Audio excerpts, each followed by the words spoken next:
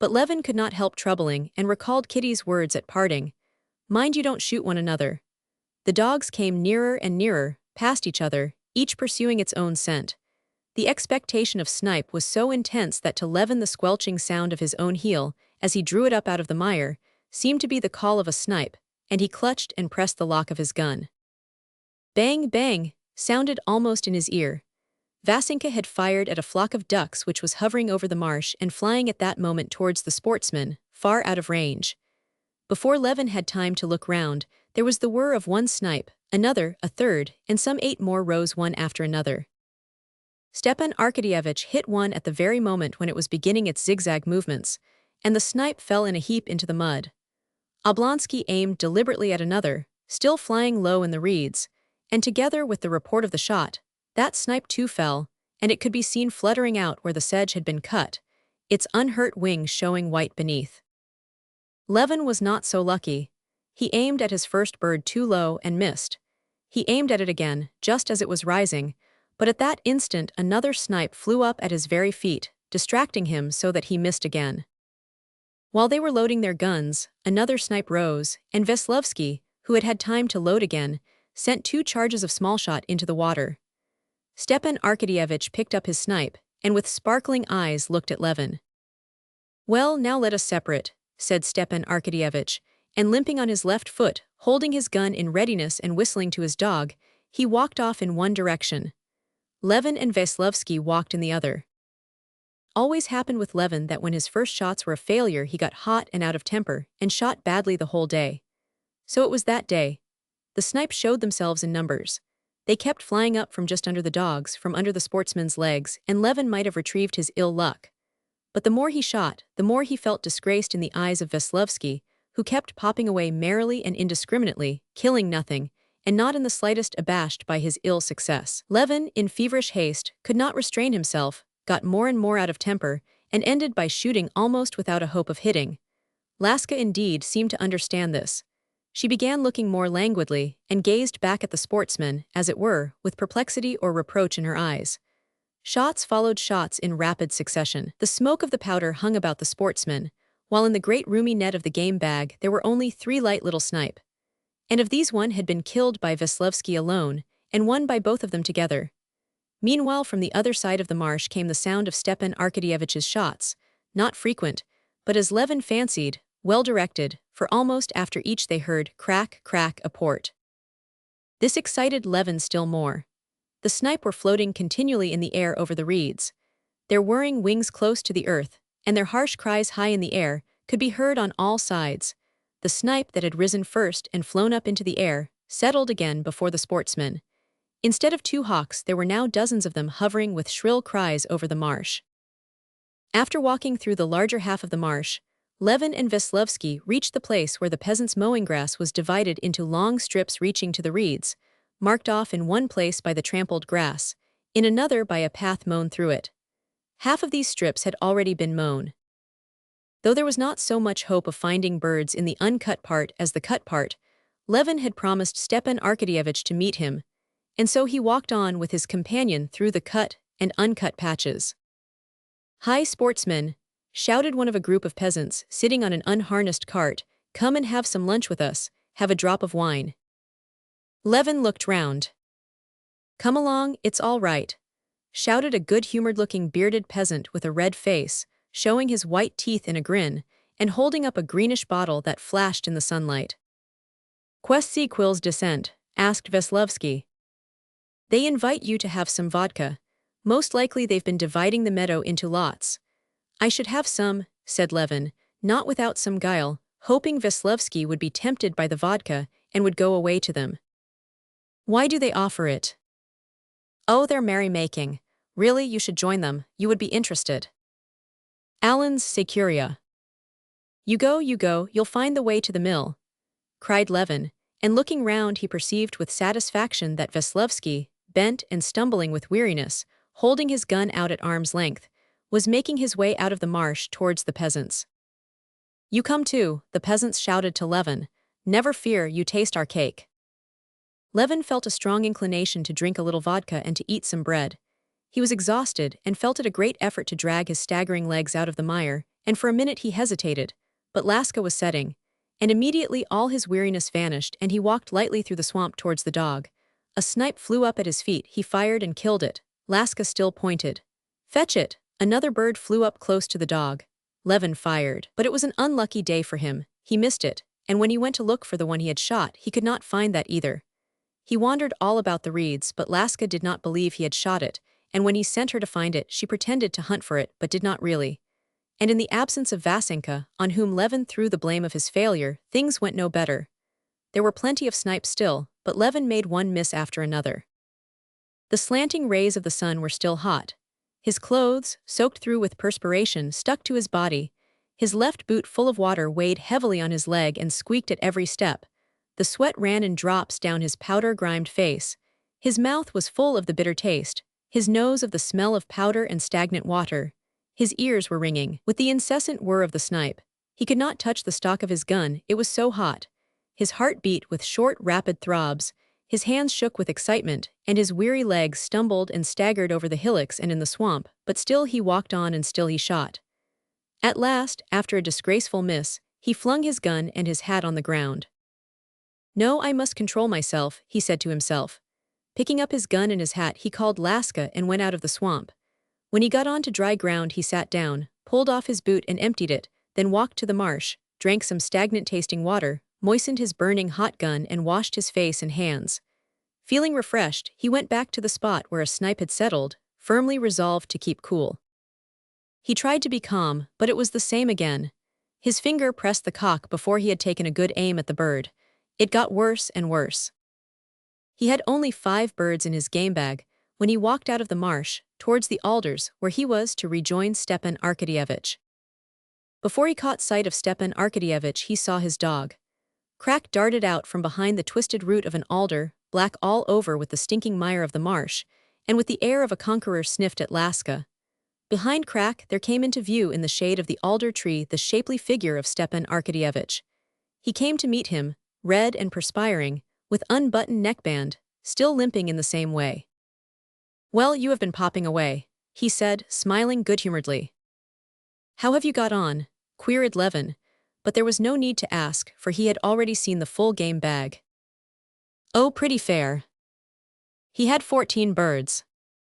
"A splendid marsh. I've no doubt Veslovsky got in your way.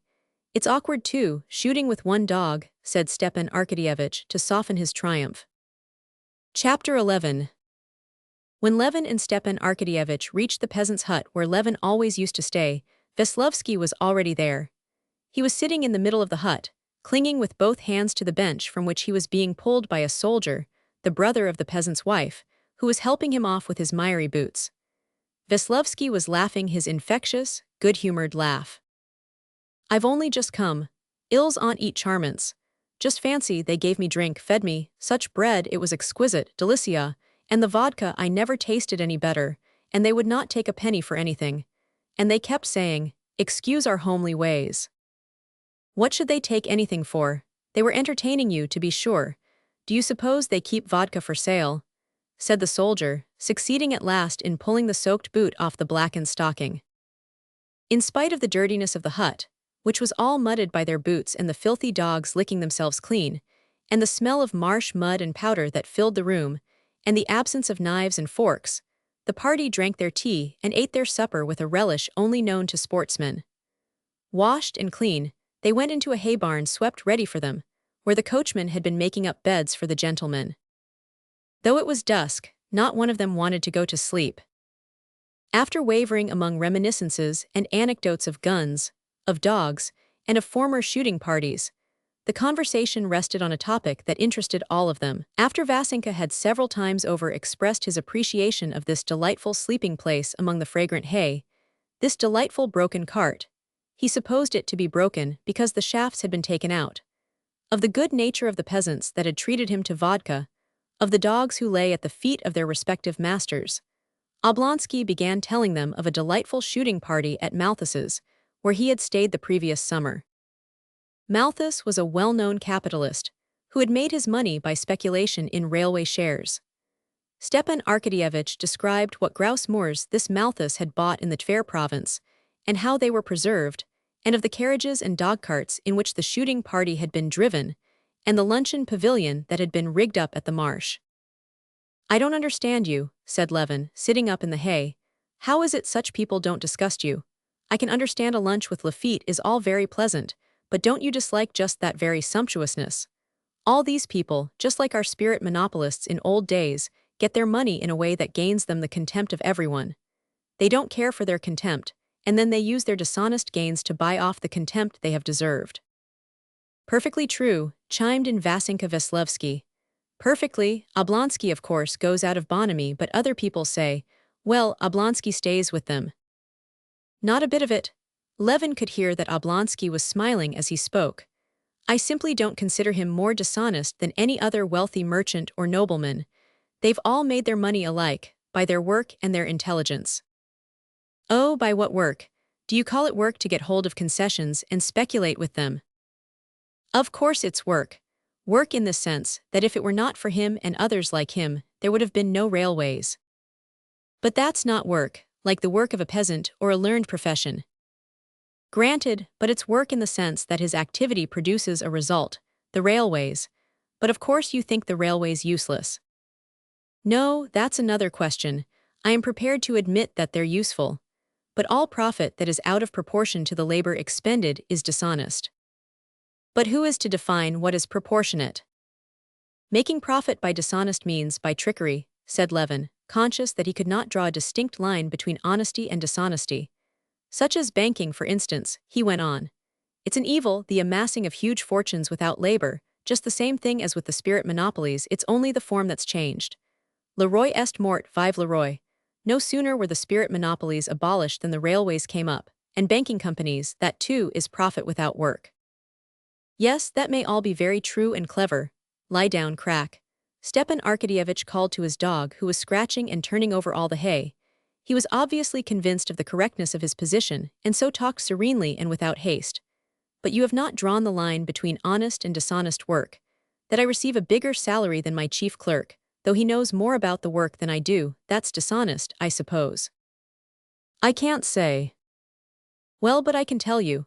You're receiving some 5,000, let's say, for your work on the land, while our host, the peasant here, however hard he works, can never get more than 50 rubles, is just as dishonest as my earning more than my chief clerk, and Malthus getting more than a station master. No, quite the contrary. I see that society takes up a sort of antagonistic attitude to these people, which is utterly baseless, and I fancy there's envy at the bottom of it." "No, that's unfair," said Veslevsky. "How could envy come in? There is something not nice about that sort of business." "You say," Levin went on, "that it's unjust for me to receive 5,000 while the peasant has 50, that's true. It is unfair and I feel it, but it really is. Why is it we spend our time riding, drinking, shooting, doing nothing, while they are forever at work?" said Vasenka Veslevsky, obviously for the first time in his life reflecting on the question, and consequently considering it with perfect sincerity. "Yes, you feel it, but you don't give him your property," said Stepan Arkadyevitch, intentionally, as it seemed, provoking Levin. There had arisen of late something like a secret antagonism between the two brothers-in-law. As though, since they had married sisters, a kind of rivalry had sprung up between them as to which was ordering his life best, and now this hostility showed itself in the conversation, as it began to take a personal note. "I don't give it away, because no one demands that from me, and if I wanted to, I could not give it away," answered Levin, "and have no one to give it to." "Give it to this peasant, he would not refuse it." "Yes, but how am I to give it up? Am I to go to him and make a deed of conveyance?" "I don't know, but if you are convinced that you have no right." "I'm not at all convinced. On the contrary, I feel I have no right to give it up, that I have duties both to the land and to my family." "No, excuse me, but if you consider this inequality is unjust, why is it you don't act accordingly?" "Well, I do act negatively on that idea, so far as not trying to increase the difference of position existing between him and me." "No, excuse me, that's a paradox." "Yes, there's something of a sophistry about that," Veslevsky agreed. "Ah, our host, so you're not asleep yet," he said to the peasant who came into the barn, opening the creaking door. "How is it you're not asleep?" No, how's one to sleep? I thought our gentlemen would be asleep, but I heard them chattering. I want to get a hook from here. She won't bite," he added, stepping cautiously with his bare feet. "And where are you going to sleep?" "We are going out for the night with the beasts." "Ah, what a night," said Veslovsky, looking out at the edge of the hut and the unharnessed wagonette that could be seen in the faint light of the evening glow in the great frame of the open doors. "But listen, there are women's voices singing, and on my word, not badly too. Who's that singing, my friend?" "That's the maids from hard by here." "Let's go, let's have a walk. We shan't go to sleep, you know. Oblonsky, come along." "If one could only do both, lie here and go," answered Oblonsky, stretching. "It's capital lying here." "Well, I shall go by myself," said Veslovsky, getting up eagerly and putting on his shoes and stockings. "Goodbye, gentlemen, if it's fun, I'll fetch you. You've treated me to some good sport, and I won't forget you." "He really is a capital fellow, isn't he?" said Stepan Arkadyevitch, when Veslovsky had gone out and the peasant had closed the door after him. "Yes, capital," answered Levin, still thinking of the subject of their conversation just before.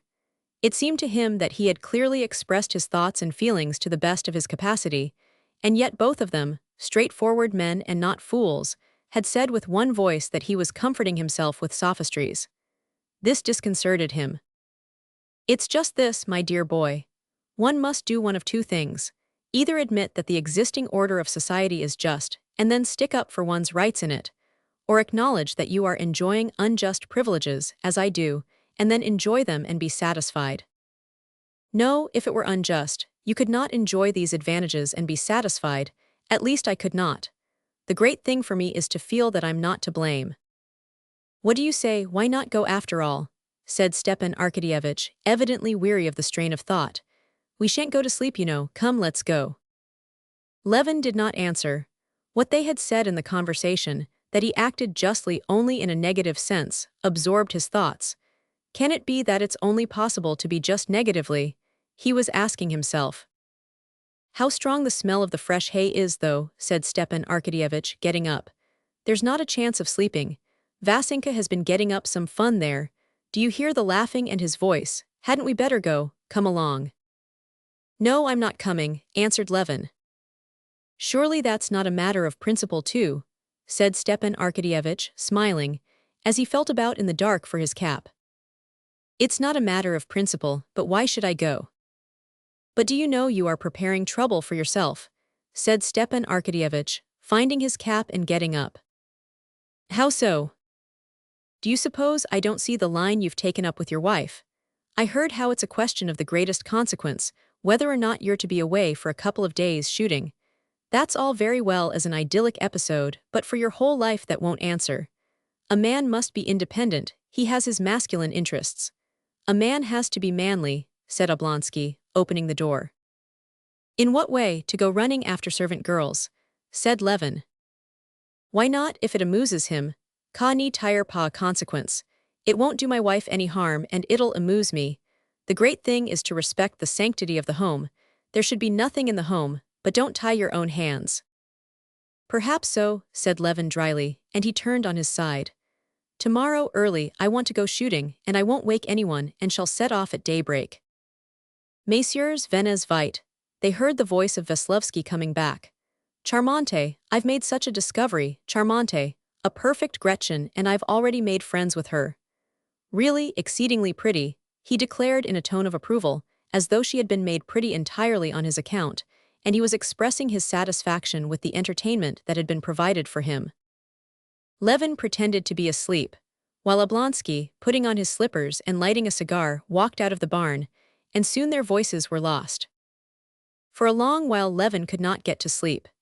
He heard the horses munching hay, then he heard the peasant and his elder boy getting ready for the night, and going off for the night watch with the beasts, then he heard the soldier arranging his bed on the other side of the barn, with his nephew, the younger son of their peasant host. He heard the boy in his shrill little voice telling his uncle what he thought about the dogs, who seemed to him huge and terrible creatures, and asking what the dogs were going to hunt next day, and the soldier in a husky, sleepy voice, telling him the sportsmen were going in the morning to the marsh and would shoot with their guns.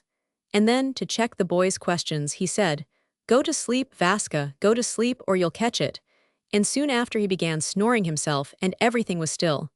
He could only hear the snort of the horses and the guttural cry of a snipe. "Is it really only negative?" he repeated to himself. "Well, what of it, it's not my fault," and he began thinking about the next day. "Tomorrow I'll go out early and I'll make a point of keeping cool. There are lots of snipe, and there are grouse too. When I come back there'll be the note from Kitty. Yes, Steva may be right, I'm not manly with her, I'm tied to her apron strings. Well, it can't be helped. Negative again." Half asleep, he heard the laughter and mirthful talk of Veslovsky and Stepan Arkadyevich. For an instant he opened his eyes. The moon was up, and in the open doorway, brightly lighted up by the moonlight, they were standing talking. Stepan Arkadyevich was saying something of the freshness of one girl, comparing her to a freshly peeled nut, and Veslovsky with his infectious laugh was repeating some words, probably said to him by a peasant. "Ah, you do your best to get round her." Levin, half asleep, said, "Gentlemen, tomorrow before daylight," and fell asleep. Chapter 12. Waking up at earliest dawn, Levin tried to wake his companions. Vasenka, lying on his stomach with one leg in a stocking thrust out, was sleeping so soundly that he could elicit no response. Oblonsky, half asleep, declined to get up so early. Even Laska, who was asleep, curled up in the hay, got up unwillingly and lazily stretched out and straightened her hind legs one after the other. Getting on his boots and stockings, taking his gun, and carefully opening the creaking door of the barn, Levin went out into the road. The coachmen were sleeping in their carriages, the horses were dozing. Only one was lazily eating oats, dipping its nose into the manger. It was still gray out of doors. "Why are you up so early, my dear?" the old woman, their hostess, said, coming out of the hut and addressing him affectionately as an old friend. "Going shooting, Granny. Do I go this way to the marsh?" "Straight out at the back, by our thrashing floor, my dear, and hemp patches, there's a little footpath."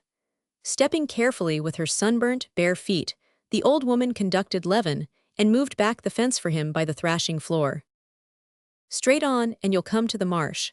Our lads drove the cattle there yesterday evening." Laska ran eagerly forward along the little path. Levin followed her with a light, rapid step, continually looking at the sky. He hoped the sun would not be up before he reached the marsh, but the sun did not delay. The moon, which had been bright when he went out, by now shone only like a crescent of quicksilver. The pink flush of dawn, which one could not help seeing before, now had to be sought to be discerned at all. What were before undefined, vague blurs in the distant countryside could now be distinctly seen. They were sheaves of rye. The dew, not visible till the sun was up, wetted Levin's legs and his blouse above his belt in the high-growing, fragrant hemp patch, from which the pollen had already fallen out. In the transparent stillness of morning, the smallest sounds were audible. A bee flew by Levin's ear with the whizzing sound of a bullet. He looked carefully, and saw a second and a third. They were all flying from the beehives behind the hedge, and they disappeared over the hemp patch in the direction of the marsh. The path led straight to the marsh. The marsh could be recognized by the mist which rose from it, thicker in one place and thinner in another, so that the reeds and willow bushes swayed like islands in this mist. At the edge of the marsh and the road, peasant boys and men who had been herding for the night were lying, and in the dawn all were asleep under their coats. Not far from them were 3 hobbled horses. One of them clanked a chain. Laska walked beside her master, pressing a little forward and looking round. Passing the sleeping peasants and reaching the first reeds, Levin examined his pistols and led his dog off. One of the horses, a sleek, dark-brown 3-year-old, seeing the dog, started away, switched its tail and snorted. The other horses too were frightened, and splashing through the water with their hobbled legs, and drawing their hoofs out of the thick mud with a squelching sound, they bounded out of the marsh. Laska stopped, looking ironically at the horses and inquiringly at Levin. Levin patted Laska, and whistled as a sign that she might begin. Laska ran joyfully, and anxiously through the slush that swayed under her. Running into the marsh among the familiar scents of roots, marsh plants, and slime, and the extraneous smell of horse dung, Laska detected at once a smell that pervaded the whole marsh, the scent of that strong-smelling bird that always excited her more than any other. Here and there among the moss and marsh plants this scent was very strong, but it was impossible to determine in which direction it grew stronger or fainter. To find the direction, she had to go farther away from the wind. Not feeling the motion of her legs, Laska bounded with a stiff gallop, so that at each bound she could stop short, to the right, away from the wind that blew from the east before sunrise, and turned facing the wind. Sniffing in the air with dilated nostrils, She felt at once that not their tracks only but they themselves were here before her, and not one but many. Laska slackened her speed. They were here, but where precisely she could not yet determine. To find the very spot, she began to make a circle, when suddenly her master's voice drew her off. "Laska, here," he asked, pointing her to a different direction. She stopped, asking him if she had better not go on doing as she had begun. But he repeated his command in an angry voice, pointing to a spot covered with water, where there could not be anything. She obeyed him, pretending she was looking, so as to please him, went round it, and went back to her former position, and was at once aware of the scent again. Now when he was not hindering her, she knew what to do, and without looking at what was under her feet, and to her vexation stumbling over a high stump into the water, but righting herself with her strong, supple legs, she began making the circle which was to make all clear to her. The scent of them reached her, stronger and more defined, and all at once it became perfectly clear to her that one of them was here, behind this tuft of reeds, 5 paces in front of her. She stopped, and her whole body was still and rigid. On her short legs she could see nothing in front of her, but by the scent she knew it was sitting not more than 5 paces off. She stood still, feeling more and more conscious of it, and enjoying it in anticipation. Her tail was stretched straight and tense, and only wagging at the extreme end. Her mouth was slightly open, her ears raised. One ear had been turned wrong side out as she ran up, and she breathed heavily but warily, and still more warily looked round, but more with her eyes than her head, to her master. He was coming along with the face she knew so well, though the eyes were always terrible to her. He stumbled over the stump as he came, and moved, as she thought, extraordinarily slowly. She thought he came slowly, but he was running. Noticing Laska's special attitude as she crouched on the ground, as it were, scratching big prints with her hind paws, and with her mouth slightly open, Levin knew she was pointing at grouse. And with an inward prayer for luck, especially with the first bird, he ran up to her. Coming quite close up to her, he could from his height look beyond her, and he saw with his eyes what she was seeing with her nose. In a space between 2 little thickets, at a couple of yards' distance, he could see a grouse. Turning its head, it was listening. Then lightly preening and folding its wings, it disappeared round a corner with a clumsy wag of its tail. Fetch it," shouted Levin, giving Laska a shove from behind. "But I can't go," thought Laska. "Where am I to go? From here I feel them, but if I move forward I shall know nothing of where they are or who they are." But then he shoved her with his knee, and in an excited whisper said, "Fetch it, Laska." "Well, if that's what he wishes, I'll do it, but I can't answer for myself now," she thought, and darted forward as fast as her legs would carry her between the thick bushes. She scented nothing now. She could only see and hear without understanding anything. 10 paces from her former place, a grouse rose with a guttural cry and the peculiar round sound of its wings, and immediately after the shot it splashed heavily with its white breast on the wet mire. Another bird did not linger, but rose behind Levin without the dog. When Levin turned towards it, it was already some way off. But his shot caught it. Flying 20 paces further, the second grouse rose upwards, and whirling round like a ball, dropped heavily on a dry place. "Come, this is going to be some good," thought Levin, packing the warm and fat grouse into his game bag. Laska, will it be good?" When Levin, after loading his gun, moved on, the sun had fully risen, though unseen behind the storm clouds. The moon had lost all of its luster and was like a white cloud in the sky. Not a single star could be seen. The sedge, silvery with dew before, now shone like gold. The stagnant pools were all like amber. The blue of the grass had changed to yellow-green. The marsh birds twittered and swarmed about the brook, and upon the bushes that glittered with dew and cast long shadows. A hawk woke up and settled on a haycock, turning its head from side to side and looking discontentedly at the marsh. Crows were flying about the field, and a bare-legged boy was driving the horses to an old man, who had got up from under his long coat and was combing his hair. The smoke from the gun was white as milk over the green of the grass. One of the boys ran up to Levin. "Uncle, there were ducks here yesterday," he shouted to him, and he walked a little way off behind him. And Levin was doubly pleased in sight of the boy, who expressed his approval, at killing 3 snipe, one after another, straight off. Chapter 13. The sportsman S saying that if the first beast or the first bird is not missed, the day will be lucky, turned out correct. At 10 o'clock Levin, weary, hungry, and happy after a tramp of 20 miles, returned to his night's lodging with 19 head of fine game and 1 duck, which he tied to his belt, as it would not go into the game bag. His companions had long been awake, and had had time to get hungry and have breakfast. Wait a bit, I know there are 19, said Levin, counting a second time over the grouse and snipe, that looked so much less important now, bent and dry and blood-stained, with heads crooked aside, than they did when they were flying. The number was verified, and Stepan Arkadyevitch's envy pleased Levin. He was pleased, too, on returning to find the man sent by Kitty with a note was already there. I am perfectly well and happy. If you were uneasy about me, you can feel easier than ever. I've a new bodyguard, Marya Vlasyevna. This was the midwife, a new and important personage in Levin's domestic life. She has come to have a look at me.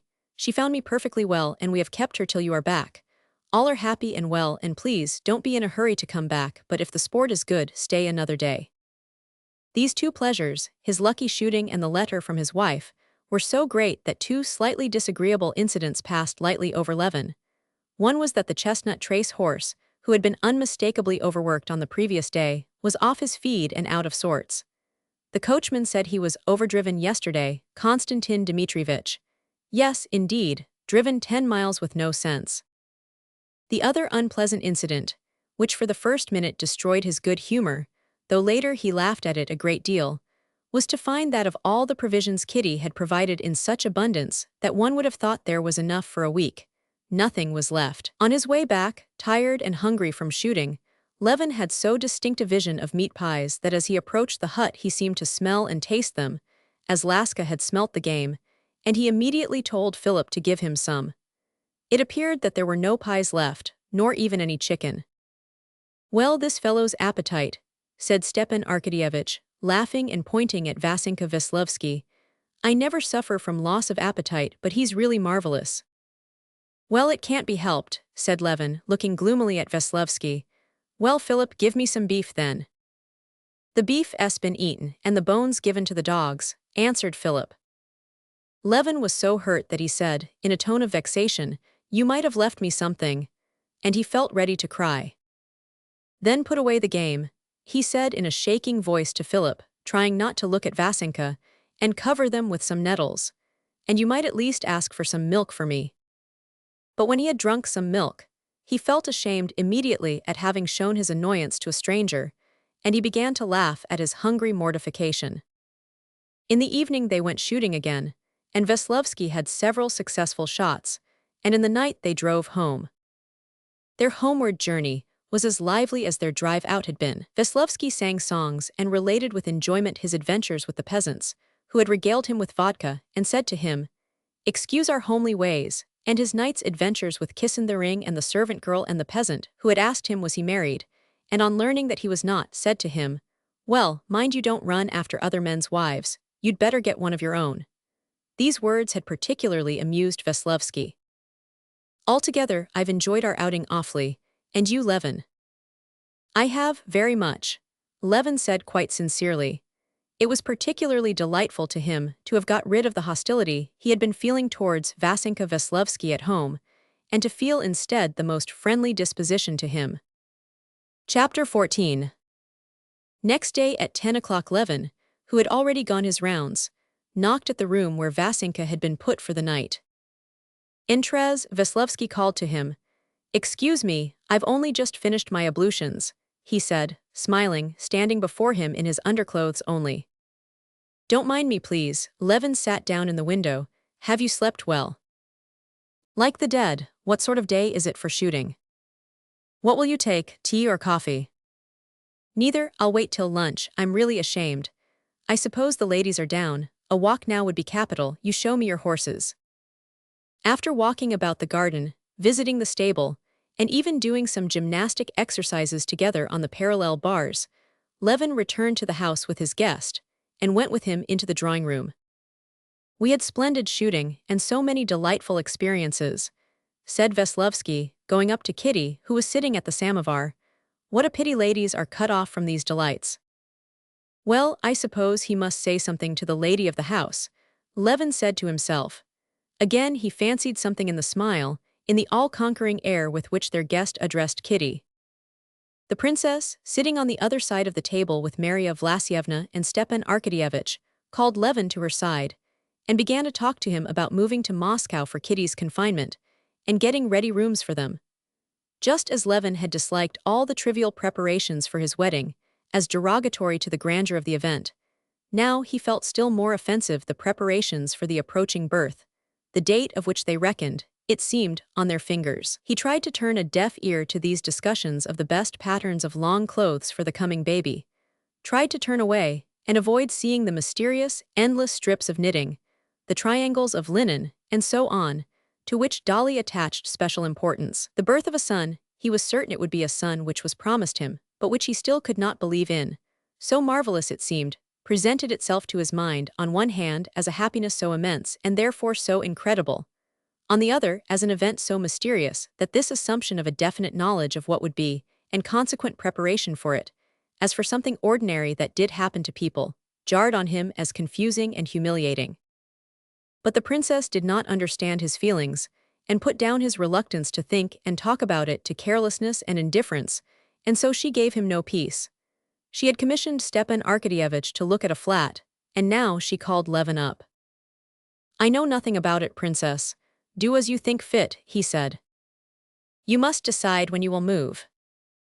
"I really don't know. I know millions of children are born away from Moscow and doctors. Why? But if so—" "Oh no, as Kitty wishes." "We can't talk to Kitty about it. Do you want me to frighten her? Why, this spring Natalia Golitsina died from having an ignorant doctor."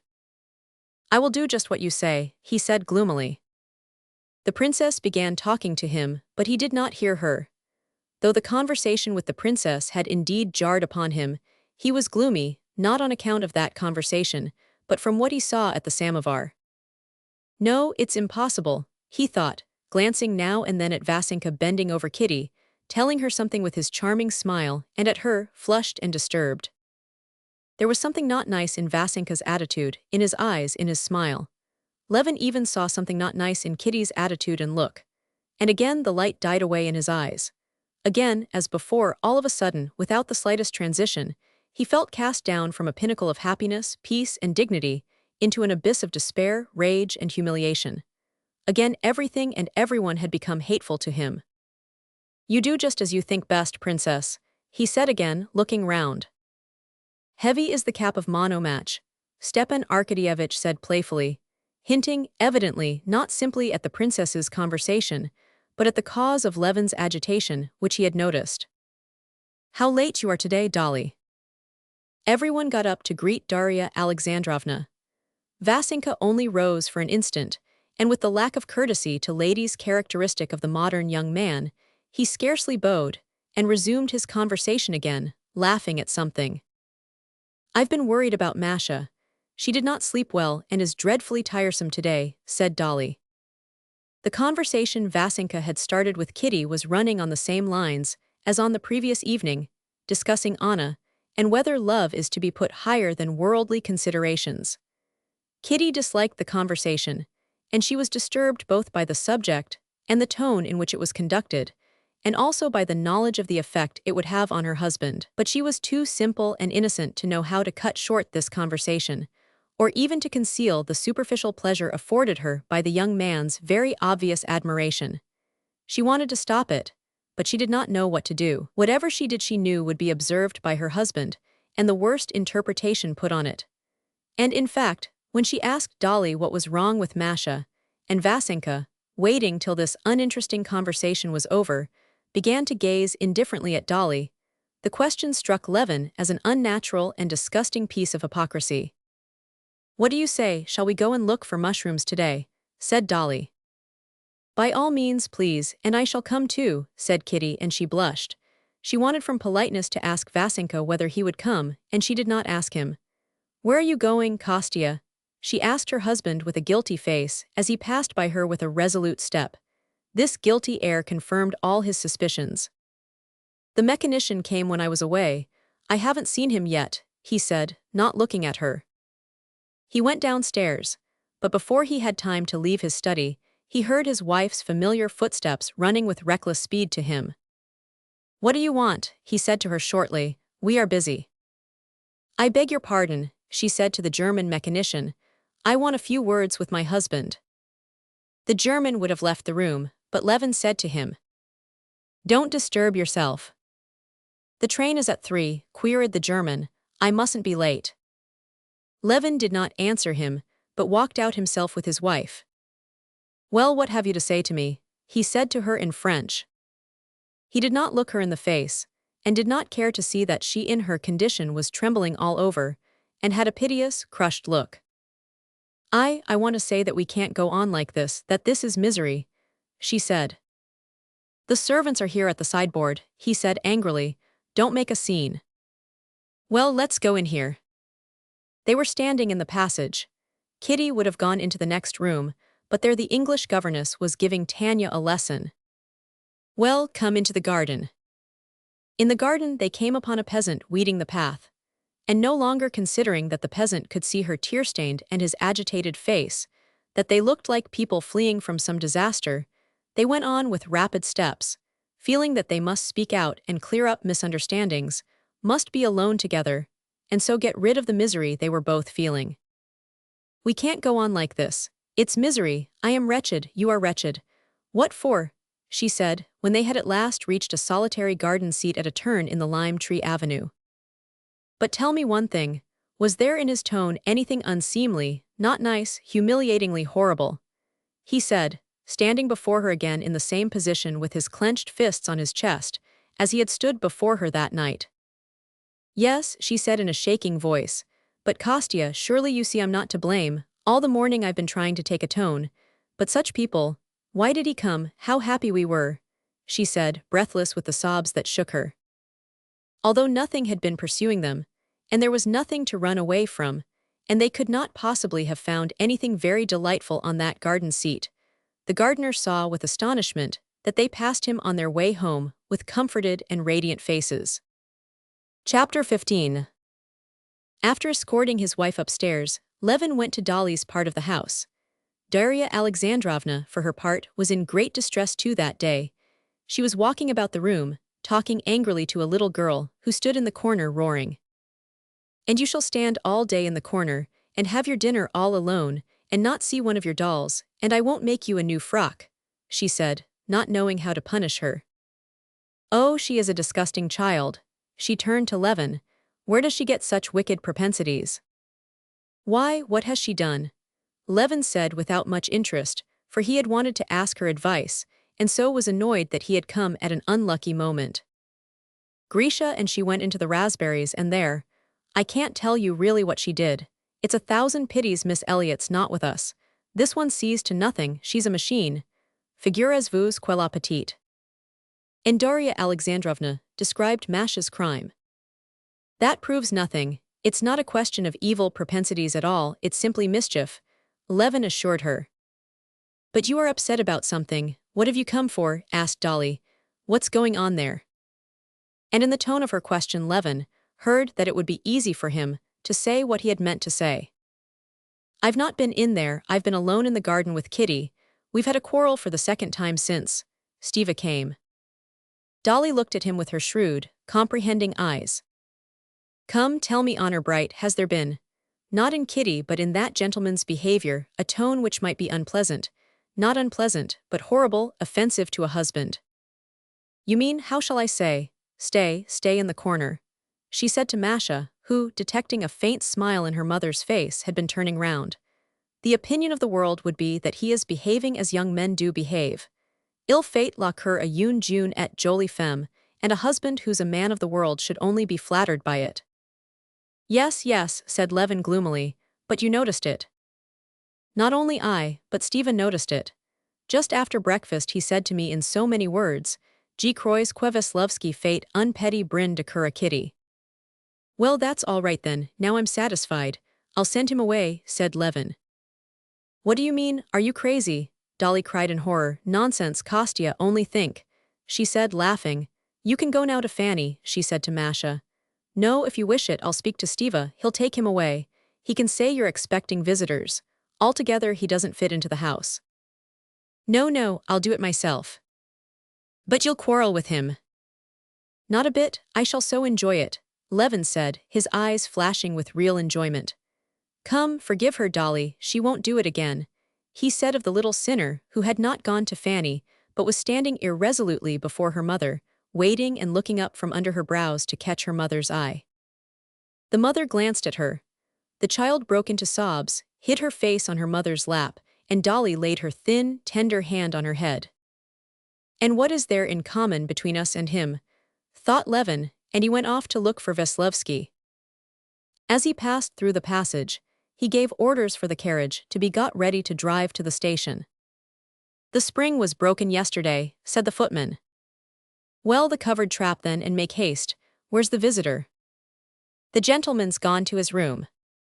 Levin came upon Vasilevsky at the moment when the latter, having unpacked his things from his trunk and laid out some new songs, was putting on his gaiters to go out riding. Whether there was something exceptional in Levin's face, or that Vasenka was himself conscious that petty brin de cur he was making was out of place in this family, but he was somewhat, as much as a young man in society can be, disconcerted at Levin's entrance. "You ride in gaiters?" "Yes, it's much cleaner," said Vasenka, putting his fat leg on a chair, fastening the bottom hook, and smiling with simple-hearted good humor. He was undoubtedly a good-natured fellow, and Levin felt sorry for him and ashamed of himself as his host when he saw the shy look on Vasenka's face. On the table lay a piece of stick which they had broken together that morning, trying their strength.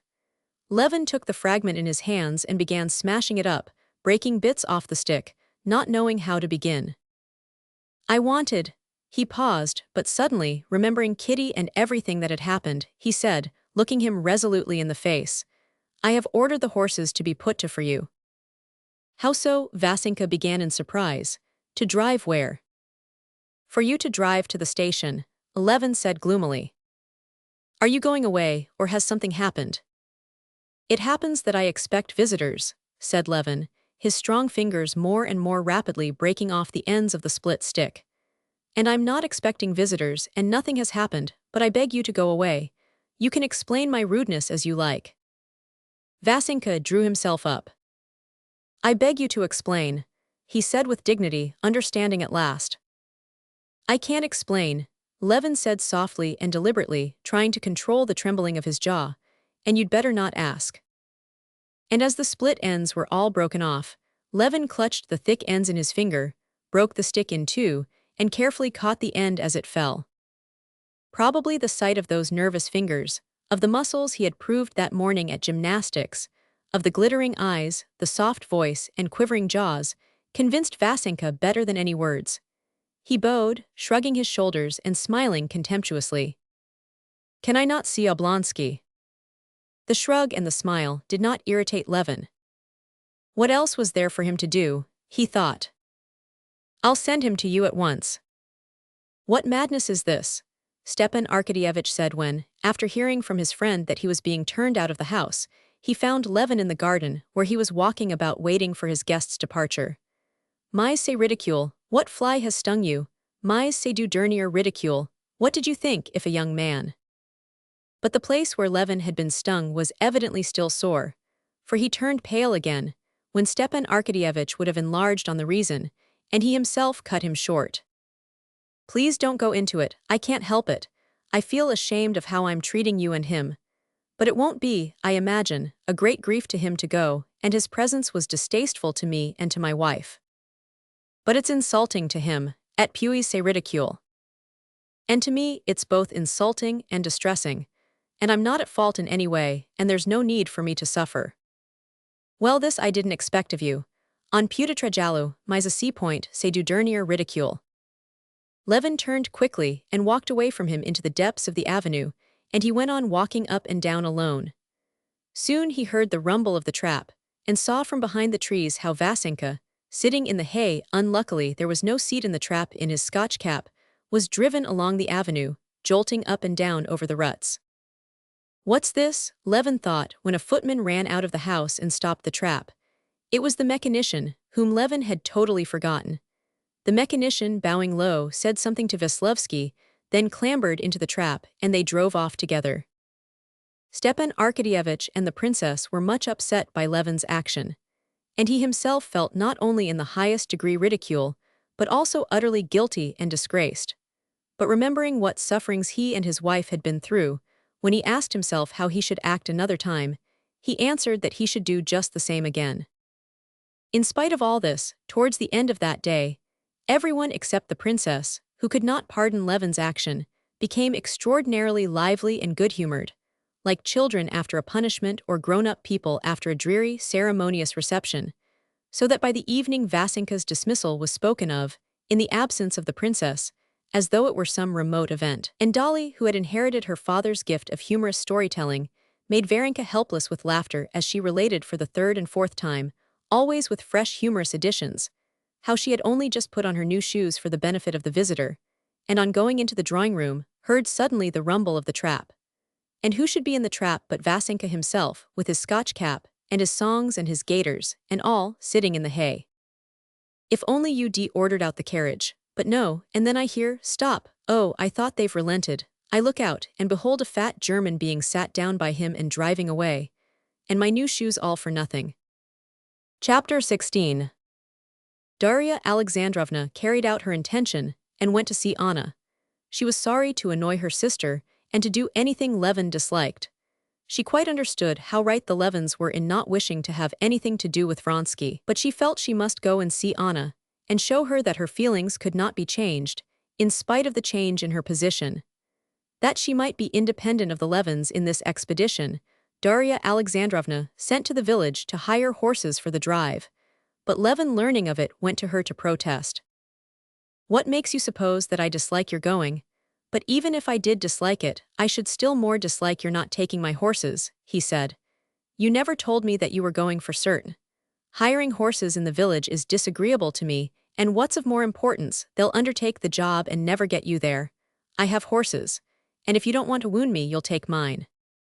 Darya Alexandrovna had to consent, and on the day fixed Levin had ready for his sister-in-law a set of 4 horses and relays, getting them together from the farm and saddle horses.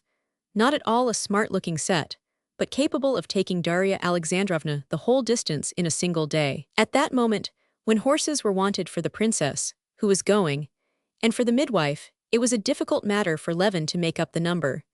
But the duties of hospitality would not let him allow Darya Alexandrovna to hire horses when staying in his house. Moreover, he was well aware that the 20 rubles that would be asked for the journey were a serious matter for her. Darya Alexandrovna's pecuniary affairs, which were in a very unsatisfactory state, were taken to heart by the Levins as if they were their own. Darya Alexandrovna, by Levin's advice, started before daybreak. The road was good, the carriage comfortable, the horses trotted along merrily, and on the box, besides the coachman, sat the counting-house clerk, whom Levin was sending instead of a groom for greater security. Darya Alexandrovna dozed and waked up only on reaching the inn where the horses were to be changed. After drinking tea at the same well-to-do peasants with whom Levin had stayed on the way to Svyazhsky, and chatting with the women about their children, and with the old man about Count Vronsky, whom the latter praised very highly, Darya Alexandrovna, at 10 o'clock, went on again. At home, looking after her children, she had no time to think. So now, after this journey of 4 hours, all the thoughts she had suppressed before rushed swarming into her brain, and she thought over all her life as she never had before, and from the most different points of view. Her thoughts seemed strange even to herself. At first she thought about the children, about whom she was uneasy, although the princess and Kitty, she reckoned more upon her, had promised to look after them. If only Masha does not begin her naughty tricks, if Grisha isn't kicked by a horse, and Lily's stomach isn't upset again, she thought. But these questions of the present were succeeded by questions of the immediate future. She began thinking how she had to get a new flat in Moscow for the coming winter, to renew the drawing-room furniture, and to make her elder girl a cloak. Then questions of the more remote future occurred to her, how she was to place her children in the world. The girls are all right, she thought, but the boys.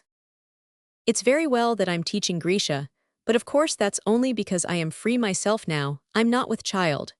Stiva, of course, there's no counting on, and with the help of good-natured friends I can bring them up, but if there's another baby coming.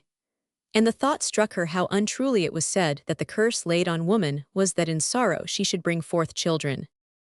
The birth itself, that's nothing, but the months of carrying the child, that's what's so intolerable, she thought, picturing to herself her last pregnancy and the death of the last baby, and she recalled the conversation she had just had with the young woman at the inn. On being asked whether she had any children, the handsome young woman had answered cheerfully, "I had a girl baby, but God set me free. I buried her last Lent." "Well, did you grieve very much for her?" asked Darya Alexandrovna. "Why grieve? The old man has grandchildren enough as it is. It was only a trouble. No working nor nothing, only a tie."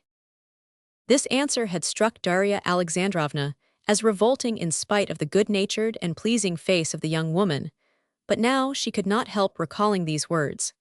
In those cynical words, there was indeed a grain of truth. Yes, altogether, thought Darya Alexandrovna, looking back over her whole existence during those 15 years of her married life. Pregnancy, sickness, mental incapacity, indifference to everything, and most of all, hideousness. Kitty, young and pretty as she is, even Kitty has lost her looks.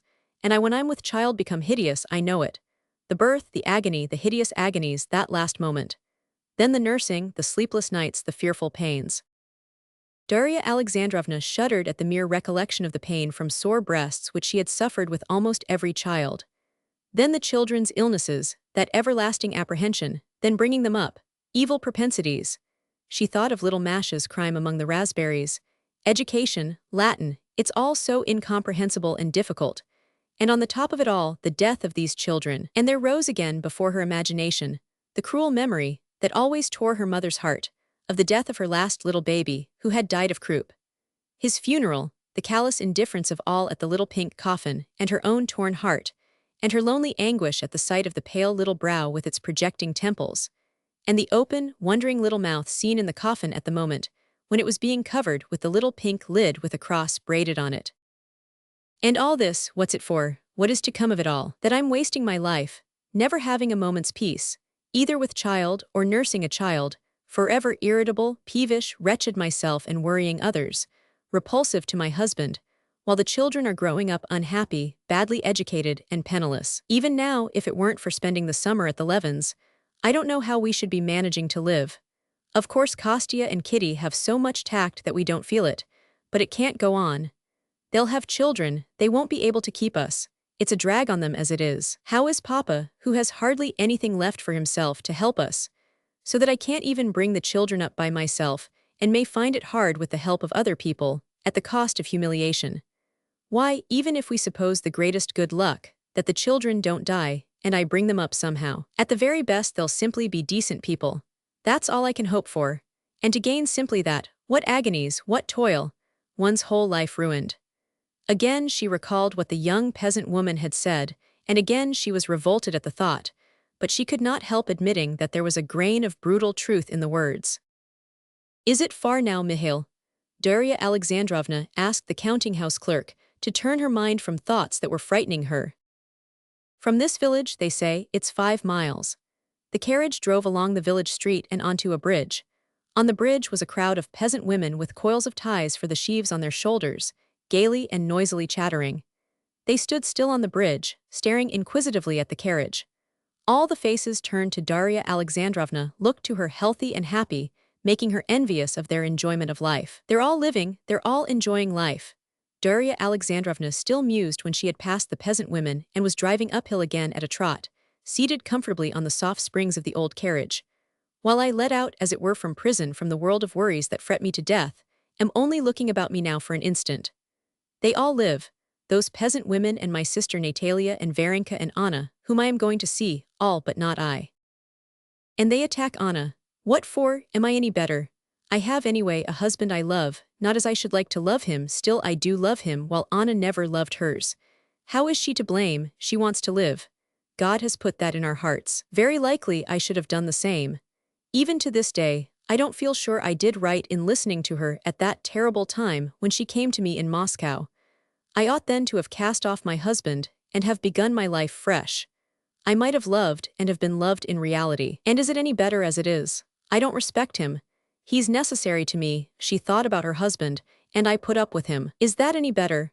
At that time I could still have been admired, I had beauty left me still. Darya Alexandrovna pursued her thoughts, and she would have liked to look at herself in the looking-glass.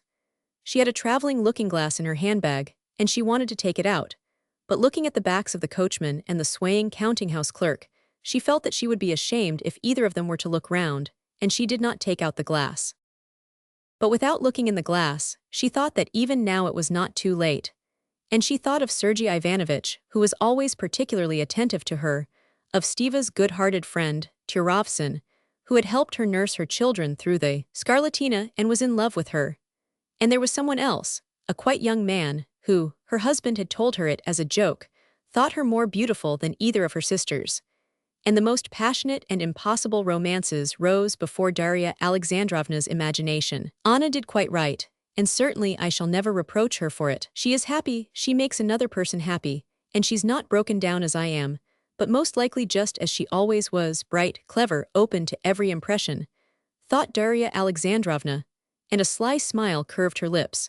For, as she pondered on Anna's love affair, Darya Alexandrovna constructed on parallel lines an almost identical love affair for herself, with an imaginary composite figure, the ideal man who was in love with her. She, like Anna, confessed the whole affair to her husband, and the amazement and perplexity of Stepan Arkadyevitch at this avowal made her smile. In such daydreams, she reached the turning of the highroad that led to Vozdvizhensko. Chapter 17. The coachman pulled up his 4 horses and looked round to the right, to a field of rye, where some peasants were sitting on a cart.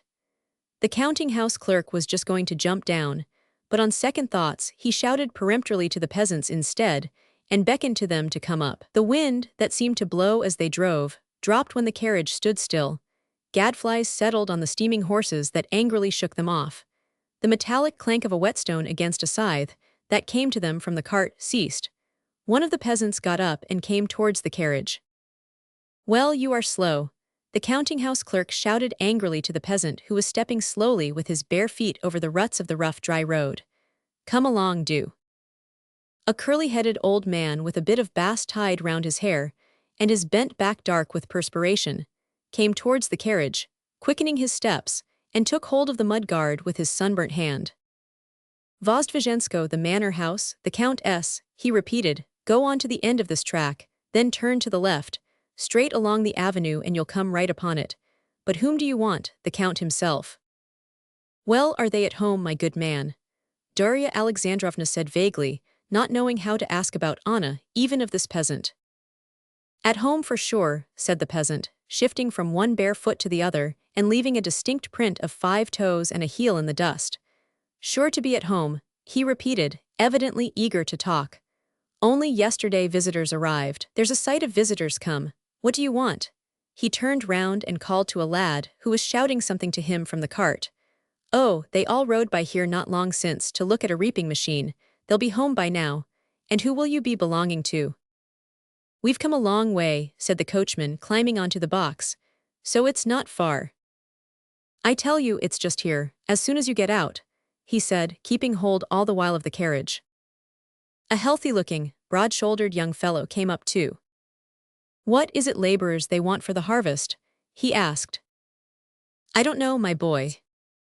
"So you keep to the left and you'll come right on it," said the peasant, unmistakably loth to let the travelers go and eager to converse. The coachman started the horses, but they were only just turning off when the peasant shouted. "Stop, hi friend, stop," called the 2 voices. The coachman stopped. "They're coming, they're yonder," shouted the peasant. "See what a turnout," he said, pointing to 4 persons on horseback and 2 in a charabanc coming along the road. They were Vronsky with a jockey, Veslovsky and Anna on horseback, and Princess Varvara and Svyazhsky in the charabanc. They had gone out to look at the working of a new reaping machine. When the carriage stopped, the party on horseback were coming at a walking pace. Anna was in front beside Veslovsky. Anna quietly walking her horse, a sturdy English cob with cropped mane and short tail, her beautiful head with her black hair straying loose under her high hat, her full shoulders, her slender waist in her black riding habit, and all the ease and grace of her deportment, impressed Dolly. For the first minute, it seemed to her unsuitable for Anna to be on horseback. The conception of riding on horseback for a lady was, in Darya Alexandrovna's mind, associated with ideas of youthful flirtation and frivolity, which, in her opinion, was unbecoming in Anna's position. But when she had scrutinized her, seeing her closer, she was at once reconciled to her riding. In spite of her elegance, Everything was so simple, quiet, and dignified in the attitude, the dress and the movements of Anna, that nothing could have been more natural. Beside Anna, on a hot-looking gray cavalry horse, was Vasenka Veslovsky in his Scotch cap with floating ribbons, his stout legs stretched out in front, obviously pleased with his own appearance. Darya Alexandrovna could not suppress a good-humored smile as she recognized him. Behind rode Vronsky on a dark bay mare, obviously heated from galloping. He was holding her in, pulling at the reins. After him rode a little man in the dress of a jockey.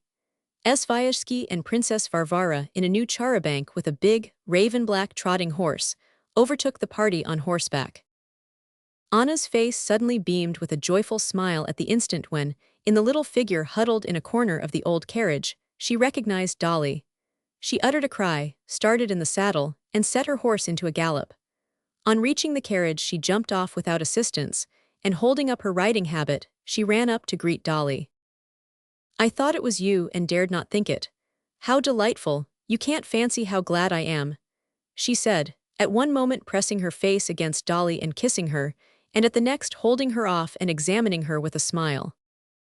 "Here's a delightful surprise, Alexei," she said, looking round at Vronsky, who had dismounted and was walking towards them. Vronsky, taking off his tall gray hat, went up to Dolly. "You wouldn't believe how glad we are to see you," he said, giving peculiar significance to the words, and showing his strong white teeth in a smile. Vasenka Veslovsky, without getting off his horse, took off his cap and greeted the visitor by gleefully waving the ribbons over his head. "That's Princess Varvara," Anna said in reply to a glance of inquiry from Dolly as the charabanc drove up. "Ah," said Darya Alexandrovna, and unconsciously her face betrayed her dissatisfaction. Princess Varvara was her husband's aunt, and she had long known her and did not respect her. She knew that Princess Varvara had passed her whole life toadying on her rich relations, but that she should now be sponging on Vronsky, a man who was nothing to her, mortified Dolly on account of her kinship with her husband. Anna noticed Dolly's expression and was disconcerted by it. She blushed, dropped her riding habit, and stumbled over it. Darya Alexandrovna went up to the charabanc and coldly greeted Princess Varvara. Svyazhsky too, she knew. He inquired how his queer friend with the young wife was, and running his eyes over the ill-matched horses and the carriage with its patched mudguards, proposed to the ladies that they should get into the charabanc. "And I'll get into this vehicle," he said. "The horse is quiet and the princess drives capitally." "No, stay as you were," said Anna, coming up, "and we'll go in the carriage," and taking Dolly's arm, she drew her away.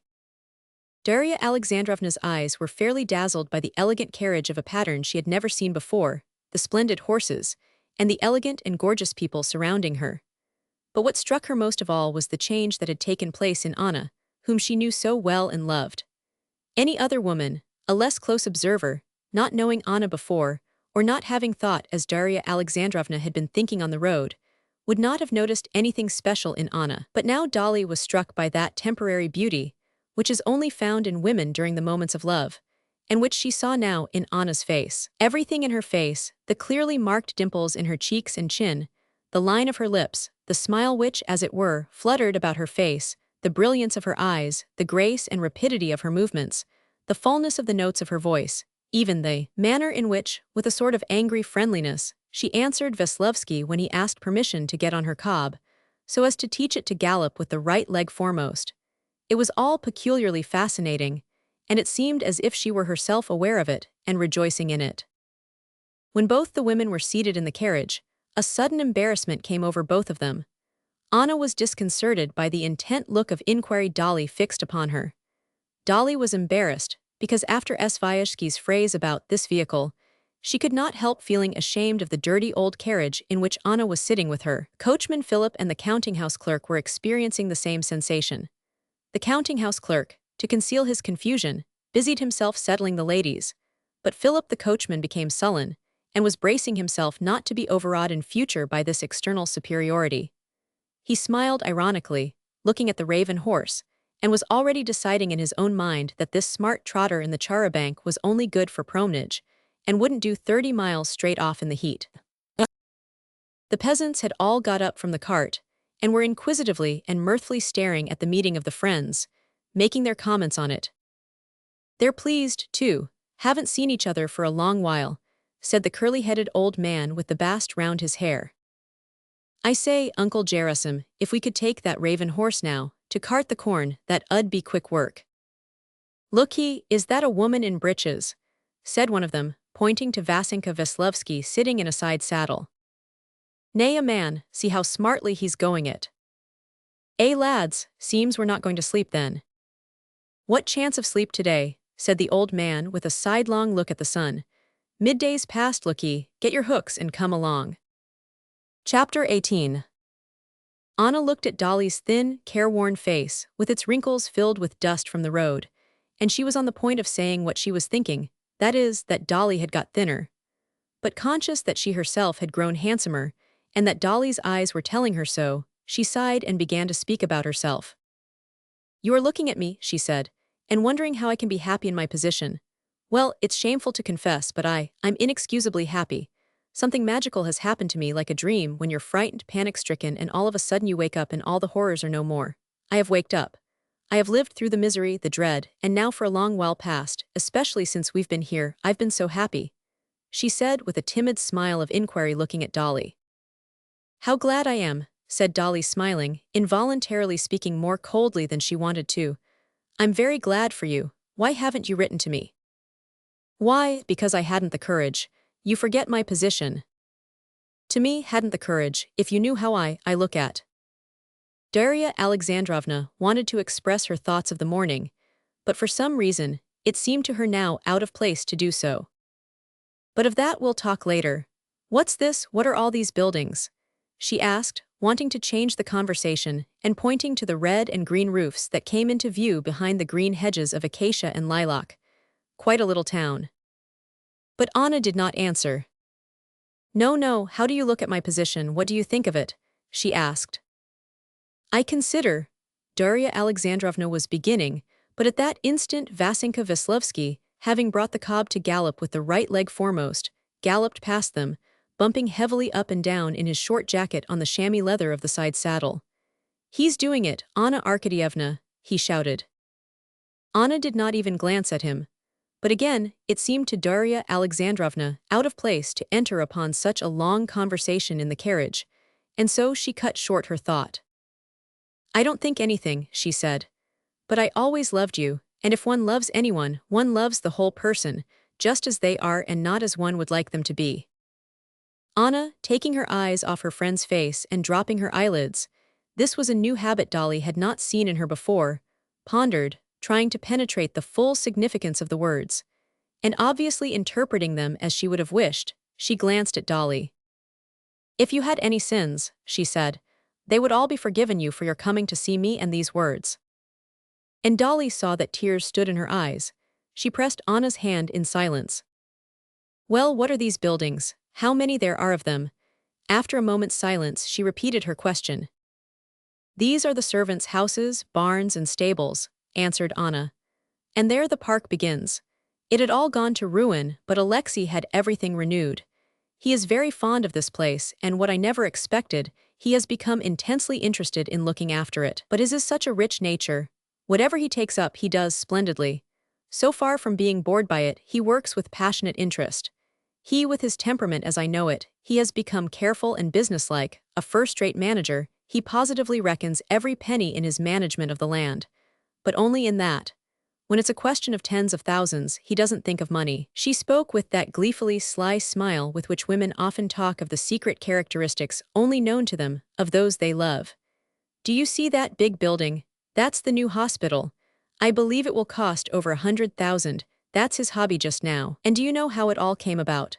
The peasants asked him for some meadowland, I think it was, at a cheaper rate, and he refused, and I accused him of being miserly. Of course it was not really because of that. But everything together, he began this hospital to prove, do you see, that he was not miserly about money. 100 est un peditus if you like, but I love him all the more for it. And now you'll see the house in a moment. It was his grandfather's house, and he has had nothing changed outside. How beautiful, said Dolly, looking with involuntary admiration at the handsome house with columns, standing out among the different colored greens of the old trees in the garden. Isn't it fine? And from the house, from the top, the view is wonderful.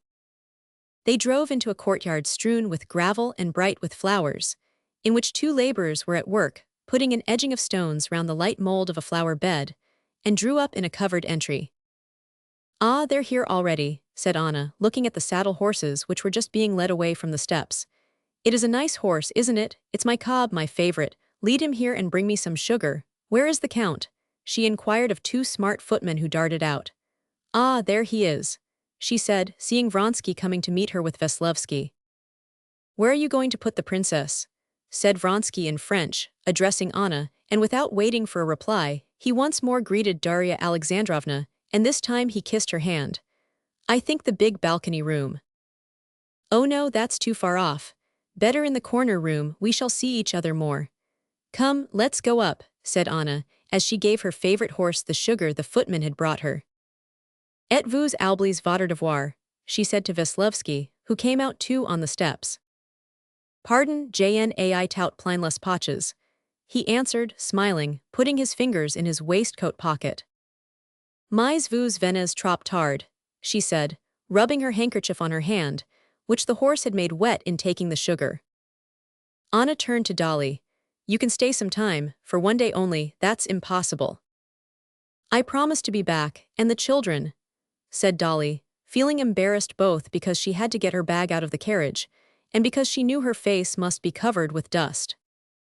"No, Dolly, darling. Well, we'll see. Come along," and Anna led Dolly to her room. That room was not the smart guest chamber Vronsky had suggested, but the one of which Anna had said that Dolly would excuse it. And this room, for which excuse was needed, was more full of luxury than any in which Dolly had ever stayed, a luxury that reminded her of the best hotels abroad. "Well, darling, how happy I am," Anna said, sitting down in her riding habit for a moment beside Dolly. "Tell me about all of you.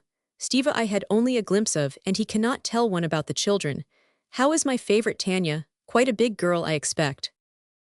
"Yes, she's very tall," Darya Alexandrovna answered shortly, surprised herself that she should respond so coolly about her children. "We are having a delightful stay at the Levins," she added. "Oh, if I had known," said Anna, "that you do not despise me, you might have all come to us. Steva's an old friend and a great friend of Alexei's, you know," she added, and suddenly she blushed. "Yes, but we are all," Dolly answered in confusion. "But in my delight, I'm talking nonsense. The one thing, darling, is that I am so glad to have you," said Anna, kissing her again. "You haven't told me yet how and what you think about me, and I keep wanting to know.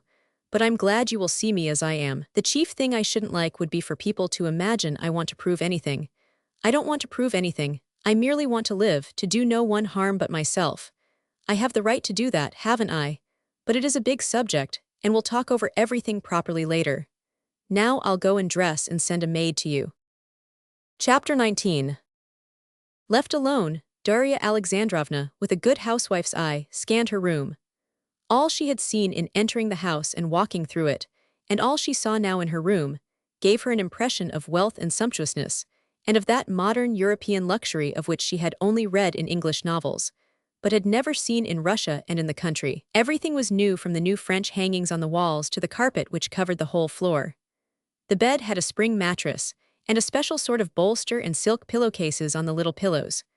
The marble washstand, the dressing table, the little sofa, the tables, the bronze clock on the chimney-piece, the window curtains, and the portieres were all new and expensive.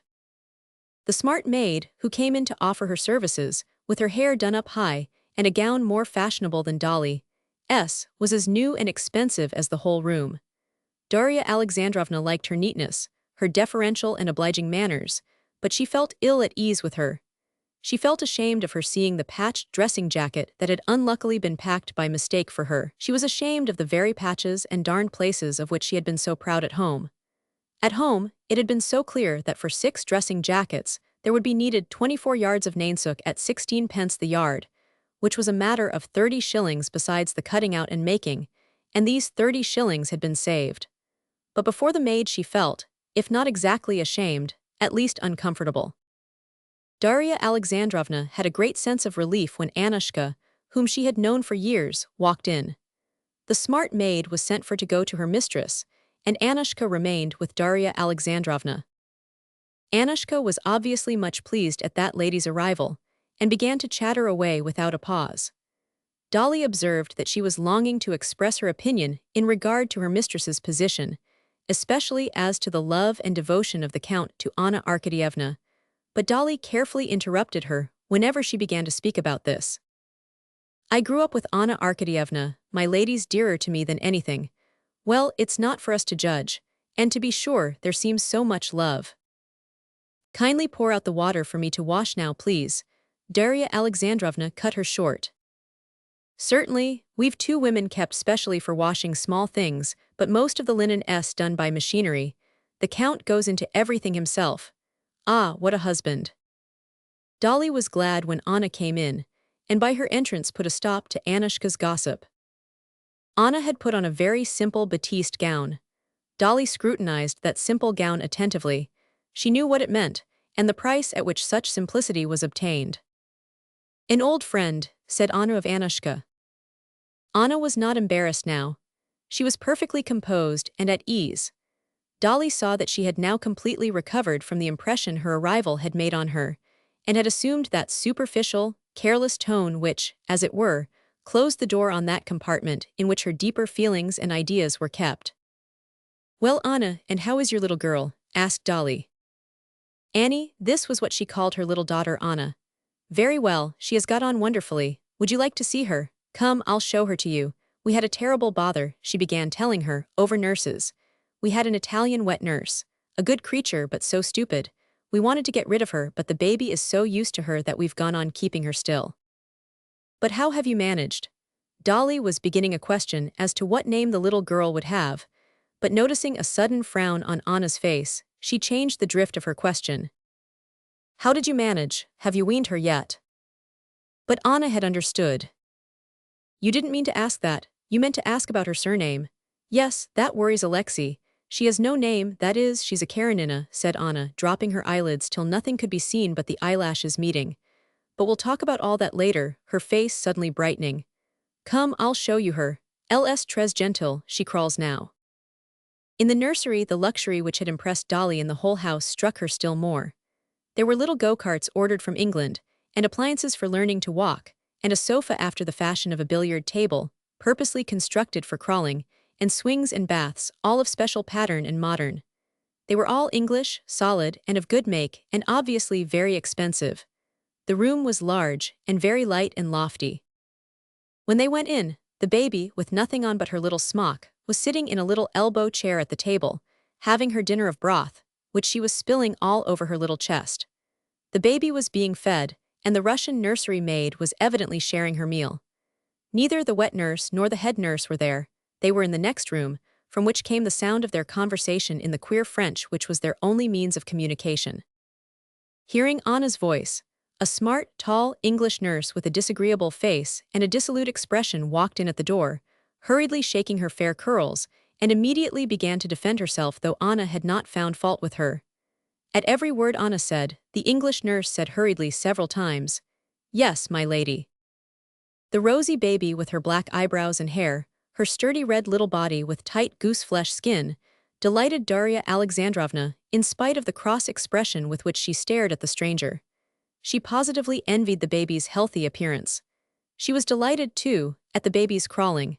Not one of her own children had crawled like that. When the baby was put on the carpet and its little dress tucked up behind, it was wonderfully charming. Looking round like some little wild animal at the grown-up big people with her bright black eyes, she smiled, unmistakably pleased at their admiring her, and holding her legs sideways, she pressed vigorously on her arms, and rapidly drew her whole back up after, and then made another step forward with her little arms. But the whole atmosphere of the nursery, and especially the English nurse, Darya Alexandrovna did not like at all. It was only on the supposition that no good nurse would have entered so irregular a household as Anna's that Darya Alexandrovna could explain to herself how Anna, with her insight into people, could take such an unprepossessing, disreputable-looking woman as nurse to her child. Besides, from a few words that were dropped, Darya Alexandrovna saw at once that Anna, the 2 nurses, and the child had no common existence, and that the mother's visit was something exceptional. Anna wanted to get the baby her plaything, and could not find it. Most amazing of all was the fact that on being asked how many teeth the baby had, Anna answered wrong and knew nothing about the two last teeth. I sometimes feel sorry I'm so superfluous here, said Anna, going out of the nursery and holding up her skirt so as to escape the plaything standing in the doorway. It was very different with my first child. I expected it to be the other way, said Darya Alexandrovna shyly. Oh no, by the way, do you know I saw Seryaja? Said Anna, screwing up her eyes as though looking at something far away. But we'll talk about that later. You wouldn't believe it, I'm like a hungry beggar woman when a full dinner is set before her, and she does not know what to begin on first. The dinner is you, and the talks I have before me with you, which I could never have with anyone else, and I don't know which subject to begin upon first. Mais je ne vous ferai grâce de rien, I must have everything out with you. Oh, I ought to give you a sketch of the company you will meet with us, she went on. I'll begin with the ladies. Princess Varvara, you know her, and I know your opinion and Steva's about her. Steva says the whole aim of her existence is to prove her superiority over Auntie Katerina Pavlovna. That's all true, but she's a good-natured woman, and I am so grateful to her. In Petersburg there was a moment when a chaperone was absolutely essential for me. Then she turned up. But really she is good-natured. She did a great deal to alleviate my position. I see you don't understand all the difficulty of my position. There in Petersburg, she added. Here I'm perfectly at ease and happy. Well, of that later on, though. Then Svyazhsky, he's the marshal of the district, and he's a very good sort of a man, but he wants to get something out of Alexei. You understand, with his property, now that we are settled in the country, Alexei can exercise great influence. Then there's Tushkevich, you have seen him, you know, Betsy's admirer. Now he's been thrown over and he's come to see us. As Alexei says, he's one of those people who are very pleasant if one accepts them for what they try to appear to be. Et puis il est comme il faut, as Princess Varvara says. Then Veslovsky, you know him. A very nice boy, she said, and a sly smile curved her lips. What's this wild story about him and the Levins? Veslovsky told Alexei about it, and we don't believe it. Il est très gentil et naïf, she said again with the same smile. Men need occupation, and Alexei needs a circle, so I value all these people. We have to have the house lively and gay, so that Alexei may not long for any novelty. Then you'll see the steward, a German, a very good fellow, and he understands his work. Alexei has a very high opinion of him. Then the doctor, a young man, not quite a nihilist perhaps, but you know, eats with his knife, but a very good doctor. Then the architect, une petite cur. Chapter 20. Here's Dolly for you, princess. You were so anxious to see her, said Anna, coming out with Darya Alexandrovna onto the stone terrace, where Princess Varvara was sitting in the shade at an embroidery frame, working at a cover for Count Alexei Kirillovich's easy chair. She says she doesn't want anything before dinner, but please order some lunch for her, and I'll go and look for Alexei and bring them all in. Princess Varvara gave Dolly a cordial and rather patronizing reception, and began at once explaining to her that she was living with Anna because she had always cared more for her than her sister Katerina Pavlovna, the aunt that had brought Anna up, and that now, when everyone had abandoned Anna, she thought it her duty to help her in this most difficult period of transition. Her husband will give her a divorce, and then I shall go back to my solitude. But now I can be of use, and I am doing my duty, however difficult it may be for me, not like some other people. And how sweet it is of you, how right of you to have come. They live like the best of married couples, it's for God to judge them, not for us. And didn't Biryuzovsky and Madame Avinieva, and Sam Nikandrov, and Vasiliev and Madame Mamonova, and Liza Neptunova, did no one say anything about them? And it has ended by their being received by everyone. And then, c'est un intérieur si joli, si comme il faut, tout à fait à l'anglaise. On s'y réunit le matin au breakfast, et puis on s'y sépare. Everyone does as he pleases till dinner time. Dinner at 7 o'clock. Steva did very rightly to send you. He needs their support. You know that through his mother and brother he can do anything. And then they do so much good. He didn't tell you about his hospital. See Sira admirable everything from Paris.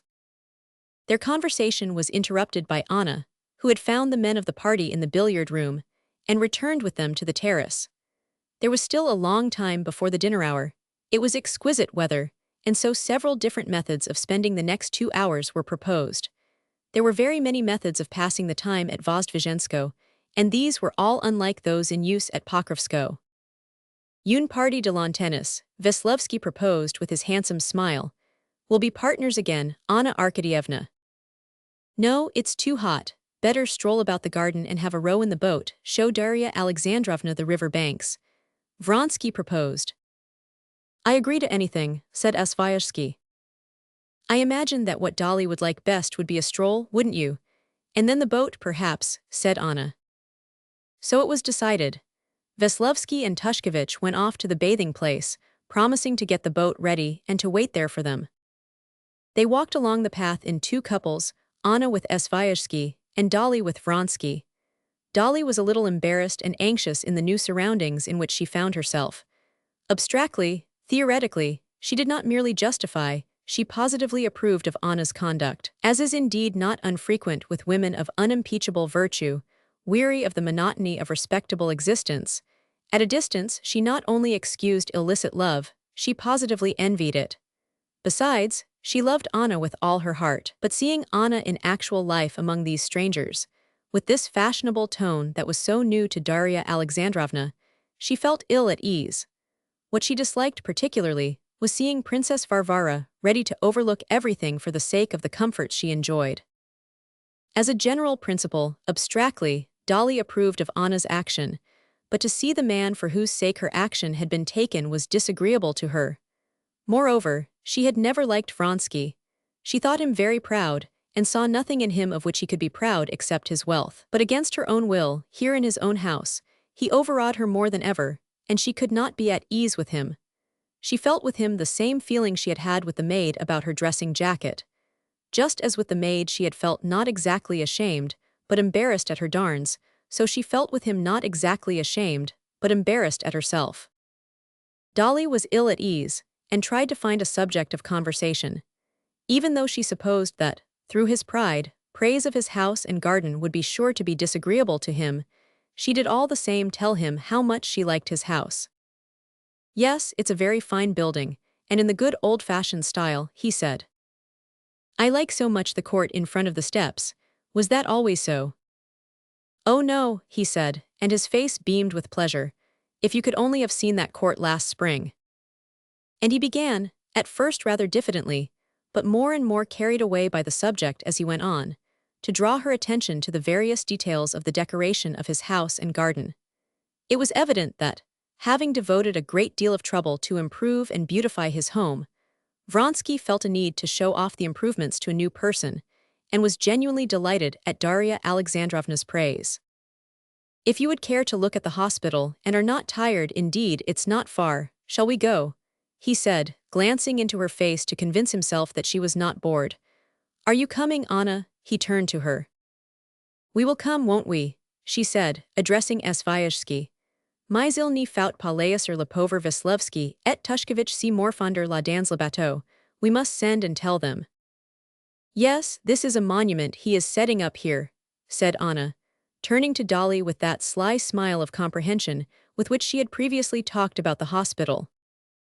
Oh, it's a work of real importance, said Svyazhsky, but to show he was not trying to ingratiate himself with Vronsky, he promptly added some slightly critical remarks.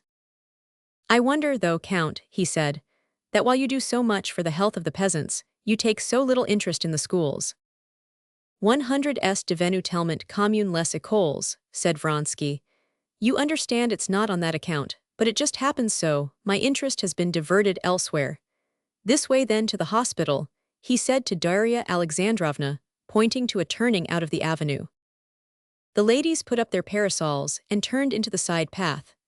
After going down several turnings and going through a little gate, Daria Alexandrovna saw standing on rising ground before her a large pretentious-looking red building, almost finished. The iron roof, which was not yet painted, shone with dazzling brightness in the sunshine.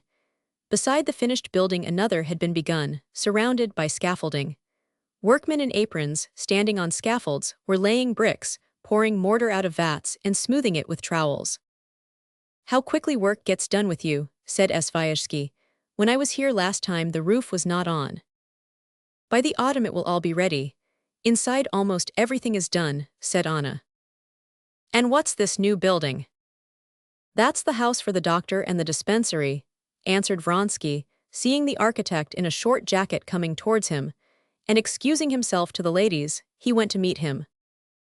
Going round a hole where the workmen were slaking lime, He stood still with the architect and began talking rather warmly. "The front is still too low," he said to Anna, who had asked what was the matter. "I said the foundation ought to be raised," said Anna. "Yes, of course it would have been much better, Anna Arkadyevna," said the architect, "but now it's too late." "Yes, I take a great interest in it," Anna answered Svyazhsky, who was expressing his surprise at her knowledge of architecture. This new building ought to have been in harmony with the hospital. It was an afterthought and was begun without a plan. Vronsky, having finished his talk with the architect, joined the ladies and led them inside the hospital. Although they were still at work on the cornices outside and were painting on the ground floor, upstairs almost all the rooms were finished. Going up the broad cast-iron staircase to the landing, they walked into the first large room. The walls were stuccoed to look like marble, the huge plate-glass windows were already in, only the parquet floor was not yet finished, and the carpenters, who were planing a block of it, left their work, taking off the bands that fastened their hair, to greet the gentry. "This is the reception room," said Vronsky. "Here there will be a desk, tables and benches and nothing more." "This way, let us go in here. Don't go near the window," said Anna, trying the paint to see if it were dry. "Alexei, the paint's dry already," she added. From the reception room, they went into the corridor. Here Vronsky showed them the mechanism for ventilation on a novel system. Then he showed them marble baths and beds with extraordinary springs. Then he showed them the wards one after another. The storeroom, the linen room, then the heating stove of a new pattern, then the trolleys, which would make no noise as they carried everything needed along the corridors, and many other things. Svyazhsky, as a connoisseur in the latest mechanical improvements, appreciated everything fully. Dolly simply wondered at all she had not seen before, and anxious to understand it all, made minute inquiries about everything, which gave Vronsky great satisfaction. "Yes, I imagine that this will be the solitary example of a properly fitted hospital in Russia," said Svyazhsky. "And won't you have a lying-in ward?" asked Dolly. "That's so much needed in the country, I have often." In spite of his usual courtesy, Vronsky interrupted her. "This is not a lying-in home but a hospital for the sick, and is intended for all diseases except infectious complaints," he said. "Ah, look at this," and he rolled up to Darya Alexandrovna an invalid chair that had just been ordered for the convalescents. "Look." He sat down in the chair and began moving it. "The patient can't walk, still too weak perhaps, or something wrong with his legs, but he must have air, and he moves, rolls himself along." Darya Alexandrovna was interested by everything. She liked everything very much, but most of all she liked Vronsky himself with his natural, simple-hearted eagerness. "Yes, he's a very nice, good man," she thought several times, not hearing what he said, but looking at him and penetrating into his expression, while she mentally put herself in Anna's place. She liked him so much just now with his eager interest that she saw how Anna could be in love with him. Chapter 21. "No, I think the princess is tired, and horses don't interest her," Vronsky said to Anna, who wanted to go on to the stables, where Svyazhsky wished to see the new stallion. "You go on, while I escort the princess home, and we'll have a little talk," he said, "if you would like that," he added, turning to her. "I know nothing about horses, and I shall be delighted," answered Darya Alexandrovna, rather astonished. She saw by Vronsky's face that he wanted something from her. She was not mistaken. As soon as they had passed through the little gate back into the garden, he looked in the direction Anna had taken, and having made sure that she could neither hear nor see them, he began. "You guess that I have something I want to say to you," he said, looking at her with laughing eyes. "I am not wrong in believing you to be a friend of Anna S." He took off his hat, and taking out his handkerchief, wiped his head, which was growing bald. Darya Alexandrovna made no answer, and merely stared at him with dismay. When she was left alone with him, she suddenly felt afraid. His laughing eyes and stern expression scared her. The most diverse suppositions as to what he was about to speak of to her flashed into her brain. "He is going to beg me to come to stay with them with the children, and I shall have to refuse, or to create a set that will receive Anna in Moscow. Or isn't it Vasenka Veslovsky and his relations with Anna? Or perhaps about Kitty, that he feels he was to blame?" All her conjectures were unpleasant, but she did not guess what he really wanted to talk about to her. "You have so much influence with Anna, she is so fond of you," he said. "Do help me." Darya Alexandrovna looked with timid inquiry into his energetic face, which under the lime trees was continually being lighted up in patches by the sunshine, and then passing into complete shadow again. She waited for him to say more, but he walked in silence beside her, scratching with his cane in the gravel. "You have come to see us, you, the only woman of Anna's former friends. I don't count Princess Varvara, but I know that you have done this not because you regard our position as normal, but because, understanding all the difficulty of the position, you still love her and want to be a help to her. Have I understood you rightly?" he asked, looking round at her. "Oh yes," answered Darya Alexandrovna, putting down her sunshade, "but—" "No," he broke in, and unconsciously, oblivious of the awkward position into which he was putting his companion, he stopped abruptly, so that she had to stop short too. "No one feels more deeply and intensely than I do all the difficulty of Anna's position, and that you may well understand, if you do me the honor of supposing I have any heart. I am to blame for that position, and that is why I feel it." "I understand," said Darya Alexandrovna, involuntarily admiring the sincerity and firmness with which he said this. "But just because you feel yourself responsible, you exaggerate it, I am afraid," she said. "Her position in the world is difficult, I can well understand." "In the world it is hell," he brought out quickly, frowning darkly. "You can't imagine moral sufferings greater than what she went through in Petersburg in that fortnight, and I beg you to believe it." "Yes, but here, so long as neither Anna, nor you miss society." "Society," he said contemptuously, "how could I miss society? So far, and it may be so always, you are happy and at peace. I see in Anna that she is happy, perfectly happy, she has had time to tell me so much already," said Darya Alexandrovna, smiling. And involuntarily, as she said this, at the same moment a doubt entered her mind whether Anna really were happy. But Vronsky, it appeared, had no doubts on that score. "Yes, yes," he said, "I know that she has revived after all her sufferings, she is happy in the present, but I am afraid of what is before us. I beg your pardon, you would like to walk on." "No, I don't mind." "Well then, let us sit here." Darya Alexandrovna sat down on a garden seat in a corner of the avenue. He stood up facing her. "I see that she is happy," he repeated, and the doubt whether she were happy sank more deeply into Darya Alexandrovna's mind. "But can it last? Whether we have acted rightly or wrongly is another question, but the die is cast," he said, passing from Russian to French, "and we are bound together for life. We are united by all the ties of love that we hold most sacred. We have a child, we may have other children.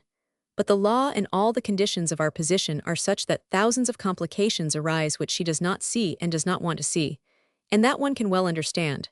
But I can't help seeing them. My daughter is by law not my daughter, but Karenin's. I cannot bear this falsity," he said, with a vigorous gesture of refusal, and he looked with gloomy inquiry towards Darya Alexandrovna. She made no answer but simply gazed at him. He went on. "One day a son may be born, my son, and he will be legally a Karenin. He will not be the heir of my name nor of my property, and however happy we may be in our home life and however many children we may have, there will be no real tie between us. They will be Karenins. You can understand the bitterness and horror of this position. I have tried to speak of this to Anna. It irritates her. She does not understand, and to her I cannot speak plainly of all this. Now look at another side. I am happy in her love, but I must have occupation. I have found occupation, and am proud of what I am doing and consider it nobler than the pursuits of my former companions at court and in the army, and most certainly I would not change the work I am doing for theirs. I am working here, settled in my own place, and I am happy and contented, and we need nothing more to make us happy. I love my work here. Si n'est pas un paysaller, on the contrary." Darya Alexandrovna noticed that at this point in his explanation he grew confused, and she did not quite understand this digression. But she felt that having once begun to speak of matters near his heart, of which he could not speak to Anna, he was now making a clean breast of everything, and that the question of his pursuits in the country fell into the same category of matters near his heart as the question of his relations with Anna. "Well, I will go on," he said, collecting himself. "The great thing is that as I work I want to have a conviction that what I am doing will not die with me, that I shall have heirs to come after me, and this I have not. Conceive the position of a man who knows that his children, the children of the woman he loves, will not be his, but will belong to someone who hates them and cares nothing about them. It is awful." He paused, evidently much moved. Yes, indeed, I see that, but what can Anna do? Queried Darya Alexandrovna. Yes, that brings me to the object of my conversation, he said, calming himself with an effort. Anna can, it depends on her. Even to petition the Tsar for legitimization, a divorce is essential, and that depends on Anna. Her husband agreed to a divorce. At that time your husband had arranged it completely. And now, I know, he would not refuse it. It is only a matter of writing to him. He said plainly at that time that if she expressed the desire, he would not refuse. Of course, he said gloomily, it is one of those pharisaical cruelties of which only such heartless men are capable. He knows what agony any recollection of him must give her, and knowing her, he must have a letter from her. I can understand that it is agony to her, but the matter is of such importance that one must pass her par-dessus touts ces finesses de sentiment. Il y va du bonheur et de l'existence dan et de ses enfants. I won't speak of myself, though it's hard for me, very hard, he said, with an expression as though he were threatening someone for its being hard for him. And so it is, princess, that I am shamelessly clutching at you as an anchor of salvation. Help me to persuade her to write to him and ask for a divorce. Yes, of course, Darya Alexandrovna said dreamily, as she vividly recalled her last interview with Alexei Alexandrovich. Yes, of course, she repeated with decision, thinking of Anna. Use your influence with her, make her write. I'm almost unable to speak about this to her. Very well, I will talk to her. But how is it she does not think of it herself? Said Darya Alexandrovna, and for some reason she suddenly at that point recalled Anna's strange new habit of half-closing her eyes. And she remembered that Anna drooped her eyelids just when the deeper questions of life were touched upon. Just as though she half-shut her eyes to her own life, so as not to see everything, thought Dolly. Yes, indeed, for my own sake, and for hers I will talk to her, Dolly said in reply to his look of gratitude. They got up and walked to the house. Chapter 22. When Anna found Dolly at home before her, she looked intently in her eyes, as though questioning her about the talk she had had with Vronsky, but she made no inquiry in words. I believe it's dinner time, she said. We've not seen each other at all yet, I am reckoning on the evening. Now I want to go and dress. I expect you do too, we all got splashed at the buildings. Dolly went to her room and she felt amused. To change her dress was impossible, for she had already put on her best dress. But in order to signify in some way her preparation for dinner, she asked the maid to brush her dress, changed her cuffs and tie, and put some lace on her head. This is all I can do, she said with a smile to Anna, who came into her in a third dress, again of extreme simplicity. Yes, we are too formal here, she said, as it were apologizing for her magnificence. Alexei is delighted at your visit, as he rarely is at anything.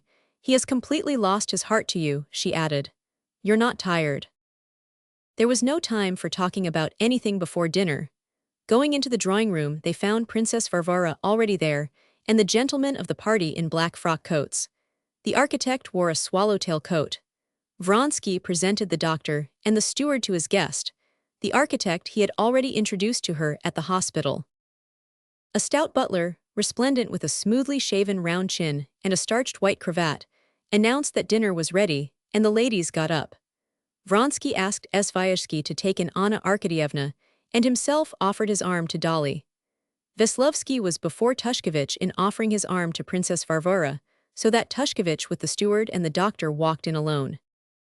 The dinner, the dining room, the service, the waiting at table, the wine, and the food, were not simply in keeping with the general tone of modern luxury throughout all the house, but seemed even more sumptuous and modern. Darya Alexandrovna watched this luxury which was novel to her, and as a good housekeeper, used to managing a household, although she never dreamed of adapting anything she saw to her own household, as it was all in a style of luxury far above her own manner of living, she could not help scrutinizing every detail, and wondering how and by whom it was all done. Vasenka Veslovsky, her husband, and even Svyazhsky and many other people she knew, would never have considered this question, and would have readily believed what every well-bred host tries to make his guests feel. That is, that all that is well-ordered in his house has cost him, the host, no trouble whatever, but comes of itself. Darya Alexandrovna was well aware that even porridge for the children's breakfast does not come of itself, and that therefore, where so complicated and magnificent a style of luxury was maintained, someone must give earnest attention to its organization. And from the glance with which Alexei Kirillovich scanned the table, from the way he nodded to the butler, and offered Darya Alexandrovna her choice between cold soup and hot soup, she saw that it was all organized and maintained by the care of the master of the house himself. It was evident that it all rested no more upon Anna than upon Veslovsky.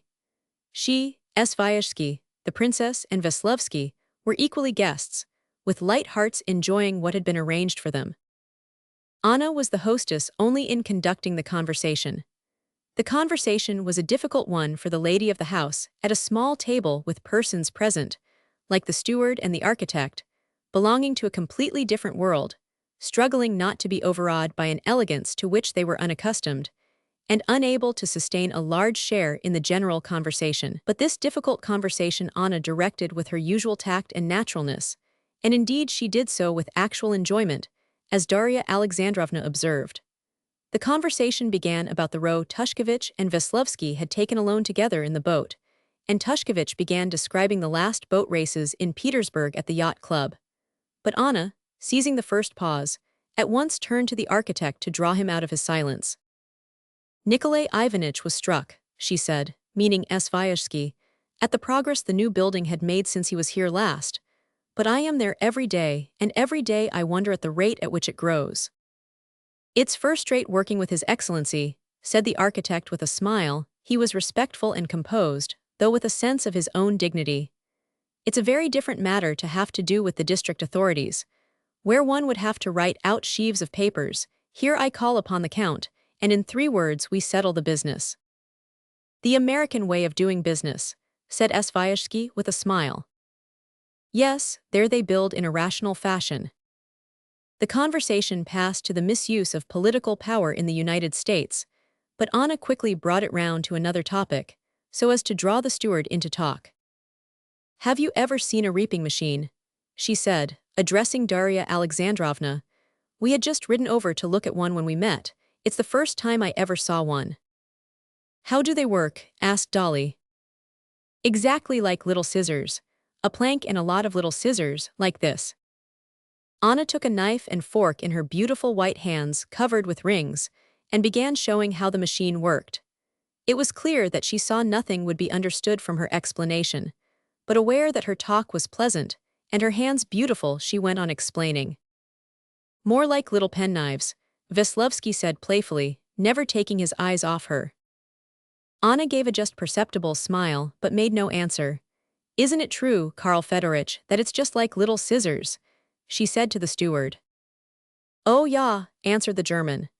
Es ist ein ganz einfaches Ding, and he began to explain the construction of the machine. It's a pity it doesn't bind too. I saw one at the Vienna exhibition, which binds with a wire, said Svyazhsky. They would be more profitable in use. Es kommt drauf an, der Preis vom Draht muss ausgerechnet werden. And the German, roused from his taciturnity, turned to Vronsky. Das lässt sich ausrechnen erlaucht. The German was just feeling in the pocket where were his pencil and the notebook he always wrote in, but recollecting that he was at a dinner, and observing Vronsky's chilly glance, he checked himself. Zu kompliziert, macht zu viel Klopot, he concluded. Wünscht man Dochats, so hat man auch Klopots, said Vasinka Veslovsky, mimicking the German. Jader el Alamand, he addressed Honor again with the same smile. Sasas, she said with playful severity. We expected to find you in the fields, Vasily Semyonich, she said to the doctor, a sickly-looking man. Have you been there? I went there, but I had taken flight, the doctor answered with gloomy jocoseness. Then you've taken a good constitutional. Splendid. Well, and how is the old woman? I hope it's not typhus. Typhus it is not, but it's taking a bad turn. What a pity, said Anna, and having thus paid the dues of civility to her domestic circle, she turned to her own friends. It would be a hard task, though, to construct a machine from your description, Anna Arkadyevna, Svyazhsky said jestingly. Oh no, why so? Said Anna with a smile that betrayed that she knew there was something charming in her disquisitions upon the machine that had been noticed by Svyazhsky. This new trait of girlish coquettishness made an unpleasant impression on Dolly. But Anna Arkadyevna's knowledge of architecture is marvelous, said Tushkevich. To be sure, I heard Anna Arkadyevna talking yesterday about plinths and damp courses, said Veslevsky. Have I got it right? There's nothing marvelous about it when one sees and hears so much of it, said Anna. But I dare say you don't even know what houses are made of. Darya Alexandrovna saw that Anna disliked the tone of raillery that existed between her and Veslevsky, but fell in with it against her will. Vronsky acted in this matter quite differently from Levin. He obviously attached no significance to Veslevsky's chattering. On the contrary, he encouraged his jests. Come now, tell us, Veslevsky, how are the stones held together? By cement, of course. Bravo, and what is cement? Oh, some sort of paste. No, putty, said Veslevsky, raising a general laugh. The company at dinner, with the exception of the doctor, the architect, and the steward, who remained plunged in gloomy silence, kept up a conversation that never paused, glancing off one subject, fastening on another, and at times stinging one or the other to the quick. Once Darya Alexandrovna felt wounded to the quick, and got so hot that she positively flushed and wondered afterwards whether she had said anything extreme or unpleasant. Svyazhsky began talking of Levin, describing his strange view that machinery is simply pernicious in its effects on Russian agriculture. I have not the pleasure of knowing this M. Levin, Vronsky said, smiling, but most likely he has never seen the machines he condemns, or if he has seen and tried any, it must have been after a queer fashion, some Russian imitation, not a machine from abroad. What sort of views can anyone have on such a subject? Turkish views in general, Veslevsky said, turning to Anna with a smile. I can't defend his opinions, Darya Alexandrovna said, firing up. But I can say that he's a highly cultivated man, and if he were here he would know very well how to answer you, though I am not capable of doing so. I like him extremely, and we are great friends, Svyazhsky said, smiling good-naturedly. Mais pardon, il est un petit peu toque. He maintains, for instance, that district councils and arbitration boards are all of no use, and he is unwilling to take part in anything. It's our Russian apathy, said Vronsky, pouring water from an iced decanter into a delicate glass on a high stem. We've no sense of the duties our privileges impose upon us, and so we refuse to recognize these duties. I know no man more strict in the performance of his duties, said Darya Alexandrovna, irritated by Vronsky's tone of superiority. For my part, pursued Vronsky, who was evidently for some reason or other keenly affected by this conversation, such as I am, on the contrary, extremely grateful for the honor they have done me, thanks to Nikolai Ivanitch. He indicated Svyazhsky, in electing me a justice of the peace. I consider that for me the duty of being present at the session, of judging some peasants quarrel about a horse, is as important as anything I can do, and I shall regard it as an honor if they elect me for the district council. It's only in that way I can pay for the advantages I enjoy as a landowner. Unluckily, they don't understand the weight that the big landowners ought to have in the state. It was strange to Darya Alexandrovna to hear how serenely confident he was of being right at his own table. She thought how Levin, who believed the opposite, was just as positive in his opinions at his own table. But she loved Levin, and so she was on his side. So we can reckon upon you, Count, for the coming elections, said Svyazhsky, but you must come a little beforehand, so as to be on the spot by the 8th, if you would do me the honor to stop with me. I rather agree with your Beaufrere, said Anna, though not quite on the same ground as he, she added with a smile. I'm afraid that we have too many of these public duties in these latter days. Just as in old days, there were so many government functionaries that one had to call in a functionary for every single thing. So now everyone's doing some sort of public duty. Alexei has been here now 6 months, and he's a member, I do believe, of 5 or 6 different public bodies. Du train que cela va, the whole time will be wasted on it. And I'm afraid that with such a multiplicity of these bodies, they'll end in being a mere form. How many are you a member of, Nikolai Ivanitch? She turned to Svyazhsky. Over 20, I fancy.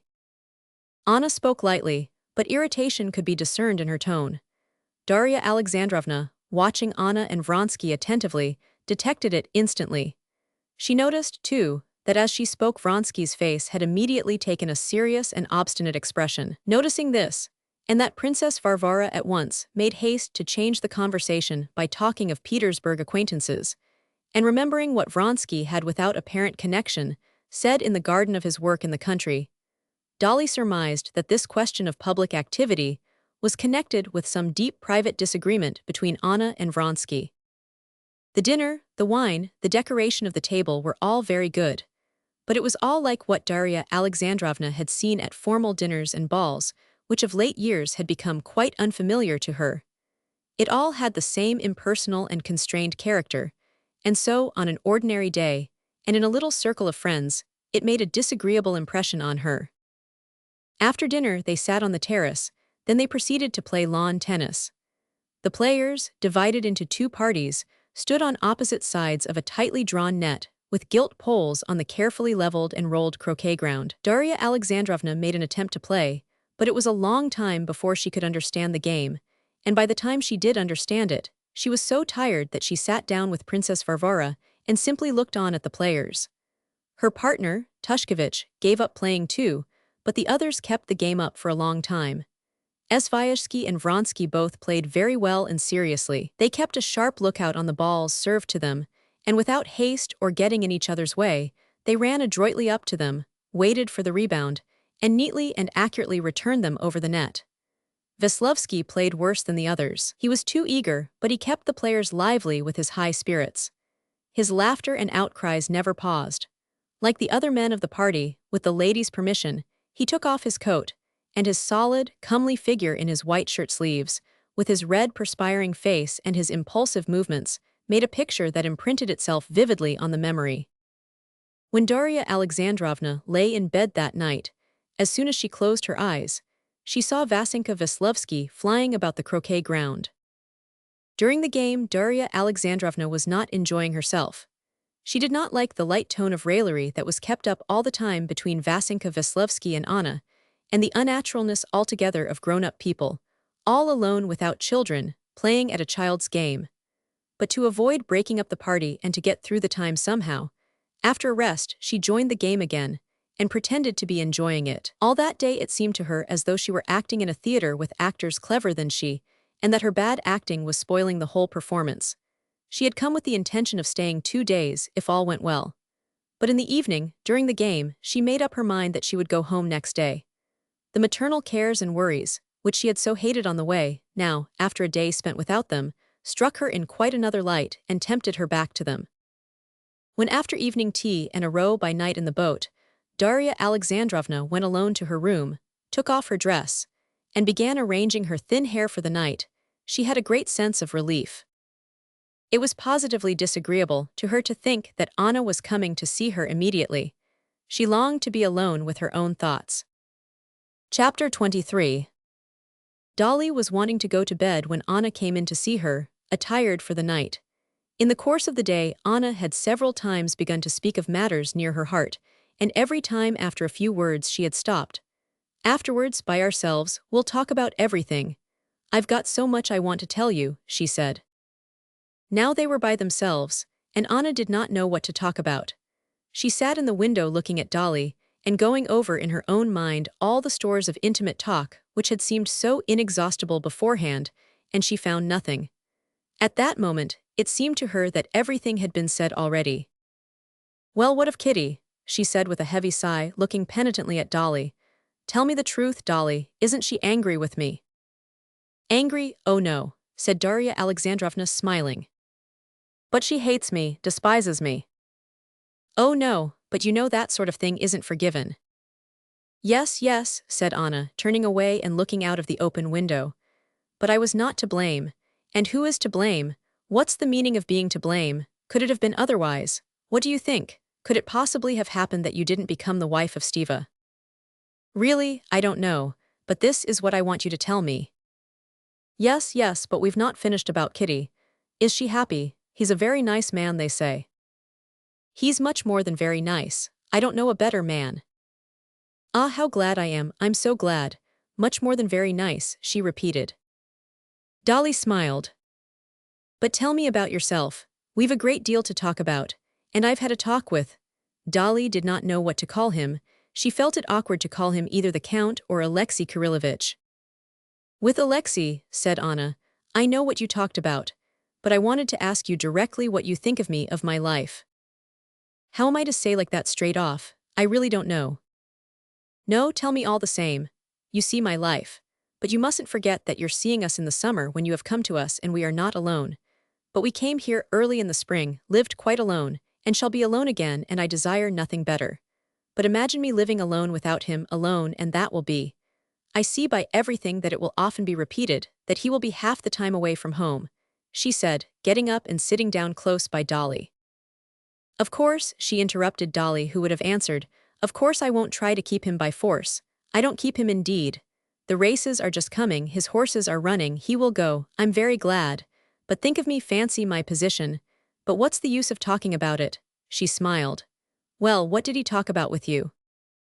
He spoke of what I want to speak about of myself, and it's easy for me to be his advocate, of whether there is not a possibility, whether you could not. Darya Alexandrovna hesitated. Correct, improve your position. You know how I look at it. But all the same, if possible, you should get married. Divorce, you mean, said Anna. Do you know, the only woman who came to see me in Petersburg was Betsy Tverskaya.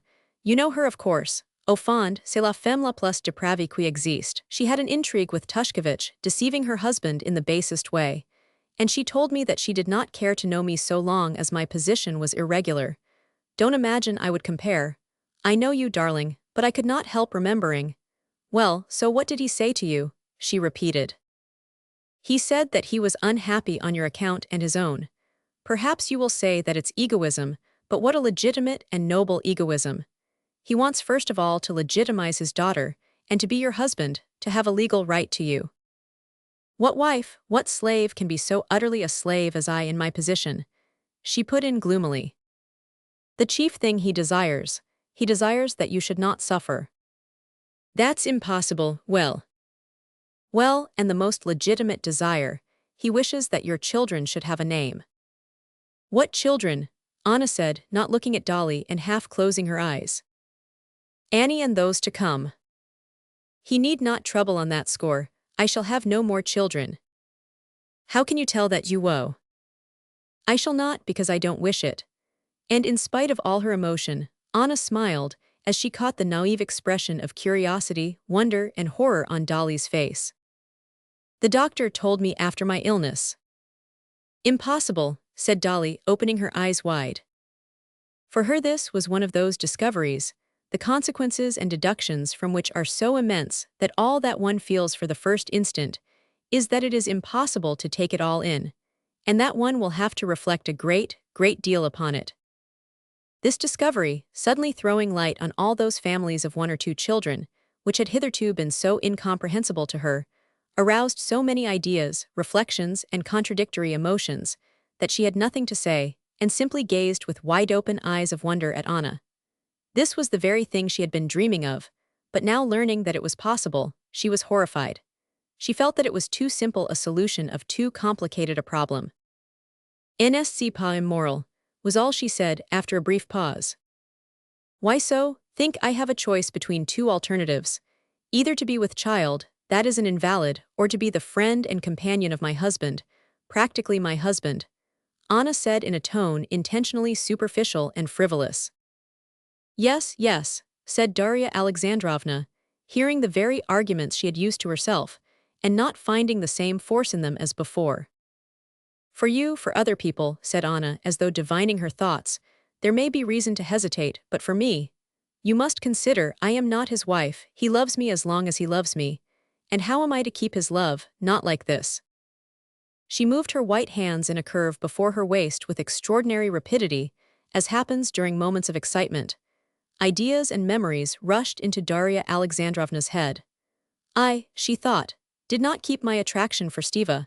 He left me for others, and the first woman for whom he betrayed me did not keep him by being always pretty and lively. He deserted her and took another. And can Anna attract and keep Count Vronsky in that way? If that is what he looks for, he will find dresses and manners still more attractive and charming.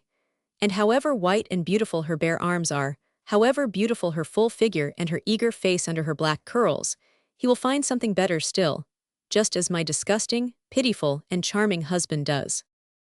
Dolly made no answer, she merely sighed. Anna noticed this sigh, indicating dissent, and she went on. In her armory she had other arguments so strong that no answer could be made to them. Do you say that it's not right? But you must consider, she went on. You forget my position. How can I desire children? I'm not speaking of the suffering, I'm not afraid of that. Think only, what are my children to be? Ill-fated children who will have to bear a stranger's name. For the very fact of their birth, they will be forced to be ashamed of their mother, their father, their birth. But that is just why a divorce is necessary. But Anna did not hear her. She longed to give utterance to all the arguments with which she had so many times convinced herself. What is reason given me for, if I am not to use it to avoid bringing unhappy beings into the world? She looked at Dolly, but without waiting for a reply she went on. I should always feel I had wronged these unhappy children, she said. If they are not, at any rate they are not unhappy, while if they are unhappy, I alone should be to blame for it. These were the very arguments Darya Alexandrovna had used in her own reflections, but she heard them without understanding them. How can one wrong creatures that don't exist, she thought, and all at once the idea struck her. Could it possibly, under any circumstances, have been better for her favorite Grisha if he had never existed? And this seemed to her so wild, so strange, that she shook her head to drive away this tangle of whirling, mad ideas. No, I don't know, it's not right, was all she said, with an expression of disgust on her face. Yes, but you mustn't forget that you and I. And besides that, added Anna, in spite of the wealth of her arguments and the poverty of Dolly's objections, seeming still to admit that it was not right, don't forget the chief point, that I am not now in the same position as you. For you the question is, do you desire not to have any more children, while for me it is, do I desire to have them? And that's a great difference. You must see that I can't desire it in my position. Darya Alexandrovna made no reply. She suddenly felt that she had got far away from Anna, that there lay between them a barrier of questions on which they could never agree, and about which it was better not to speak. Chapter 24. Then there is all the more reason for you to legalize your position, if possible, said Dolly. Yes, if possible, said Anna, speaking all at once in an utterly different tone, subdued and mournful. Surely you don't mean a divorce is impossible. I was told your husband had consented to it. Dolly, I don't want to talk about that. Oh, we won't then, Darya Alexandrovna hastened to say, noticing the expression of suffering on Anna's face. All I see is that you take too gloomy a view of things. I not at all, I'm always bright and happy, you see defies des passions, Veslovsky. Yes, to tell the truth, I don't like Veslovsky's tone, said Darya Alexandrovna, anxious to change the subject. Oh, that's nonsense, it amuses Alexei and that's all, but he's a boy and quite under my control. You know, I turn him as I please, it's just as it might be with your Grisha. Dolly. She suddenly changed the subject. You say I take too gloomy a view of things. You can't understand. It's too awful, I try not to take any view of it at all. But I think you ought to do all you can. But what can I do? Nothing. You tell me to marry Alexei and say I don't think about it, I don't think about it. She repeated, and a flush rose into her face. She got up, straightening her chest, and sighed heavily. With her light step she began pacing up and down the room, stopping now and then. I don't think of it, not a day, not an hour passes that I don't think of it and blame myself for thinking of it. Because thinking of that may drive me mad. Drive me mad, she repeated. When I think of it I can't sleep without morphine, but never mind. Let us talk quietly. They tell me divorce. In the first place, he won't give me a divorce. He's under the influence of Countess Lydia Ivanovna now. Darya Alexandrovna, sitting erect on a chair, turned her head, following Anna with a face of sympathetic suffering. You ought to make the attempt, she said softly. Suppose I make the attempt. What does it mean? She said, evidently giving utterance to a thought, 1,000 times thought over and learned by heart. It means that I, hating him but still recognizing that I have wronged him, and I consider him magnanimous, that I humiliate myself to write to him. Well, suppose I make the effort, I do it. Either I receive a humiliating refusal or consent. Well, I have received his consent, say. Anna was at that moment at the furthest end of the room, and she stopped there, doing something to the curtain at the window. I receive his consent, but my son, they won't give him up to me. He will grow up despising me with his father whom I've abandoned. Do you see, I love, equally I think, but both more than myself, two creatures, Seryaja and Alexei. She came out into the middle of the room and stood facing Dolly, with her arms pressed tightly across her chest. In her white dressing gown, her figure seemed more than usually grand and broad. She bent her head, and with shining, wet eyes looked from under her brows at Dolly, a thin little pitiful figure in her patched dressing jacket and nightcap, shaking all over with emotion. "It is only those two creatures that I love, and one excludes the other. I can't have them together, and that's the only thing I want. And since I can't have that, I don't care about the rest. I don't care about anything, and it will end one way or another, and so I don't like to talk of it. So don't blame me, don't judge me for anything. You can't with your pure heart understand all that I'm suffering." She went up, sat down beside Dolly, and with a guilty look, peeped into her face and took her hand. "What are you thinking? What are you thinking about me? Don't despise me, I don't deserve contempt, I'm simply unhappy. If anyone is unhappy, I am," she articulated, and turning away, she burst into tears. Left alone, Darya Alexandrovna said her prayers and went to bed. She had felt for Anna with all her heart while she was speaking to her, but now she could not force herself to think of her. The memories of home and of her children rose up in her imagination with a peculiar charm quite new to her, with a sort of new brilliance. That world of her own seemed to her now so sweet and precious that she would not on any account spend an extra day outside it, and she made up her mind that she would certainly go back next day. Anna meantime went back to her boudoir, took a wineglass, and dropped into it several drops of a medicine, of which the principal ingredient was morphine. After drinking it off and sitting still a little while, she went into her bedroom in a soothed and more cheerful frame of mind. When she went into the bedroom, Vronsky looked intently at her. He was looking for traces of the conversation which he knew that, staying so long in Dolly's room, she must have had with her. But in her expression of restrained excitement, and of a sort of reserve, he could find nothing but the beauty that always bewitched him afresh though he was used to it, the consciousness of it, and the desire that it should affect him. He did not want to ask her what they had been talking of, but he hoped that she would tell him something of her own accord. But she only said, "I am so glad you like Dolly, you do, don't you?" "Oh, I've known her a long while, you know. She's very good-hearted, I suppose, mais excessivement terre-terre. Still, I'm very glad to see her." He took Anna's hand, and looked inquiringly into her eyes. Misinterpreting the look, she smiled to him. Next morning, in spite of the protests of her hosts, Darya Alexandrovna prepared for her homeward journey. Levin's coachman, in his by no means new coat and shabby hat, with his ill-matched horses and his coach with the patched mudguards, drove with gloomy determination into the covered gravel approach. Darya Alexandrovna disliked taking leave of Princess Varvara and the gentlemen of the party. After a day spent together, both she and her hosts were distinctly aware that they did not get on together, and that it was better for them not to meet. Only Anna was sad. She knew that now, from Dolly's departure, no one again would stir up within her soul the feelings that had been roused by their conversation. It hurt her to stir up these feelings, but yet she knew that that was the best part of her soul, and that that part of her soul would quickly be smothered in the life she was leading. As she drove out into the open country, Darya Alexandrovna had a delightful sense of relief, and she felt tempted to ask the two men how they had liked being at Vronsky's, when suddenly the coachman, Philip, expressed himself unasked. "Rolling in wealth they may be, but 3 pots of oats was all they gave us. Everything cleared up till there wasn't a grain left by cockcrow.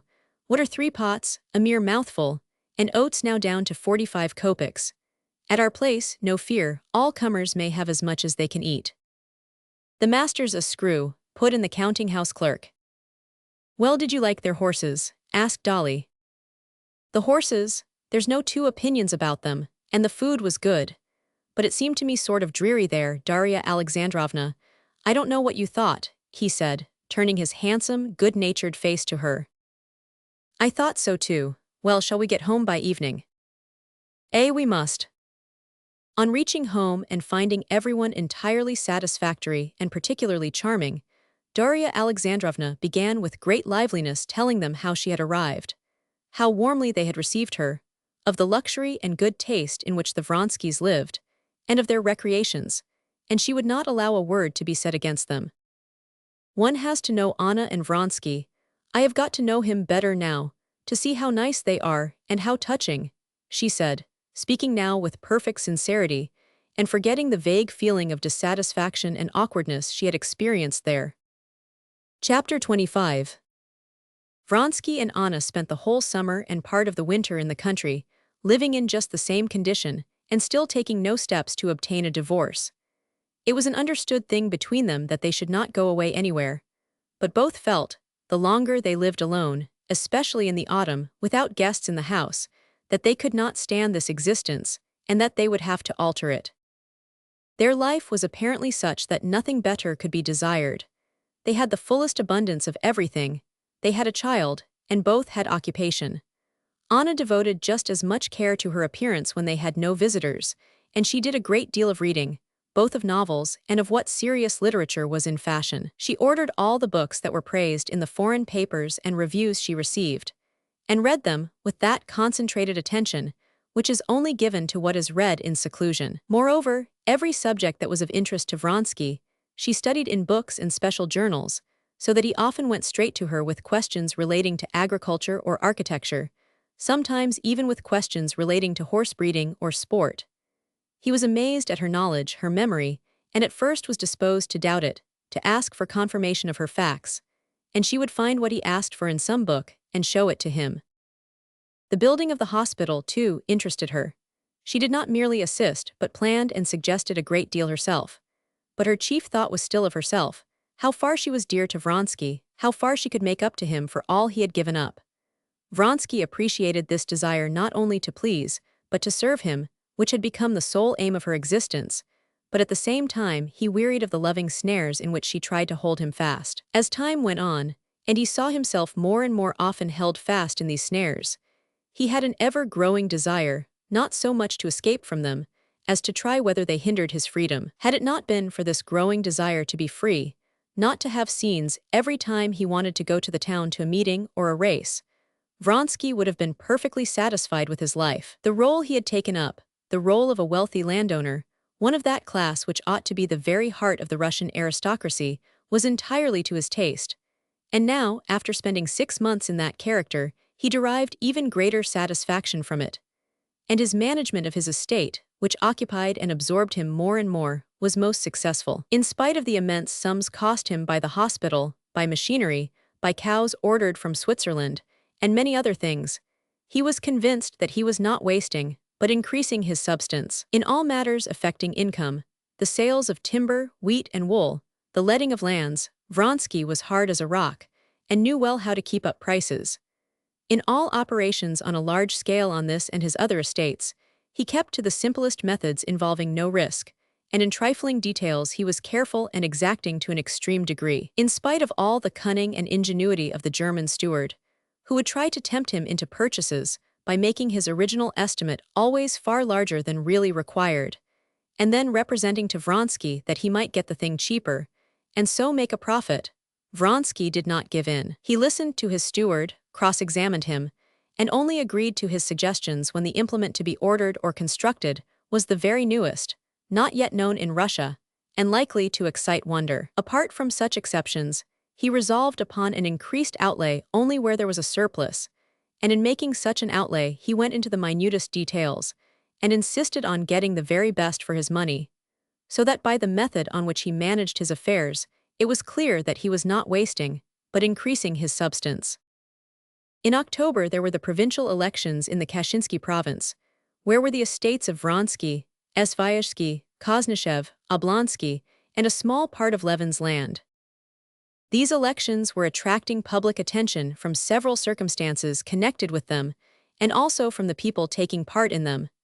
There had been a great deal of talk about them, and great preparations were being made for them. Persons who never attended the elections were coming from Moscow, from Petersburg, and from abroad to attend these. Vronsky had long before promised Svyazhsky to go to them. Before the elections, Svyazhsky, who often visited Vozdvizhensko, drove over to fetch Vronsky. On the day before there had been almost a quarrel between Vronsky and Anna over this proposed expedition. It was the very dullest autumn weather, which is so dreary in the country, and so, preparing himself for a struggle, Vronsky, with a hard and cold expression, informed Anna of his departure as he had never spoken to her before. But to his surprise, Anna accepted the information with great composure, and merely asked when he would be back. He looked intently at her, at a loss to explain this composure. She smiled at his look. He knew that way she had of withdrawing into herself, and knew that it only happened when she had determined upon something without letting him know her plans. He was afraid of this, but he was so anxious to avoid a scene that he kept up appearances, and half sincerely believed in what he longed to believe in her reasonableness. "I hope you won't be dull." "I hope not," said Anna. "I got a box of books yesterday from Gaudier's. No, I shan't be dull." She's trying to take that tone, and so much the better, he thought, or else it would be the same thing over and over again. And he set off for the elections without appealing to her for a candid explanation. It was the first time since the beginning of their intimacy that he had parted from her without a full explanation. From one point of view this troubled him, but on the other side he felt that it was better so. At first there will be, as this time, something undefined kept back, and then she will get used to it. In any case I can give up anything for her, but not my masculine independence, he thought. Chapter 26.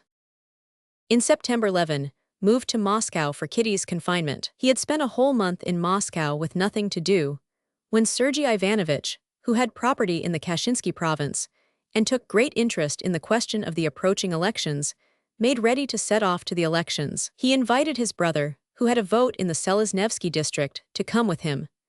Levin had, moreover, to transact in Kashin some extremely important business relating to the wardship of land and to the receiving of certain redemption money for his sister, who was abroad.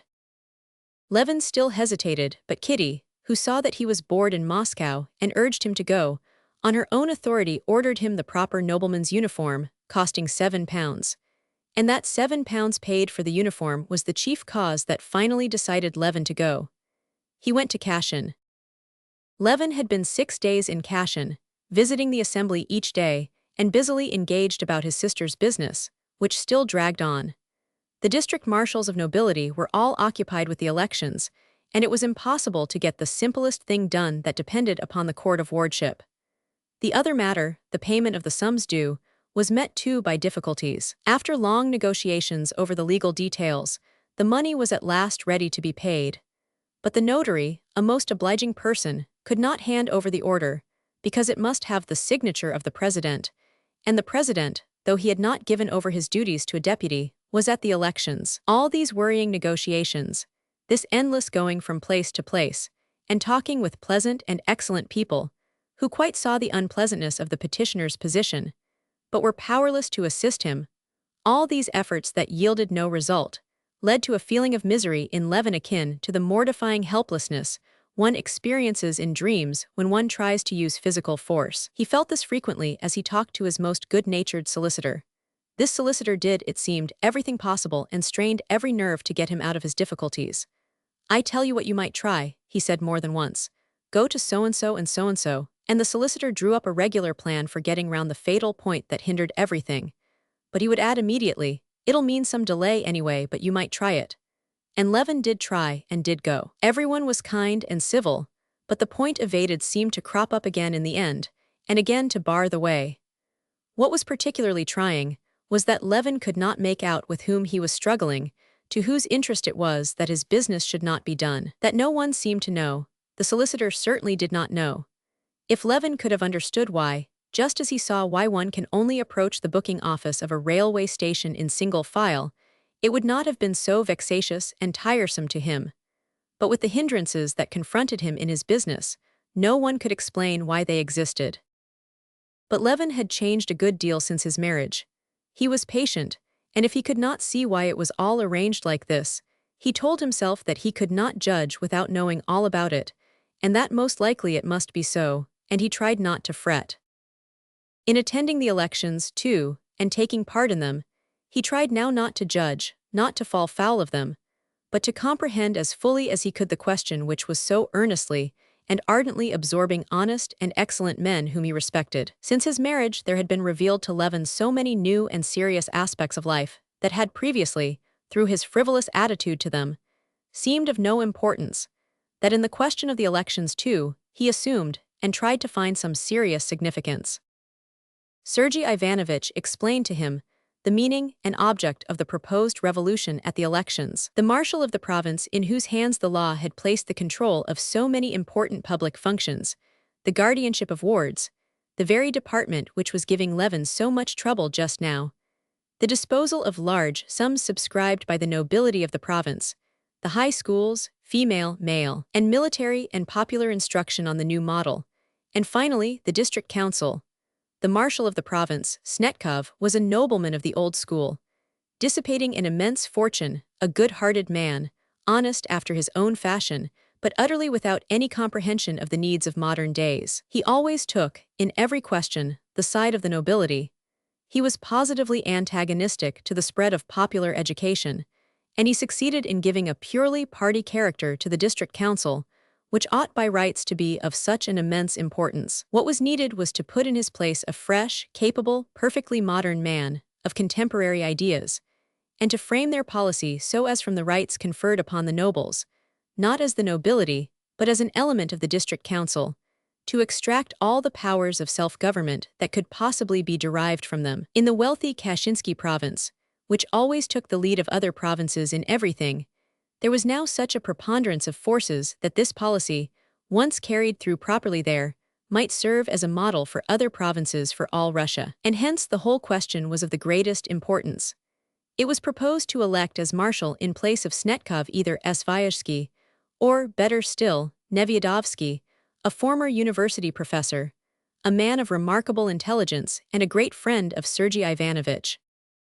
The meeting was opened by the governor, who made a speech to the nobles, urging them to elect the public functionaries, not from regard for persons, but for the service and welfare of their fatherland, and hoping that the honorable nobility of the Kashinsky province would, as at all former elections, hold their duty as sacred, and vindicate the exalted confidence of the monarch. When he had finished with his speech, the governor walked out of the hall, and the noblemen noisily and eagerly, some even enthusiastically, followed him and thronged round him while he put on his fur coat and conversed amicably with the marshal of the province. Levin, anxious to see into everything and not to miss anything, stood there too in the crowd, and heard the governor say, "Please tell Maria Ivanovna my wife is very sorry she couldn't come to the home." And thereupon the nobles, in high good humor, sorted out their fur coats, and all drove off to the cathedral. In the cathedral Levin, lifting his hand like the rest and repeating the words of the archdeacon, swore with most terrible oaths to do all the governor had hoped they would do. Church services always affected Levin, and as he uttered the words, "I kiss the cross," and glanced round at the crowd of young and old men repeating the same, he felt touched. On the second and third days there was business relating to the finances of the nobility and the female high school, of no importance whatever, as Sergei Ivanovich explained, and Levin, busy seeing after his own affairs, did not attend the meetings.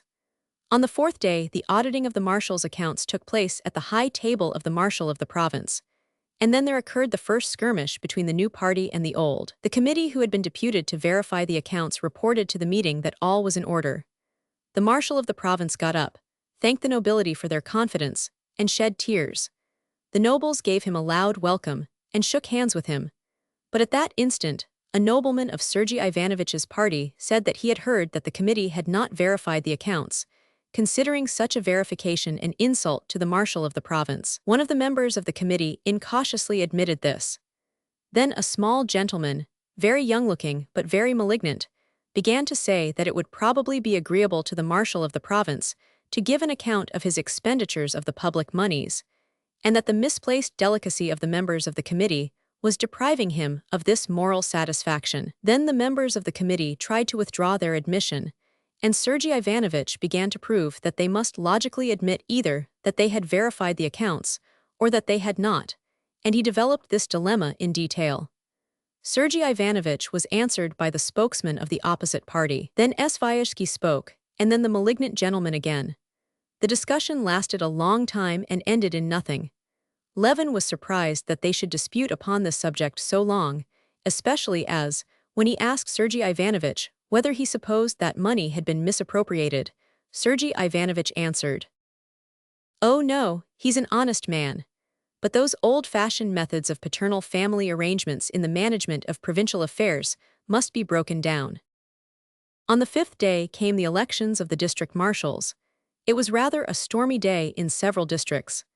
In the Selezhnevsky district, Vyazhsky was elected unanimously without a ballot, and he gave a dinner that evening.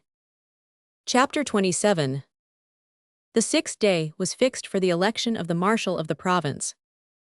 The rooms, large and small, were full of noblemen in all sorts of uniforms. Many had come only for that day. Men who had not seen each other for years, some from the Crimea, some from Petersburg, some from abroad, met in the rooms of the Hall of Nobility. There was much discussion around the governor's table under the portrait of the Tsar. The nobles, both in the larger and the smaller rooms, grouped themselves in camps, and from their hostile and suspicious glances, from the silence that fell upon them when outsiders approached a group, and from the way that some, whispering together, retreated to the farther corridor, it was evident that each side had secrets from the other.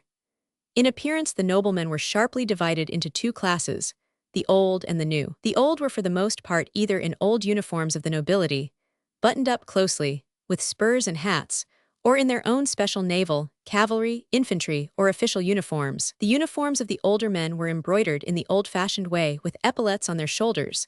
They were unmistakably tight and short in the waist, as though their wearers had grown out of them. The younger men wore the uniform of the nobility with long waists and broad shoulders, unbuttoned over white waistcoats, or uniforms with black collars, and with the embroidered badges of justices of the peace. To the younger men belonged the court uniforms that here and there brightened up the crowd. But the division into young and old did not correspond with the division of parties. Some of the young men, as Levin observed, belonged to the old party, and some of the very oldest noblemen, on the contrary, were whispering with Vyazhsky and were evidently ardent partisans of the new party. Levin stood in the smaller room, where they were smoking and taking light refreshments, close to his own friends, and listening to what they were saying. He conscientiously exerted all his intelligence trying to understand what was said. Sergei Ivanovitch was the center round which the others grouped themselves. He was listening at that moment to Vyazhsky and Leostov, the marshal of another district, who belonged to their party. Leostov would not agree to go with his district to ask Snetkov to stand, while Vyazhsky was persuading him to do so, and Sergei Ivanovitch was approving of the plan. Levin could not make out why the opposition was to ask the marshal to stand whom they wanted to supersede. Stepan Arkadyevitch, who had just been drinking and taking some lunch, came up to them in his uniform of a gentleman of the bedchamber, wiping his lips with a perfumed handkerchief of bordered batiste. "We are placing our forces," he said, pulling out his whiskers, Sergei Ivanovitch. And listening to the conversation, he supported Vyazhsky's contention. "One district is enough, and Vyazhsky's obviously of the opposition," he said, words evidently intelligible to all except Levin. "Why, Kostya, you here too? I suppose you're converted, eh?" he added, turning to Levin and drawing his arm through his. Levin would have been glad indeed to be converted, but could not make out what the point was, and retreating a few steps from the speakers, he explained to Stepan Arkadyevitch his inability to understand why the marshal of the province should be asked to stand. "O sancta simplicitas," said Stepan Arkadyevitch, and briefly and clearly he explained it to Levin. If, as at previous elections, all the districts asked the marshal of the province to stand, then he would be elected without a ballot. That must not be. Now 8 districts had agreed to call upon him. If 2 refused to do so, Snetkov might decline to stand at all, and then the old party might choose another of their party, which would throw them completely out in their reckoning. But if only one district, Vyazhsky, did not call upon him to stand, Snetkov would let himself be balloted for. They were even, some of them, going to vote for him, and purposely to let him get a good many votes, so that the enemy might be thrown off the scent, and when a candidate of the other side was put up, they too might give him some votes. Levin understood to some extent, but not fully, and would have put a few more questions, when suddenly everyone began talking and making a noise, and they moved towards the big room. "What is it, whom? No guarantee who's what, they won't pass him, no guarantee, they won't let Flerov in, because of the charge against him. Why, at this rate, they won't admit anyone. It's a swindle, the law." Levin heard exclamations on all sides, and he moved into the big room together with the others, all hurrying somewhere and afraid of missing something. Squeezed by the crowding noblemen, he drew near the high table where the marshal of the province, Vyazhsky, and the other leaders were hotly disputing about something. Chapter 28. Levin was standing rather far off, a nobleman breathing heavily and hoarsely at his side, and another whose thick boots were creaking prevented him from hearing distinctly. He could only hear the soft voice of the marshal faintly, then the shrill voice of the malignant gentleman, and then the voice of Svyazhsky. They were disputing, as far as he could make out, as to the interpretation to be put on the act and the exact meaning of the words, liable to be called up for trial. The crowd parted to make way for Sergei Ivanovich approaching the table. Sergei Ivanovich, waiting till the malignant gentleman had finished speaking, said that he thought the best solution would be to refer to the act itself and ask the secretary to find the act. The act said that in case of difference of opinion, there must be a ballot. Sergei Ivanovich read the act and began to explain its meaning, but at that point a tall, stout, round-shouldered landowner, with dyed whiskers, in a tight uniform that cut the back of his neck, interrupted him. He went up to the table, and striking it with his finger ring, he shouted loudly, "A ballot, put it to the vote, no need for more talking." Then several voices began to talk all at once, and the tall nobleman with the ring, getting more and more exasperated, shouted more and more loudly, but it was impossible to make out what he said. He was shouting for the very course Sergei Ivanovich had proposed, but it was evident that he hated him and all his party, and this feeling of hatred spread through the whole party and roused in opposition to it the same vindictiveness, though in a more seemly form, on the other side. Shouts were raised, and for a moment all was confusion, so that the marshal of the province had to call for order. A ballot, every nobleman sees it, we shed our blood for our country, the confidence of the monarch, no checking the accounts of the marshal, he's not a cashier, but that's not the point. Votes, please, beastly, shouted furious and violent voices on all sides. Looks and faces were even more violent and furious than their words. They expressed the most implacable hatred. Levin did not in the least understand what was the matter, and he marveled at the passion with which it was disputed, whether or not the decision about Flerov should be put to the vote. He forgot, as Sergei Ivanovich explained to him afterwards, this syllogism, that it was necessary for the public good to get rid of the marshal of the province, that to get rid of the marshal, it was necessary to have a majority of votes, that to get a majority of votes, it was necessary to secure Flerov's right to vote, that to secure the recognition of Flerov's right to vote, they must decide on the interpretation to be put on the act. And one vote may decide the whole question, and one must be serious and consecutive if one wants to be of use in public life, concluded Sergei Ivanovich. But Levin forgot all that, and it was painful to him to see all these excellent persons, for whom he had a respect, in such an unpleasant and vicious state of excitement. To escape from this painful feeling, he went away into the other room where there was nobody except the waiters at the refreshment bar. Seeing the waiters busy over washing up the crockery and setting in order their plates and wine glasses, seeing their calm and cheerful faces, Levin felt an unexpected sense of relief, as though he had come out of a stuffy room into the fresh air. He began walking up and down, looking with pleasure at the waiters. He particularly liked the way one gray-whiskered waiter, who showed his scorn for the other younger ones and was jeered at by them, was teaching them how to fold up napkins properly. Levin was just about to enter into conversation with the old waiter, when the secretary of the court of wardship, a little old man whose specialty it was to know all the noblemen of the province by name and patronymic, drew him away. "Please come, Konstantin Dmitrievich," he said, "your brother is looking for you. They are voting on the legal point." Levin walked into the room, received a white ball, and followed his brother, Sergei Ivanovich, to the table where Svyazhsky was standing with a significant and ironical face, holding his beard in his fist and sniffing at it. Sergei Ivanovich put his hand into the box, put the ball somewhere, and making room for Levin, stopped. Levin advanced, but utterly forgetting what he was to do and much embarrassed, he turned to Sergei Ivanovich with the question, "Where am I to put it?" He asked this softly, at a moment when there was talking going on near, so that he had hoped his question would not be overheard. But the person speaking paused, and his improper question was overheard. Sergei Ivanovich frowned. "That is a matter for each man's own decision," he said severely. Several people smiled. Levin crimsoned, hurriedly thrust his hand under the cloth, and put the ball to the right as it was in his right hand. Having put it in, he recollected that he ought to have thrust his left hand too, and so he thrust it in though too late, and still more overcome with confusion, he beat a hasty retreat into the background. 126 for admission, 98 against. sang out the voice of the secretary, who could not pronounce the letter R. Then there was a laugh. A button and 2 nuts were found in the box. The nobleman was allowed the right to vote, and the new party had conquered. But the old party did not consider themselves conquered. Levin heard that they were asking Snetkov to stand, and he saw that a crowd of noblemen was surrounding the marshal, who was saying something. Levin went nearer.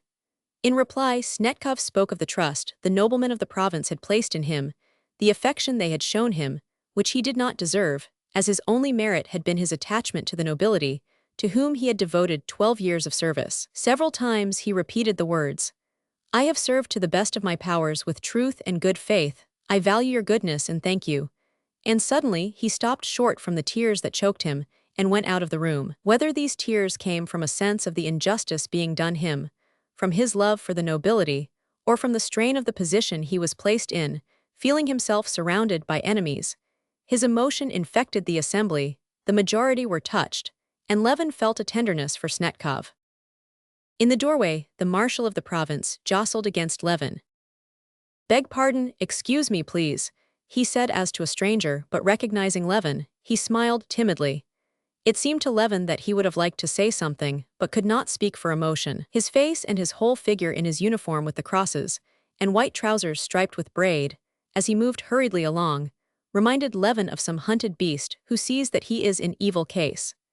This expression in the marshal's face was particularly touching to Levin, because only the day before he had been at his house about his trustee business, and had seen him in all his grandeur, a kind-hearted, fatherly man. The big house with the old family furniture, the rather dirty, far from stylish but respectful footmen, unmistakably old house serfs who had stuck to their master, the stout, good-natured wife in a cap with lace and a Turkish shawl, petting her pretty grandchild, her daughter's daughter, the young son, a sixth-form high school boy coming home from school and greeting his father, kissing his big hand, the genuine, cordial words and gestures of the old man, all this had the day before roused an instinctive feeling of respect and sympathy in Levin.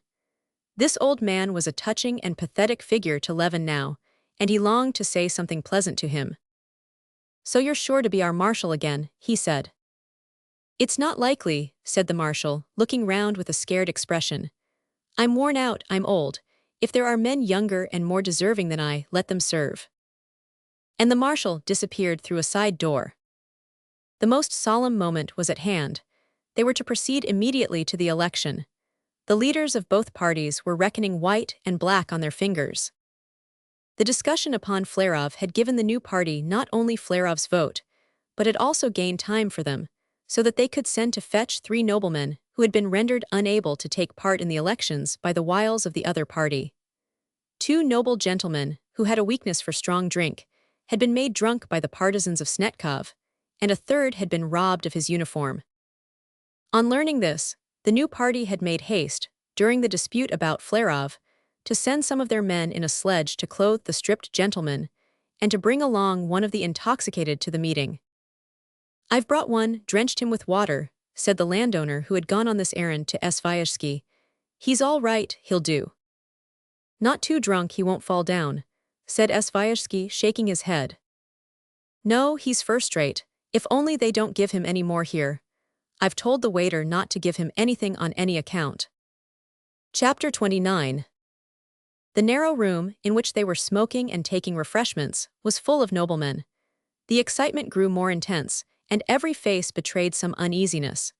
The excitement was specially keen for the leaders of each party, who knew every detail and had reckoned up every vote.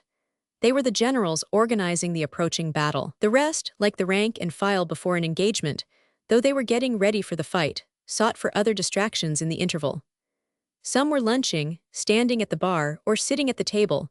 Others were walking up and down the long room, smoking cigarettes, and talking with friends whom they had not seen for a long while. Levin did not care to eat, and he was not smoking. He did not want to join his own friends, that is Sergei Ivanovich, Stepan Arkadyevich, Svyazhsky and the rest, because Vronsky in his equerry's uniform was standing with them in eager conversation. Levin had seen him already at the meeting on the previous day, and he had studiously avoided him, not caring to greet him. He went to the window and sat down, scanning the groups and listening to what was being said around him. He felt depressed, especially because everyone else was, as he saw, eager, anxious, and interested, and he alone, with an old, toothless little man with mumbling lips wearing a naval uniform sitting beside him, had no interest in it and nothing to do. He's such a blackguard, I have told him so, but it makes no difference. Only think of it, he couldn't collect it in 3 years. He heard vigorously uttered by a round-shouldered, short, country gentleman who had pomaded hair hanging on his embroidered collar and new boots obviously put on for the occasion, with heels that tapped energetically as he spoke. Casting a displeased glance at Levin, this gentleman sharply turned his back. Yes, it's a dirty business, there's no denying. A small gentleman assented in a high voice. Next, a whole crowd of country gentlemen, surrounding a stout general, hurriedly came near Levin. These persons were unmistakably seeking a place where they could talk without being overheard. How dare he say I had his breeches stolen? Pawn them for drink, I expect. Damn the fellow, prince indeed, he'd better not say it, the beast. But excuse me, they take their stand on the act, was being said in another group. The wife must be registered as noble. Oh, damn your acts, I speak from my heart. We're all gentlemen, aren't we, above suspicion. Shall we go on, your excellency, fine champagne? Another group was following a nobleman, who was shouting something in a loud voice. It was one of the 3 intoxicated gentlemen.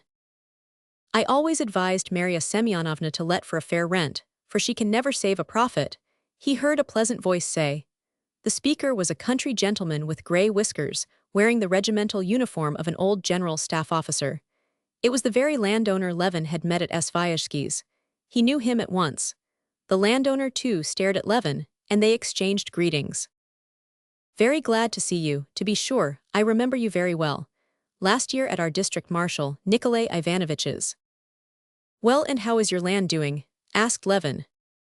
Oh, still just the same, always at a loss. The landowner answered with a resigned smile, but with an expression of serenity and conviction that so it must be. And how do you come to be in our province? He asked. Come to take part in our coup d'état? He said, confidently pronouncing the French words with a bad accent. All Russia's here, gentlemen of the bedchamber, and everything short of the ministry. He pointed to the imposing figure of Stepan Arkadyevitch in white trousers and his court uniform, walking by with a general.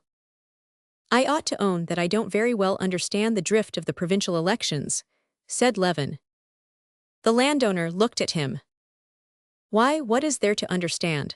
There's no meaning in it at all. It's a decaying institution that goes on running only by the force of inertia. Just look, the very uniforms tell you that it's an assembly of justices of the peace, permanent members of the court, and so on, but not of noblemen. Then why do you come? Asked Levin. From habit, nothing else. Then too, one must keep up connections, it's a moral obligation of a sort. And then, to tell the truth, there's one's own interests. My son-in-law wants to stand as a permanent member, they're not rich people, and he must be brought forward. These gentlemen now, what do they come for? He said, pointing to the malignant gentleman who was talking at the high table. That's the new generation of nobility. New it may be, but nobility it is. They're proprietors of a sort, but we're the landowners. As noblemen, they're cutting their own throats. But you say it's an institution that served its time. That it may be, but still it ought to be treated a little more respectfully. Snetkov now, we may be of use, or we may not, but we're the growth of 1,000 years. If we're laying out a garden, planting one before the house, you know, and there you've a tree that stood for centuries in the very spot. Old and gnarled it may be, and yet you don't cut down the old fellow to make room for the flower beds, but lay out your beds so as to take advantage of the tree. You won't grow him again in a year, he said cautiously, and he immediately changed the conversation. Well, and how is your land doing?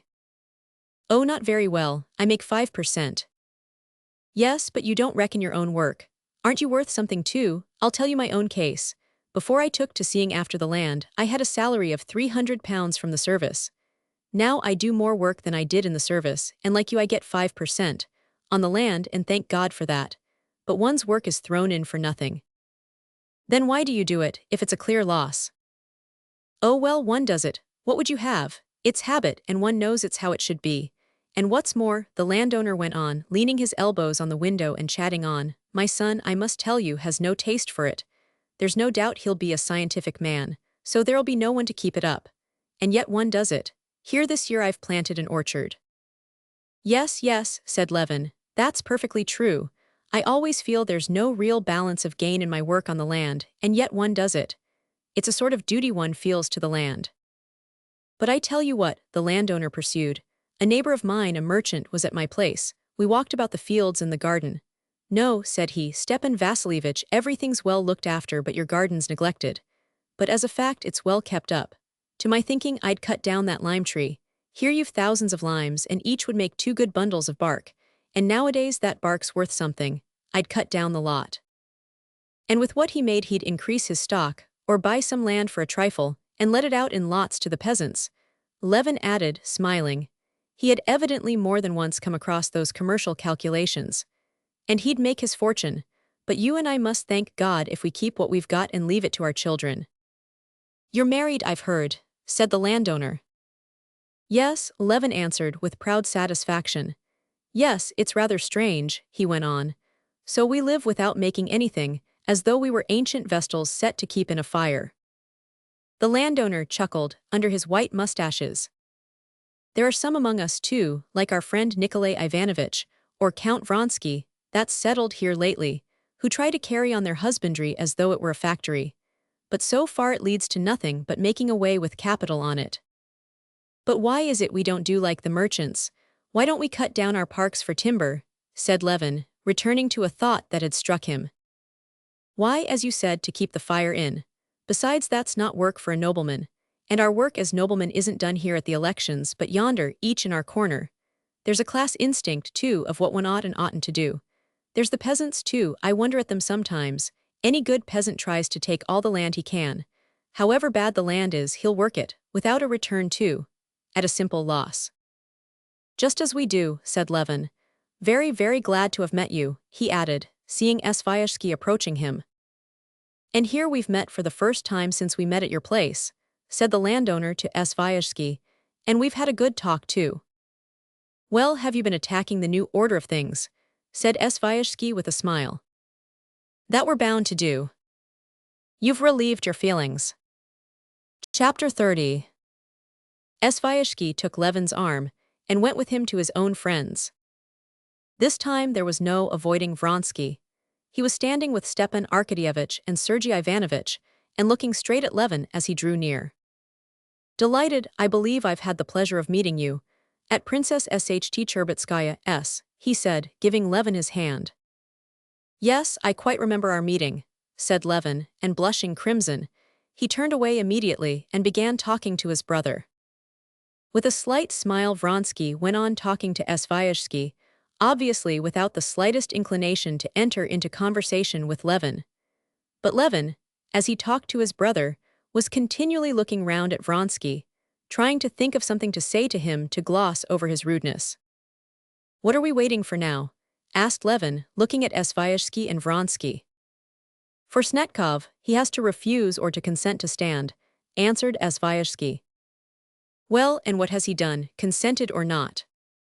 That's the point, that he's done neither, said Vronsky. And if he refuses, who will stand then?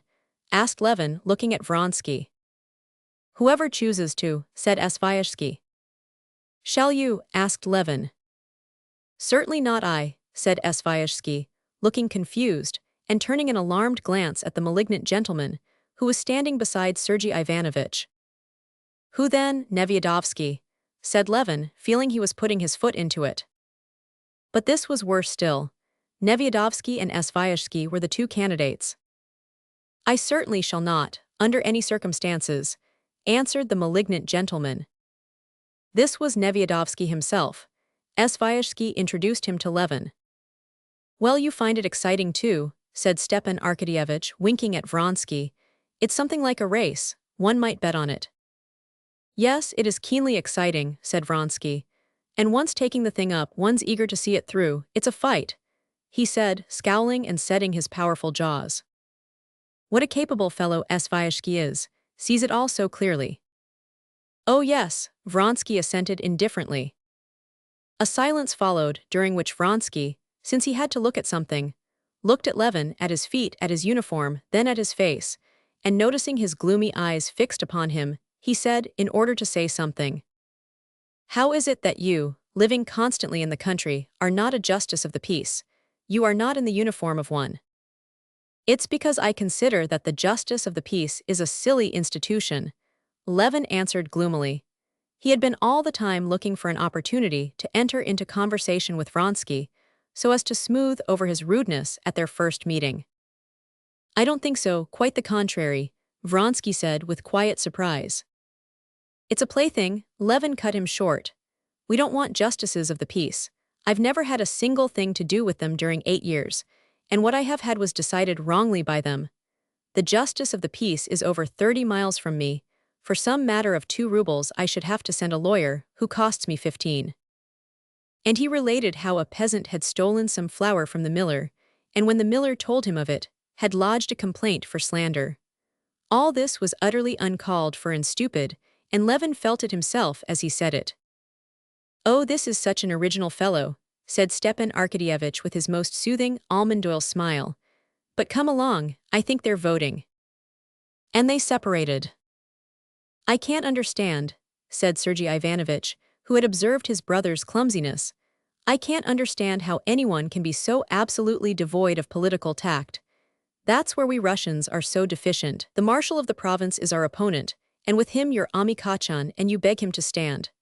Count Vronsky now. I'm not making a friend of him, he's asked me to dinner and I'm not going, but he's one of our side, why make an enemy of him? Then you ask Nevyadovsky if he's going to stand. That's not a thing to do." "Oh, I don't understand it at all, and it's all such nonsense," Levin answered gloomily. "You say it's all such nonsense, but as soon as you have anything to do with it, you make a muddle." Levin did not answer, and they walked together into the big room. The marshal of the province, though he was vaguely conscious in the air of some trap being prepared for him, and though he had not been called upon by all to stand, had still made up his mind to stand. All was silence in the room. The secretary announced in a loud voice that the captain of the guards, Mihail Stepanovich Snetkov, would now be balloted for as marshal of the province. The district marshals walked carrying plates, on which were balls, from their tables to the high table, and the election began. "Put it in the right side," whispered Stepan Arkadyevitch, as with his brother Levin followed the marshal of his district to the table. But Levin had forgotten by now the calculations that had been explained to him, and was afraid Stepan Arkadyevitch might be mistaken in saying the right side. Surely Snetkov was the enemy. As he went up, he held the ball in his right hand, but thinking he was wrong, just at the box he changed to the left hand, and undoubtedly put the ball to the left. An adept in the business, standing at the box and seeing by the mere action of the elbow where each put his ball, scowled with annoyance. It was no good for him to use his insight. Everything was still, and the counting of the balls was heard. Then a single voice rose and proclaimed the numbers for and against. The marshal had been voted for by a considerable majority. All was noise and eager movement towards the doors. Snetkov came in, and the nobles thronged round him, congratulating him. "Well, now is it over?" Levin asked Sergei Ivanovitch. "It's only just beginning," Svyazhsky said, replying for Sergei Ivanovitch with a smile. "Some other candidate may receive more votes than the marshal." Levin had quite forgotten about that. Now he could only remember that there was some sort of trickery in it, but he was too bored to think what it was exactly. He felt depressed, and longed to get out of the crowd. As no one was paying any attention to him, and no one apparently needed him, he quietly slipped away into the little room where the refreshments were, and again had a great sense of comfort when he saw the waiters. The little old waiter pressed him to have something, and Levin agreed. After eating a cutlet with beans, and talking to the waiters of their former masters, Levin, not wishing to go back to the hall, where it was all so distasteful to him, proceeded to walk through the galleries. The galleries were full of fashionably dressed ladies, leaning over the balustrade and trying not to lose a single word of what was being said below. With the ladies were sitting and standing smart lawyers, high school teachers in spectacles and officers. Everywhere they were talking of the election, and of how worried the marshal was, and how splendid the discussions had been. In one group Levin heard his brother's praises. One lady was telling a lawyer, "How glad I am I heard Kosnyshev. It's worth losing one's dinner. He's exquisite, so clear and distinct all of it. There's not one of you in the law courts that speaks like that. The only one is Madel, and he's not so eloquent by a long way." Finding a free place, Levin leaned over the balustrade and began looking and listening. All the noblemen were sitting railed off behind barriers according to their districts. In the middle of the room stood a man in a uniform, who shouted in a loud, high voice. As a candidate for the marshalship of the nobility of the province, we call upon Staff Captain Yevgeny Ivanovich Aputin. A dead silence followed, and then a weak-old voice was heard. Declined. We call upon the Privy Councillor Pyotr Petrovich Ball. The voice began again. Declined, a high boyish voice replied. Again it began, and again declined. And so it went on for about an hour. Levin, with his elbows on the balustrade, looked and listened.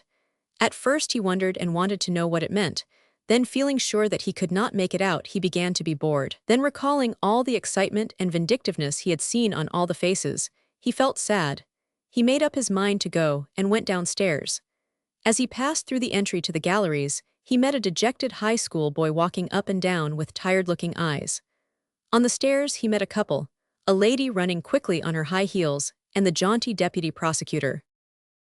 "I told you weren't late," the deputy prosecutor was saying at the moment when Levin moved aside to let the lady pass.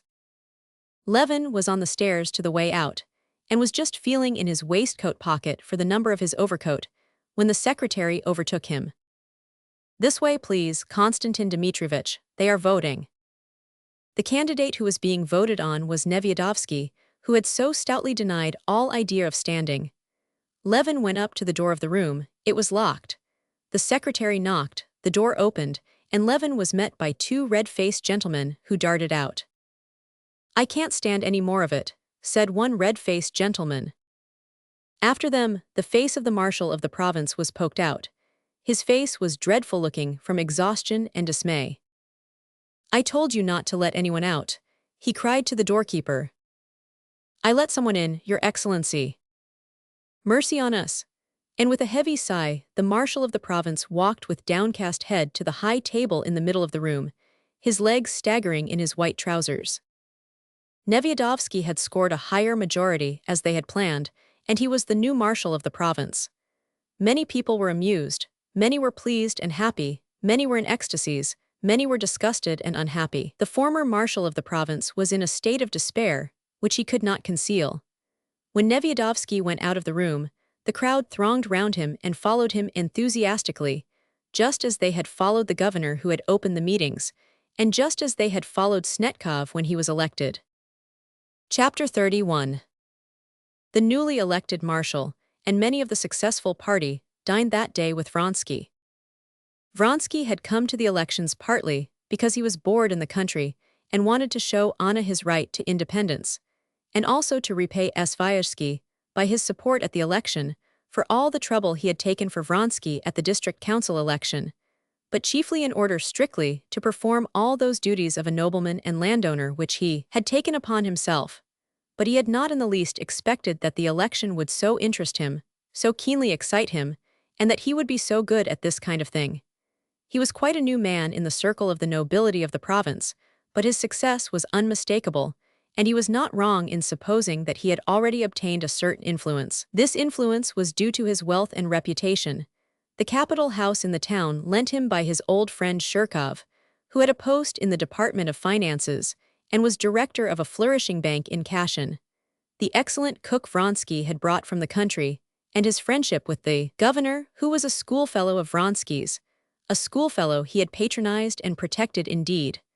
But what contributed more than all to his success was his direct, equable manner with everyone, which very quickly made the majority of the noblemen reverse the current opinion of his supposed haughtiness. He was himself conscious that, except that whimsical gentleman married to Kitty Sht Cherbetskaya, who had apropos de bots poured out a stream of irrelevant absurdities with such spiteful fury, every nobleman with whom he had made acquaintance had become his adherent. He saw clearly, and other people recognized it, too, that he had done a great deal to secure the success of Nevyedovsky. And now, at his own table, celebrating Nevyedovsky's election, he was experiencing an agreeable sense of triumph over the success of his candidate.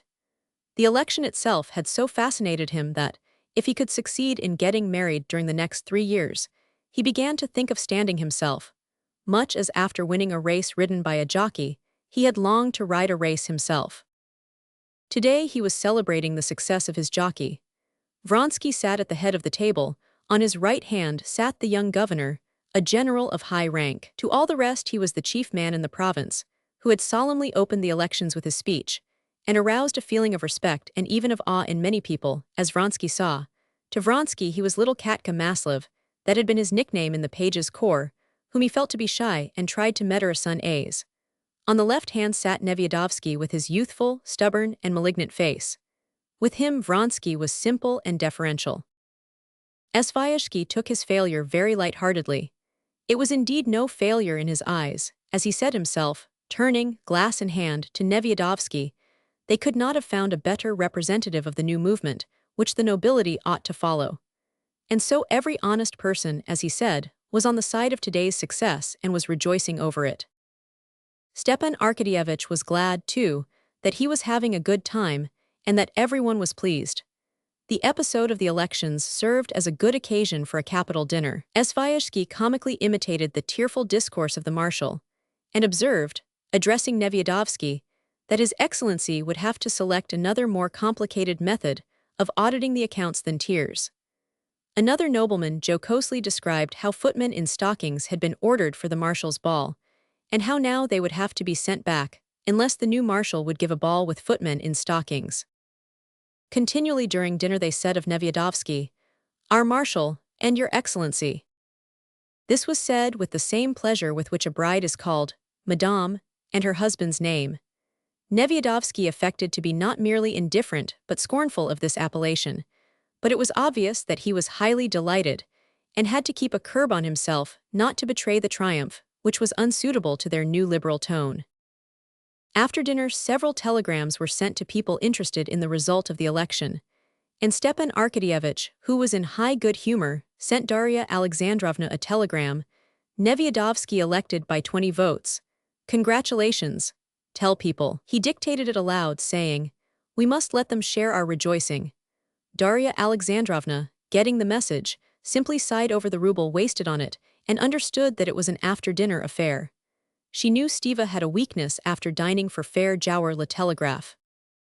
Everything, together with the excellent dinner and the wine, not from Russian merchants but imported direct from abroad, was extremely dignified, simple, and enjoyable. The party, some 20, had been selected by Svyazhsky from among the more active new liberals, all of the same way of thinking, who were at the same time clever and well-bred. They drank, also half in jest, to the health of the new marshal of the province, of the governor, of the bank director, and of our amiable host. Vronsky was satisfied. He had never expected to find so pleasant a tone in the provinces. Towards the end of dinner it was still more lively. The governor asked Vronsky to come to a concert for the benefit of the Servians which his wife, who was anxious to make his acquaintance, had been getting up. "There'll be a ball, and you'll see the belle of the province. Worth seeing, really." "Not in my line," Vronsky answered. He liked that English phrase, but he smiled and promised to come. Before they rose from the table, when all of them were smoking, Vronsky's valet went up to him with a letter on a tray. "From Vozdvizhensko by special messenger," he said with a significant expression. "Astonishing, how like he is to the deputy prosecutor Sventitsky," said one of the guests in French of the valet, while Vronsky, frowning, read the letter. The letter was from Anna. Before he read the letter, he knew its contents. Expecting the elections to be over in 5 days, he had promised to be back on Friday. Today was Saturday, and he knew that the letter contained reproaches for not being back at the time fixed. The letter he had sent the previous evening had probably not reached her yet. The letter was what he had expected, but the form of it was unexpected and particularly disagreeable to him. "Annie is very ill, the doctor says it may be inflammation. I am losing my head all alone. Princess Varvara is no help but a hindrance. I expected you the day before yesterday, and now I am sending to find out where you are and what you are doing. I wanted to come myself, but thought better of it, knowing you would dislike it. Send some answer, that I may know what to do." The child ill, yet she had thought of coming herself. Their daughter ill, and this hostile tone. The innocent festivities over the election, and this gloomy, burdensome love to which he had to return struck Vronsky by their contrast. But he had to go, and by the first train that night he set off home. Chapter 32.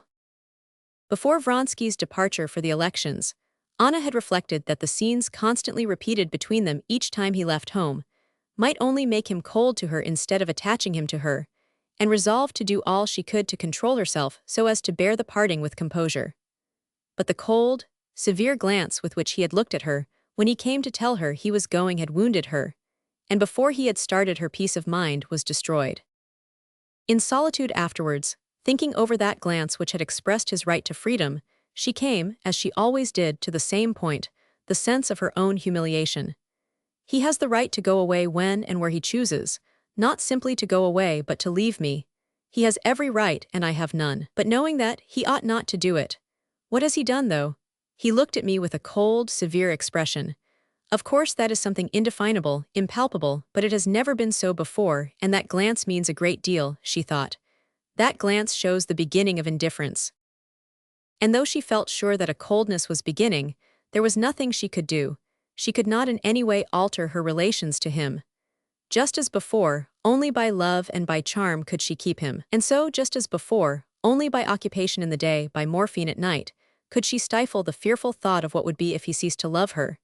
It is true there was still one means, not to keep him, for that she wanted nothing more than his love, but to be nearer to him, to be in such a position that he would not leave her. That means was divorce and marriage. And she began to long for that, and made up her mind to agree to it the first time he or Stiva approached her on the subject. Absorbed in such thoughts, she passed 5 days without him, the 5 days that he was to be at the elections. Walks, conversation with Princess Varvara, visits to the hospital, and most of all, reading of one book after another, filled up her time. But on the 6th day, when the coachman came back without him, she felt that now she was utterly incapable of stifling the thought of him and of what he was doing there. Just at that time her little girl was taken ill. Anna began to look after her, but even that did not distract her mind, especially as the illness was not serious. However hard she tried, she could not love this little child, and to feign love was beyond her powers. Towards the evening of that day, still alone, Anna was in such a panic about him that she decided to start for the town, but on second thoughts wrote him the contradictory letter that Vronsky received, and without reading it through, sent it off by a special messenger. The next morning she received his letter and regretted her own. She dreaded a repetition of the severe look he had flung at her at parting, especially when he knew that the baby was not dangerously ill. But still she was glad she had written to him. At this moment Anna was positively admitting to herself that she was a burden to him, that he would relinquish his freedom regretfully to return to her, and in spite of that she was glad he was coming. Let him weary of her, but he would be here with her, so that she would see him, would know of every action he took. She was sitting in the drawing-room near a lamp, with a new volume of Taine, and as she read, listening to the sound of the wind outside, and every minute expecting the carriage to arrive. Several times she had fancied she heard the sound of wheels, but she had been mistaken. At last she heard not the sound of wheels, but the coachman's shout and the dull rumble in the covered entry. Even Princess Varvara, playing patience, confirmed this, and Anna, flushing hotly, got up. But instead of going down, as she had done twice before, she stood still. She suddenly felt ashamed of her duplicity, but even more she dreaded how he might meet her. All feeling of wounded pride had passed now. She was only afraid of the expression of his displeasure. She remembered that her child had been perfectly well again for the last 2 days. She felt positively vexed with her for getting better from the very moment her letter was sent off. Then she thought of him, that he was here, all of him, with his hands, his eyes. She heard his voice. And forgetting everything, she ran joyfully to meet him. "Well, how is Annie?" he said timidly from below, looking up to Anna as she ran down to him. He was sitting on a chair, and a footman was pulling off his warm overboot. "Oh, she is better." "And you," he said, shaking himself. She took his hand in both of hers, and drew it to her waist, never taking her eyes off him. "Well, I'm glad," he said, coldly scanning her hair, her dress, which he knew she had put on for him. All was charming, but how many times it had charmed him. And the stern, stony expression that she so dreaded settled upon his face. "Well, I'm glad, and are you well?" he said, wiping his damp beard with his handkerchief and kissing her hand. "Never mind," she thought. "Only let him be here, and so long as he's here he dare not cease to love me." The evening was spent happily and gaily, in the presence of Princess Varvara, who complained to him that Anna had been taking morphine in his absence. What am I to do? I couldn't sleep. My thoughts prevented me. When he's here I never take it, hardly ever. He told her about the election, and Anna knew how by adroit questions to bring him to what gave him most pleasure, his own success. She told him of everything that interested him at home, and all that she told him was of the most cheerful description. But late in the evening, when they were alone, Anna, seeing that she had regained complete possession of him, wanted to erase the painful impression of the glance he had given her for her letter. She said, "Tell me frankly, you were vexed at getting my letter, and you didn't believe me." As soon as she had said it, she felt that however warm his feelings were to her, he had not forgiven her for that. "Yes," he said, "the letter was so strange. First Annie ill, and then you thought of coming yourself. It was all the truth." "Oh, I don't doubt it." "Yes, you do doubt it. You are vexed, I see." "Not for one moment. I'm only vexed, that's true, that you seem somehow unwilling to admit that there are duties. The duty of going to a concert." "But we won't talk about it," he said. "Why not talk about it?" she said. "I only meant to say that matters of real importance may turn up. Now, for instance, I shall have to go to Moscow to arrange about the house. Oh, Anna, why are you so irritable? Don't you know that I can't live without you?" "If so," said Anna, her voice suddenly changing, "it means that you are sick of this life. Yes, you will come for a day and go away, as men do." "Anna, that's cruel. I am ready to give up my whole life." But she did not hear him. "If you go to Moscow, I will go too. I will not stay here. Either we must separate or else live together." "Why, you know that's my one desire, but for that. We must get a divorce. I will write to him. I see I cannot go on like this, but I will come with you to Moscow." "You talk as if you were threatening me, but I desire nothing so much as never to be parted from you," said Vronsky, smiling. But as he said these words, there gleamed in his eyes not merely a cold look, but the vindictive look of a man persecuted and made cruel. She saw the look, and correctly divined its meaning. If so, it's a calamity, that glance told her. It was a moment's impression, but she never forgot it. Anna wrote to her husband asking him about a divorce, and towards the end of November, taking leave of Princess Varvara, who wanted to go to Petersburg, she went with Vronsky to Moscow, expecting every day an answer from Alexei Alexandrovich, and after that the divorce. They now established themselves together like married people. Part 7. Chapter 1. The Levins had been 3 months in Moscow. The date had long passed on which, according to the most trustworthy calculations of people learned in such matters, Kitty should have been confined, but she was still about, and there was nothing to show that her time was any nearer than 2 months ago.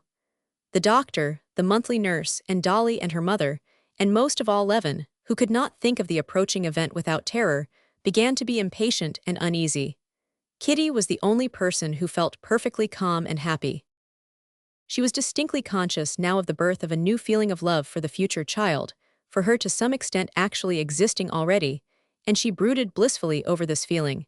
He was not by now altogether a part of herself, but sometimes lived his own life independently of her. Often this separate being gave her pain, but at the same time she wanted to laugh with a strange new joy. All the people she loved were with her, and all were so good to her, so attentively caring for her, so entirely pleasant was everything presented to her, that if she had not known and felt that it must all soon be over, she could not have wished for a better and pleasanter life. The only thing that spoiled the charm of this manner of life was that her husband was not here as she loved him to be, and as he was in the country. She liked his serene, friendly, and hospitable manner in the country. In the town he seemed continually uneasy and on his guard, as though he were afraid someone would be rude to him, and still more to her. At home in the country, knowing himself distinctly to be in his right place, he was never in haste to be off elsewhere. He was never unoccupied. Here in town he was in a continual hurry, as though afraid of missing something, and yet he had nothing to do. And she felt sorry for him. To others, she knew, he did not appear an object of pity. On the contrary, when Kitty looked at him in society, as one sometimes looks at those one loves, trying to see him as if he were a stranger, so as to catch the impression he must make on others, she saw with a panic even of jealous fear that he was far indeed from being a pitiable figure, that he was very attractive with his fine breeding, his rather old-fashioned, reserved courtesy with women, his powerful figure, and striking, as she thought, and expressive face. But she saw him not from without, but from within. She saw that here he was not himself. That was the only way she could define his condition to herself. Sometimes she inwardly reproached him for his inability to live in the town. Sometimes she recognized that it was really hard for him to order his life here so that he could be satisfied with it. What had he to do, indeed? He did not care for cards, he did not go to a club. Spending the time with jovial gentlemen of Oblonsky's type, she knew now what that meant. It meant drinking and going somewhere after drinking. She could not think without horror of where men went on such occasions. Was he to go into society?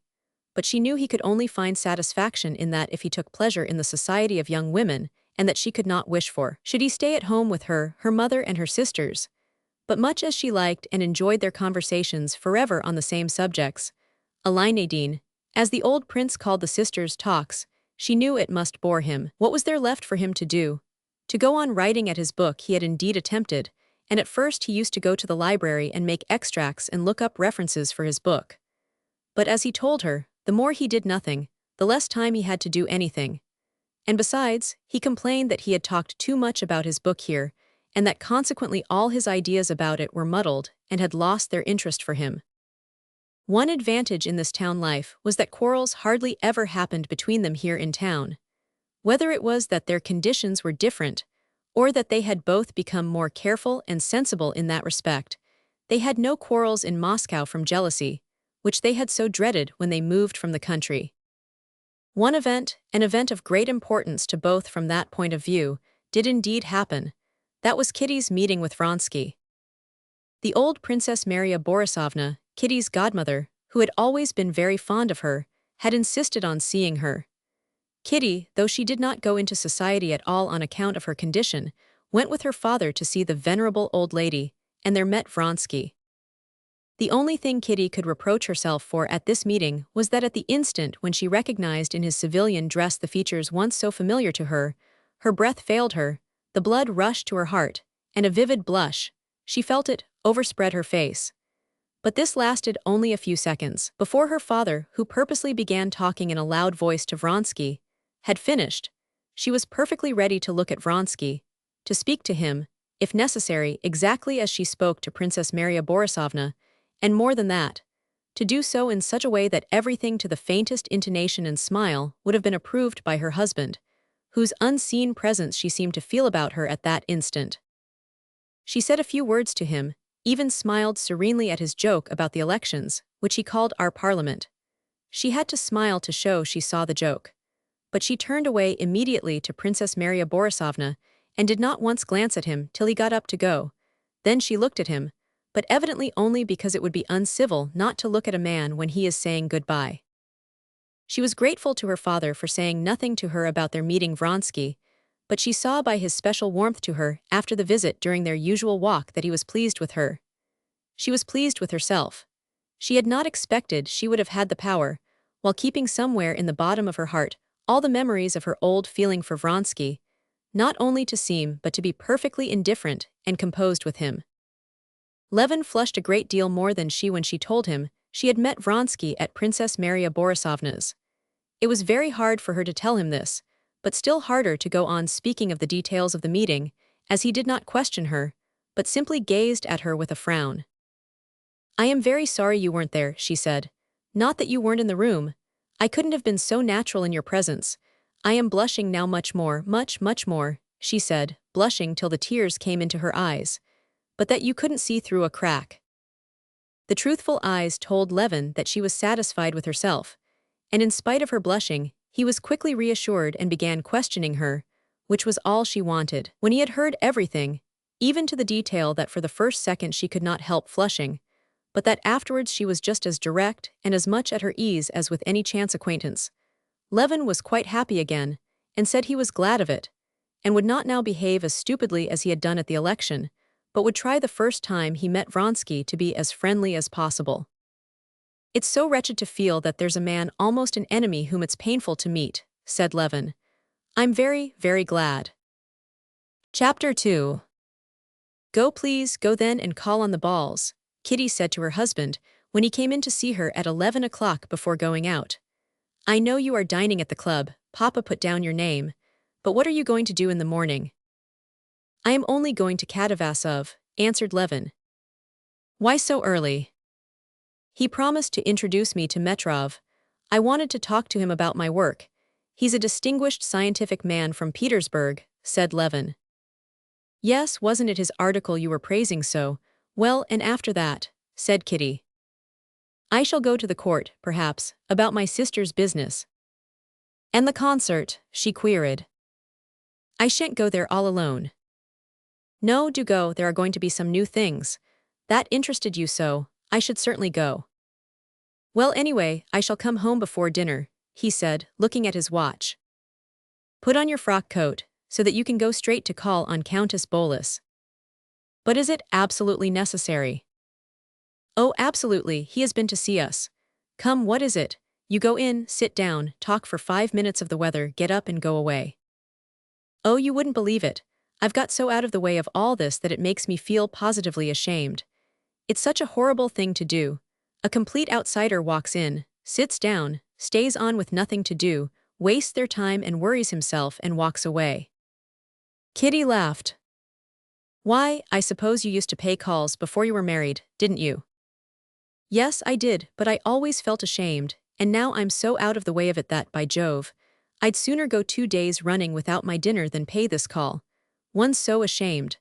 I feel all the while that they're annoyed, that they're saying, what has he come for? No, they won't. I'll answer for that, said Kitty, looking into his face with a laugh. She took his hand. Well, goodbye, do go please. He was just going out after kissing his wife's hand, when she stopped him. Kostya, do you know I've only 50 rubles left? Oh, all right, I'll go to the bank and get some. How much? He said, with the expression of dissatisfaction she knew so well. No, wait a minute. She held his hand. Let's talk about it, it worries me. I seem to spend nothing unnecessary, but money seems to fly away simply. We don't manage well somehow. Oh, it's all right, he said with a little cough, looking at her from under his brows. That cough she knew well. It was a sign of intense dissatisfaction, not with her but with himself. He certainly was displeased not at so much money being spent, but at being reminded of what he, knowing something was unsatisfactory, wanted to forget. I have told Sokolov to sell the wheat, and to borrow in advance on the mill. We shall have money enough in any case. Yes, but I'm afraid that altogether. Oh, it's all right, he repeated. Well, goodbye, darling. No, I'm really sorry sometimes that I listened to Mama. How nice it would have been in the country. As it is, I'm worrying you all, and we're wasting our money. Not at all, not at all. Not once since I've been married have I said that things could have been better than they are. Truly, she said, looking into his eyes. He had said it without thinking, simply to console her. But when he glanced at her and saw those sweet, truthful eyes fastened questioningly on him, he repeated it with his whole heart. I was positively forgetting her, he thought, and he remembered what was before them so soon to come. Will it be soon? How do you feel? He whispered, taking her 2 hands. I have so often thought so, that now I don't think about it or know anything about it. And you're not frightened? She smiled contemptuously. Not the least little bit, she said. Well, if anything happens, I shall be at Katavasov's. No, nothing will happen, and don't think about it. I'm going for a walk on the boulevard with Papa. We're going to see Dolly. I shall expect you before dinner. Oh yes, do you know that Dolly's position is becoming utterly impossible? She's in debt all round, she hasn't a penny. We were talking yesterday with Mama and Arseny, this was her sister's husband Lvov, and we determined to send you with him to talk to Stiva. It's really unbearable. One can't speak to Papa about it. But if you and he... Why, what can we do? Said Levin. You'll be at Arseny's anyway, talk to him, he will tell what we decided. Oh, I agree to everything Arseny thinks beforehand. I'll go and see him. By the way, if I do go to the concert, I'll go with Natalia. Well, goodbye. On the steps, Levin was stopped by his old servant Kuzma, who had been with him before his marriage, and now looked after their household in town. Beauty, that was the left shaft horse brought up from the country, has been badly shod and is quite lame, he said. What does your honor wish to be done? During the first part of their stay in Moscow, Levin had used his own horses brought up from the country. He had tried to arrange this part of their expenses in the best and cheapest way possible. But it appeared that their own horses came dearer than hired horses, and they still hired too. "Send for the veterinary, there may be a bruise." "And for Katerina Alexandrovna?" asked Kuzma. Levin was not by now struck, as he had been at first, by the fact that to get from one end of Moscow to the other, he had to have two powerful horses put into a heavy carriage, to take the carriage 3 miles through the snowy slush, and to keep it standing there 4 hours, paying 5 rubles every time. Now it seemed quite natural. "Hire a pair for our carriage from the jobmaster," said he. "Yes, sir." And so, simply and easily, thanks to the facilities of town life, Levin settled a question which in the country would have called for so much personal trouble and exertion, and going out onto the steps, he called a sledge, sat down, and drove to Nikitsky. On the way he thought no more of money, but mused on the introduction that awaited him to the Petersburg savant, a writer on sociology, and what he would say to him about his book.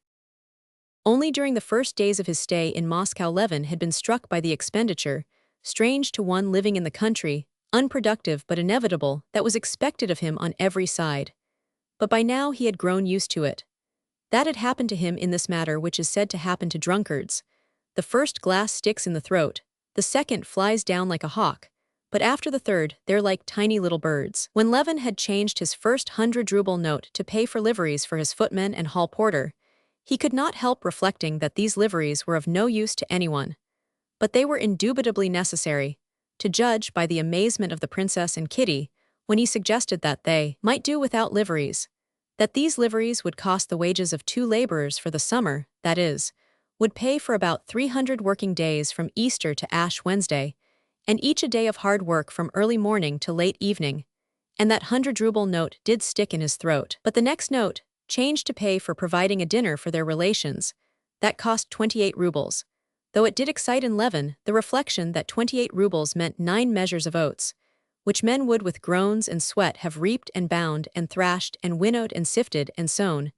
This next one he parted with more easily, and now the notes he changed no longer aroused such reflections, and they flew off like little birds.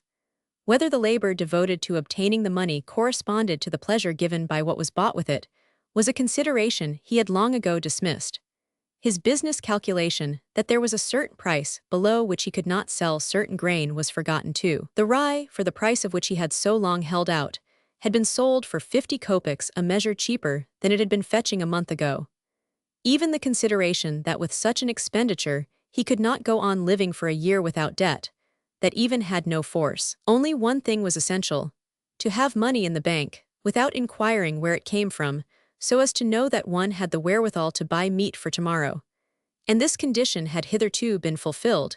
He had always had the money in the bank, but now the money in the bank had gone, and he could not quite tell where to get the next installment. And this it was which, at the moment when Kitty had mentioned money, had disturbed him, but he had no time to think about it. He drove off, thinking of Katavasov and the meeting with Metrov that was before him. Chapter 3. Levin had on this visit to town seen a great deal of his old friend at the university, Professor Katavasov, whom he had not seen since his marriage.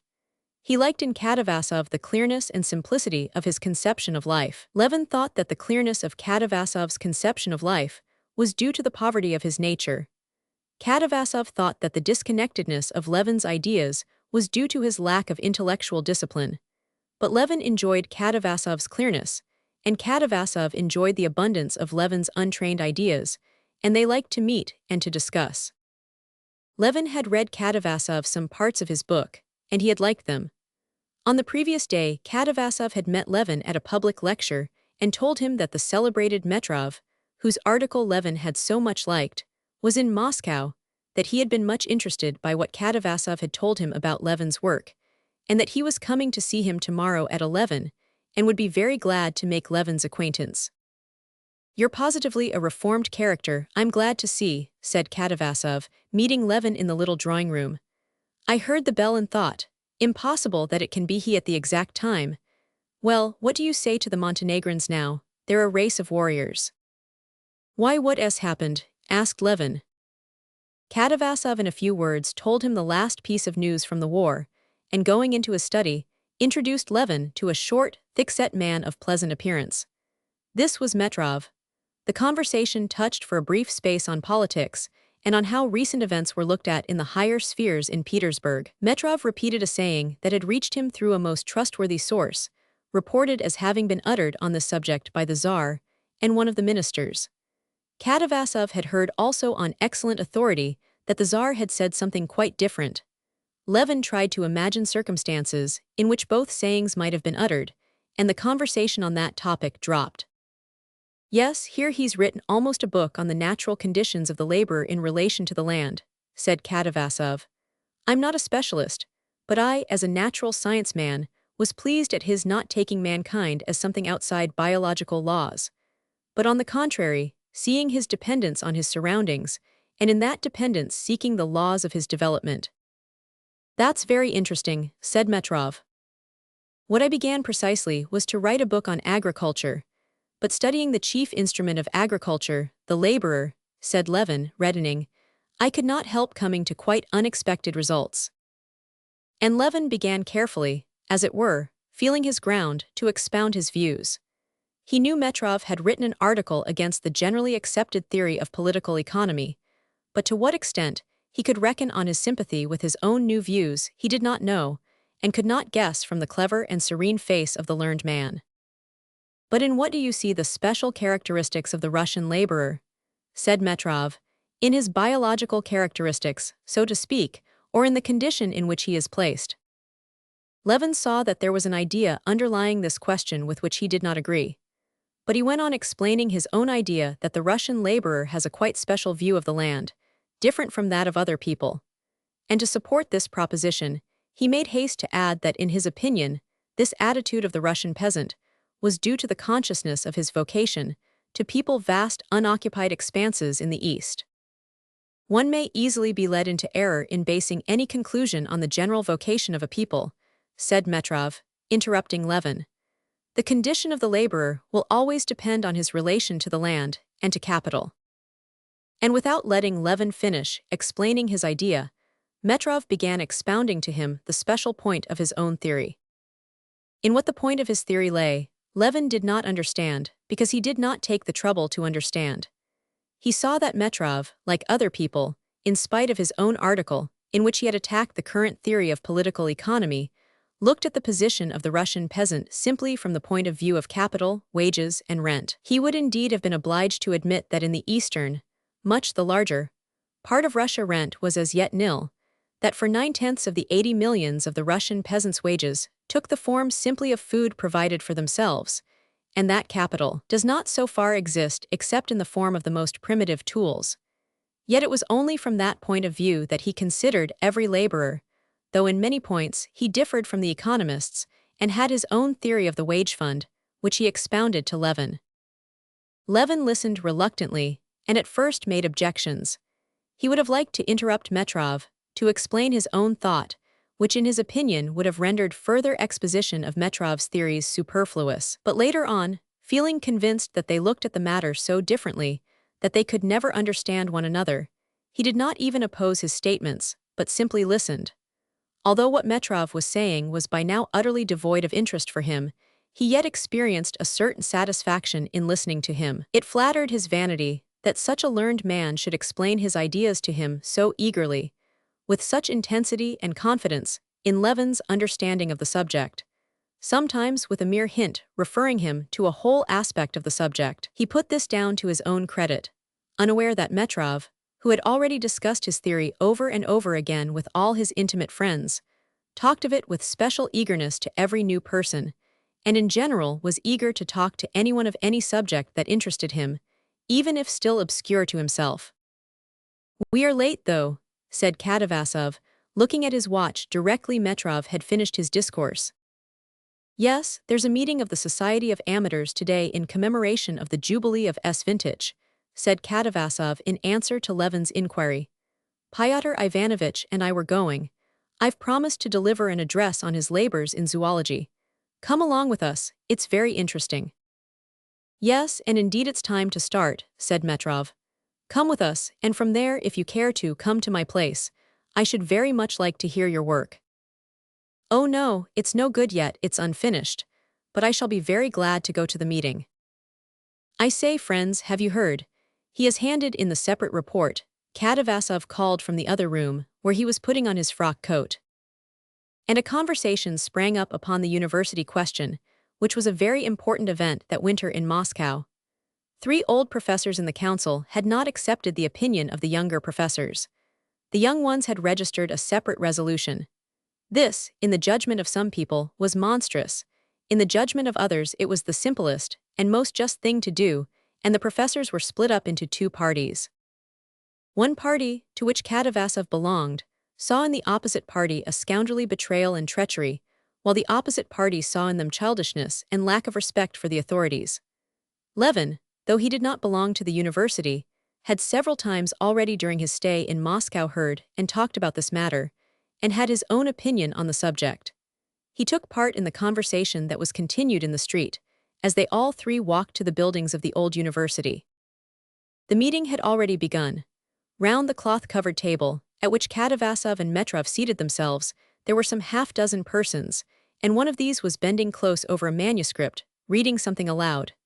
Levin sat down in one of the empty chairs that were standing round the table, and in a whisper asked a student sitting near what was being read. The student, eyeing Levin with displeasure, said, "Biography." Though Levin was not interested in the biography, he could not help listening, and learned some new and interesting facts about the life of the distinguished man of science. When the reader had finished, the chairman thanked him and read some verses of the poet sent him on the Jubilee, and said a few words by way of thanks to the poet.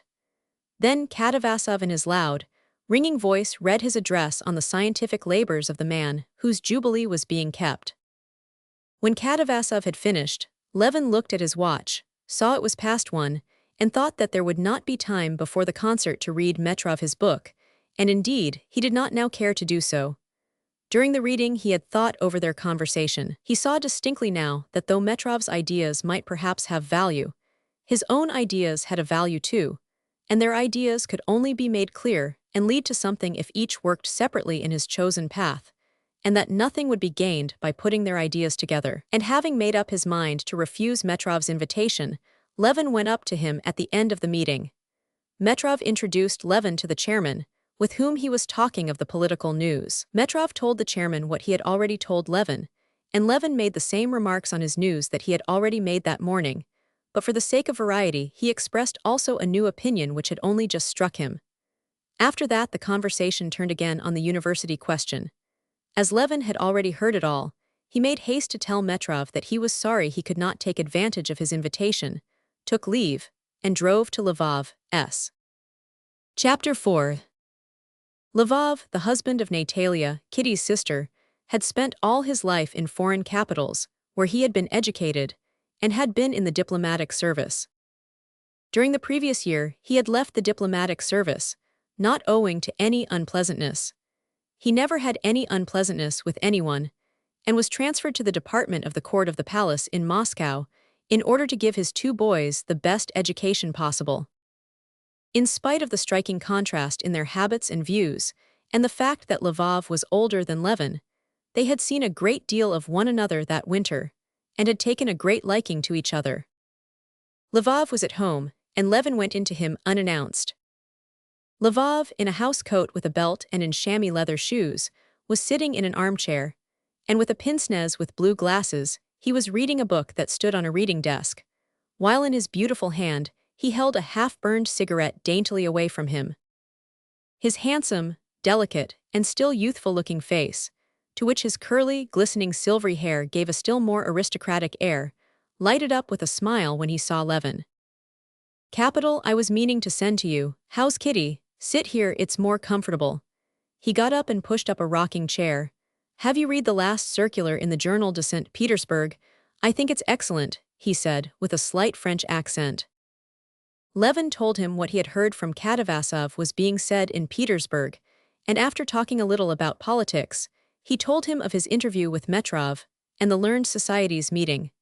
To Lvov it was very interesting. "That's what I envy you, that you are able to mix in these interesting scientific circles," he said. And as he talked, he passed as usual into French, which was easier to him. It's true I haven't the time for it. My official work and the children leave me no time, and then I'm not ashamed to own that my education has been too defective. That I don't believe, said Levin with a smile, feeling, as he always did, touched at Lvov's low opinion of himself, which was not in the least put on from a desire to seem or to be modest, but was absolutely sincere. Oh yes, indeed, I feel now how badly educated I am. To educate my children I positively have to look up a great deal and in fact simply to study myself. For it's not enough to have teachers, there must be someone to look after them, just as on your land you want laborers and an overseer. See what I'm reading. He pointed to Busleev's grammar on the desk. It's expected of Misha, and it's so difficult. Come, explain to me. Here he says. Levin tried to explain to him that it couldn't be understood, but that it had to be taught. But Lvov would not agree with him. Oh, you're laughing at it. On the contrary, you can't imagine how, when I look at you, I'm always learning the task that lies before me, that is the education of one's children. Well, there's nothing for you to learn, said Lvov. All I know, said Levin, is that I have never seen better brought up children than yours, and I wouldn't wish for children better than yours. Lvov visibly tried to restrain the expression of his delight, but he was positively radiant with smiles. If only they're better than I, that's all I desire. You don't know yet all the work, he said, with boys who have been left like mine to run wild abroad. You'll catch all that up. They're such clever children. The great thing is the education of character. That's what I learn when I look at your children. You talk of the education of character. You can't imagine how difficult that is. You have hardly succeeded in combating one tendency when others crop up, and the struggle begins again. If one had not a support in religion, you remember we talked about that, no father could bring children up relying on his own strength alone without that help. This subject, which always interested Levin, was cut short by the entrance of the beauty Natalia Alexandrovna, dressed to go out. I didn't know you were here, she said, unmistakably feeling no regret but a positive pleasure in interrupting this conversation on a topic she had heard so much of that she was by now weary of it. Well, how is Kitty? I am dining with you today. I tell you what, Arseny, she turned to her husband, you take the carriage. And the husband and wife began to discuss their arrangements for the day. As the husband had to drive to meet someone on official business, while the wife had to go to the concert and some public meeting of a committee on the Eastern question, there was a great deal to consider and settle. Levin had to take part in their plans as one of themselves. It was settled that Levin should go with Natalia to the concert and the meeting, and that from there they should send the carriage to the office for Arseny, and he should call for her and take her to Kitty's, or that, if he had not finished his work, he should send the carriage back and Levin would go with her. He's spoiling me, Lvov said to his wife. He assures me that our children are splendid, when I know how much that's bad there is in them. Arseny goes to extremes, I always say, said his wife. If you look for perfection, you will never be satisfied. And it's true, as Papa says, that when we were brought up there was one extreme, we were kept in the basement, while our parents lived in the best rooms. Now it's just the other way, the parents are in the wash house, while the children are in the best rooms. Parents now are not expected to live at all, but to exist altogether for their children. Well, what if they like it better? Lvov said, with his beautiful smile, touching her hand. Anyone who didn't know you would think you were a stepmother, not a true mother. No, extremes are not good in anything, Natalia said serenely, putting his paper knife straight in its proper place on the table. Well, come here, you perfect children, Lvov said to the two handsome boys who came in, and after bowing to Levin, went up to their father, obviously wishing to ask him about something. Levin would have liked to talk to them, to hear what they would say to their father, but Natalia began talking to him, and then Lvov's colleague in the service, Mahitin, walked in, wearing his court uniform, to go with him to meet someone, and a conversation was kept up without a break upon Herzegovina, Princess Korzinskaya, the town council, and the sudden death of Madame Apraxina. Levin even forgot the commission entrusted to him. He recollected it as he was going into the hall. Oh, Kitty told me to talk to you about Oblonsky, he said, as Lvov was standing on the stairs, seeing his wife and Levin off. Yes, Mammon wants us, less Beaufriers, to attack him, he said, blushing. But why should I? Well then, I will attack him, said Madame Lvova with a smile, standing in her white sheepskin cape, waiting till they had finished speaking. Come, let us go. Chapter 5. At the concert in the afternoon, two very interesting things were performed.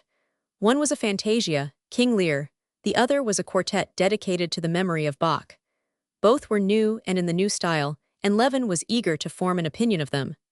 After escorting his sister-in-law to her stall, he stood against a column and tried to listen as attentively and conscientiously as possible. He tried not to let his attention be distracted, and not to spoil his impression by looking at the conductor in a white tie, waving his arms, which always disturbed his enjoyment of music so much, or the ladies in bonnets, with strings carefully tied over their ears, and all these people either thinking of nothing at all or thinking of all sorts of things except the music.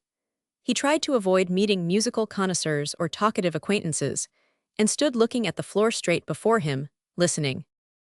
But the more he listened to the fantasia of King Lear, the further he felt from forming any definite opinion of it. There was, as it were, a continual beginning, a preparation of the musical expression of some feeling, but it fell to pieces again directly, breaking into new musical motives, or simply nothing but the whims of the composer, exceedingly complex but disconnected sounds. And these fragmentary musical expressions, though sometimes beautiful, were disagreeable, because they were utterly unexpected and not led up to by anything. Gaiety and grief and despair and tenderness and triumph followed one another without any connection, like the emotions of a madman. And those emotions, like a madman's, sprang up quite unexpectedly. During the whole of the performance, Levin felt like a deaf man watching people dancing, and was in a state of complete bewilderment when the fantasia was over, and felt a great weariness from the fruitless strain on his attention. Loud applause resounded on all sides. Everyone got up, moved about, and began talking. Anxious to throw some light on his own perplexity from the impressions of others, Levin began to walk about, looking for connoisseurs, and was glad to see a well-known musical amateur in conversation with Pestsov, whom he knew. Marvelous, Pestsov was saying in his mellow bass. How are you, Konstantin Dmitrievich? Particularly sculpturesque and plastic, so to say, and richly colored is that passage where you feel Cordelia's approach, where woman des Weiblich enters into conflict with fate. Isn't it? You mean, what has Cordelia to do with it? Levin asked timidly, forgetting that the fantasia was supposed to represent King Lear. Cordelia comes in. See here, said Pestsov, tapping his finger on the satiny surface of the program he held in his hand and passing it to Levin. Only then Levin recollected the title of the fantasia, and made haste to read in the Russian translation the lines from Shakespeare that were printed on the back of the program. You can't follow it without that, said Pestsov, addressing Levin, as the person he had been speaking to had gone away, and he had no one to talk to. In the entr'acte, Levin and Pestsov fell into an argument upon the merits and defects of music of the Wagner school. Levin maintained that the mistake of Wagner and all his followers lay in their trying to take music into the sphere of another art, just as poetry goes wrong when it tries to paint a face as the art of painting ought to do. And as an instance of this mistake, he cited the sculptor who carved in marble certain poetic phantasms flitting round the figure of the poet on the pedestal. These phantoms were so far from being phantoms that they were positively clinging on the ladder, said Levin. The comparison pleased him, but he could not remember whether he had not used the same phrase before, and to Pestsov, too, and as he said it he felt confused. Pestsov maintained that art is one, and that it can attain its highest manifestations only by conjunction with all kinds of art. The second piece that was performed Levin could not hear. Pestsov, who was standing beside him, was talking to him almost all the time, condemning the music for its excessive affected assumption of simplicity, and comparing it with the simplicity of the Preraphaelites in painting. As he went out, Levin met many more acquaintances, with whom he talked of politics, of music, and of common acquaintances. Among others, he met Count Ball, whom he had utterly forgotten to call upon. Well, go at once then, Madame Lvova said when he told her. Perhaps they'll not be at home, and then you can come to the meeting to fetch me. You'll find me still there. Chapter 6. Perhaps they're not at home, said Levin, as he went into the hall of Countess Bolus's house. At home, please walk in, said the porter, resolutely removing his overcoat. How annoying, thought Levin with a sigh, taking off one glove and stroking his hat. What did I come for? What have I to say to them? As he passed through the first drawing room, Levin met in the doorway Countess Bolus, giving some order to a servant with a careworn and severe face. On seeing Levin, she smiled and asked him to come into the little drawing room where he heard voices. In this room there were sitting in armchairs the two daughters of the countess and a Moscow colonel whom Levin knew. Levin went up, greeted them, and sat down beside the sofa with his hat on his knees. "How is your wife? Have you been at the concert? We couldn't go. Mama had to be at the funeral service." "Yes, I heard. What a sudden death," said Levin. The countess came in, sat down on the sofa, and she too asked after his wife and inquired about the concert. Levin answered, and repeated an inquiry about Madame Apraxina's sudden death. "But she was always in weak health." "Were you at the opera yesterday?" "Yes, I was." "Luca was very good." "Yes, very good," he said, and as it was utterly of no consequence to him what they thought of him, he began repeating what they had heard 100 times about the characteristics of the singer's talent. Countess Bolus pretended to be listening. Then, when he had said enough and paused, the colonel, who had been silent till then, began to talk. The colonel too talked of the opera and about culture. At last, after speaking of the proposed fall journey at Turin's, the colonel laughed, got up noisily, and went away. Levin too rose, but he saw by the face of the countess that it was not yet time for him to go. He must stay 2 minutes longer. He sat down.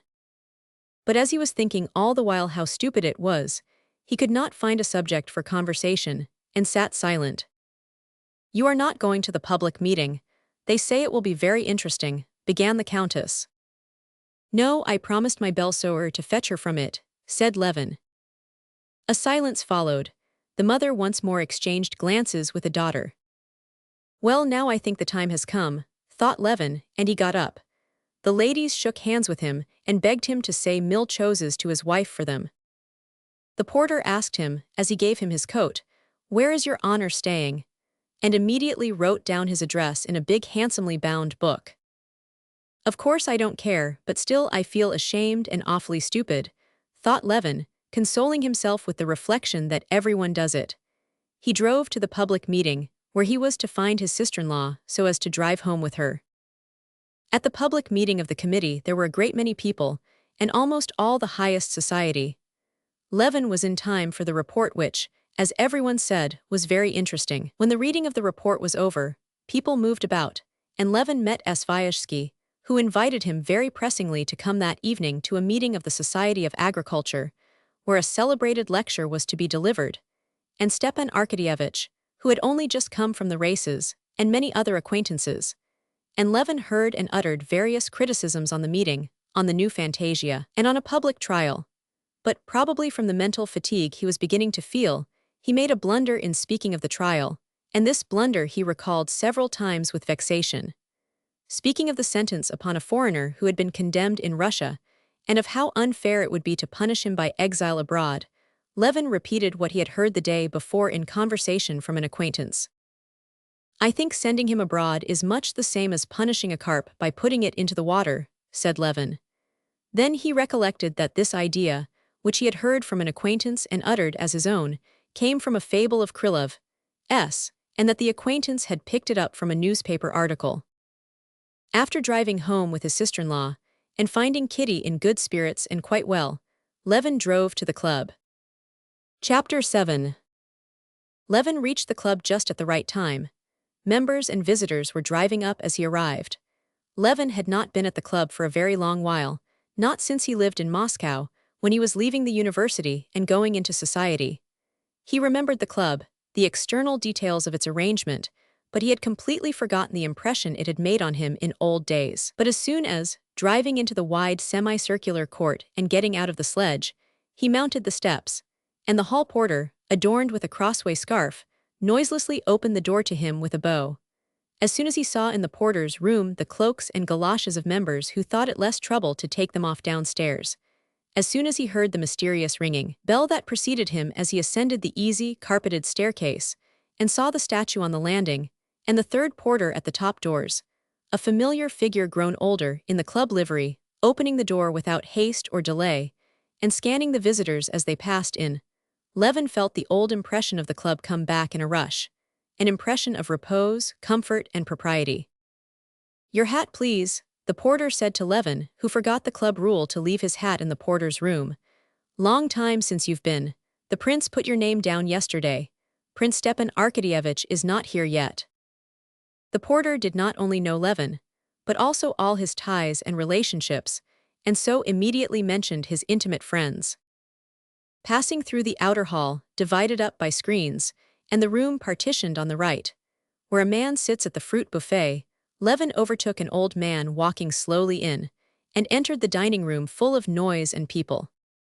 He walked along the tables, almost all full, and looked at the visitors.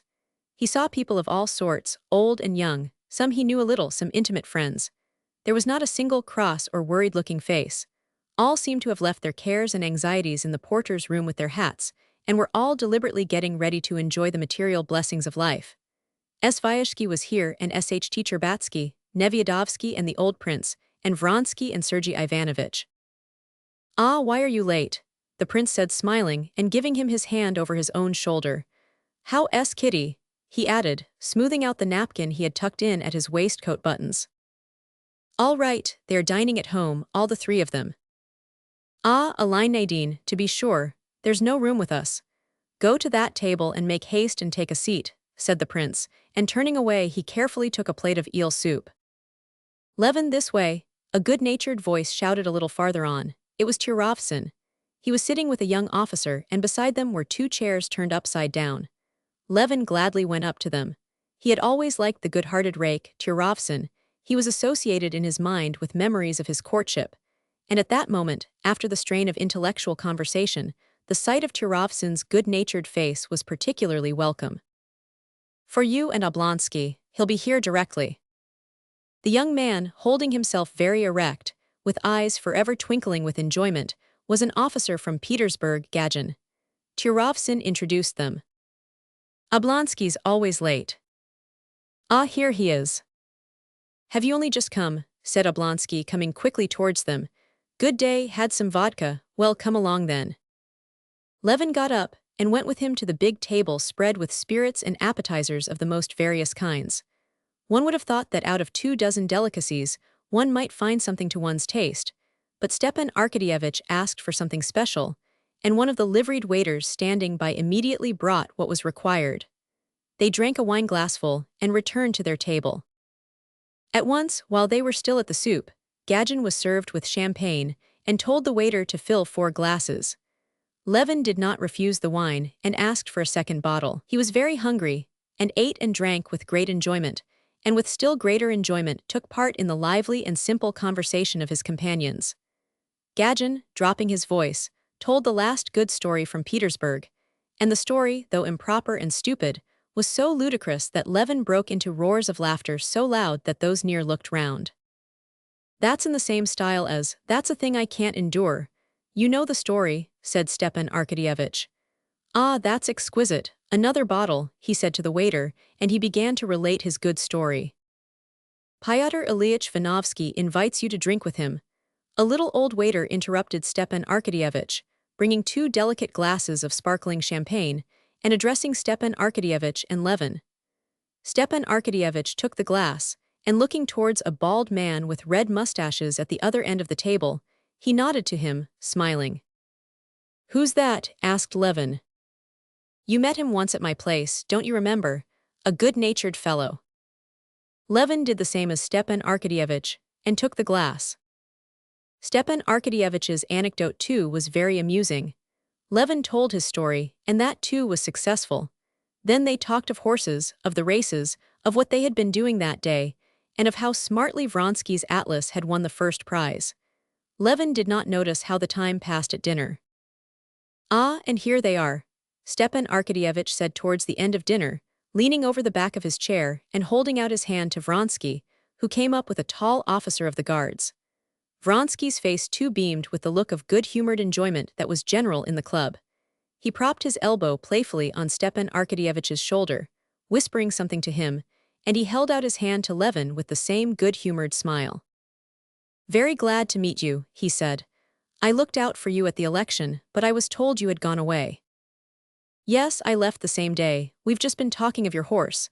I congratulate you," said Levin. "It was very rapidly run." Yes, you've raced horses too, haven't you?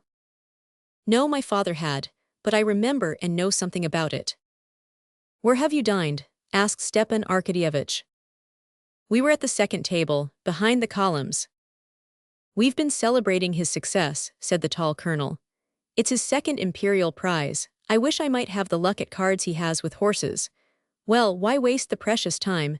I'm going to the infernal regions, added the colonel, and he walked away. That's Yashvin, Vronsky said in answer to Turovsin, and he sat down in the vacated seat beside them. He drank the glass offered him, and ordered a bottle of wine. Under the influence of the club atmosphere or the wine he had drunk, Levin chatted away to Vronsky of the best breeds of cattle, and was very glad not to feel the slightest hostility to this man. He even told him, among other things, that he had heard from his wife that she had met him at Princess Maria Borisovna's.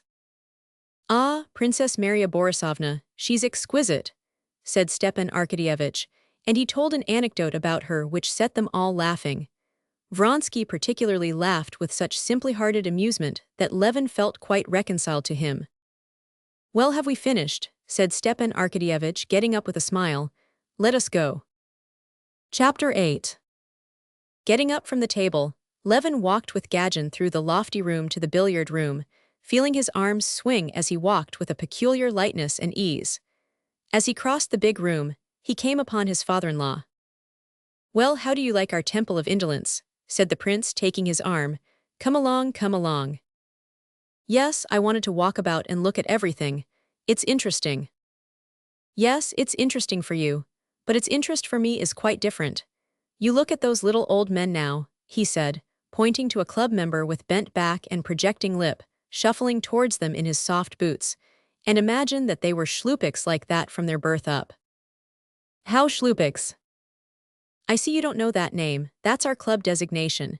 You know the game of rolling eggs, when one's rolled a long while it becomes a schlupik, so it is with us. One goes on coming and coming to the club and ends by becoming a schlupik. Ah, you laugh, but we look out for fear of dropping into it ourselves. You know Prince Tchechensky?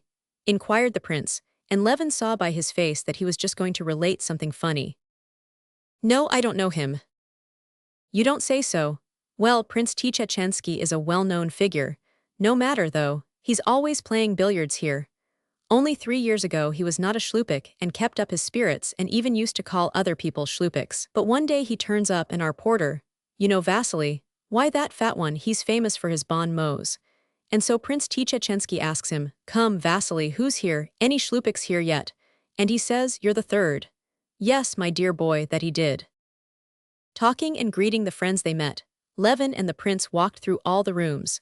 The great room where tables had already been set and the usual partners were playing for small stakes. The divan room where they were playing chess and Sergei Ivanovich was sitting talking to somebody. The billiard room where, about a sofa in a recess, there was a lively party drinking champagne. Gadgen was one of them. They peeped into the infernal regions, where a good many men were crowding round one table, at which Yashvin was sitting. Trying not to make a noise, they walked into the dark reading room, where under the shaded lamps there sat a young man with a wrathful countenance, turning over one journal after another, and a bald general buried in a book. They went, too, into what the prince called the intellectual room, where 3 gentlemen were engaged in a heated discussion of the latest political news. Prince, please come, we're ready, said one of his card party, who had come to look for him, and the prince went off. Levin sat down and listened, but recalling all the conversation of the morning he felt all of a sudden fearfully bored. He got up hurriedly and went to look for Oblonsky and Turovsin, with whom it had been so pleasant. Turovsin was one of the circle drinking in the billiard room, and Stepan Arkadyevitch was talking with Vronsky near the door at the farther corner of the room. It's not that she's dull, but this undefined, this unsettled position, Levin caught, and he was hurrying away, but Stepan Arkadyevitch called to him. Levin, said Stepan Arkadyevitch, and Levin noticed that his eyes were not full of tears exactly, but moist, which always happened when he had been drinking or when he was touched. Just now it was due to both causes. Levin, don't go, he said, and he warmly squeezed his arm above the elbow, obviously not at all wishing to let him go. This is a true friend of mine, almost my greatest friend, he said to Vronsky. You have become even closer and dearer to me, and I want you, and I know you ought to be friends and great friends because you're both splendid fellows. Well, there's nothing for us now but to kiss and be friends, Vronsky said, with good-natured playfulness, holding out his hand. Levin quickly took the offered hand and pressed it warmly. I'm very, very glad, said Levin. Waiter, a bottle of champagne, said Stepan Arkadyevitch. And I'm very glad, said Vronsky. But in spite of Stepan Arkadyevitch's desire and their own desire, they had nothing to talk about, and both felt it. Do you know he has never met Anna? Stepan Arkadyevitch said to Vronsky, and I want above everything to take him to see her. Let us go, Levin. Really, said Vronsky. She will be very glad to see you. I should be going home at once, he added, but I'm worried about Yashvin and I want to stay on till he finishes. Why is he losing? He keeps losing, and I'm the only friend that can restrain him. Well, what do you say to pyramids? Levin, will you play? Capital, said Stepan Arkadyevitch. Get the table ready, he said to the marker. It has been ready a long while, answered the marker, who had already set the balls in a triangle and was knocking the red one about for his own diversion. Well, let us begin.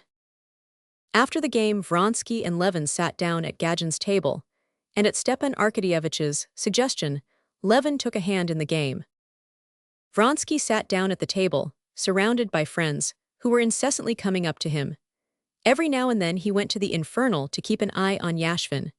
Levin was enjoying a delightful sense of repose after the mental fatigue of the morning. He was glad that all hostility was at an end with Vronsky, and the sense of peace, decorum, and comfort never left him. When the game was over, Stepan Arkadyevitch took Levin's arm. Well, let us go to Anna's then. At once. She is at home. I promised her long ago to bring you. Where were you meaning to spend the evening? Oh, nowhere specially. I promised Svyazhsky to go to the Society of Agriculture. By all means, let us go, said Levin. Very good, come along. Find out if my carriage is here, Stepan Arkadyevitch said to the waiter. Levin went up to the table, paid the 40 rubles he had lost, paid his bill, the amount of which was in some mysterious way ascertained by the little old waiter who stood at the counter, and swinging his arms, he walked through all the rooms to the way out. Chapter 9. Oblonsky's carriage. The porter shouted in an angry bass. The carriage drove up and both got in. It was only for the first few moments, while the carriage was driving out of the clubhouse gates, that Levin was still under the influence of the club atmosphere of repose, comfort, and unimpeachable good form. But as soon as the carriage drove out into the street, and he felt it jolting over the uneven road, heard the angry shout of a sledge driver coming towards them, saw in the uncertain light the red blind of a tavern and the shops, this impression was dissipated, and he began to think over his actions, and to wonder whether he was doing right in going to see Anna. What would Kitty say? But Stepan Arkadyevitch gave him no time for reflection, and, as though divining his doubts, he scattered them. How glad I am, he said, that you should know her. You know Dolly has long wished for it, and Lvov's been to see her and often goes. Though she is my sister, Stepan Arkadyevitch pursued, I don't hesitate to say that she's a remarkable woman, but you will see, her position is very painful, especially now. Why especially now? We are carrying on negotiations with her husband about a divorce, and he's agreed, but there are difficulties in regard to the son, and the business, which ought to have been arranged long ago, has been dragging on for 3 months past. As soon as the divorce is over, she will marry Vronsky. How stupid these old ceremonies are, that no one believes in, and which only prevent people being comfortable. Stepan Arkadyevitch put in. Well, then their position will be as regular as mine, as yours. What is the difficulty? Said Levin. Oh, it's a long and tedious story. The whole business is in such an anomalous position with us. But the point is she has been for 3 months in Moscow, where everyone knows her, waiting for the divorce. She goes out nowhere, sees no woman except Dolly, because, do you understand, she doesn't care to have people come as a favor. That fool Princess Varvara, even she has left her, considering this a breach of propriety. Well, you see, in such a position any other woman would not have found resources in herself. But you'll see how she has arranged her life, how calm, how dignified she is. To the left, in the crescent opposite the church, shouted Stepan Arkadyevitch, leaning out of the window. Phew, how hot it is, he said, in spite of 12 degrees of frost, flinging his open overcoat still wider open. But she has a daughter, no doubt she's busy looking after her, said Levin. I believe you picture every woman simply as a female unravels, said Stepan Arkadyevich. If she's occupied, it must be with her children. No, she brings her up capitally, I believe, but one doesn't hear about her. She's busy, in the first place, with what she writes. I see you're smiling ironically, but you're wrong. She's writing a children's book and doesn't talk about it to anyone, but she read it to me and I gave the manuscript to Vorkyov. You know the publisher, and he's an author himself too, I fancy. He understands those things and he says it's a remarkable piece of work. But are you fancying she's an authoress? Not a bit of it. She's a woman with a heart before everything, but you'll see. Now she has a little English girl with her and a whole family she's looking after. Oh, something in a philanthropic way. Why, you will look at everything in the worst light. It's not from philanthropy, it's from the heart. They, that is, Vronsky, had a trainer, an Englishman, first-rate in his own line but a drunkard. He's completely given up to drink, delirium tremens, and the family were cast on the world. She saw them, helped them, got more and more interested in them, and now the whole family is on her hands. But not by way of patronage, helping with money. She's herself preparing the boys in Russian for the high school, and she's taken the little girl to live with her. But you'll see her for yourself. The carriage drove into the courtyard, and Stepan Arkadyevich rang loudly at the entrance where sledges were standing. And without asking the servant who opened the door whether the lady were at home, Stepan Arkadyevich walked into the hall. Levin followed him, more and more doubtful whether he was doing right or wrong. Looking at himself in the glass, Levin noticed that he was red in the face, but he felt certain he was not drunk, and he followed Stepan Arkadyevich up the carpeted stairs. At the top, Stepan Arkadyevich inquired of the footman, who bowed to him as to an intimate friend who was with Anna Arkadyevna, and received the answer that it was M. Vorkyov. Where are they? In the study. Passing through the dining room, a room not very large, with dark, paneled walls, Stepan Arkadyevich and Levin walked over the soft carpet to the half-dark study, lighted up by a single lamp with a big dark shade. Another lamp with a reflector was hanging on the wall, lighting up a big full-length portrait of a woman, which Levin could not help looking at. It was the portrait of Anna, painted in Italy by Mihailov. While Stepan Arkadyevich went behind the trailage, and the man's voice which had been speaking paused, Levin gazed at the portrait, which stood out from the frame in the brilliant light thrown on it, and he could not tear himself away from it. He positively forgot where he was, and not even hearing what was said, he could not take his eyes off the marvelous portrait. It was not a picture, but a living, charming woman, with black curling hair, with bare arms and shoulders, with a pensive smile on the lips, covered with soft down. Triumphantly and softly she looked at him with eyes that baffled him. She was not living only because she was more beautiful than a living woman can be. I am delighted. He heard suddenly near him a voice, unmistakably addressing him, the voice of the very woman he had been admiring in the portrait. Anna had come from behind the trailage to meet him, and Levin saw in the dim light of the study the very woman of the portrait, in a dark blue shot gown, not in the same position nor with the same expression, but with the same perfection of beauty which the artist had caught in the portrait. She was less dazzling in reality, but on the other hand, there was something fresh and seductive in the living woman which was not in the portrait. Chapter 10. She had risen to meet him, not concealing her pleasure at seeing him, and in the quiet ease with which she held out her little vigorous hand, introduced him to Vorkyov and indicated a red-haired, pretty little girl who was sitting at work. Calling her pupil, Levin recognized, and liked the manners of a woman of the great world, always self-possessed and natural. I am delighted, delighted, she repeated, and on her lips these simple words took for Levin's ears a special significance. I have known you and liked you for a long while, both from your friendship with Stiva and for your wife's sake. I knew her for a very short time, but she left on me the impression of an exquisite flower, simply a flower. And to think she will soon be a mother.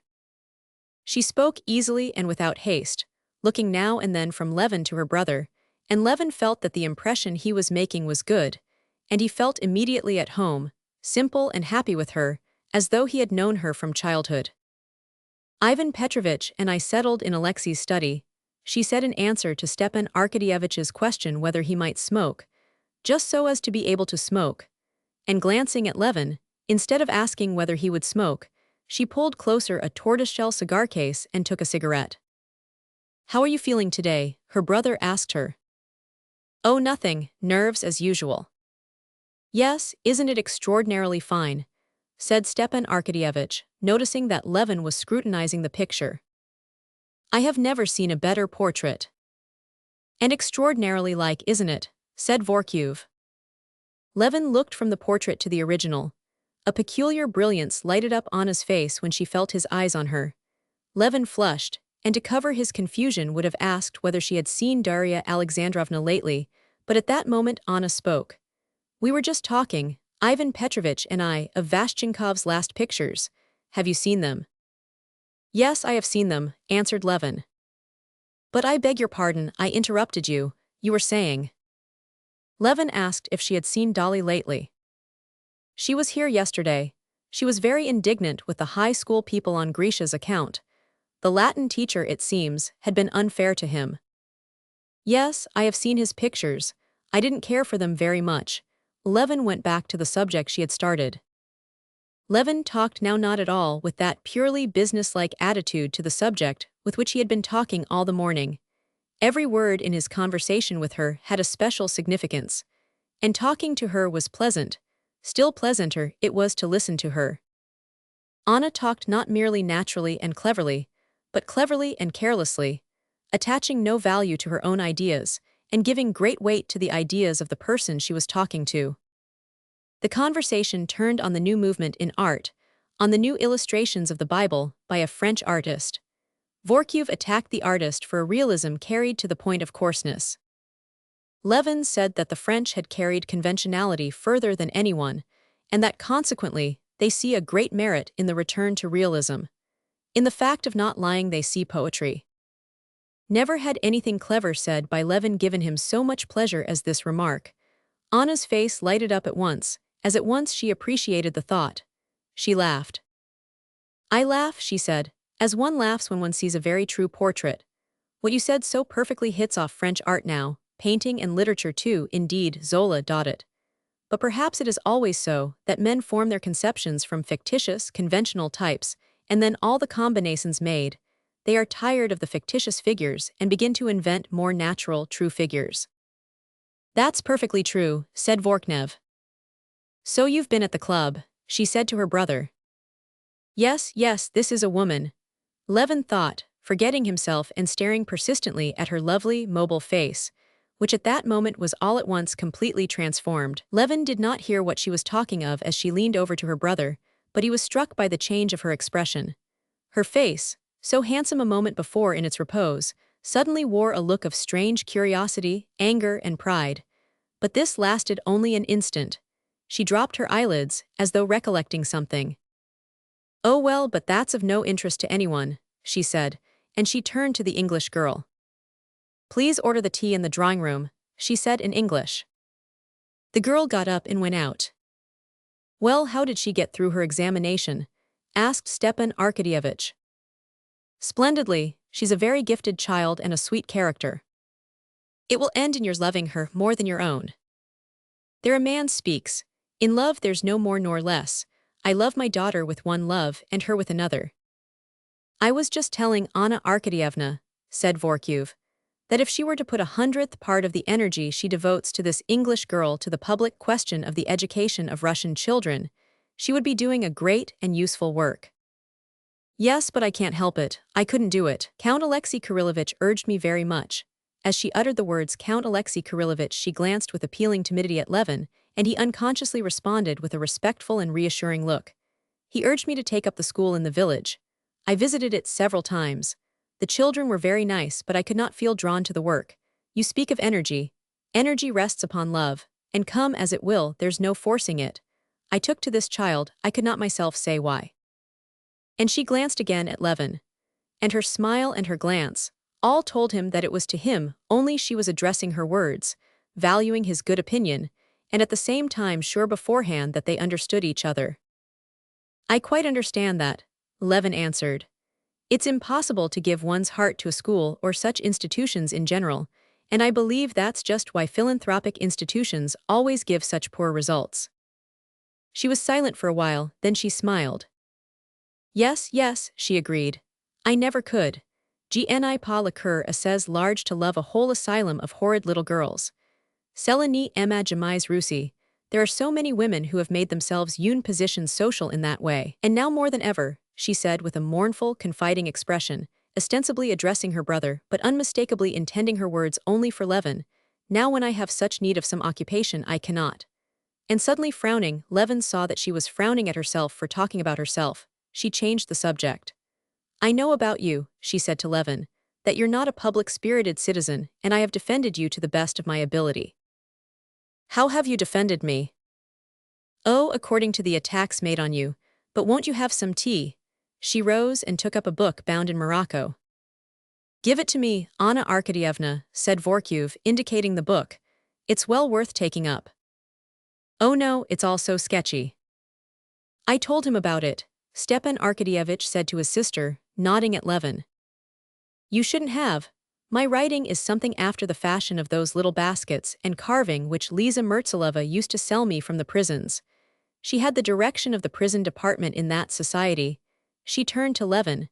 And they were miracles of patience, the work of those poor wretches. And Levin saw a new trait in this woman, who attracted him so extraordinarily. Besides wit, grace, and beauty, she had truth.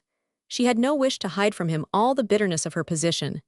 As she said that, she sighed, and her face, suddenly taking a hard expression, looked as it were turned to stone. With that expression on her face she was more beautiful than ever.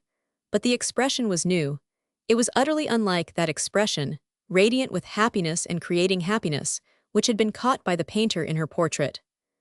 Levin looked more than once at the portrait, and at her figure, as taking her brother's arm, she walked with him to the high doors, and he felt for her a tenderness and pity at which he wondered himself.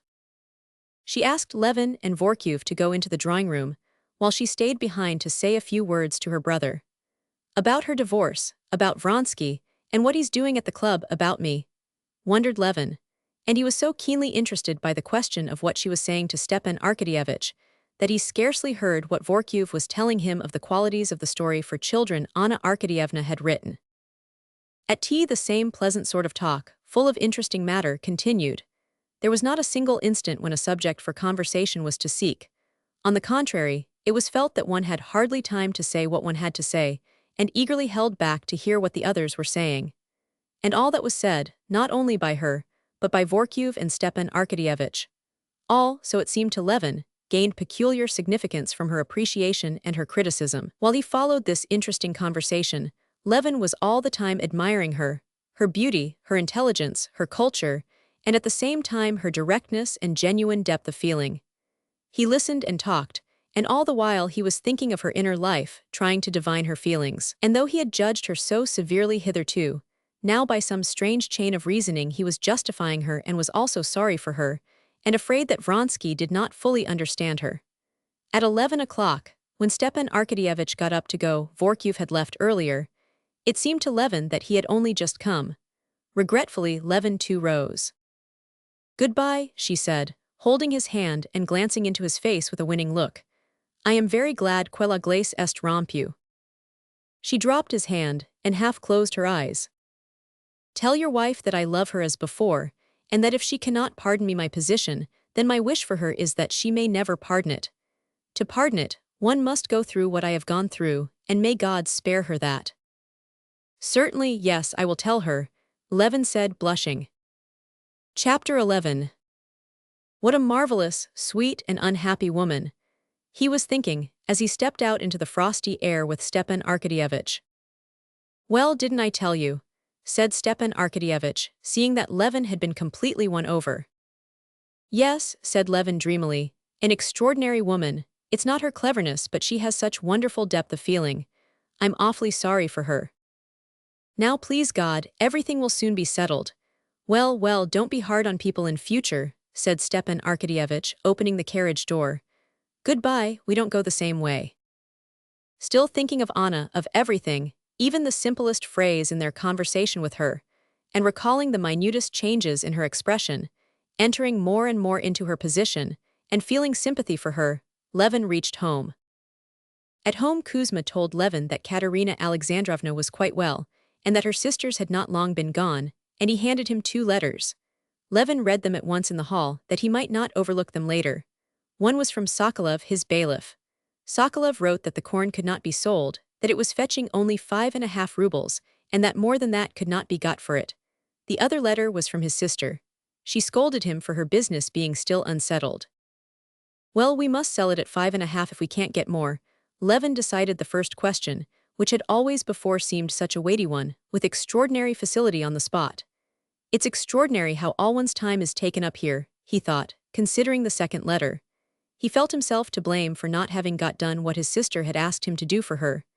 Today again, I've not been to the court, but today I've certainly not had time. And resolving that he would not fail to do it next day, he went up to his wife.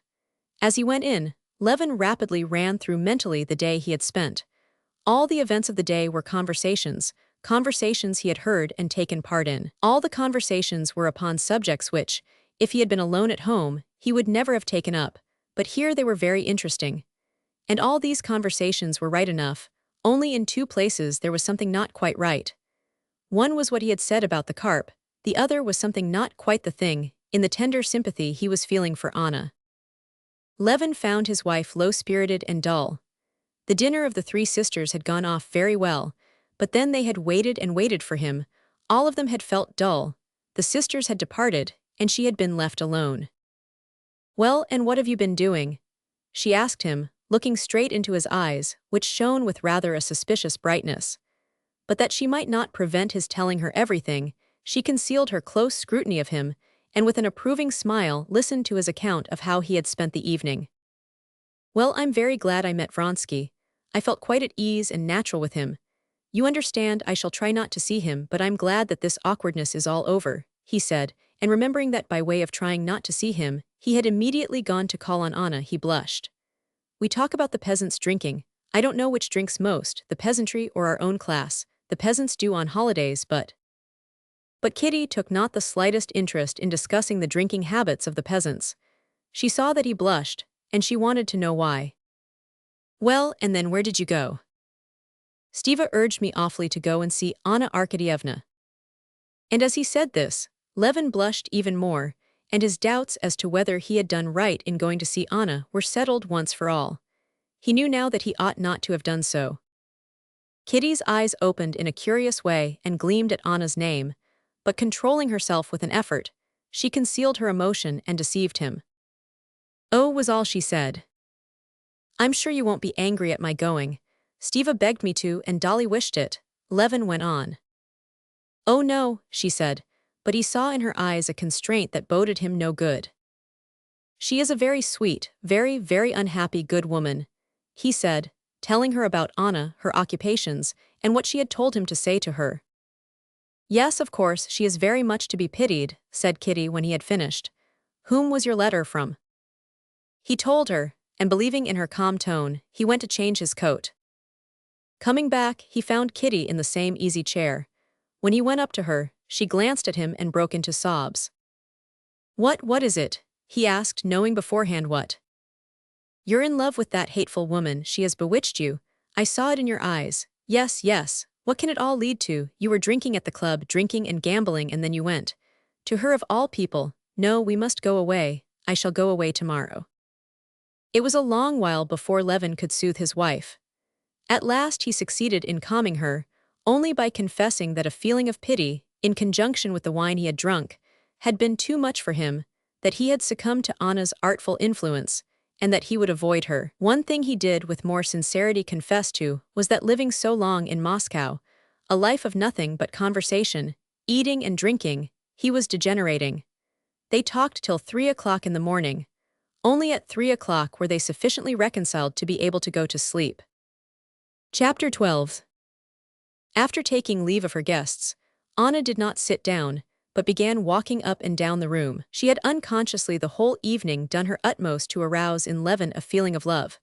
As of late she had fallen into doing with all young men, and she knew she had attained her aim, as far as was possible in one evening, with a married and conscientious man. She liked him indeed extremely, and in spite of the striking difference, from the masculine point of view, between Vronsky and Levin, as a woman she saw something they had in common, which had made Kitty able to love both.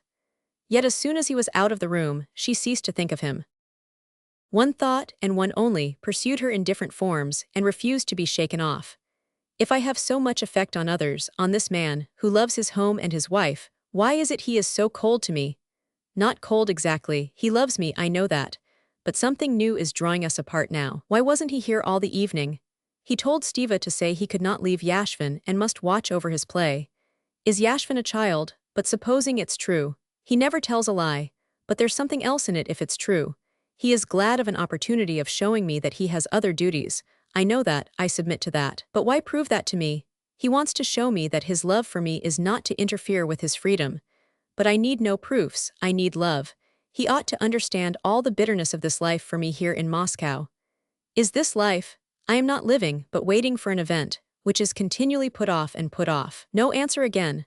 And Stiva says he cannot go to Alexei Alexandrovich. And I can't write again. I can do nothing, can begin nothing, can alter nothing. I hold myself in, I wait, inventing amusements for myself, the English family, writing, reading. But it's all nothing but a sham, it's all the same as morphine. He ought to feel for me, she said, feeling tears of self-pity coming into her eyes. She heard Vronsky's abrupt ring and hurriedly dried her tears. Not only dried her tears, but sat down by a lamp and opened a book, affecting composure. She wanted to show him that she was displeased that he had not come home as he had promised. Displeased only, and not on any account to let him see her distress, and least of all, her self-pity. She might pity herself, but he must not pity her. She did not want strife, she blamed him for wanting to quarrel, but unconsciously put herself into an attitude of antagonism. Well, you've not been dull, he said, eagerly and good-humoredly going up to her. What a terrible passion it is, gambling. No, I've not been dull, I've learned long ago not to be dull. Stiva has been here and Levin. Yes, they meant to come and see you. Well, how did you like Levin? He said, sitting down beside her. Very much, they have not long been gone. What was Yashvin doing?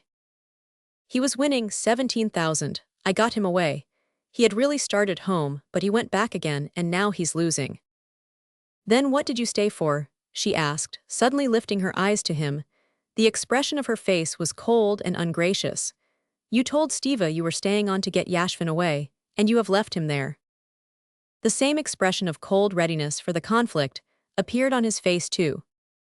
In the first place, I did not ask him to give you any message, and secondly, I never tell lies. But what's the chief point? I wanted to stay and I stayed, he said, frowning. Anna, what is it for? Why will you? He said after a moment's silence, bending over towards her, and he opened his hand, hoping she would lay hers in it. She was glad of this appeal for tenderness. But some strange force of evil would not let her give herself up to her feelings, as though the rules of warfare would not permit her to surrender. Of course you wanted to stay and you stayed. You do everything you want to, but what do you tell me that for? With what object? She said, getting more and more excited. Does anyone contest your rights? But you want to be right, and you're welcome to be right. His hand closed. He turned away, and his face wore a still more obstinate expression. For you it's a matter of obstinacy, she said, watching him intently and suddenly finding the right word for that expression that irritated her. Simply obstinacy. For you it's a question of whether you keep the upper hand of me, while for me. Again she felt sorry for herself and she almost burst into tears. If you knew what it is for me, when I feel as I do now that you are hostile, yes, hostile to me, if you knew what this means for me, if you knew how I feel on the brink of calamity at this instant, how afraid I am of myself. And she turned away, hiding her sobs. But what are you talking about? He said, horrified at her expression of despair, and again bending over her, he took her hand and kissed it. What is it for? Do I seek amusements outside our home? Don't I avoid the society of women? Well, yes, if that were all, she said. Come, tell me what I ought to do to give you peace of mind. I am ready to do anything to make you happy, he said, touched by her expression of despair. What wouldn't I do to save you from distress of any sort, as now, Anna, he said. It's nothing, she said. I don't know myself whether it's the solitary life, my nerves. Come, don't let us talk of it. What about the race? You haven't told me. She inquired, trying to conceal her triumph at the victory which had anyway been on her side. He asked for supper, and began telling her about the races. But in his tone, in his eyes which became more and more cold, she saw that he did not forgive her for her victory, that the feeling of obstinacy with which she had been struggling had asserted itself again in him. He was colder to her than before, as though he were regretting his surrender. And she, remembering the words that had given her the victory, how I feel on the brink of calamity, how afraid I am of myself. Saw that this weapon was a dangerous one, and that it could not be used a second time. And she felt that beside the love that bound them together there had grown up between them some evil spirit of strife, which she could not exorcise from his, and still less from her own heart. Chapter 13. There are no conditions to which a man cannot become used, especially if he sees that all around him are living in the same way. Levin could not have believed 3 months before that he could have gone quietly to sleep in the condition in which he was that day, that leading an aimless, irrational life, living too beyond his means, after drinking to excess, he could not call what happened at the club anything else, forming inappropriately friendly relations with a man with whom his wife had once been in love, and a still more inappropriate call upon a woman who could only be called a lost woman, after being fascinated by that woman and causing his wife distress. He could still go quietly to sleep, but under the influence of fatigue, a sleepless night, and the wine he had drunk, his sleep was sound and untroubled. At 5 o'clock the creak of a door opening waked him. He jumped up and looked round. Kitty was not in bed beside him, but there was a light moving behind the screen, and he heard her steps. "What is it? What is it?" he said half asleep. "Kitty, what is it?" "Nothing," she said, coming from behind the screen with a candle in her hand. "I felt unwell," she said, smiling a particularly sweet and meaning smile. "What, has it begun?" he said in terror. "We ought to send," and hurriedly he reached after his clothes. "No, no," she said, smiling and holding his hand. "It's sure to be nothing. I was rather unwell, only a little. It's all over now." And getting into bed, she blew out the candle, lay down and was still. Though he thought her stillness suspicious, as though she were holding her breath, and still more suspicious the expression of peculiar tenderness and excitement with which, as she came from behind the screen, she said nothing, he was so sleepy that he fell asleep at once. Only later he remembered the stillness of her breathing, and understood all that must have been passing in her sweet, precious heart while she lay beside him, not stirring, in anticipation of the greatest event in a woman's life. At 7 o'clock he was waked by the touch of her hand on his shoulder, and a gentle whisper. She seemed struggling between regret at waking him, and the desire to talk to him. "Kostya, don't be frightened, it's all right, but I fancy we ought to send for Lizaveta Petrovna." The candle was lighted again. She was sitting up in bed, holding some knitting, which she had been busy upon during the last few days. "Please, don't be frightened, it's all right. I'm not a bit afraid," she said, seeing his scared face, and she pressed his hand to her bosom and then to her lips. He hurriedly jumped up, hardly awake, and kept his eyes fixed on her as he put on his dressing gown, then he stopped, still looking at her. He had to go, but he could not tear himself from her eyes. He thought he loved her face, knew her expression, her eyes, but never had he seen it like this. How hateful and horrible he seemed to himself, thinking of the distress he had caused her yesterday. Her flushed face, fringed with soft curling hair under her nightcap, was radiant with joy and courage. Though there was so little that was complex or artificial in Kitty's character in general, Levin was struck by what was revealed now, when suddenly all disguises were thrown off, and the very kernel of her soul shone in her eyes. And in this simplicity and nakedness of her soul, she, the very woman he loved in her, was more manifest than ever. She looked at him, smiling, but all at once her brows twitched, she threw up her head, and going quickly up to him, clutched his hand and pressed close up to him, breathing her hot breath upon him. She was in pain and was, as it were, complaining to him of her suffering. And for the first minute, from habit, it seemed to him that he was to blame. But in her eyes there was a tenderness that told him that she was far from reproaching him, that she loved him for her sufferings. "If not I, who is to blame for it?" he thought unconsciously, seeking someone responsible for this suffering for him to punish, but there was no one responsible. She was suffering, complaining, and triumphing in her sufferings, and rejoicing in them and loving them. He saw that something sublime was being accomplished in her soul, but what? He could not make it out. It was beyond his understanding. "I have sent to Mama. You go quickly to fetch Lizaveta Petrovna. Kostya, nothing, it's over." She moved away from him and rang the bell. "We'll go now, Pasha's coming, I am all right." And Levin saw with astonishment that she had taken up the knitting she had brought in the night, and begun working at it again. As Levin was going out of one door, he heard the maid-servant come in at the other. He stood at the door and heard Kitty giving exact directions to the maid, and beginning to help her move the bedstead. He dressed, and while they were putting in his horses, as a hired sledge was not to be seen yet, he ran again up to the bedroom, not on tiptoe, it seemed to him, but on wings.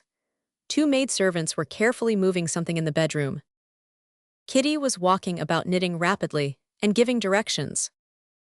"I'm going for the doctor. They have sent for Lizaveta Petrovna, but I'll go on there too. Isn't there anything wanted? Yes, shall I go to Dolly's?" She looked at him, obviously not hearing what he was saying.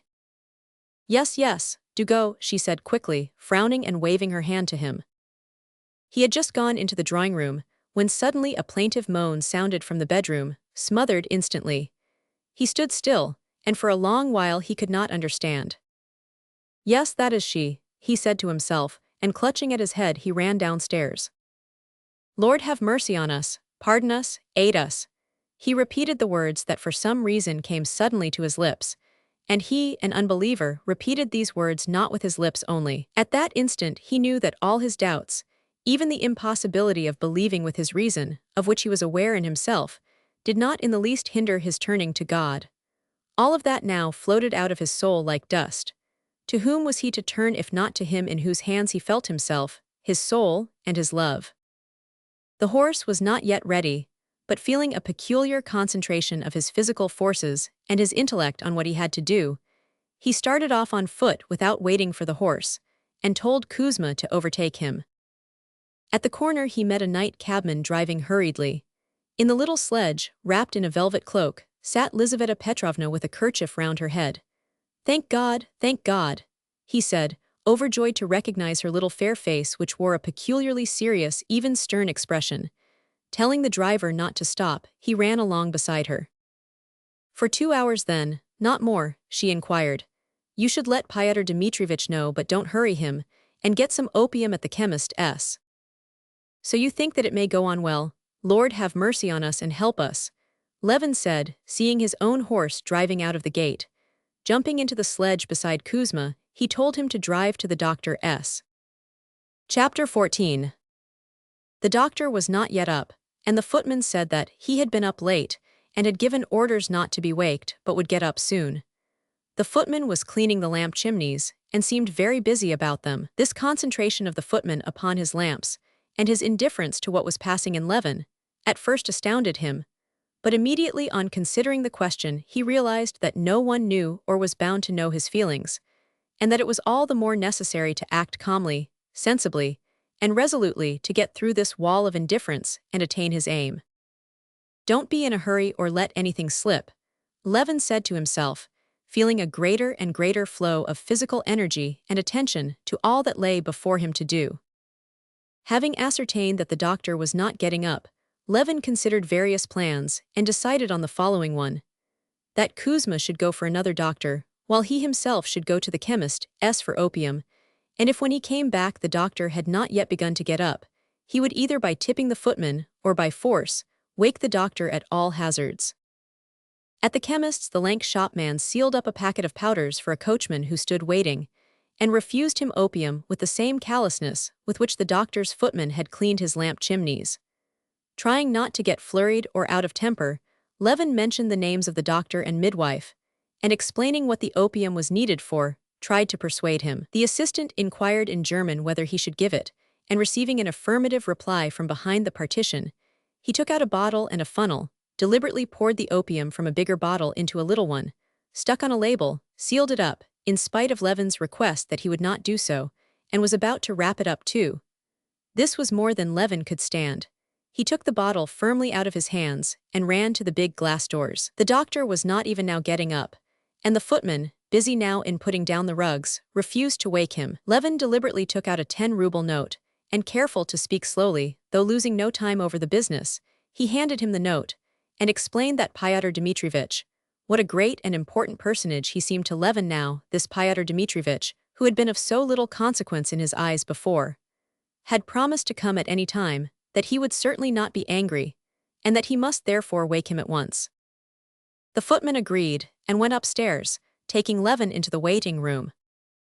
Levin could hear through the door the doctor coughing, moving about, washing and saying something. 3 minutes passed.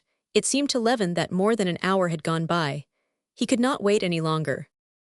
Pyotr Dmitryevich, he said in an imploring voice at the open door.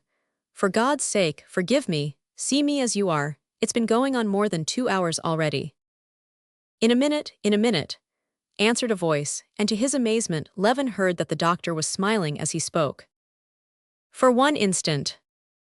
In a minute.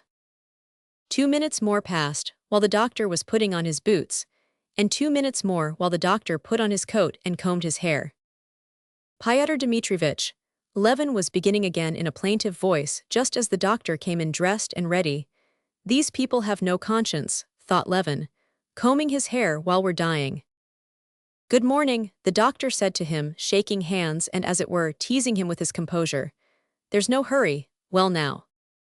Trying to be as accurate as possible, Levin began to tell him every unnecessary detail of his wife's condition, interrupting his account repeatedly with entreaties that the doctor would come with him at once. Oh, you needn't be in any hurry, you don't understand, you know. I'm certain I'm not wanted, still I've promised, and if you like, I'll come. But there's no hurry. Please sit down, won't you have some coffee? Levin stared at him with eyes that asked whether he was laughing at him, but the doctor had no notion of making fun of him. I know, the doctor said, smiling. I'm a married man myself, and at these moments we husbands are very much to be pitied. I've a patient whose husband always takes refuge in the stables on such occasions. But what do you think, Pyotr Dmitryevich? Do you suppose it may go all right? Everything points to a favorable issue. So you'll come immediately, said Levin, looking wrathfully at the servant who was bringing in the coffee. In an hour's time. Oh, for mercy's sake. Wells, let me drink my coffee anyway. The doctor started upon his coffee. Both were silent. The Turks are really getting beaten though. Did you read yesterday's telegrams? Said the doctor, munching some roll. No, I can't stand it, said Levin, jumping up. So you'll be with us in a quarter of an hour. In half an hour. On your honors. When Levin got home, he drove up at the same time as the princess, and they went up to the bedroom door together. The princess had tears in her eyes and her hands were shaking. Seeing Levin, she embraced him and burst into tears. Well, my dear Lizaveta Petrovna, she queried, clasping the hand of the midwife, who came out to meet them with a beaming and anxious face. She's going on well, she said. Persuade her to lie down, she will be easier so. From the moment when he had waked up and understood what was going on, Levin had prepared his mind to bear resolutely what was before him, and without considering or anticipating anything, to avoid upsetting his wife, and on the contrary to soothe her and keep up her courage, without allowing himself even to think of what was to come, of how it would end. Judging from his inquiries as to the usual duration of these ordeals, Levin had in his imagination braced himself to bear up and to keep a tight rein on his feelings for 5 hours, and it had seemed to him he could do this. But when he came back from the doctor's and saw her sufferings again, he fell to repeating more and more frequently, Lord, have mercy on us and succor us. He sighed and flung his head up and began to feel afraid he could not bear it, that he would burst into tears or run away. Such agony it was to him, and only 1 hour had passed. But after that hour there passed another hour, 2 hours, 3, the full 5 hours he had fixed as the furthest limit of his sufferings, and the position was still unchanged.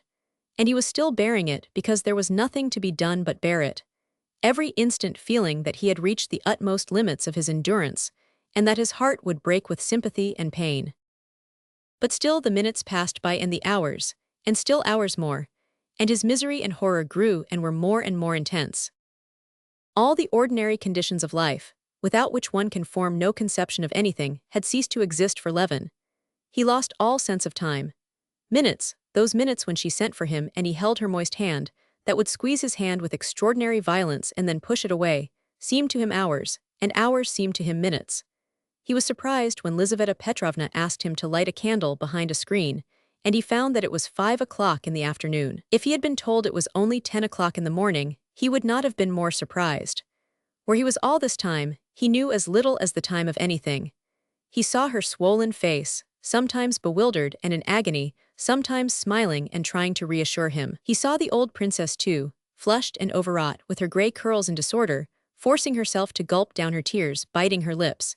He saw Dolly too and the doctor, smoking fat cigarettes, and Lizaveta Petrovna with a firm, resolute, reassuring face, and the old prince walking up and down the hall with a frowning face. But why they came in and went out, where they were, he did not know. The princess was with the doctor in the bedroom, then in the study, where a table set for dinner suddenly appeared.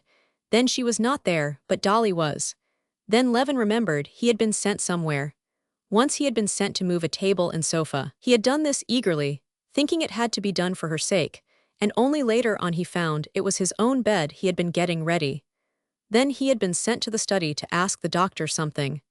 The doctor had answered, and then had said something about the irregularities in the municipal council. Then he had been sent to the bedroom to help the old princess to move the holy picture in its silver and gold setting. And with the princess's old waiting maid, he had clambered on a shelf to reach it, and had broken the little lamp. And the old servant had tried to reassure him about the lamp and about his wife.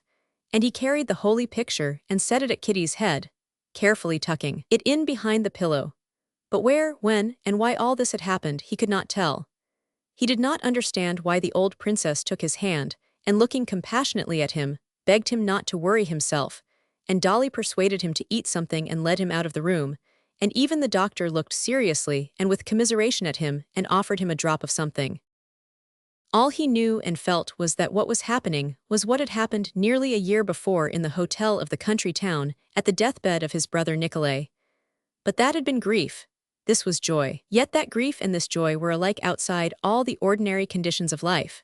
They were loopholes, as it were, in that ordinary life through which there came glimpses of something sublime. And in the contemplation of this sublime, something the soul was exalted to inconceivable heights of which it had before had no conception, while reason lagged behind, unable to keep up with it. Lord, have mercy on us and succor us, he repeated to himself incessantly, feeling, in spite of his long, and as it seemed, complete alienation from religion, that he turned to God just as trustfully and simply as he had in his childhood and first youth. All this time, he had two distinct spiritual conditions. One was away from her, with the doctor, who kept smoking one fat cigarette after another and extinguishing them on the edge of a full ashtray, with Dolly, and with the old prince, where there was talk about dinner, about politics, about Maria Petrovna's illness, and where Levin suddenly forgot for a minute what was happening, and felt as though he had waked up from sleep. The other was in her presence, at her pillow, where his heart seemed breaking and still did not break from sympathetic suffering, and he prayed to God without ceasing. And every time he was brought back from a moment of oblivion by a scream reaching him from the bedroom, he fell into the same strange terror that had come upon him the first minute. Every time he heard a shriek, he jumped up, ran to justify himself, remembered on the way that he was not to blame, and he longed to defend her, to help her. But as he looked at her, he saw again that help was impossible, and he was filled with terror and prayed, Lord, have mercy on us and help us. And as time went on, both these conditions became more intense. The calmer he became away from her, completely forgetting her, the more agonizing became both her sufferings and his feeling of helplessness before them. He jumped up, would have liked to run away, but ran to her. Sometimes, when again and again she called upon him, he blamed her. But seeing her patient, smiling face and hearing the words, I am worrying you, he threw the blame on God. But thinking of God, at once he fell to beseeching God to forgive him and have mercy. Chapter 15. He did not know whether it was late or early. The candles had all burned out. Dolly had just been in the study and had suggested to the doctor that he should lie down. Levin sat listening to the doctor's stories of a quack mesmerizer and looking at the ashes of his cigarette. There had been a period of repose, and he had sunk into oblivion. He had completely forgotten what was going on now. He heard the doctor's chat and understood it. Suddenly there came an unearthly shriek. The shriek was so awful that Levin did not even jump up, but holding his breath, gazed in terrified inquiry at the doctor. The doctor put his head on one side, listened, and smiled approvingly. Everything was so extraordinary that nothing could strike Levin as strange. I suppose it must be so, he thought, and still sat where he was. Whose scream was this? He jumped up, ran on tiptoe to the bedroom, edged round Lizaveta Petrovna and the princess, and took up his position at Kitty's pillow. The scream had subsided, but there was some change now. What it was he did not see and did not comprehend, and he had no wish to see or comprehend. But he saw it by the face of Lizaveta Petrovna. Lizaveta Petrovna's face was stern and pale, and still as resolute, though her jaws were twitching, and her eyes were fixed intently on Kitty. Kitty's swollen and agonized face, a tress of hair clinging to her moist brow, was turned to him and sought his eyes. Her lifted hands asked for his hands. Clutching his chill hands in her moist ones, she began squeezing them to her face. Don't go, I'm not afraid, she said rapidly. Mama, take my earrings, they bother me, you're not afraid? Quick, Lizaveta Petrovna. She spoke quickly, very quickly, and tried to smile. But suddenly her face was drawn, she pushed him away. Oh, this is awful, I'm dying. Go away, she shrieked, and again he heard that unearthly scream. Levin clutched at his head and ran out of the room. It's nothing, it's all right, Dolly called after him. But they might say what they liked, he knew now that all was over. He stood in the next room, his head leaning against the doorpost, and heard shrieks, howls such as he had never heard before, and he knew that what had been Kitty was uttering these shrieks. He had long ago ceased to wish for the child. By now he loathed this child. He did not even wish for her life now, all he longed for was the end of this awful anguish. Doctor, what is it, by God? He said, snatching at the doctor's hand as he came up. It's the end, said the doctor. And the doctor's face was so grave as he said it that Levin took the end as meaning her death. Beside himself, he ran into the bedroom. The first thing he saw was the face of Lizaveta Petrovna. It was even more frowning and stern. Kitty's face he did not know. In the place where it had been was something that was fearful in its strained distortion, and in the sounds that came from it. He fell down with his head on the wooden framework of the bed, feeling that his heart was bursting. The awful scream never paused, it became still more awful, and as though it had reached the utmost limit of terror, suddenly it ceased. Levin could not believe his ears, but there could be no doubt. The scream had ceased and he heard a subdued stir and bustle, and hurried breathing, and her voice, gasping, alive, tender, and blissful, uttered softly, "It's over." He lifted his head. With her hands hanging exhausted on the quilt, looking extraordinarily lovely and serene, she looked at him in silence and tried to smile and could not. And suddenly, from the mysterious and awful faraway world in which he had been living for the last 22 hours, Levin felt himself all in an instant borne back to the old everyday world, glorified though now, by such a radiance of happiness that he could not bear it. The strained cords snapped. Sobs and tears of joy which he had never foreseen rose up with such violence that his whole body shook, that for long they prevented him from speaking. Falling on his knees before the bed, he held his wife's hand before his lips and kissed it, and the hand, with a weak movement of the fingers, responded to his kiss. And meanwhile, there at the foot of the bed, in the deft hands of Lizaveta Petrovna, like a flickering light in a lamp, lay the life of a human creature, which had never existed before, and which would now with the same right, with the same importance to itself, live and create in its own image. Alive, and a boy too, set your mind at rest, Levin heard Lizaveta Petrovna saying, as she slapped the baby's back with a shaking hand. Mama, is it true? Said Kitty's voice. The princess's sobs were all the answers she could make. And in the midst of the silence, there came an unmistakable reply to the mother's question, a voice quite unlike the subdued voices speaking in the room. It was the bold, clamorous, self-assertive squall of the new human being, who had so incomprehensibly appeared. If Levin had been told before that Kitty was dead, and that he had died with her, and that their children were angels, and that God was standing before him, he would have been surprised at nothing. But now, coming back to the world of reality, he had to make great mental efforts to take in that she was alive and well, and that the creature squalling so desperately was his son. Kitty was alive, her agony was over. And he was unutterably happy. That he understood, he was completely happy in it. But the baby, whence, why, who was he? He could not get used to the idea. It seemed to him something extraneous, superfluous, to which he could not accustom himself. Chapter 16. At 10 o'clock the old prince, Sergei Ivanovich, and Stepan Arkadyevich were sitting at Levin's. Having inquired after Kitty, they had dropped into conversation upon other subjects. Levin heard them, and unconsciously, as they talked, going over the past, over what had been up to that morning, he thought of himself as he had been yesterday till that point. It was as though 100 years had passed since then. He felt himself exalted to unattainable heights, from which he studiously lowered himself so as not to wound the people he was talking to. He talked, and was all the time thinking of his wife, of her condition now, of his son, in whose existence he tried to school himself into believing. The whole world of woman, which had taken for him since his marriage a new value he had never suspected before, was now so exalted that he could not take it in his imagination. He heard them talk of yesterday's dinner at the club and thought, "What is happening with her now? Is she asleep? How is she? What is she thinking of? Is he crying, my son Dmitri?" And in the middle of the conversation, in the middle of a sentence, he jumped up and went out of the room. "Send me word if I can see her," said the prince. "Very well, in a minute," answered Levin, and without stopping he went to her room. She was not asleep. She was talking gently with her mother, making plans about the christening. Carefully set to rights, with hair well brushed, in a smart little cap with some blue in it, her arms out on the quilt, she was lying on her back. Meeting his eyes, her eyes drew him to her. Her face, bright before, brightened still more as he drew near her. There was the same change in it from earthly to unearthly that is seen in the face of the dead. But then it means farewell, here it meant welcome. Again a rush of emotion, such as he had felt at the moment of the child's birth, flooded his heart. She took his hand and asked him if he had slept. He could not answer and turned away, struggling with his weakness.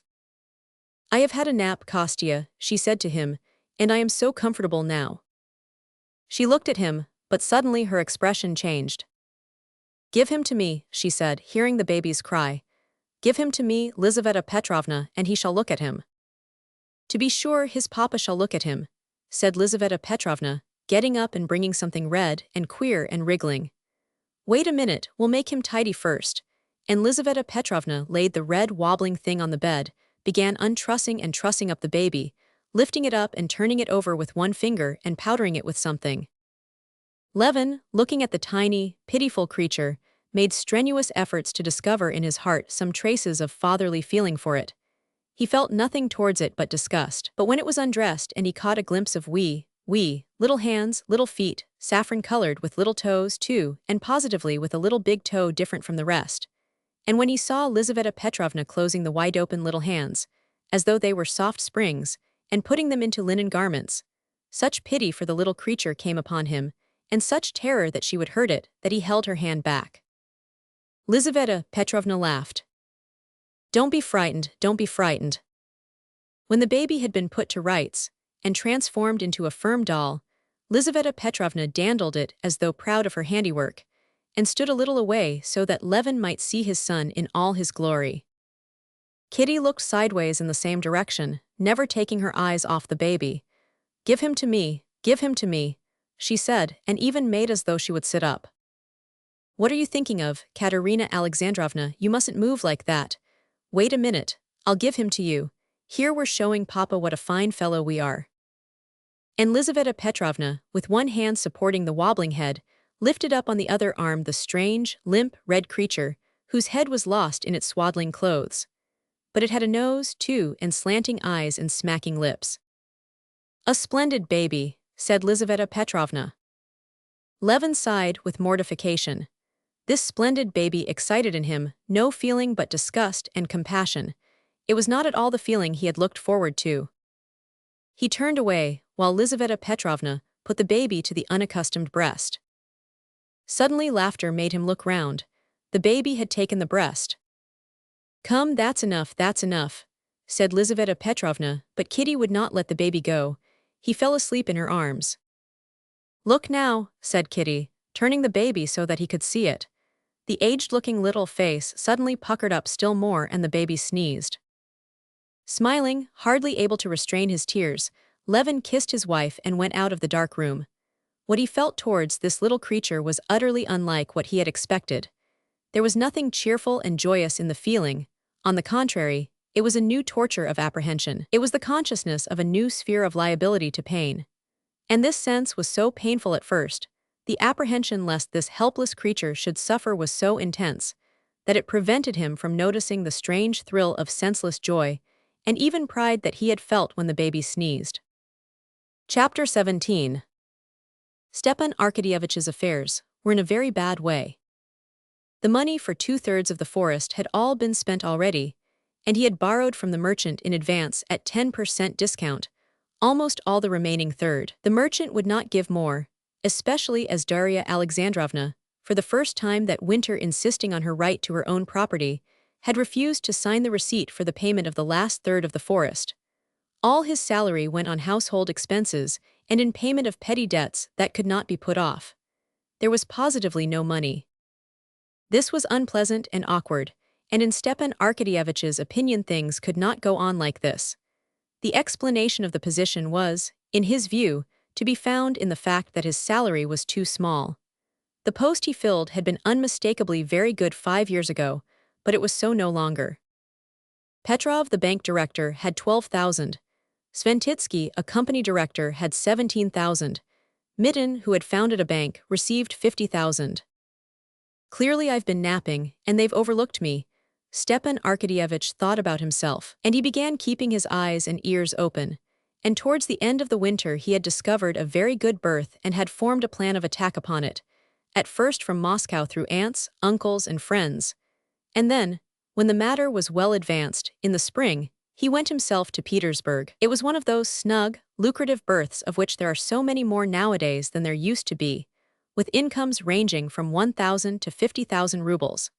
It was the post of secretary of the Committee of the Amalgamated Agency of the Southern Railways, and of certain banking companies. This position, like all such appointments, called for such immense energy and such varied qualifications, that it was difficult for them to be found united in any one man.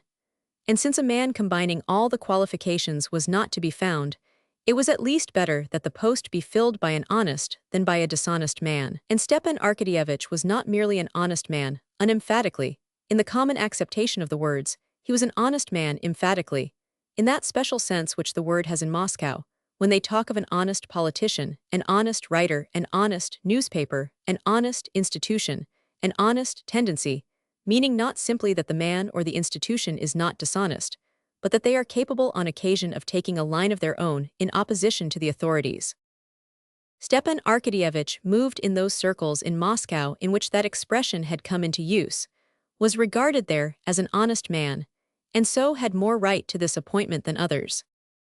The appointment yielded an income of from 7,000 to 10,000 a year, and Oblonsky could fill it without giving up his government position. It was in the hands of 2 ministers, 1 lady and 2 Jews, and all these people, though the way had been paved already with them, Stepan Arkadyevitch had to see in Petersburg. Besides this business, Stepan Arkadyevitch had promised his sister Anna to obtain from Karenin a definite answer on the question of divorce, and begging 50 rubles from Dolly, he set off for Petersburg. Stepan Arkadyevitch sat in Karenin's study, listening to his report on the causes of the unsatisfactory position of Russian finance, and only waiting for the moment when he would finish to speak about his own business or about Anna. "Yes, that's very true," he said, when Alexei Alexandrovich took off the pince-nez, without which he could not read now, and looked inquiringly at his former brother-in-law. "That's very true in particular cases, but still the principle of our day is freedom."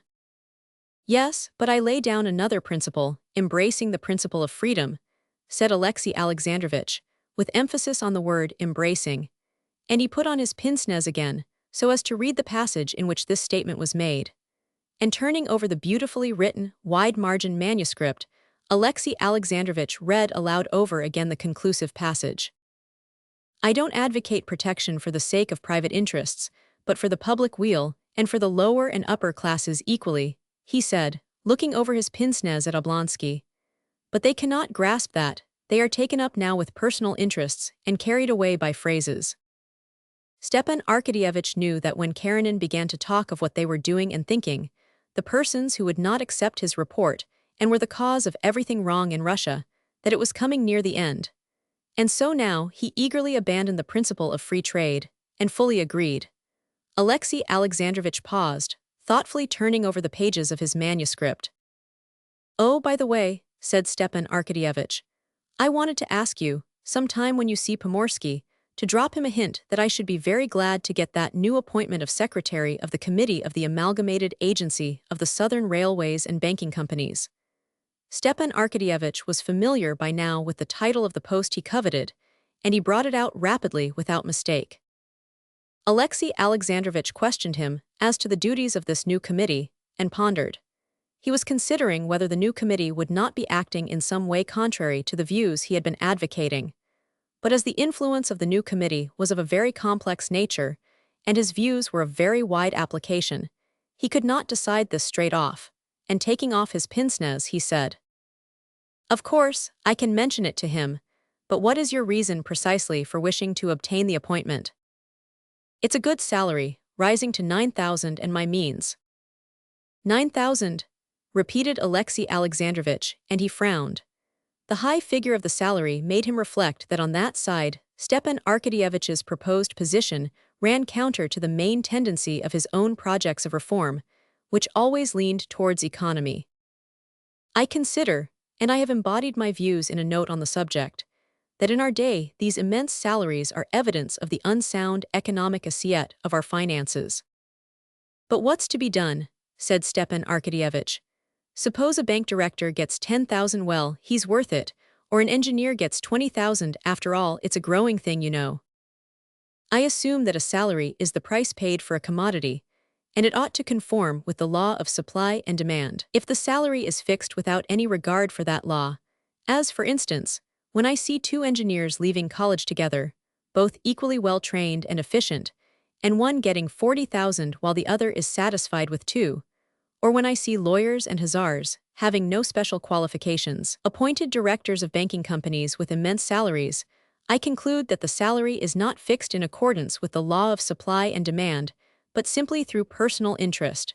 And this is an abuse of great gravity in itself, and one that reacts injuriously on the government service. I consider. Stepan Arkadyevich made haste to interrupt his brother-in-law. Yes, but you must agree that it's a new institution of undoubted utility that's being started. After all, you know, it's a growing thing. What they lay particular stress on is the thing being carried on honestly, said Stepan Arkadyevich with emphasis. But the Moscow significance of the word, honest, was lost on Alexei Alexandrovich. Honesty is only a negative qualification, he said.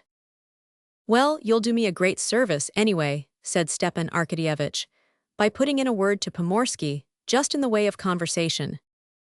But I fancy it's more in Volgarinov's hands, said Alexei Alexandrovich.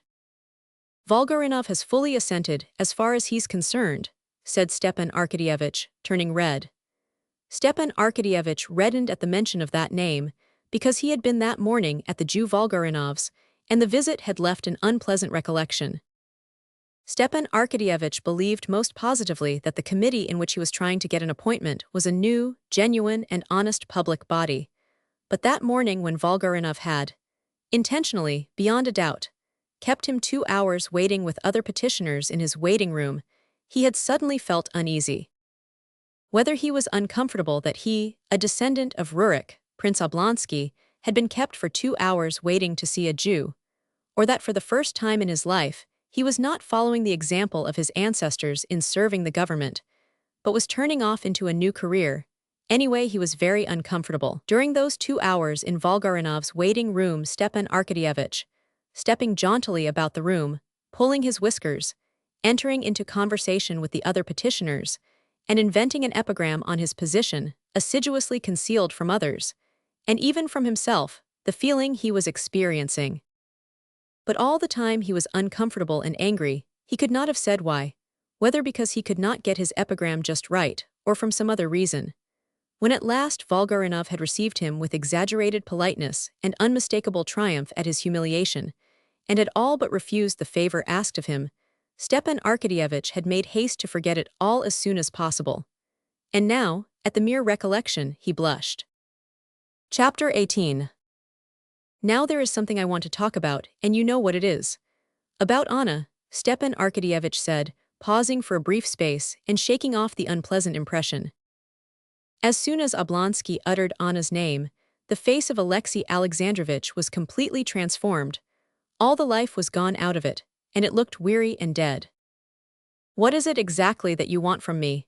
He said, moving in his chair and snapping his pince-nez. A definite settlement, Alexei Alexandrovich, some settlement of the position. I'm appealing to you, not as an injured husband, Stepan Arkadyevich was going to say, but afraid of wrecking his negotiation by this, he changed the words, not as a statesman, which did not sound apropos, but simply as a man and a good-hearted man and a Christian. You must have pity on her, he said. That is, in what way precisely? Karenin said softly. Yes, pity on her, if you had seen her as I have been spending all the winter with her, you would have pity on her. Her position is awful, simply awful.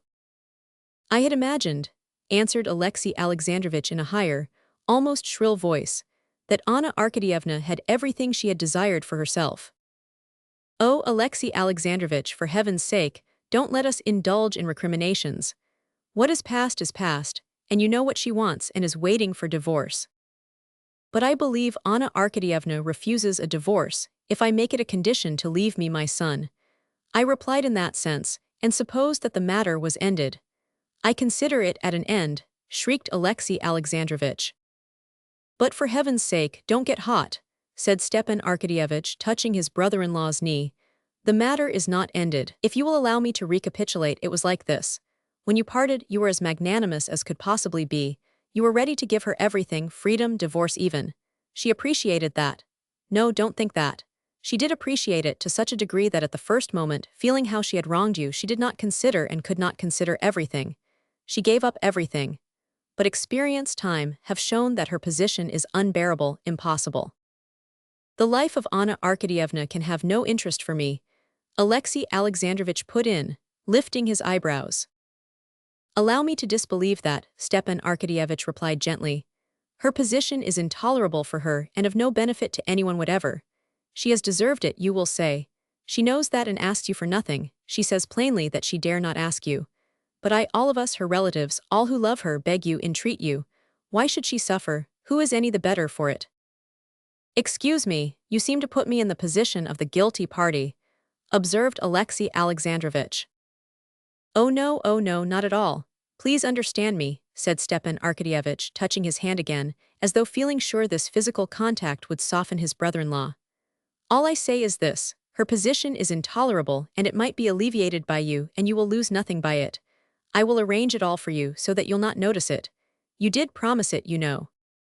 The promise was given before, and I had supposed that the question of my son had settled the matter. Besides, I had hoped that Anna Arkadyevna had enough generosity.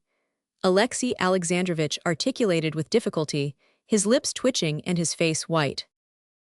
She leaves it all to your generosity. She begs, she implores one thing of you, to extricate her from the impossible position in which she is placed. She does not ask for her son now. Alexei Alexandrovich, you are a good man. Put yourself in her position for a minute. The question of divorce for her in her position is a question of life and death. If you had not promised it once, she would have reconciled herself to her position, she would have gone on living in the country. But you promised it, and she wrote to you, and moved to Moscow. And here she's been for 6 months in Moscow, where every chance meeting cuts her to the heart, every day expecting an answer. Why, it's like keeping a condemned criminal for 6 months with the rope round his neck, promising him perhaps death, perhaps mercy. Have pity on her, and I will undertake to arrange everything. Vos scrupules. I am not talking about that. Alexei Alexandrovich interrupted with disgust. But perhaps I promised what I had no right to promise. So you go back from your promise. I have never refused to do all that is possible, but I want time to consider how much of what I promised is possible. No, Alexei Alexandrovich, cried Oblonsky, jumping up, I won't believe that. She's unhappy as only an unhappy woman can be, and you cannot refuse in such. As much of what I promised as is possible. Vous professez d'être libre penseur, but I as a believer cannot, in a matter of such gravity, act in opposition to the Christian law. But in Christian societies and among us, as far as I'm aware, divorce is allowed, said Stepan Arkadyevich. Divorce is sanctioned even by our church, and we see. It is allowed, but not in the sense. Alexei Alexandrovich, you are not like yourself, said Oblonsky after a brief pause.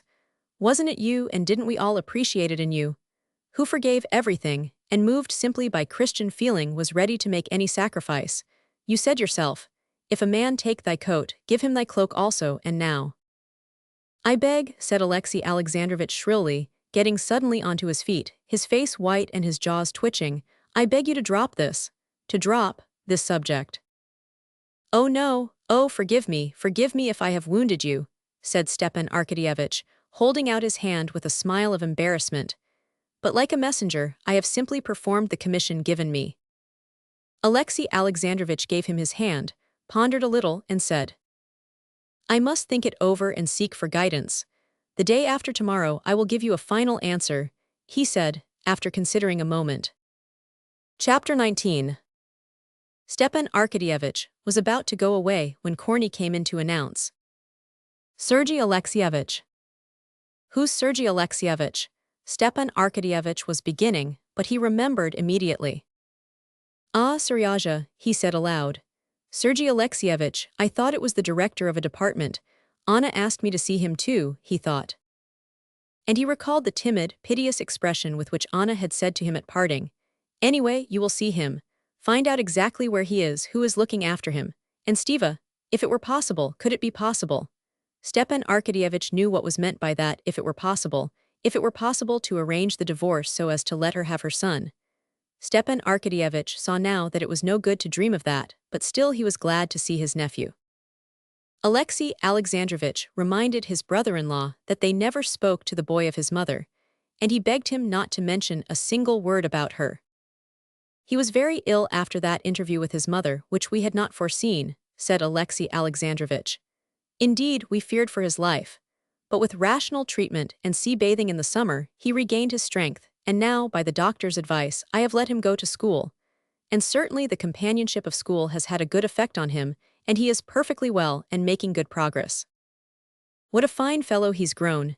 He's not Seryaja now but quite full-fledged Sergei Alexeyevich, said Stepan Arkadyevich, smiling, as he looked at the handsome, broad-shouldered lad in blue coat and long trousers, who walked in alertly and confidently. The boy looked healthy and good-humored. He bowed to his uncle as to a stranger, but recognizing him, he blushed and turned hurriedly away from him, as though offended and irritated at something.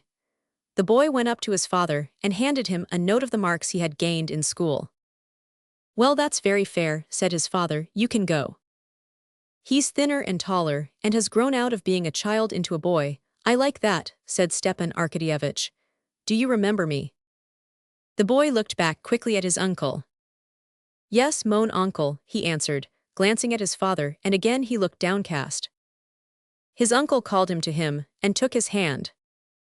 Well, and how are you getting on? He said, wanting to talk to him and not knowing what to say. The boy, blushing and making no answer, cautiously drew his hand away. As soon as Stepan Arkadyevich let go his hand, he glanced doubtfully at his father, and like a bird set free, he darted out of the room. A year had passed since the last time Seryaja had seen his mother. Since then he had heard nothing more of her, and in the course of that year he had gone to school and made friends among his schoolfellows. The dreams and memories of his mother, which had made him ill after seeing her, did not occupy his thoughts now. When they came back to him, he studiously drove them away, regarding them as shameful and girlish, below the dignity of a boy and a schoolboy. He knew that his father and mother were separated by some quarrel. He knew that he had to remain with his father, and he tried to get used to that idea. He disliked seeing his uncle, so like his mother, for it called up those memories of which he was ashamed. He disliked it all the more as from some words he had caught as he waited at the study door, and still more from the faces of his father and uncle, he guessed that they must have been talking of his mother. And to avoid condemning the father with whom he lived, and on whom he was dependent, and above all, to avoid giving way to sentimentality, which he considered so degrading, Seryaja tried not to look at his uncle who had come to disturb his peace of mind, and not to think of what he recalled to him. But when Stepan Arkadyevich, going out after him, saw him on the stairs, and calling to him, asked him how he spent his playtime at school, Seryaja talked more freely to him away from his father's presence. We have a railway now, he said in answer to his uncle's question. It's like this, do you see? Two sit on a bench, they're the passengers, and one stands up straight on the bench, and all are harnessed to it by their arms or by their belts, and they run through all the rooms, the doors are left open beforehand. Well, and it's pretty hard work being the conductor. That's the one that stands, Stepan Arkadyevich inquired, smiling. Yes, you want pluck for it, and cleverness too, especially when they stop all of a sudden or someone falls down. Yes, that must be a serious matter, said Stepan Arkadyevich, watching with mournful interest the eager eyes, like his mother's, not childish now, no longer fully innocent. And though he had promised Alexei Alexandrovich not to speak of Anna, he could not restrain himself. Do you remember your mother? He asked suddenly. No, I don't, Seryaja said quickly. He blushed crimson and his face clouded over, and his uncle could get nothing more out of him. His tutor found his pupil on the staircase half an hour later, and for a long while he could not make out whether he was ill-tempered or crying. "What is it? I expect you hurt yourself when you fell down," said the tutor. "I told you it was a dangerous game, and we shall have to speak to the director." "If I had hurt myself, nobody should have found it out, that's certain." "Well, what is it then?" "Leave me alone, if I remember or if I don't remember. What business is it of his? Why should I remember? Leave me in peace," he said, addressing not his tutor but the whole world. Chapter 20. Stepan Arkadyevitch, as usual, did not waste his time in Petersburg. In Petersburg, besides business, his sister's divorce and his coveted appointment, he wanted, as he always did, to freshen himself up, as he said, after the mustiness of Moscow. In spite of its cafes chantants and its omnibuses, Moscow was yet a stagnant bog. Stepan Arkadyevitch always felt it. After living for some time in Moscow, especially in close relations with his family, he was conscious of a depression of spirits. After being a long time in Moscow without a change, he reached a point when he positively began to be worrying himself over his wife's ill humor and reproaches, over his children's health and education, and the petty details of his official work. Even the fact of being in debt worried him, but he had only to go and stay a little while in Petersburg, in the circle there in which he moved, where people lived, really lived, instead of vegetating as in Moscow, and all such ideas vanished and melted away at once, like wax before the fire. His wife. Only that day he had been talking to Prince Tchetchensky. Prince Tchetchensky had a wife and family, grown-up pages in the corps, and he had another illegitimate family of children also. Though the first family was very nice too, Prince Tchetchensky felt happier in his second family, and he used to take his eldest son with him to his second family, and told Stepan Arkadyevitch that he thought it good for his son, enlarging his ideas. What would have been said to that in Moscow? His children, in Petersburg, children did not prevent their parents from enjoying life. The children were brought up in schools, and there was no trace of the wild idea that prevailed in Moscow, in Lvov's household, for instance, that all the luxuries of life were for the children, while the parents have nothing but work and anxiety. Here people understood that a man is in duty bound to live for himself, as every man of culture should live. His official duties, official work here was not the stiff, hopeless drudgery that it was in Moscow. Here there was some interest in official life. A chance meeting, a service rendered, a happy phrase, a knack of facetious mimicry, and a man's career might be made in a trice. So it had been with Bryantsev, whom Stepan Arkadyevitch had met the previous day, and who was one of the highest functionaries in government now. There was some interest in official work like that. The Petersburg attitude on pecuniary matters had an especially soothing effect on Stepan Arkadyevitch. Bartniansky, who must spend at least 50,000 to judge by the style he lived in, had made an interesting comment the day before on that subject. As they were talking before dinner, Stepan Arkadyevitch said to Bartniansky, "You're friendly, I fancy, with Mordvinsky. You might do me a favor. Say a word to him, please, for me. There's an appointment I should like to get, secretary of the agency." "Oh, I shan't remember all that if you tell it to me. But what possesses you to have to do with railways and Jews? Take it as you will, it's a low business."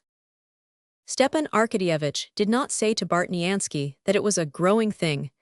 Bartniansky would not have understood that. "I want the money, I've nothing to live on." "You're living, aren't you?" "Yes, but in debt." "Are you though, heavily?" said Bartniansky sympathetically. "Very heavily, 20,000. Bartniansky broke into good-humored laughter. "Oh, lucky fellow," said he. "My debts mount up to 1.5 million, and I've nothing, and still I can live, as you see." And Stepan Arkadyevitch saw the correctness of this view not in words only but in actual fact.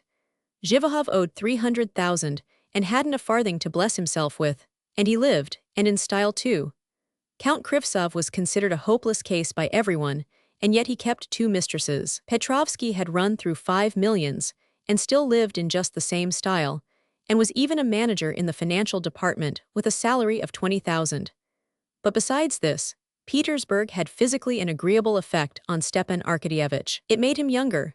In Moscow he sometimes found a gray hair in his head, dropped asleep after dinner, stretched, walked slowly upstairs, breathing heavily, was bored by the society of young women, and did not dance at balls. In Petersburg he always felt 10 years younger.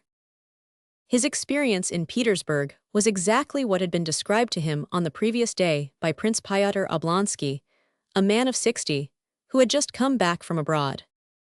"We don't know the way to live here," said Pyotr Oblonsky. "I spent the summer in Baden, and you wouldn't believe it, I felt quite a young man. At a glimpse of a pretty woman, my thoughts. One dines and drinks a glass of wine, and feels strong and ready for anything. I came home to Russia, had to see my wife, and what's more, go to my country place. And there, you'd hardly believe it, in a fortnight I'd got into a dressing gown and given up dressing for dinner. Needn't say I had no thoughts left for pretty women. I became quite an old gentleman. There was nothing left for me but to think of my eternal salvation. I went off to Paris. I was as right as could be at once." Stepan Arkadyevitch felt exactly the difference that Pyotr Oblonsky described. In Moscow he degenerated so much that if he had had to be there for long together, he might in good earnest have come to considering his salvation. In Petersburg he felt himself a man of the world again.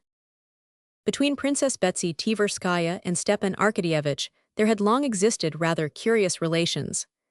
Stepan Arkadyevitch always flirted with her in jest, and used to say to her, also in jest, the most unseemly things, knowing that nothing delighted her so much. The day after his conversation with Karenin, Stepan Arkadyevitch went to see her, and felt so youthful that in this jesting flirtation and nonsense, he recklessly went so far that he did not know how to extricate himself, as unluckily he was so far from being attracted by her that he thought her positively disagreeable. What made it hard to change the conversation was the fact that he was very attractive to her, so that he was considerably relieved at the arrival of Princess Myakaya, which cut short their tete-a-tete. "Ah, so you're here," said she when she saw him.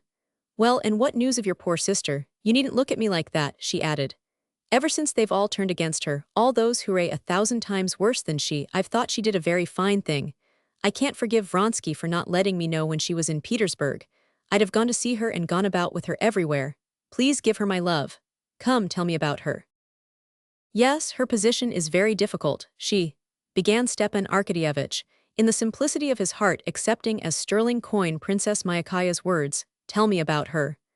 Princess Myakaya interrupted him immediately, as she always did, and began talking herself. "She's done what they all do except me, only they hide it. But she wouldn't be deceitful, and she did a fine thing.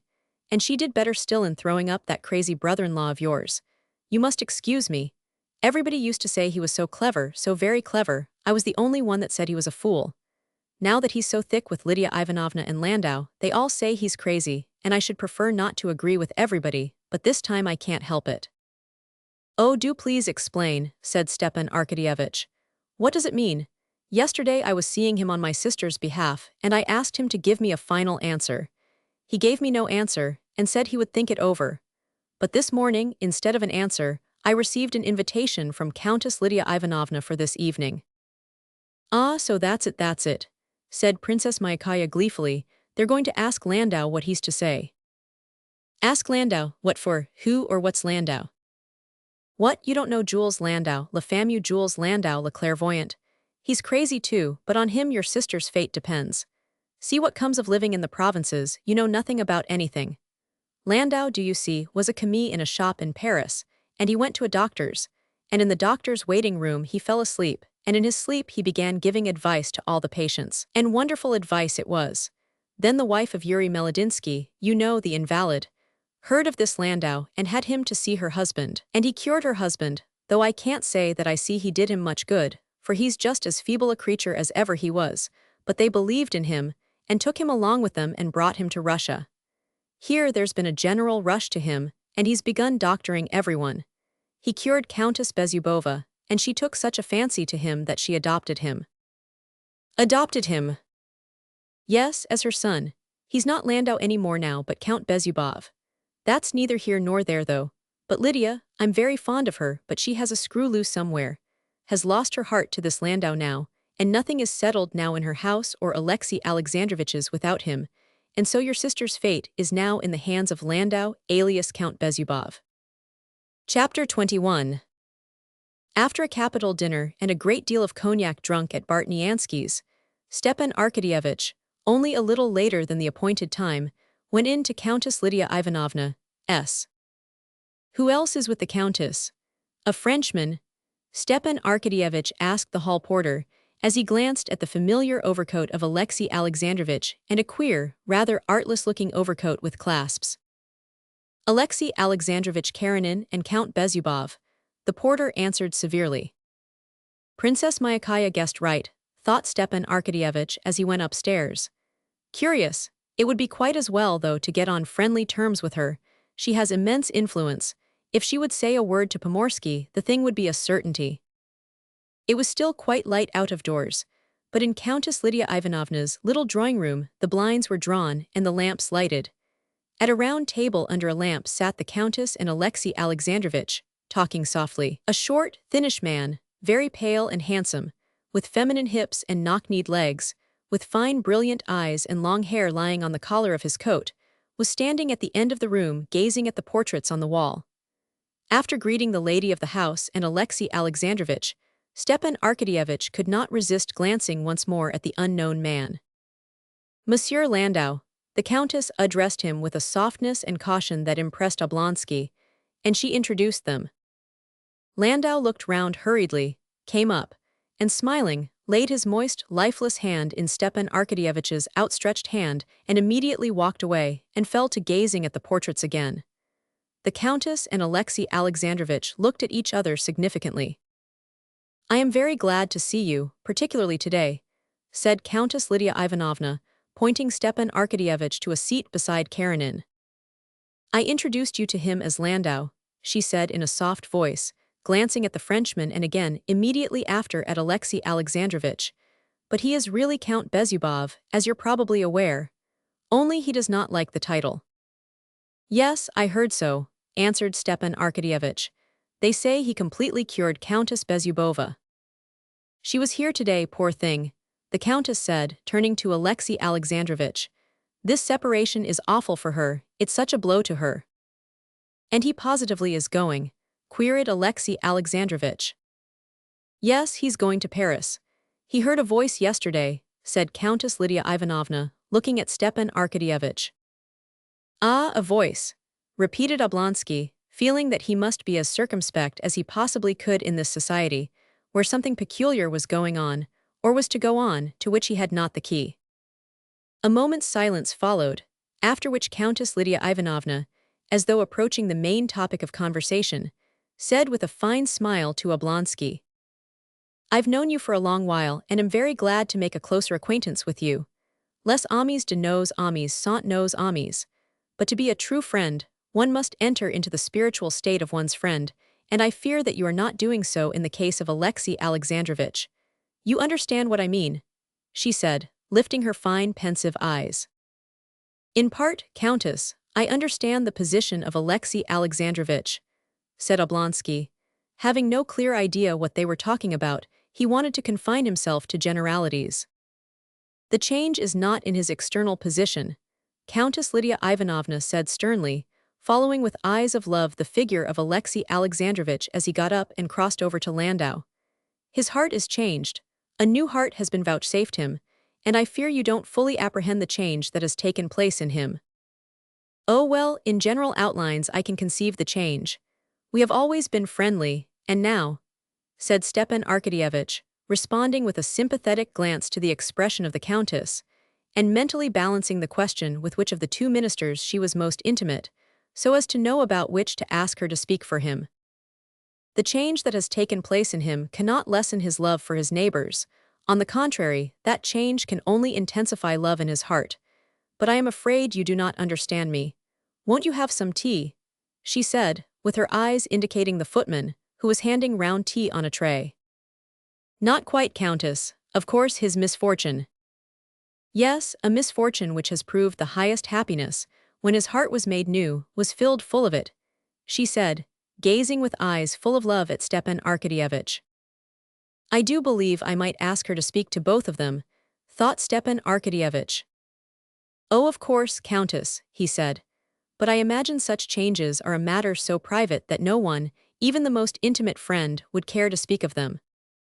"On the contrary, we ought to speak freely and help one another.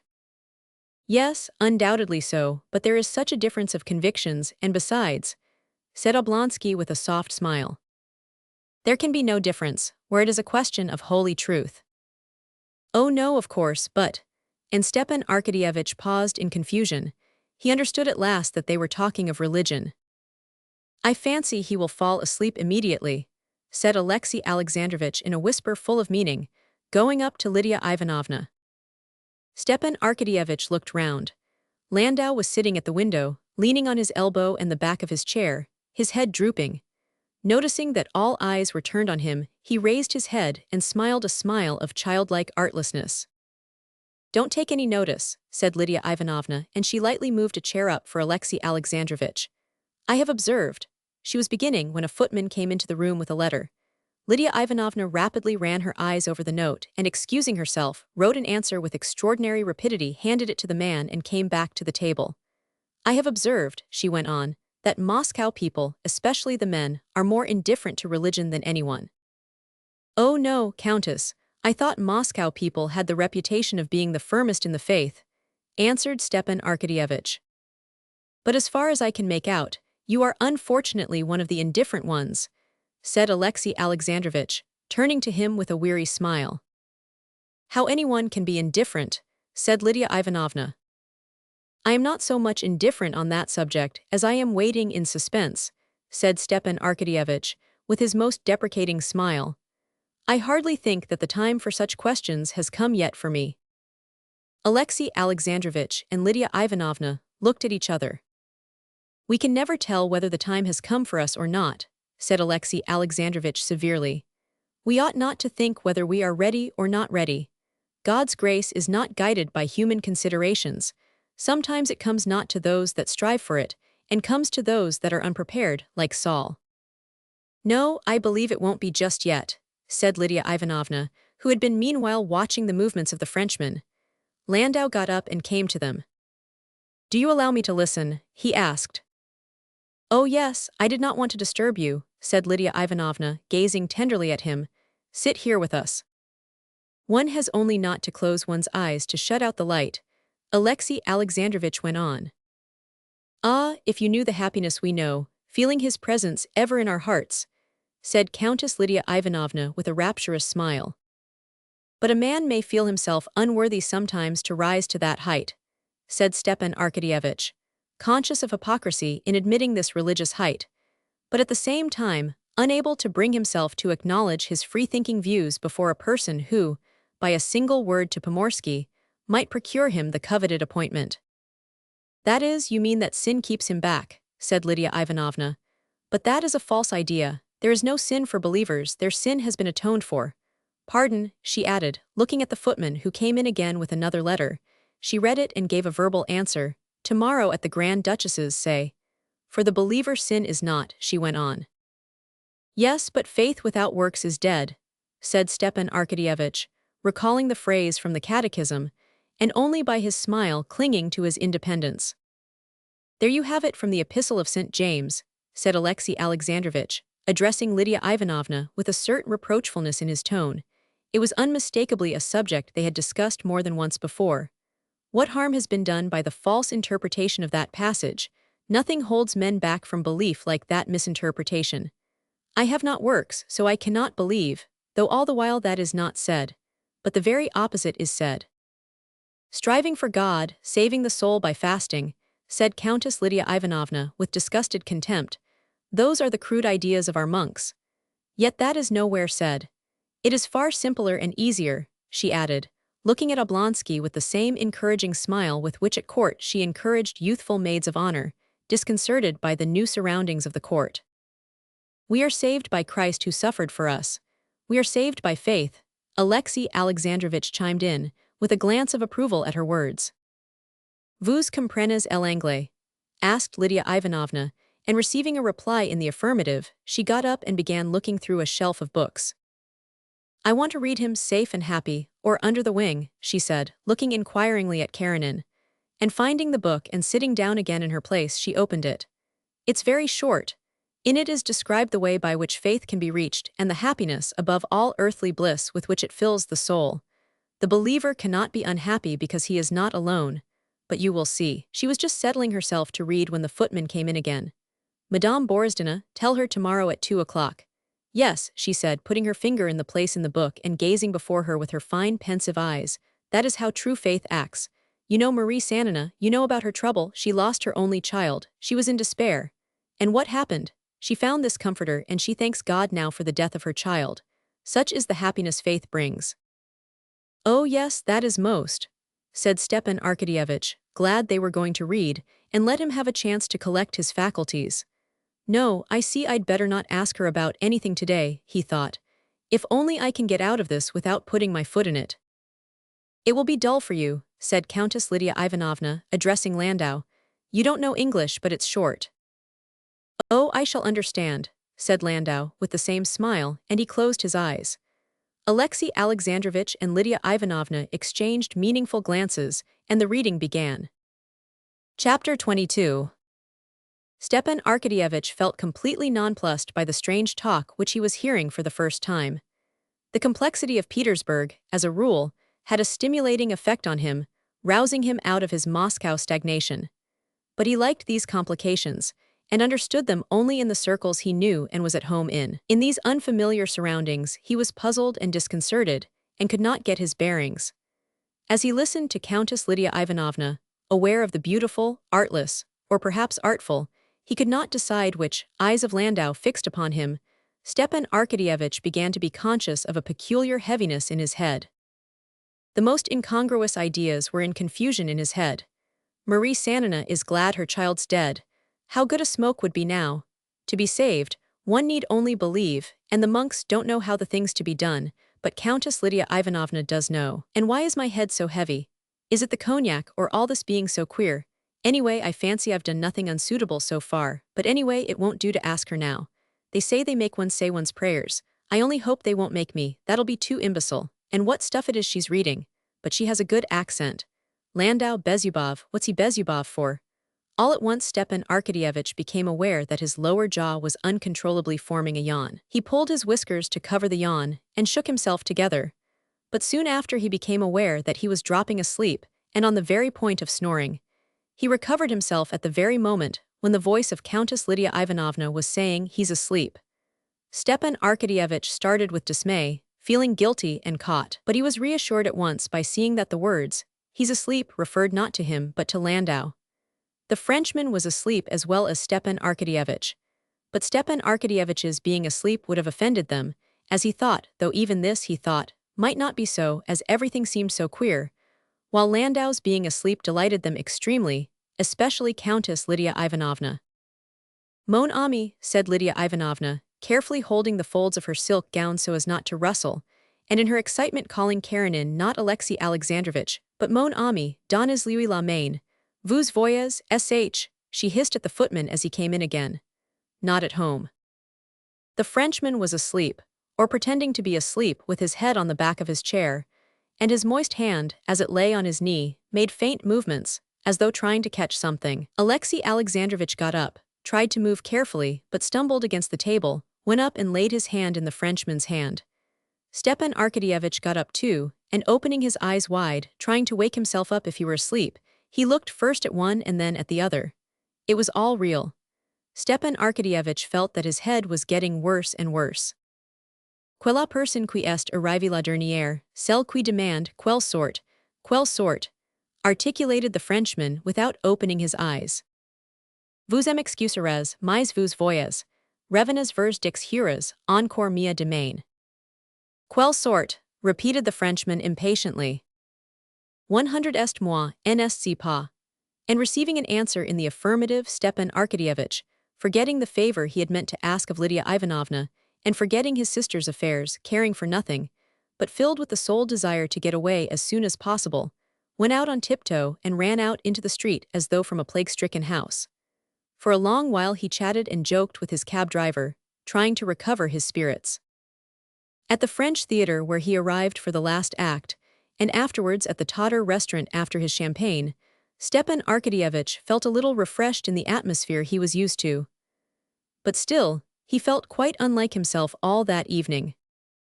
On getting home to Pyotr Oblonsky's, where he was staying, Stepan Arkadyevich found a note from Betsy. She wrote to him that she was very anxious to finish their interrupted conversation and begged him to come next day. He had scarcely read this note and frowned at its contents when he heard below the ponderous tramp of the servants, carrying something heavy. Stepan Arkadyevich went out to look. It was the rejuvenated Pyotr Oblonsky. He was so drunk that he could not walk upstairs, but he told them to set him on his legs when he saw Stepan Arkadyevich, and clinging to him, walked with him into his room, and there began telling him how he had spent the evening, and fell asleep doing so. Stepan Arkadyevich was in very low spirits, which happened rarely with him, and for a long while he could not go to sleep.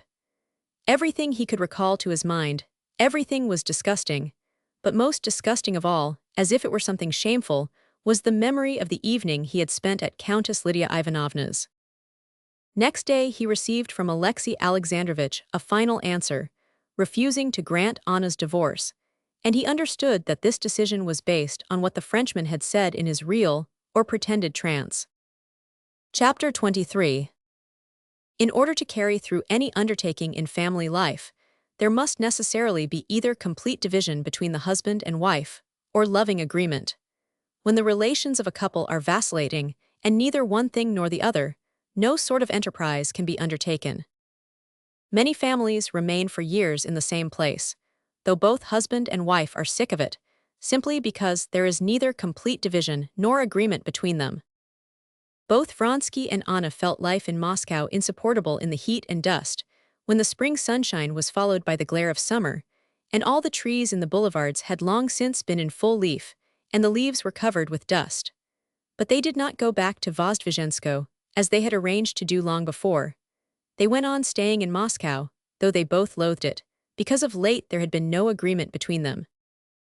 The irritability that kept them apart had no external cause, and all efforts to come to an understanding intensified it, instead of removing it. It was an inner irritation, grounded in her mind on the conviction that his love had grown less.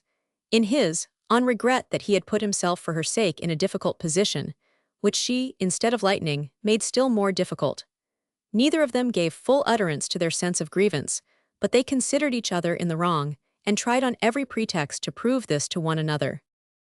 In her eyes the whole of him, with all his habits, ideas, desires, with all his spiritual and physical temperament, was one thing, love for women, and that love, she felt, ought to be entirely concentrated on her alone. That love was less. Consequently, as she reasoned, he must have transferred part of his love to other women or to another woman, and she was jealous. She was jealous not of any particular woman but of the decrease of his love. Not having got an object for her jealousy, she was on the lookout for it. At the slightest hint, she transferred her jealousy from one object to another. At one time she was jealous of those low women with whom he might so easily renew his old bachelor ties. Then she was jealous of the society women he might meet. Then she was jealous of the imaginary girl whom he might want to marry, for whose sake he would break with her. And this last form of jealousy tortured her most of all, especially as he had unwarily told her, in a moment of frankness, that his mother knew him so little that she had had the audacity to try and persuade him to marry the young Princess Sorokina. And being jealous of him, Anna was indignant against him and found grounds for indignation in everything. For everything that was difficult in her position she blamed him. The agonizing condition of suspense she had passed in Moscow, the tardiness and indecision of Alexei Alexandrovich, her solitude, she put it all down to him. If he had loved her he would have seen all the bitterness of her position and would have rescued her from it. For her being in Moscow and not in the country he was to blame too. He could not live buried in the country as she would have liked to do. He must have society, and he had put her in this awful position, the bitterness of which he would not see. And again, it was his fault that she was forever separated from her son. Even the rare moments of tenderness that came from time to time did not soothe her. In his tenderness now she saw a shade of complacency, of self-confidence, which had not been of old, and which exasperated her. It was dusk. Anna was alone, and waiting for him to come back from a bachelor dinner. She walked up and down in his study, the room where the noise from the street was least heard, and thought over every detail of their yesterday's quarrel. Going back from the well-remembered, offensive words of the quarrel to what had been the ground of it, she arrived at last at its origin. For a long while she could hardly believe that their dissension had arisen from a conversation so inoffensive, of so little moment to either. But so it actually had been. It all arose from his laughing at the girls' high schools, declaring they were useless, while she defended them. He had spoken slightingly of women's education in general, and had said that Hannah, Anna's English protégée, had not the slightest need to know anything of physics. This irritated Anna. She saw in this a contemptuous reference to her occupations, and she bethought her of a phrase to pay him back for the pain he had given her. "I don't expect you to understand me, my feelings, as anyone who loved me might, but simple delicacy I did expect," she said. And he had actually flushed with vexation, and had said something unpleasant. She could not recall her answer, but at that point, with an unmistakable desire to wound her too, he had said, "I feel no interest in your infatuation over this girl, that's true, because I see it's unnatural." The cruelty with which he shattered the world she had built up for herself, so laboriously to enable her to endure her hard life, the injustice with which he had accused her of affectation, of artificiality, aroused her. "I am very sorry that nothing but what's coarse and material is comprehensible and natural to you," she said, and walked out of the room. When he had come in to her yesterday evening, they had not referred to the quarrel, but both felt that the quarrel had been smoothed over, but was not at an end. Today he had not been at home all day, and she felt so lonely and wretched in being on bad terms with him that she wanted to forget it all, to forgive him, and be reconciled with him. She wanted to throw the blame on herself and to justify him. "I am myself to blame, I'm irritable, I'm insanely jealous. I will make it up with him and will go away to the country, there I shall be more at peace." Unnatural, she suddenly recalled the word that had stung her most of all, not so much the word itself as the intent to wound her with which it was said. I know what he meant. He meant, unnatural, not loving my own daughter to love another person's child. What does he know of love for children, of my love for Seryaja, whom I've sacrificed for him? But that wish to wound me. No, he loves another woman, it must be so. And perceiving that, while trying to regain her peace of mind, she had gone round the same circle that she had been round so often before, and had come back to her former state of exasperation, she was horrified at herself. "Can it be impossible? Can it be beyond me to control myself?" she said to herself, and began again from the beginning. "He's truthful, he's honest, he loves me, I love him, and in a few days the divorce will come. What more do I want? I want peace of mind and trust, and I will take the blame on myself. Yes, now when he comes in, I will tell him I was wrong, though I was not wrong, and we will go away tomorrow." And to escape thinking any more, and being overcome by irritability, she rang, and ordered the boxes to be brought up for packing their things for the country. At 10 o'clock Vronsky came in. Chapter 24. "Well, was it nice?" she asked, coming out to meet him with a penitent and meek expression. "Just as usual," he answered, seeing at a glance that she was in one of her good moods. He was used by now to these transitions, and he was particularly glad to see it today, as he was in especially good humor himself. "What do I see? Come, that's good," he said, pointing to the boxes in the passage. "Yes, we must go. I went out for a drive, and it was so fine I longed to be in the country. There's nothing to keep you, is there? It's the one thing I desire. I'll be back directly, and we'll talk it over. I only want to change my coat, order some tea." And he went into his room. There was something mortifying in the way he had said, "Come, that's good," as one says to a child when it leaves off being naughty, and still more mortifying was the contrast between her penitent and his self-confident tone.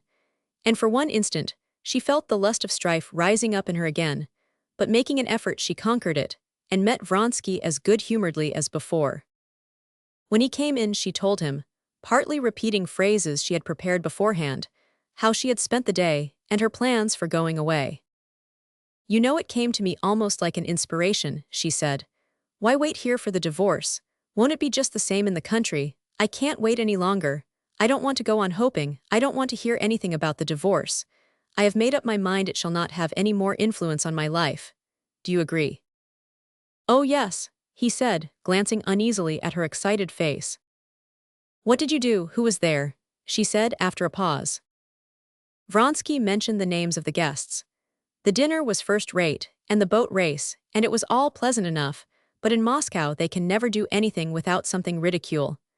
A lady of a sort appeared on the scene, teacher of swimming to the Queen of Sweden, and gave us an exhibition of her skill.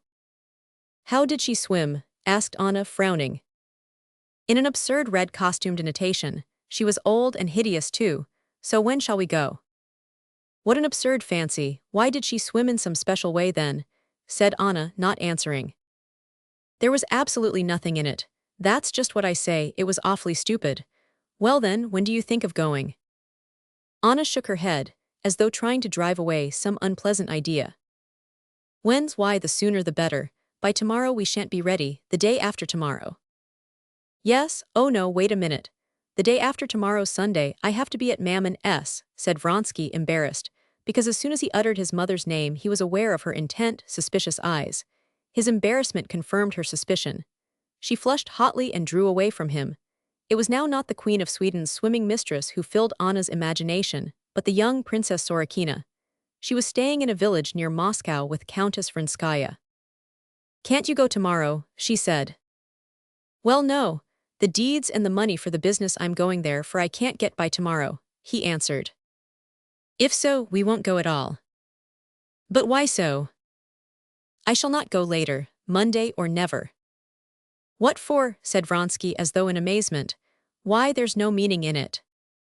"There's no meaning in it to you because you care nothing for me. You don't care to understand my life. The one thing that I cared for here was Hannah. You say it's affectation. Why, you said yesterday that I don't love my daughter, that I love this English girl, that it's unnatural. I should like to know what life there is for me that could be natural."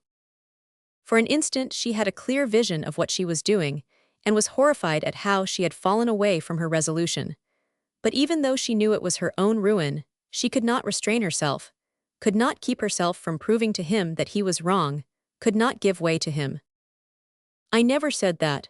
I said I did not sympathize with this sudden passion."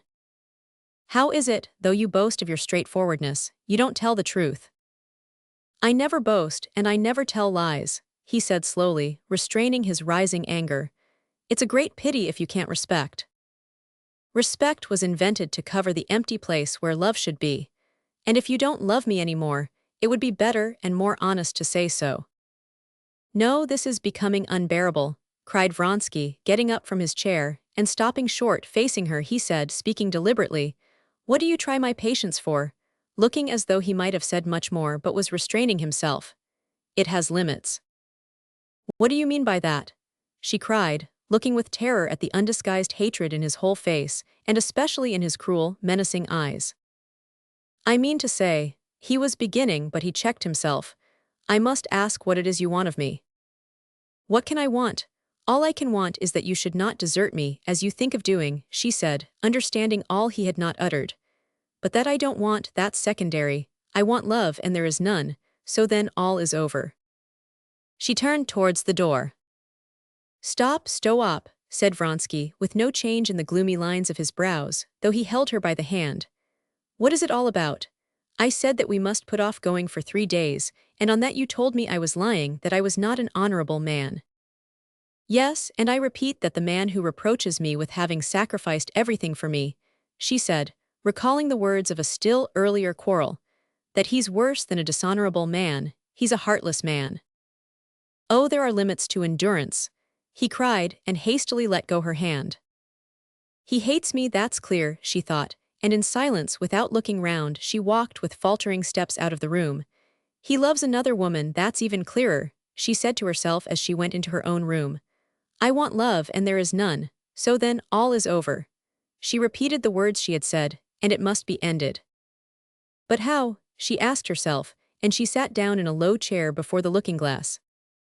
Thoughts of where she would go now, whether to the aunt who had brought her up, to Dolly, or simply alone abroad, and of what he was doing now alone in his study, whether this was the final quarrel, or whether reconciliation were still possible, and of what all her old friends at Petersburg would say of her now, and of how Alexei Alexandrovich would look at it, and many other ideas of what would happen now after this rupture, came into her head, but she did not give herself up to them with all her heart. At the bottom of her heart was some obscure idea that alone interested her, but she could not get clear sight of it. Thinking once more of Alexei Alexandrovich, She recalled the time of her illness after her confinement, and the feeling which never left her at that time. Why didn't I die? And the words and the feeling of that time came back to her, and all at once she knew what was in her soul. Yes, it was that idea which alone solved all. Yes, to die. And the shame and disgrace of Alexei Alexandrovich and of Seryaja, and my awful shame, it will all be saved by death. To die. And he will feel remorse, will be sorry, will love me, he will suffer on my account. With the trace of a smile of commiseration for herself, she sat down in the armchair, taking off and putting on the rings on her left hand, vividly picturing from different sides his feelings after her death. Approaching footsteps, his steps distracted her attention. As though absorbed in the arrangement of her rings, she did not even turn to him. He went up to her, and taking her by the hand, said softly, "Anna, we'll go the day after tomorrow if you like. I agree to everything." She did not speak. "What is it?" he urged. "You know," she said, and at the same instant, unable to restrain herself any longer, she burst into sobs. "Cast me off," she articulated between her sobs. "I'll go away tomorrow. I'll do more. What am I, an immoral woman, a stone round your neck? I don't want to make you wretched, I don't want to, I'll set you free. You don't love me, you love someone else." Vronsky besought her to be calm, and declared that there was no trace of foundation for her jealousy, that he had never ceased, and never would cease, to love her, that he loved her more than ever. "Anna, why distress yourself and me so?" he said to her, kissing her hands. There was tenderness now in his face, and she fancied she caught the sound of tears in his voice, and she felt them wet on her hand. And instantly Anna's despairing jealousy changed to a despairing passion of tenderness. She put her arms round him, and covered with kisses his head, his neck, his hands. Chapter 25. Feeling that the reconciliation was complete, Anna set eagerly to work in the morning preparing for their departure. Though it was not settled whether they should go on Monday or Tuesday, as they had each given way to the other, Anna packed busily, feeling absolutely indifferent whether they went a day earlier or later. She was standing in her room over an open box, taking things out of it, when he came in to see her earlier than usual, dressed to go out. "I'm going off at once to see Mammon, she can send me the money by Yegorov, and I shall be ready to go tomorrow," he said. Though she was in such a good mood, the thought of his visit to his mother's gave her a pang. "No, I shan't be ready by then myself," she said, and at once reflected, so then it was possible to arrange to do as I wished. "No, do as you meant to do. Go into the dining room, I'm coming directly. It's only to turn out those things that aren't wanted," she said, putting something more on the heap of frippery that lay in Annushka's arms. Vronsky was eating his beefsteak when she came into the dining room. "You wouldn't believe how distasteful these rooms have become to me," she said, sitting down beside him to her coffee. "There's nothing more awful than these chambers garnis. There's no individuality in them, no soul. These clocks and curtains, and worst of all, the wallpapers, they're a nightmare. I think of Vozdvizhensko as the promised land. You're not sending the horses off yet?" "No, they will come after us. Where are you going to?" "I wanted to go to Wilson's to take some dresses to her, so it's really to be tomorrow," she said in a cheerful voice, but suddenly her face changed. Vronsky's valet came in to ask him to sign a receipt for a telegram from Petersburg. There was nothing out of the way in Vronsky's getting a telegram, but he said, as though anxious to conceal something from her, that the receipt was in his study, and he turned hurriedly to her. "By tomorrow, without fail, I will finish it all." "From whom is the telegram?" she asked, not hearing him. "From Stiva," he answered reluctantly. "Why didn't you show it to me? What secret can there be between Stiva and me?" Vronsky called the valet back, and told him to bring the telegram. "I didn't want to show it to you, because Stiva has such a passion for telegraphing. Why telegraph when nothing is settled?" "About the divorce." "Yes, but he says he has not been able to come at anything yet. He has promised a decisive answer in a day or two. But here it is, read it." With trembling hands Anna took the telegram and read what Vronsky had told her. At the end was added, "Little hope, but I will do everything possible and impossible. I said yesterday that it's absolutely nothing to me when I get, or whether I never get, a divorce," she said, flushing crimson. "There was not the slightest necessity to hide it from me. So he may hide and does hide his correspondence with women from me," she thought. Yashvin meant to come this morning with Voitov, said Vronsky.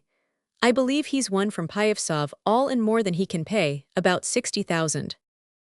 No, she said, irritated by his so obviously showing by this change of subject that he was irritated. Why did you suppose that this news would affect me so, that you must even try to hide it? I said I don't want to consider it, and I should have liked you to care as little about it as I do. I care about it because I like definiteness, he said. Definiteness is not in the form but the love, she said, more and more irritated not by his words, but by the tone of cool composure in which he spoke. What do you want it for? My God, love again, he thought, frowning. Oh, you know what for your sake and your children's in the future. There won't be children in the future. That's a great pity, he said. You want it for the children's sake, but you don't think of me, she said, quite forgetting or not having heard that he had said, for your sake and the children's. The question of the possibility of having children had long been a subject of dispute and irritation to her. His desire to have children she interpreted as a proof he did not prize her beauty. Oh, I said, for your sake. Above all for your sake, he repeated, frowning as though in pain, because I am certain that the greater part of your irritability comes from the indefiniteness of the position. Yes, now he has laid aside all pretense, and all his cold hatred for me is apparent, she thought, not hearing his words, but watching with terror the cold, cruel judge who looked mocking her out of his eyes. The cause is not that, she said, and indeed I don't see how the cause of my irritability, as you call it, can be that I am completely in your power. What indefiniteness is there in the position? On the contrary. I am very sorry that you don't care to understand, he interrupted, obstinately anxious to give utterance to his thought. The indefiniteness consists in your imagining that I am free. On that score you can set your mind quite at rest, she said, and turning away from him, she began drinking her coffee. She lifted her cup, with her little finger held apart, and put it to her lips. After drinking a few sips she glanced at him, and by his expression, she saw clearly that he was repelled by her hand, and her gesture, and the sound made by her lips. I don't care in the least what your mother thinks, and what match she wants to make for you, she said, putting the cup down with a shaking hand. But we're not talking about that. Yes, that's just what we are talking about. And let me tell you that a heartless woman, whether she's old or not old, your mother or anyone else, is of no consequence to me, and I would not consent to know her. Anna, I beg you not to speak disrespectfully of my mother. A woman whose heart does not tell her where her son's happiness and honor lie has no heart. I repeat my request that you will not speak disrespectfully of my mother, whom I respect, he said, raising his voice and looking sternly at her. She did not answer. Looking intently at him, at his face, his hands, she recalled all the details of their reconciliation the previous day, and his passionate caresses. They're just such caresses he has lavished and will lavish and longs to lavish on other women, she thought. You don't love your mother, that's all talk and talk and talk, she said, looking at him with hatred in her eyes. Even if so, you must. Must decide, and I have decided, she said, and she would have gone away, but at that moment Yashvin walked into the room. Anna greeted him and remained.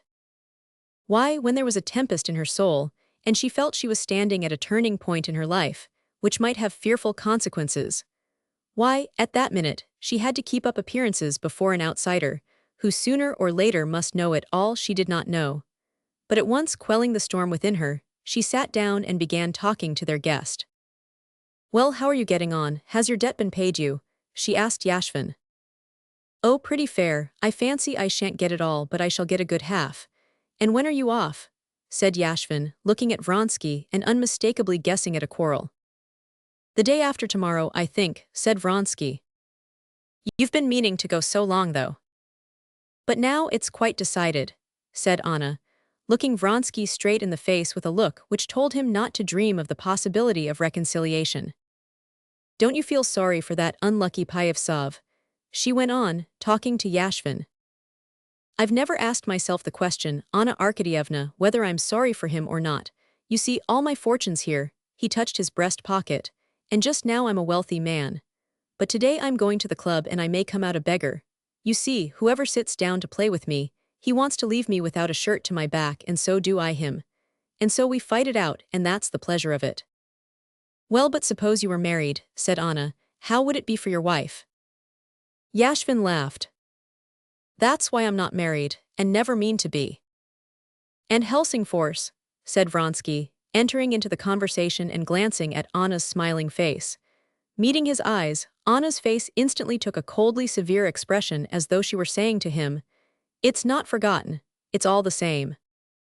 "Were you really in love?" she said to Yashvin. "Oh heavens, ever so many times. But you see, some men can play, but only so that they can always lay down their cards when the hour of a rendezvous comes, while I can take up love, but only so as not to be late for my cards in the evening. That's how I manage things." "No, I didn't mean that, but the real thing." She would have said Helsingfors, but would not repeat the word used by Vronsky. Voitov, who was buying the horse, came in. Anna got up and went out of the room.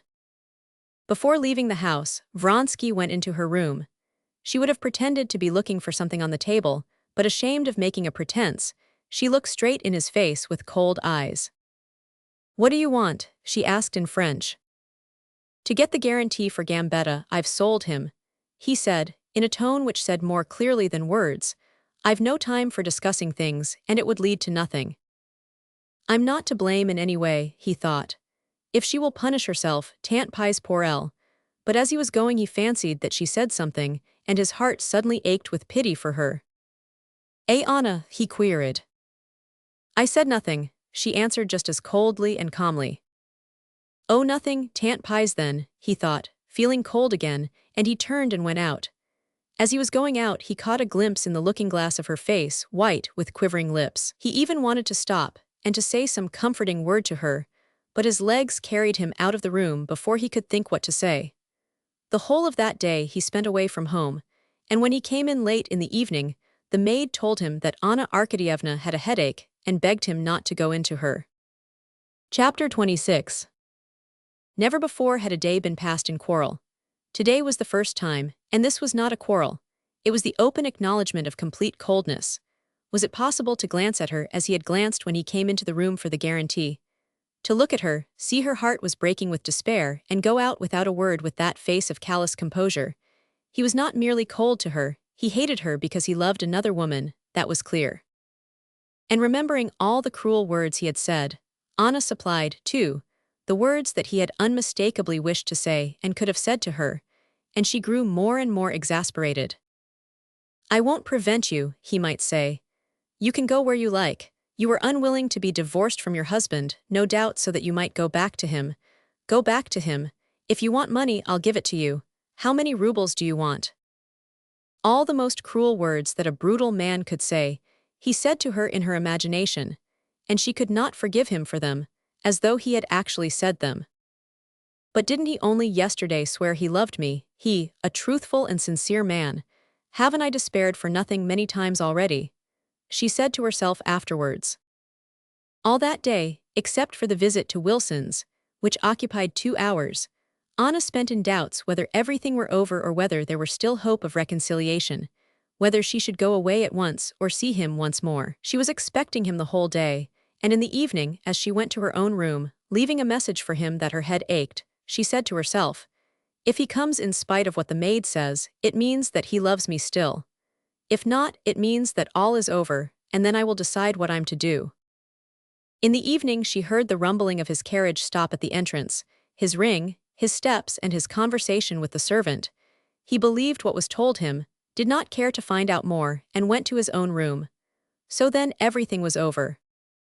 And death rose clearly and vividly before her mind, as the sole means of bringing back love for her in his heart, of punishing him, and of gaining the victory in that strife which the evil spirit in possession of her heart was waging with him. Now nothing mattered, going or not going to Vozdvizhensko, getting or not getting a divorce from her husband, all that did not matter. The one thing that mattered was punishing him. When she poured herself out her usual dose of opium, and thought that she had only to drink off the whole bottle to die, it seemed to her so simple and easy, that she began musing with enjoyment on how he would suffer, and repent and love her memory when it would be too late. She lay in bed with open eyes, by the light of a single burned-down candle, gazing at the carved cornice of the ceiling and at the shadow of the screen that covered part of it, while she vividly pictured to herself how he would feel when she would be no more, when she would be only a memory to him. "How could I say such cruel things to her?" he would say. "How could I go out of the room without saying anything to her? But now she is no more, she has gone away from us forever, she is." Suddenly the shadow of the screen wavered, pounced on the whole cornice, the whole ceiling. Other shadows from the other side swooped to meet it. For an instant the shadows flitted back, but then with fresh swiftness they darted forward, wavered, commingled, and all was darkness. Death, she thought, and such horror came upon her that for a long while she could not realize where she was, and for a long while her trembling hands could not find the matches and light another candle, instead of the one that had burned down and gone out. "No, anything only to live. Why I love him. Why he loves me.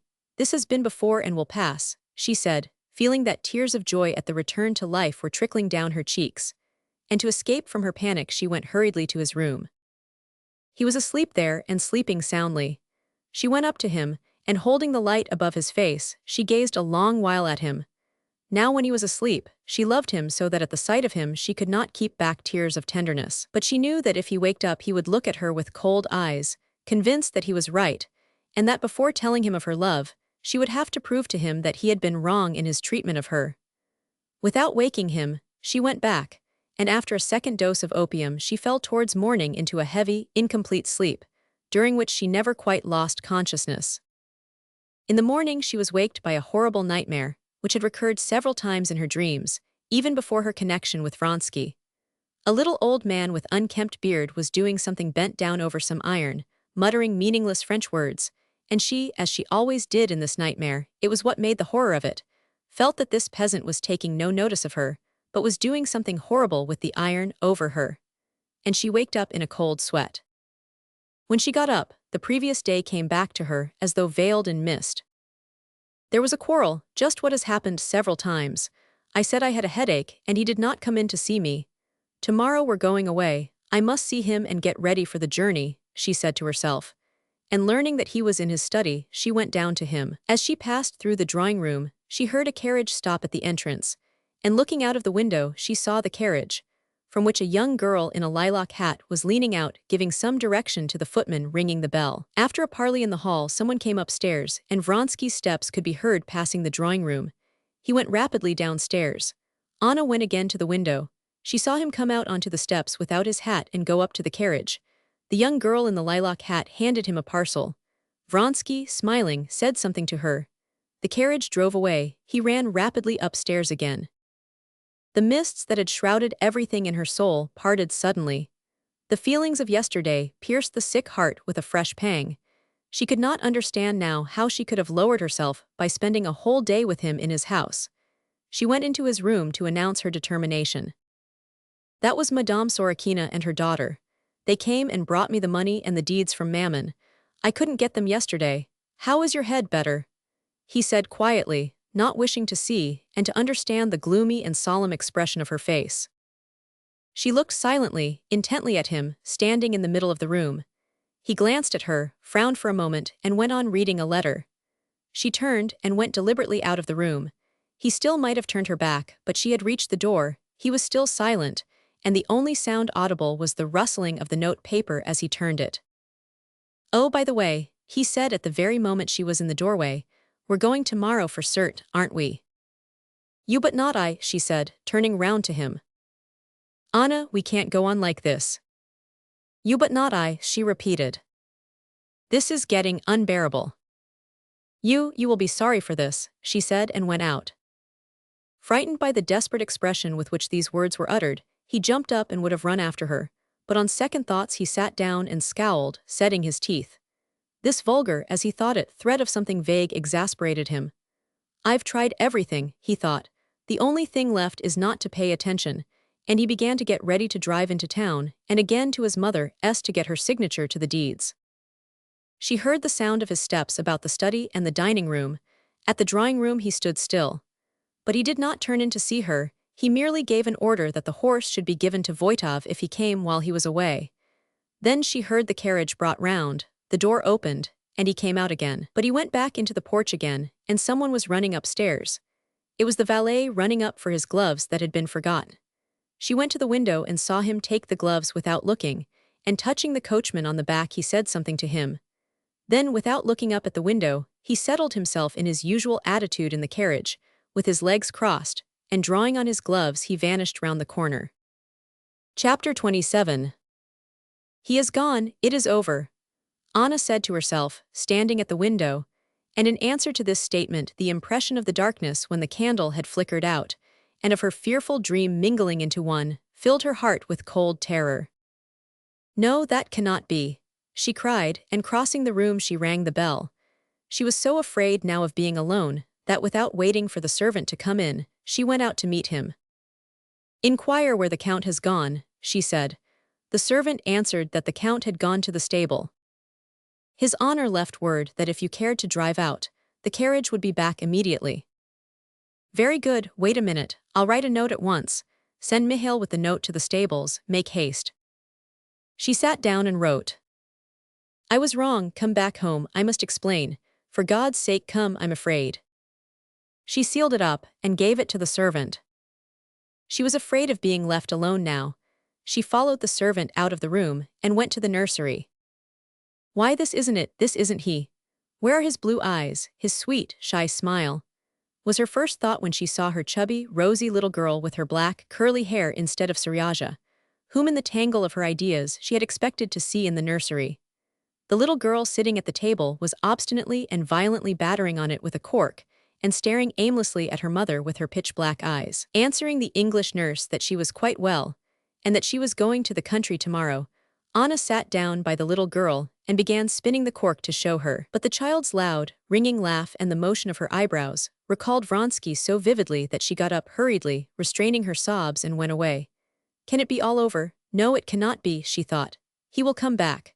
But how can he explain that smile, that excitement after he had been talking to her? But even if he doesn't explain, I will believe.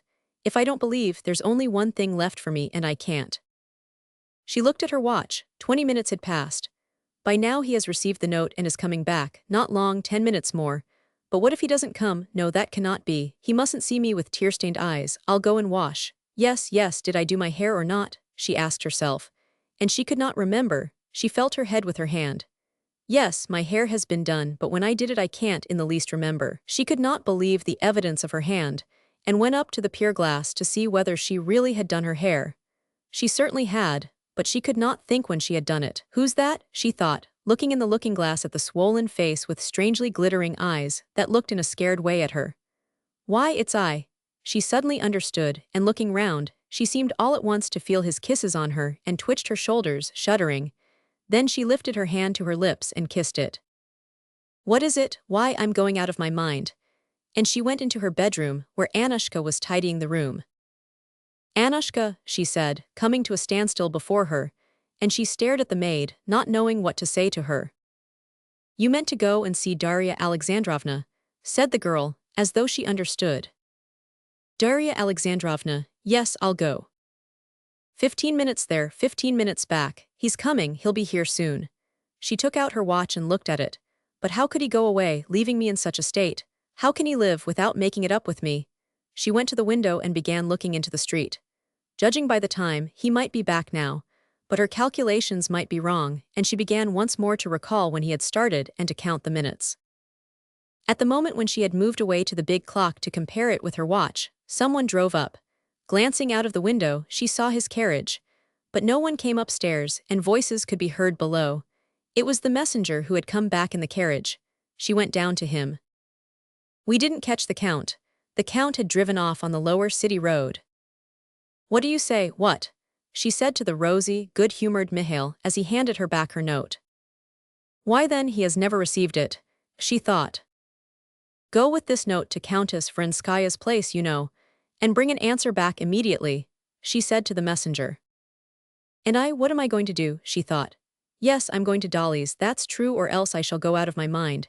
Yes, and I can telegraph too. And she wrote a telegram. I absolutely must talk to you, come at once.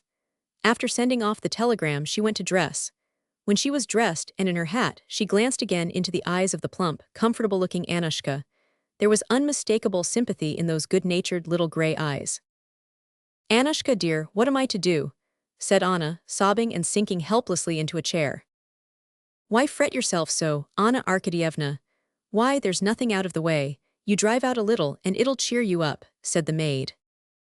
Yes, I'm going, said Anna, rousing herself and getting up. And if there's a telegram while I'm away, send it on to Daria Alexandrovna's. But no, I shall be back myself. Yes, I mustn't think. I must do something, drive somewhere, and most of all, get out of this house, she said, feeling with terror the strange turmoil going on in her own heart, and she made haste to go out and get into the carriage. Where to? Asked Pyotr before getting onto the box. To Znamka, the Oblonskys. Chapter 28. It was bright and sunny. A fine rain had been falling all the morning, and now it had not long cleared up. The iron roofs, the flags of the roads, the flints of the pavements, the wheels and leather, the brass and the tinplate of the carriages, all glistened brightly in the May sunshine. It was 3 o'clock and the very liveliest time in the streets. As she sat in a corner of the comfortable carriage, that hardly swayed on its supple springs, while the greys trotted swiftly, in the midst of the unceasing rattle of wheels and the changing impressions in the pure air, Anna ran over the events of the last days, and she saw her position quite differently from how it had seemed at home. Now the thought of death seemed no longer so terrible and so clear to her, and death itself no longer seemed so inevitable. Now she blamed herself for the humiliation to which she had lowered herself. I entreat him to forgive me. I have given in to him. I have owned myself in fault. What for? Can't I live without him? And leaving unanswered the question how she was going to live without him, she fell to reading the signs on the shops.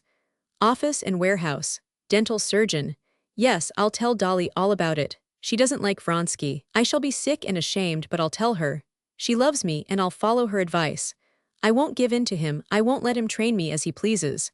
Filipov bun shop. They say they send their dough to Petersburg. The Moscow water is so good for it. Ah, the springs at Midishchin and the pancakes. And she remembered how, long ago, when she was a girl of 17, she had gone with her aunt to Troitsa. Riding, too. Was that really me, with red hands? How much that seemed to me then splendid and out of reach has become worthless, while what I had then has gone out of my reach forever. Could I ever have believed then that I could come to such humiliation? How conceited and self-satisfied he will be when he gets my note. But I will show him. How horrid that paint smells. Why is it they're always painting and building? Modes et robes, she read. A man bowed to her. It was Anushka's husband. Our parasites, she remembered how Vronsky had said that. What's so awful is that one can't tear up the past by its roots. One can't tear it out, but one can hide one's memory of it. And I'll hide it. And then she thought of her past with Alexei Alexandrovich, of how she had blotted the memory of it out of her life. Dolly will think I'm leaving my second husband, and so I certainly must be in the wrong. As if I cared to be right, I can't help it, she said, and she wanted to cry. But at once she fell to wondering what those two girls could be smiling about. Love, most likely. They don't know how dreary it is, how low. The boulevard and the children. 3 boys running, playing at horses. Seryaja, and I'm losing everything and not getting him back. Yes, I'm losing everything if he doesn't return. Perhaps he was late for the train and has come back by now. Longing for humiliation again, she said to herself. No, I'll go to Dolly and say straight out to her I'm unhappy, I deserve this, I'm to blame, but still I'm unhappy, help me. These horses, this carriage, how loathsome I am to myself in this carriage, all his, but I won't see them again. Thinking over the words in which she would tell Dolly, and mentally working her heart up to great bitterness, Anna went upstairs. Is there anyone with her? She asked in the hall. Katerina Alexandrovna Levin, answered the footman. Kitty, whom Vronsky was in love with, thought Anna, the girl he thinks of with love. He's sorry he didn't marry her, but me he thinks of with hatred, and is sorry he had anything to do with me. The sisters were having a consultation about nursing when Anna called. Dolly went down alone to see the visitor who had interrupted their conversation. Well, so you've not gone away yet. I meant to have come to you, she said. I had a letter from Stiva today. We had a telegram too, answered Anna, looking round for Kitty. He writes that he can't make out quite what Alexei Alexandrovich wants, but he won't go away without a decisive answer. I thought you had someone with you. Can I see the letter? Yes, Kitty, said Dolly, embarrassed. She stayed in the nursery. She has been very ill. So I heard. May I see the letter? I'll get it directly. But he doesn't refuse. On the contrary, Stiva has hopes. said Dolly, stopping in the doorway. I haven't, and indeed I don't wish it, said Anna. What's this? Does Kitty consider it degrading to meet me? Thought Anna when she was alone. Perhaps she's right, too. But it's not for her, the girl who was in love with Vronsky, it's not for her to show me that, even if it is true. I know that in my position I can't be received by any decent woman. I knew that from the first moment I sacrificed everything to him. And this is my reward. Oh, how I hate him. And what did I come here for? I'm worse here, more miserable. She heard from the next room the sisters' voices in consultation. And what am I going to say to Dolly now? Amuse Kitty by the sight of my wretchedness, submit to her patronizing? No, and besides, Dolly wouldn't understand. And it would be no good my telling her. It would only be interesting to see Kitty, to show her how I despise everyone and everything, how nothing matters to me now. Dolly came in with the letter. Anna read it and handed it back in silence. I knew all that, she said, and it doesn't interest me in the least. Oh, why so? On the contrary, I have hopes, said Dolly, looking inquisitively at Anna. She had never seen her in such a strangely irritable condition. When are you going away? She asked. Anna, half closing her eyes, looked straight before her and did not answer. Why does Kitty shrink from me? She said, looking at the door and flushing red. Oh, what nonsense, she's nursing and things aren't going right with her and I've been advising her. She's delighted. She'll be here in a minute, said Dolly awkwardly, not clever at lying. Yes, here she is. Hearing that Anna had called, Kitty had wanted not to appear but Dolly persuaded her. Rallying her forces, Kitty went in, walked up to her, blushing and shook hands. I am so glad to see you, she said with a trembling voice. Kitty had been thrown into confusion by the inward conflict between her antagonism to this bad woman and her desire to be nice to her. But as soon as she saw Anna's lovely and attractive face, all feeling of antagonism disappeared. I should not have been surprised if you had not cared to meet me. I'm used to everything. You have been ill. Yes, you are changed, said Anna. Kitty felt that Anna was looking at her with hostile eyes. She ascribed this hostility to the awkward position in which Anna, who had once patronized her, must feel with her now, and she felt sorry for her. They talked of Kitty's illness, of the baby of Stiva, but it was obvious that nothing interested Anna. I came to say goodbye to you, she said, getting up. Oh, when are you going? But again not answering, Anna turned to Kitty. Yes, I am very glad to have seen you, she said with a smile. I have heard so much of you from everyone, even from your husband. He came to see me, and I liked him exceedingly, she said, unmistakably with malicious intent. Where is he? He has gone back to the country, said Kitty, blushing. Remember me to him, be sure you do. I'll be sure to, Kitty said naively, looking compassionately into her eyes. So goodbye, Dolly.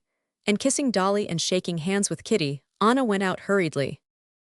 She's just the same and just as charming. She's very lovely, said Kitty when she was alone with her sister, but there's something piteous about her, awfully piteous. Yes, there's something unusual about her today, said Dolly. When I went with her into the hall, I fancied she was almost crying. Chapter 29. Anna got into the carriage again, in an even worse frame of mind than when she set out from home.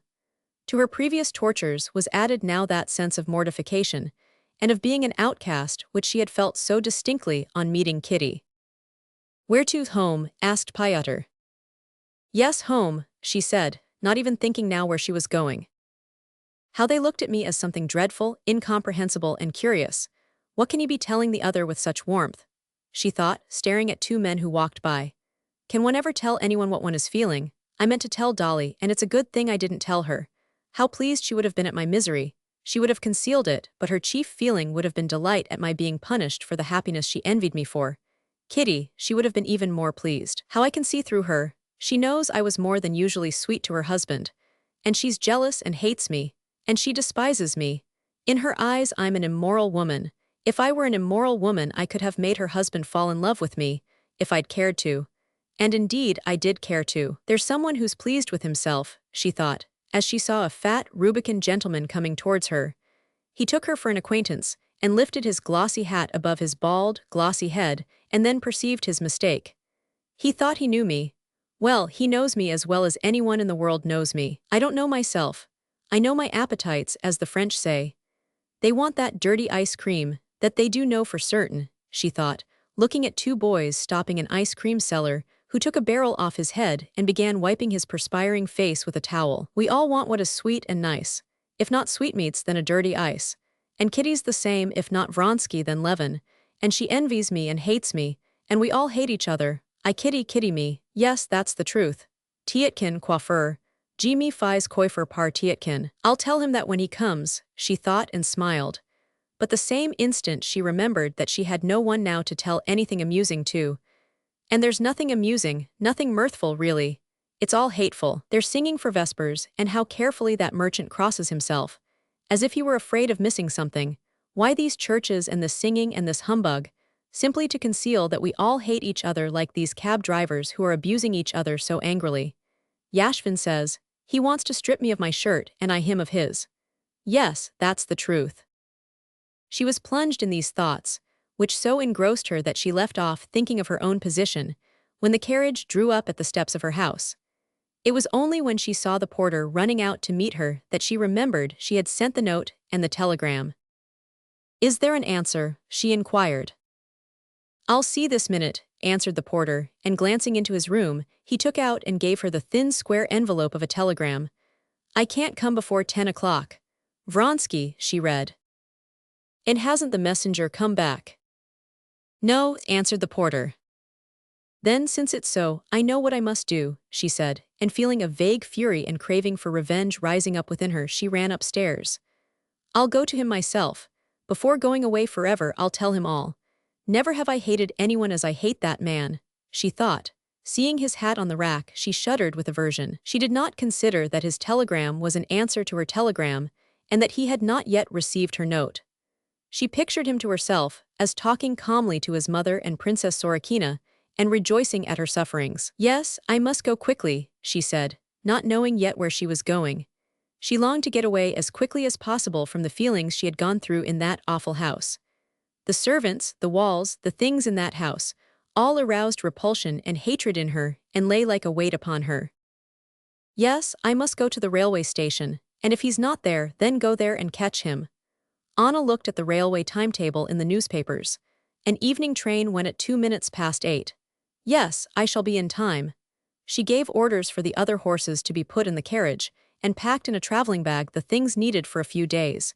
She knew she would never come back here again. Among the plans that came into her head, she vaguely determined that after what would happen at the station, or at the Countess's house, she would go as far as the first town on the Nizhny road and stop there. Dinner was on the table, she went up, but the smell of the bread and cheese was enough to make her feel that all food was disgusting. She ordered the carriage and went out. The house threw a shadow now right across the street, but it was a bright evening and still warm in the sunshine. Annushka, who came down with her things, and Pyotr, who put the things in the carriage, and the coachman, evidently out of humor, were all hateful to her, and irritated her by their words and actions. I don't want you, Pyotr. But how about the ticket? Well, as you like, it doesn't matter, she said crossly. Pyotr jumped on the box, and putting his arms akimbo, told the coachman to drive to the booking office. Chapter 30. Here it is again. Again I understand it all. Anna said to herself, as soon as the carriage had started and swaying lightly, rumbled over the tiny cobbles of the paved road, and again one impression followed rapidly upon another. Yes, what was the last thing I thought of so clearly? She tried to recall it. Tietkin coiffeur. No, not that. Yes, of what Yashvin says, the struggle for existence and hatred is the one thing that holds men together. No, it's a useless journey you're making, she said, mentally addressing a party in a coach and four, evidently going for an excursion into the country. And the dog you're taking with you will be no help to you. You can't get away from yourselves. Turning her eyes in the direction Pyotr had turned to look, she saw a factory hand almost dead drunk, with hanging head, being led away by a policeman. Come, he's found a quicker way, she thought. Count Vronsky and I did not find that happiness either, though we expected so much from it. And now for the first time Anna turned that glaring light in which she was seeing everything on to her relations with him, which she had hitherto avoided thinking about. What was it he sought in me? Not love so much as the satisfaction of vanity. She remembered his words, the expression of his face that recalled an abject setter dog in the early days of their connection, and everything now confirmed this. Yes, there was the triumph of success in him. Of course there was love too, but the chief element was the pride of success. He boasted of me. Now that's over. There's nothing to be proud of. Not to be proud of, but to be ashamed of. He has taken from me all he could, and now I am no use to him.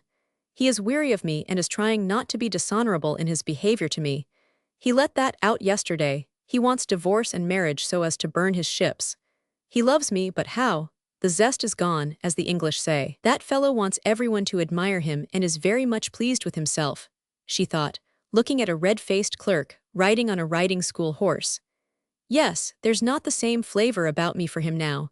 If I go away from him, at the bottom of his heart he will be glad. This was not mere supposition. She saw it distinctly in the piercing light, which revealed to her now the meaning of life and human relations.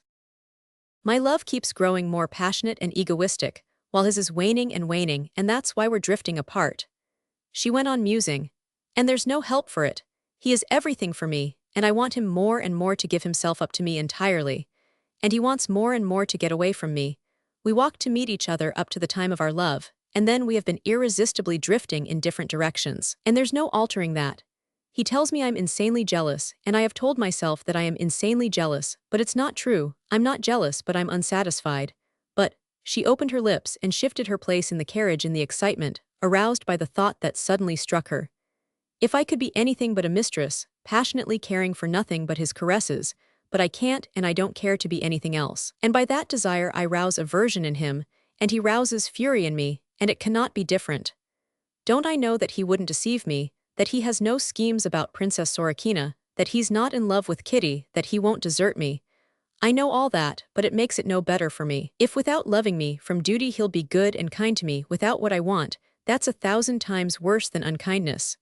That's hell, and that's just how it is. For a long while now he hasn't loved me, and where love ends, hate begins.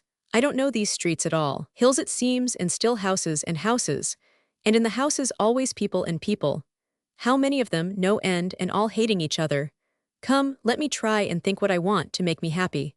Well, suppose I am divorced, and Alexei Alexandrovich lets me have Seryaja, and I marry Vronsky. Thinking of Alexei Alexandrovich, she at once pictured him with extraordinary vividness as though he were alive before her, with his mild, lifeless, dull eyes, the blue veins in his white hands, his intonations and the cracking of his fingers, and remembering the feeling which had existed between them, and which was also called love, she shuddered with loathing. Well, I'm divorced, and become Vronsky's wife. Well, will Kitty cease looking at me as she looked at me today? No. And will Seryaja leave off asking and wondering about my 2 husbands? And is there any new feeling I can awaken between Vronsky and me? Is there possible, if not happiness, some sort of ease from misery? No, no, she answered now without the slightest hesitation. Impossible. We are drawn apart by life, and I make his unhappiness, and he mine, and there's no altering him or me. Every attempt has been made, the screw has come unscrewed. Oh, a beggar woman with a baby. She thinks I'm sorry for her. Aren't we all flung into the world only to hate each other, and so to torture ourselves and each other? Schoolboys coming, laughing Seryaja, she thought. I thought, too, that I loved him, and used to be touched by my own tenderness. But I have lived without him. I gave him up for another love, and did not regret the exchange till that love was satisfied. And with loathing she thought of what she meant by that love, and the clearness with which she saw life now, her own and all men's, was a pleasure to her. It's so with me and Pyotr, and the coachman, Fyodor, and that merchant, and all the people living along the Volga, where those placards invite one to go, and everywhere and always. She thought when she had driven under the low-pitched roof of the Nizhegorod station, and the porters ran to meet her. A ticket to Oberelovka, said Pyotr. She had utterly forgotten where and why she was going, and only by a great effort she understood the question. Yes, she said, handing him her purse, and taking a little red bag in her hand, she got out of the carriage. Making her way through the crowd to the first-class waiting room, she gradually recollected all the details of her position and the plans between which she was hesitating.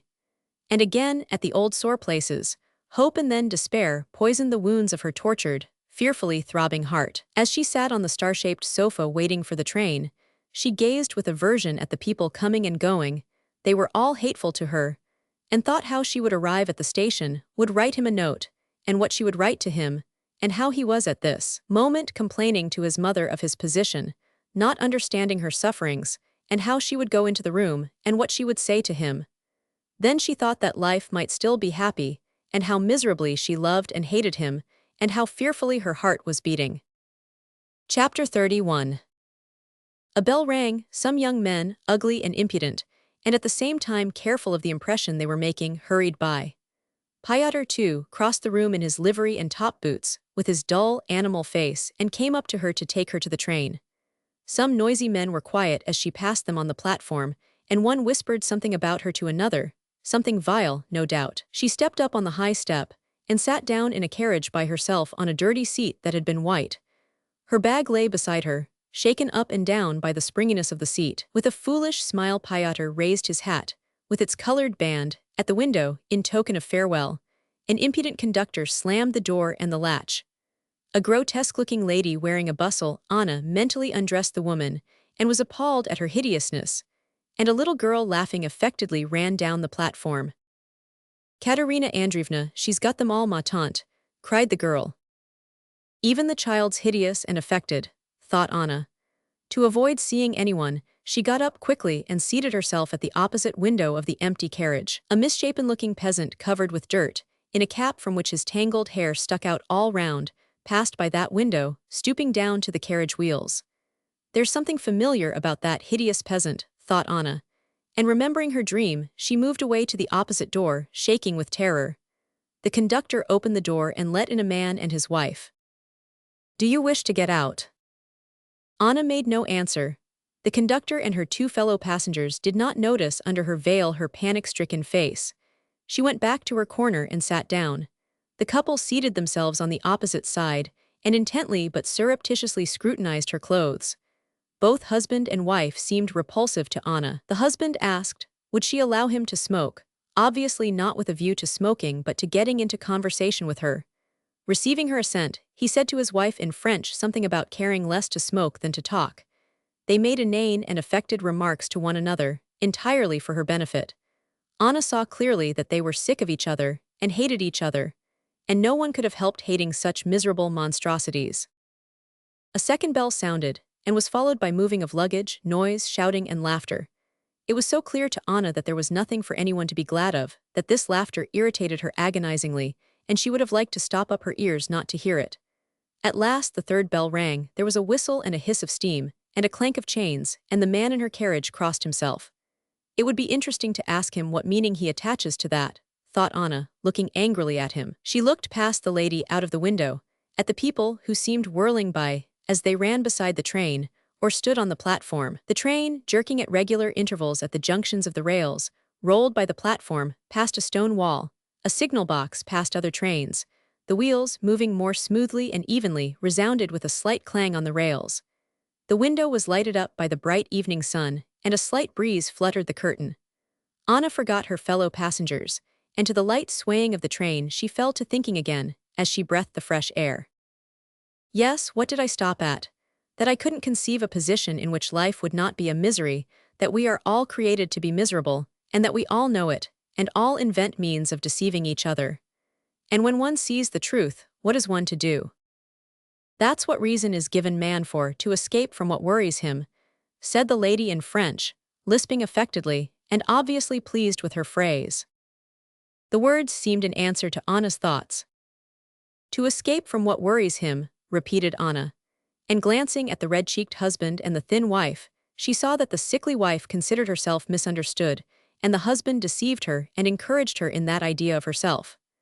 Anna seemed to see all their history and all the crannies of their souls, as it were turning a light upon them.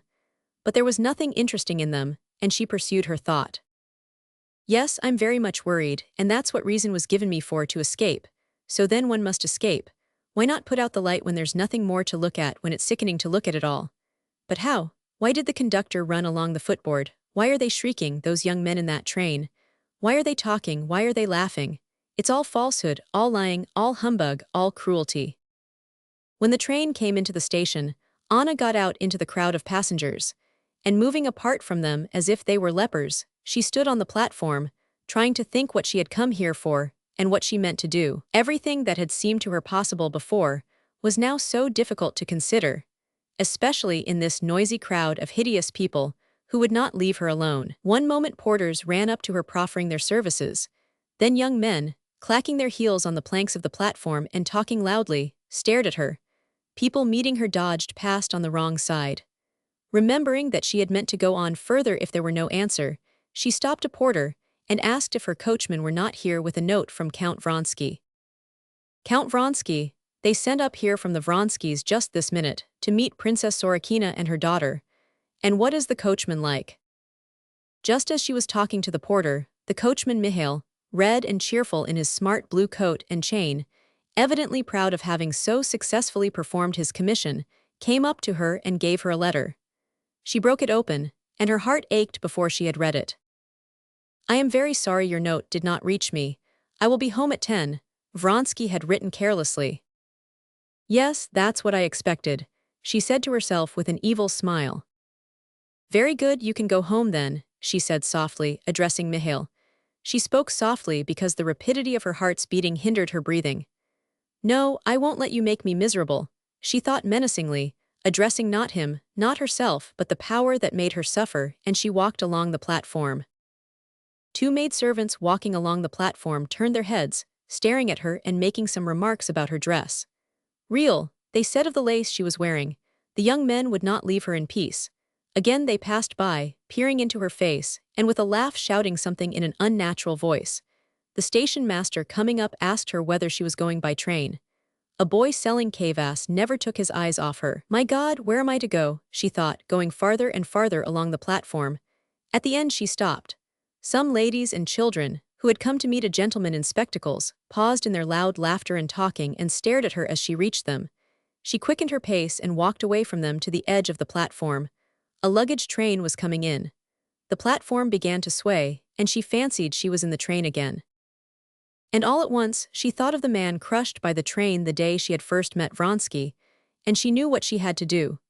With a rapid, light step, she went down the steps that led from the tank to the rails and stopped quite near the approaching train. She looked at the lower part of the carriages, at the screws and chains, and the tall cast-iron wheel of the first carriage slowly moving up, and trying to measure the middle between the front and back wheels, and the very minute when that middle point would be opposite her. There, she said to herself, looking into the shadow of the carriage, at the sand and cold dust which covered the sleepers. There, in the very middle, and I will punish him and escape from everyone and from myself. She tried to fling herself below the wheels of the first carriage as it reached her, but the red bag which she tried to drop out of her hand delayed her, and she was too late. She missed the moment. She had to wait for the next carriage. A feeling such as she had known when about to take the first plunge in bathing came upon her, and she crossed herself. That familiar gesture brought back into her soul a whole series of girlish and childish memories, and suddenly the darkness that had covered everything for her was torn apart, and life rose up before her for an instant with all its bright past joys. But she did not take her eyes from the wheels of the second carriage, and exactly at the moment when the space between the wheels came opposite her, she dropped the red bag, and drawing her head back into her shoulders, fell on her hands under the carriage, and lightly, as though she would rise again at once, dropped onto her knees. And at the same instant she was terror-stricken at what she was doing. "Where am I? What am I doing? What for?" She tried to get up to drop backwards, but something huge and merciless struck her on the head and rolled her on her back. "Lord, forgive me all," she said, feeling it impossible to struggle. A peasant muttering something was working at the iron above her. And the light by which she had read the book filled with troubles, falsehoods, sorrow, and evil, flared up more brightly than ever before, lighted up for her all that had been in darkness, flickered, began to grow dim, and was quenched forever. Part 8.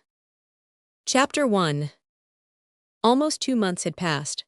The hot summer was half over, but Sergei Ivanovich was only just preparing to leave Moscow. Sergei Ivanovich's life had not been uneventful during this time. A year ago he had finished his book, The Fruit of 6 Years' Labor, sketch of a survey of the principles and forms of government in Europe and Russia. Several sections of this book and its introduction had appeared in periodical publications, and other parts had been read by Sergei Ivanovich to persons of his circle, so that the leading ideas of the work could not be completely novel to the public. But still, Sergei Ivanovich had expected that on its appearance, his book would be sure to make a serious impression on society, and if it did not cause a revolution in social science, it would, at any rate, make a great stir in the scientific world. After the most conscientious revision, The book had last year been published, and had been distributed among the booksellers. Though he asked no one about it, reluctantly and with feigned indifference answered his friends' inquiries as to how the book was going, and did not even inquire of the booksellers how the book was selling, Sergei Ivanovich was all on the alert, with strained attention, watching for the first impression his book would make in the world and in literature. But a week passed, a second, a third, and in society no impression whatever could be detected.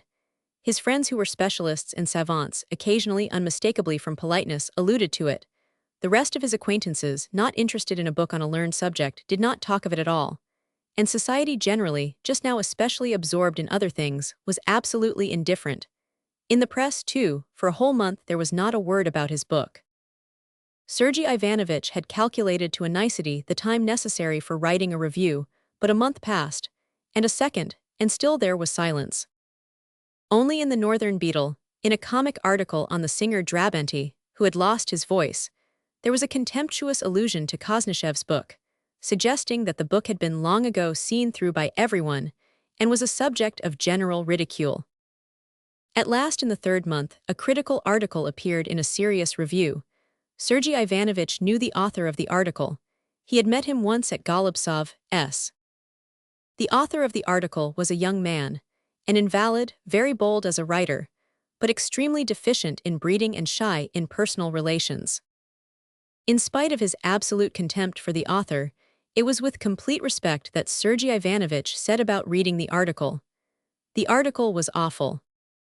The critic had undoubtedly put an interpretation upon the book, which could not possibly be put on it, but he had selected quotations so adroitly that for people who had not read the book, and obviously scarcely anyone had read it, it seemed absolutely clear that the whole book was nothing but a medley of high-flown phrases, not even, as suggested by marks of interrogation, used appropriately, and that the author of the book was a person absolutely without knowledge of the subject. And all this was so wittily done that Sergei Ivanovich would not have disowned such wit himself. But that was just what was so awful. In spite of the scrupulous conscientiousness with which Sergei Ivanovich verified the correctness of the critic's arguments, he did not for a minute stop to ponder over the faults and mistakes which were ridiculed. But unconsciously, he began immediately trying to recall every detail of his meeting and conversation with the author of the article. Didn't I offend him in some way? Sergei Ivanovich wondered. And remembering that, when they met he had corrected the young man about something he had said that betrayed ignorance, Sergei Ivanovich found the clue to explain the article. This article was followed by a deadly silence about the book both in the press and in conversation, and Sergei Ivanovich saw that his 6 years' task, toiled at with such love and labor, had gone, leaving no trace. Sergei Ivanovich's position was still more difficult from the fact that, since he had finished his book, he had had no more literary work to do, such as had hitherto occupied the greater part of his time. Sergei Ivanovich was clever, cultivated, healthy and energetic, and he did not know what use to make of his energy. Conversations in drawing rooms, in meetings, assemblies and committees, everywhere where talk was possible, took up part of his time. But being used for years to town life, he did not waste all his energies in talk, as his less experienced younger brother did, when he was in Moscow. He had a great deal of leisure and intellectual energy still to dispose of.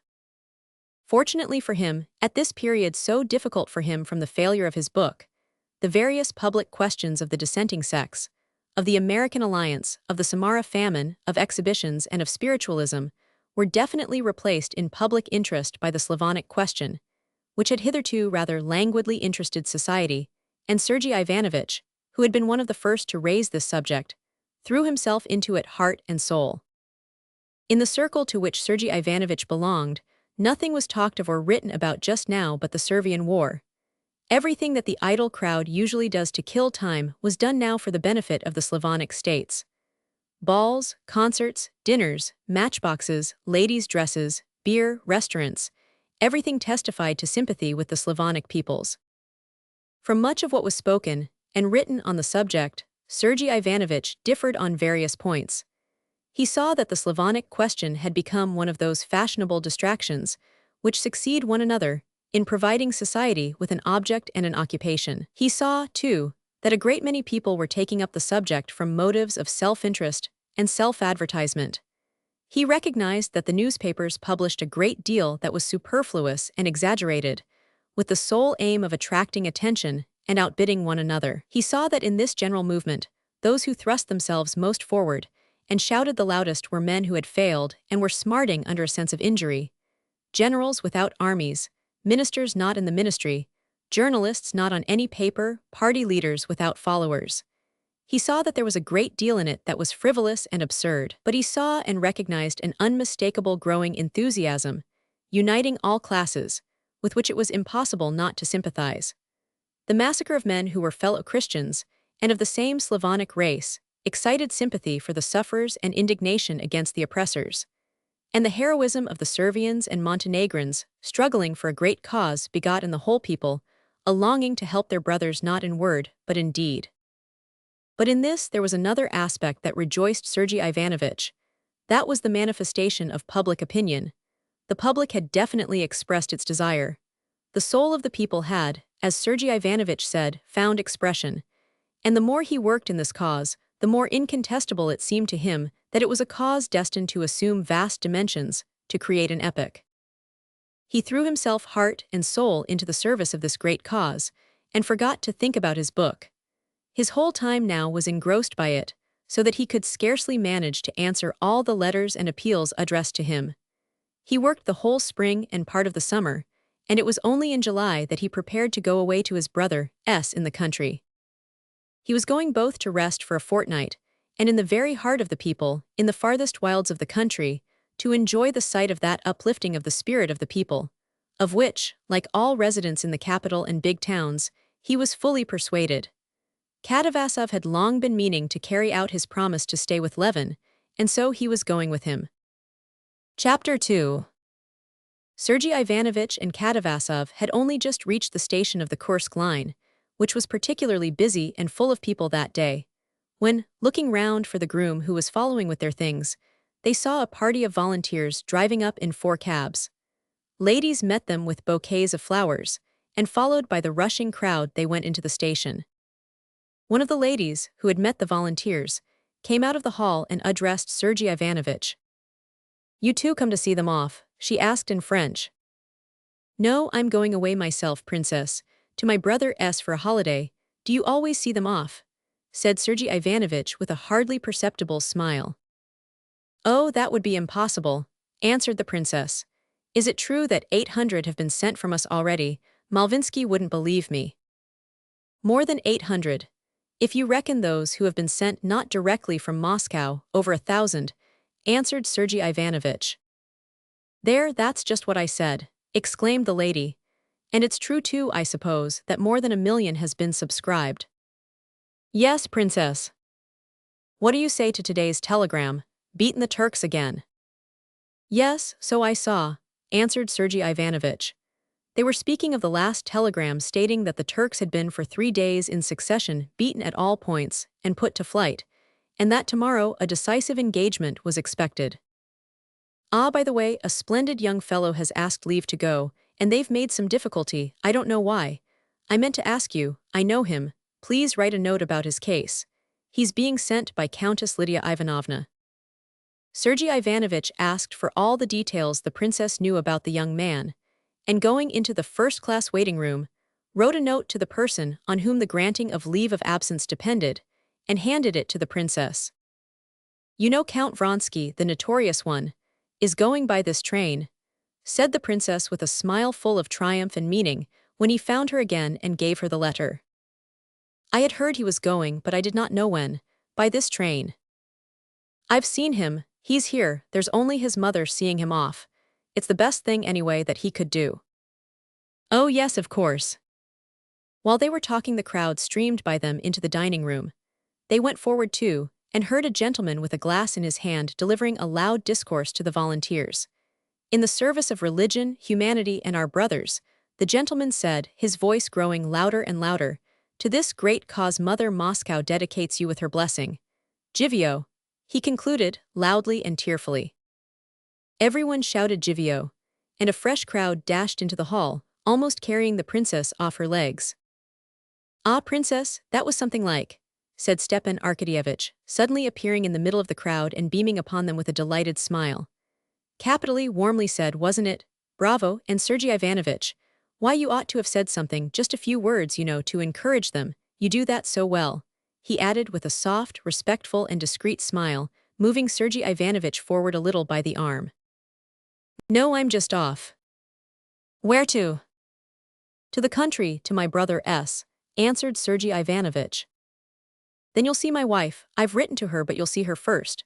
Please tell her that they've seen me and that it's all right, as the English say. She'll understand. Oh, and be so good as to tell her I'm appointed secretary of the committee. But she'll understand. Les petites misères de la vie humaine, he said, as it were apologizing to the princess. And Princess Myakaya, not Liza but Bibish, is sending 1,000 guns and 12 nurses. Did I tell you? Yes, I heard so, answered Koznishev indifferently. It's a pity you're going away, said Stepan Arkadyevitch. Tomorrow we're giving a dinner to two who are setting off Dimer Bartniansky from Petersburg and our Veslovsky, Grisha. They're both going. Veslovsky's only lately married. There's a fine fellow for you, princess? He turned to the lady. The princess looked at Koznishev without replying. But the fact that Sergei Ivanovitch and the princess seemed anxious to get rid of him did not in the least disconcert Stepan Arkadyevitch. Smiling, he stared at the feather in the princess's hat, and then about him as though he were going to pick something up. Seeing a lady approaching with a collecting box, he beckoned her up and put in a 5-ruble note.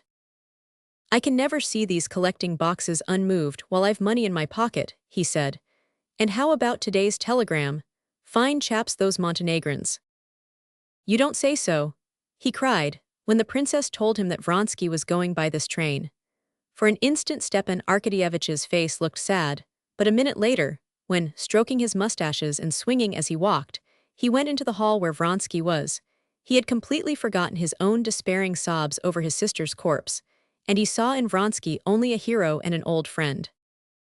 With all his faults one can't refuse to do him justice, said the princess to Sergei Ivanovitch as soon as Stepan Arkadyevitch had left them. What a typically Russian, Slav nature. Only I'm afraid it won't be pleasant for Vronsky to see him. Say what you will, I'm touched by that man's fate. Do talk to him a little on the way, said the princess. Yes, perhaps, if it happens so. I never liked him, but this atones for a great deal. He's not merely going himself, he's taking a squadron at his own expense. Yes, so I heard. A bell sounded, everyone crowded to the doors. Here he is, said the princess, indicating Vronsky, who with his mother on his arm walked by, wearing a long overcoat and wide-brimmed black hat. Oblonsky was walking beside him, talking eagerly of something. Vronsky was frowning and looking straight before him, as though he did not hear what Stepan Arkadyevitch was saying. Probably on Oblonsky's pointing them out, he looked round in the direction where the princess and Sergei Ivanovitch were standing, and without speaking lifted his hat. His face, aged and worn by suffering, looked stony. Going onto the platform, Vronsky left his mother and disappeared into a compartment. On the platform there rang out God Save the Tsar, then shouts of hurrah, and Jivio, one of the volunteers, a tall, very young man with a hollow chest, was particularly conspicuous, bowing and waving his felt hat and a nosegay over his head. Then 2 officers emerged, bowing too, and a stout man with a big beard, wearing a greasy forage cap. Chapter 3. Saying goodbye to the princess, Sergei Ivanovitch was joined by Katavasov. Together they got into a carriage full to overflowing, and the train started. At Tsaritsino station, the train was met by a chorus of young men singing Hail to Thee. Again the volunteers bowed and poked their heads out, but Sergei Ivanovitch paid no attention to them. He had had so much to do with the volunteers that the type was familiar to him and did not interest him. Katavasov, whose scientific work had prevented his having a chance of observing them hitherto, was very much interested in them and questioned Sergei Ivanovitch. Sergei Ivanovitch advised him to go into the second class and talk to them himself. At the next station, Katavasov acted on this suggestion. At the first stop, he moved into the second class and made the acquaintance of the volunteers. They were sitting in a corner of the carriage, talking loudly and obviously aware that the attention of the passengers and Katavasov, as he got in, was concentrated upon them.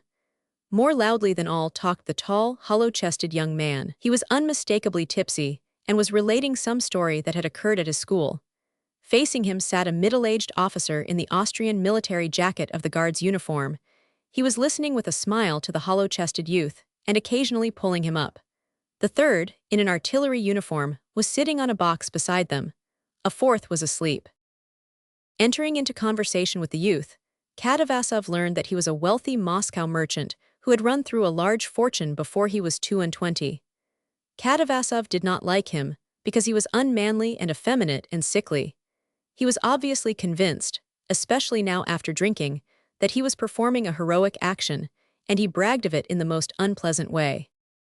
The second, the retired officer, made an unpleasant impression too upon Katavasov. He was, it seemed, a man who had tried everything.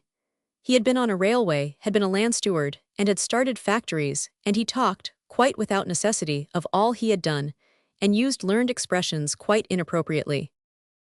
The third, the artilleryman, on the contrary, struck Katavasov very favorably. He was a quiet, modest fellow, unmistakably impressed by the knowledge of the officer and the heroic self-sacrifice of the merchant, and saying nothing about himself. When Katavasov asked him what had impelled him to go to Servia, he answered modestly, "Oh well, everyone's going. The Servians want help too, I'm sorry for them." "Yes, you artillerymen especially are scarce there," said Katavasov. "Oh, I wasn't long in the artillery. Maybe they'll put me into the infantry or the cavalry." "Into the infantry when they need artillery more than anything," said Katavasov, fancying from the artilleryman's apparent age that he must have reached a fairly high grade. "I wasn't long in the artillery. I'm a cadet retired," he said, and he began to explain how he had failed in his examination. All of this together made a disagreeable impression on Katavasov, and when the volunteers got out at a station for a drink, Katavasov would have liked to compare his unfavorable impression in conversation with someone. There was an old man in the carriage, wearing a military overcoat, who had been listening all the while to Katavasov's conversation with the volunteers.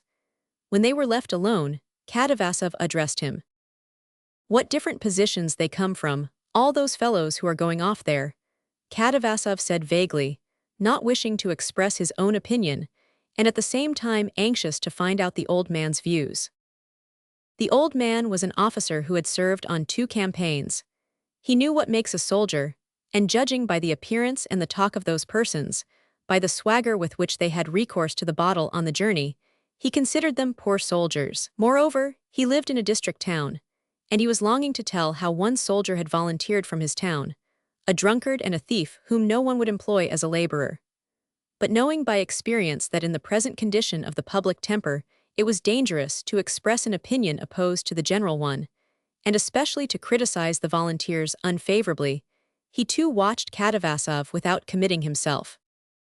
"Well, men are wanted there," he said, laughing with his eyes.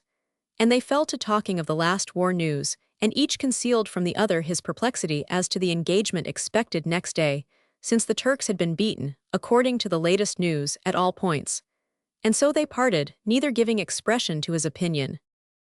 Katavasov went back to his own carriage, and with reluctant hypocrisy, reported to Sergei Ivanovich his observations of the volunteers, from which it would appear that they were capital fellows. At a big station at a town, the volunteers were again greeted with shouts and singing. Again men and women with collecting boxes appeared, and provincial ladies brought bouquets to the volunteers and followed them into the refreshment room. But all this was on a much smaller and feebler scale than in Moscow. Chapter 4. While the train was stopping at the provincial town, Sergei Ivanovich did not go to the refreshment room, but walked up and down the platform. The first time he passed Vronsky's compartment, he noticed that the curtain was drawn over the window, but as he passed it the second time, he saw the old countess at the window. She beckoned to Koznishev. "I'm going, you see, taking him as far as Kursk," she said. "Yes, so I heard," said Sergei Ivanovich, standing at her window and peeping in. "What a noble act on his part," he added, noticing that Vronsky was not in the compartment. "Yes, after his misfortune, what was there for him to do?" "What a terrible thing it was," said Sergei Ivanovich. "Ah, what I have been through, but do get in. Ah, what I have been through," she repeated, when Sergei Ivanovich had got in and sat down beside her. You can't conceive it. For 6 weeks he did not speak to anyone and would not touch food except when I implored him, and not for 1 minute could we leave him alone. We took away everything he could have used against himself. We lived on the ground floor, but there was no reckoning on anything. You know, of course, that he had shot himself once already on her account, she said, and the old lady's eyelashes twitched at the recollection. Yes, hers was the fitting end for such a woman. Even the death she chose was low and vulgar. It's not for us to judge, Countess, said Sergei Ivanovich, but I can understand that it has been very hard for you. Ah, don't speak of it. I was staying on my estate and he was with me. A note was brought him. He wrote an answer and sent it off. We hadn't an idea that she was close by at the station. In the evening I had only just gone to my room, when my Mary told me a lady had thrown herself under the train. Something seemed to strike me at once. I knew it was she. The first thing I said was he was not to be told, but they'd told him already. His coachman was there and saw it all. When I ran into his room, he was beside himself. It was fearful to see him. He didn't say a word but galloped off there. I don't know to this day what happened there, but he was brought back at death's door. I shouldn't have known him. Prostration complete, the doctor said, and that was followed almost by madness. Oh, why talk of it, said the Countess with a wave of her hand. It was an awful time. No, say what you will, she was a bad woman. Why, what is the meaning of such desperate passions? It was all to show herself something out of the way. Well, and that she did do. She brought herself to ruin and 2 good men, her husband and my unhappy son. And what did her husband do? Asked Sergei Ivanovich. He has taken her daughter. Alexei was ready to agree to anything at first. Now it worries him terribly that he should have given his own child away to another man, but he can't take back his word. Karenin came to the funeral, but we tried to prevent his meeting Alexei. For him, for her husband, it was easier anyway. She had set him free, but my poor son was utterly given up to her. He had thrown up everything, his career, me, and even then she had no mercy on him, but of set purpose she made his ruin complete. No, say what you will, her very death was the death of a vile woman, of no religious feeling. God forgive me, but I can't help hating the memory of her when I look at my son's misery. But how is he now? It was a blessing from Providence for us, this Servian war. I'm old, and I don't understand the rights and wrongs of it, but it's come as a providential blessing to him. Of course for me, as his mother, it's terrible, and what's worse, they say, si n'est pas bien vu à Petersburg, but it can't be helped. It was the one thing that could rouse him. Yashvin, a friend of his, he had lost all he had at cards and he was going to Servia. He came to see him and persuaded him to go. Now it's an interest for him. Do please talk to him a little. I want to distract his mind. He's so low-spirited. And as bad luck would have it, he has toothache too, but he'll be delighted to see you. Please do talk to him, he's walking up and down on that side. Sergei Ivanovich said he would be very glad to, and crossed over to the other side of the station. Chapter 5. In the slanting evening shadows cast by the baggage piled up on the platform, Vronsky in his long overcoat and slouch hat, with his hands in his pockets, strode up and down, like a wild beast in a cage, turning sharply after 20 paces. Sergei Ivanovich fancied, as he approached him, that Vronsky saw him but was pretending not to see. This did not affect Sergei Ivanovich in the slightest. He was above all personal considerations with Vronsky. At that moment, Sergei Ivanovich looked upon Vronsky as a man taking an important part in a great cause, and Koznishev thought it his duty to encourage him and express his approval. He went up to him. Vronsky stood still, looked intently at him, recognized him, and going a few steps forward to meet him, shook hands with him very warmly. Possibly you didn't wish to see me, said Sergei Ivanovich, but couldn't I be of use to you? There's no one I should less dislike seeing than you, said Vronsky. Excuse me, and there's nothing in life for me to like. I quite understand, and I merely meant to offer you my services, said Sergei Ivanovich, scanning Vronsky's face, full of unmistakable suffering. Wouldn't it be of use to you to have a letter to Ristich to Milan? Oh no, Vronsky said, seeming to understand him with difficulty. If you don't mind, let's walk on, it's so stuffy among the carriages. A letter? No, thank you, to meet death one needs no letters of introduction. Nor for the Turks, he said with a smile that was merely of the lips. His eyes still kept their look of angry suffering. Yes, but you might find it easier to get into relations, which are after all essential, with anyone prepared to see you. But that's as you like. I was very glad to hear of your intention. There have been so many attacks made on the volunteers, and a man like you raises them in public estimation. My use as a man, said Vronsky, is that life's worth nothing to me, and that I've enough bodily energy to cut my way into their ranks, and to trample on them or fall, I know that. I'm glad there's something to give my life for it's not simply useless but loathsome to me. Anyone's welcome to it. And his jaw twitched impatiently from the incessant gnawing toothache that prevented him from even speaking with a natural expression. You will become another man, I predict, said Sergei Ivanovich, feeling touched. To deliver one's brotherman from bondage is an aim worth death and life. God grant you success outwardly and inwardly peace, he added, and he held out his hand. Vronsky warmly pressed his outstretched hand. Yes, as a weapon I may be of some use, but as a man I'm a wreck, he jerked out. He could hardly speak for the throbbing ache in his strong teeth that were like rows of ivory in his mouth. He was silent, and his eyes rested on the wheels of the tender, slowly and smoothly rolling along the rails. And all at once a different pain, not an ache, but an inner trouble that set his whole being in anguish, made him for an instant forget his toothache. As he glanced at the tender and the rails, under the influence of the conversation with a friend he had not met since his misfortune, he suddenly recalled her. That is, what was left of her when he had run like one distraught into the cloak-room of the railway station. On the table, shamelessly sprawling out among strangers, the blood-stained body so lately full of life, the head unhurt dropping back with its weight of hair, and the curling tresses about the temples, and the exquisite face with red, half-opened mouth, the strange, fixed expression, piteous on the lips and awful in the still open eyes, that seemed to utter that fearful phrase, that he would be sorry for it, that she had said when they were quarreling. And he tried to think of her as she was when he met her the first time, at a railway station too, mysterious, exquisite, loving, seeking and giving happiness, and not cruelly revengeful as he remembered her on that last moment. He tried to recall his best moments with her, but those moments were poisoned forever. He could only think of her as triumphant, successful in her menace of a wholly useless remorse never to be effaced. He lost all consciousness of toothache, and his face worked with sobs.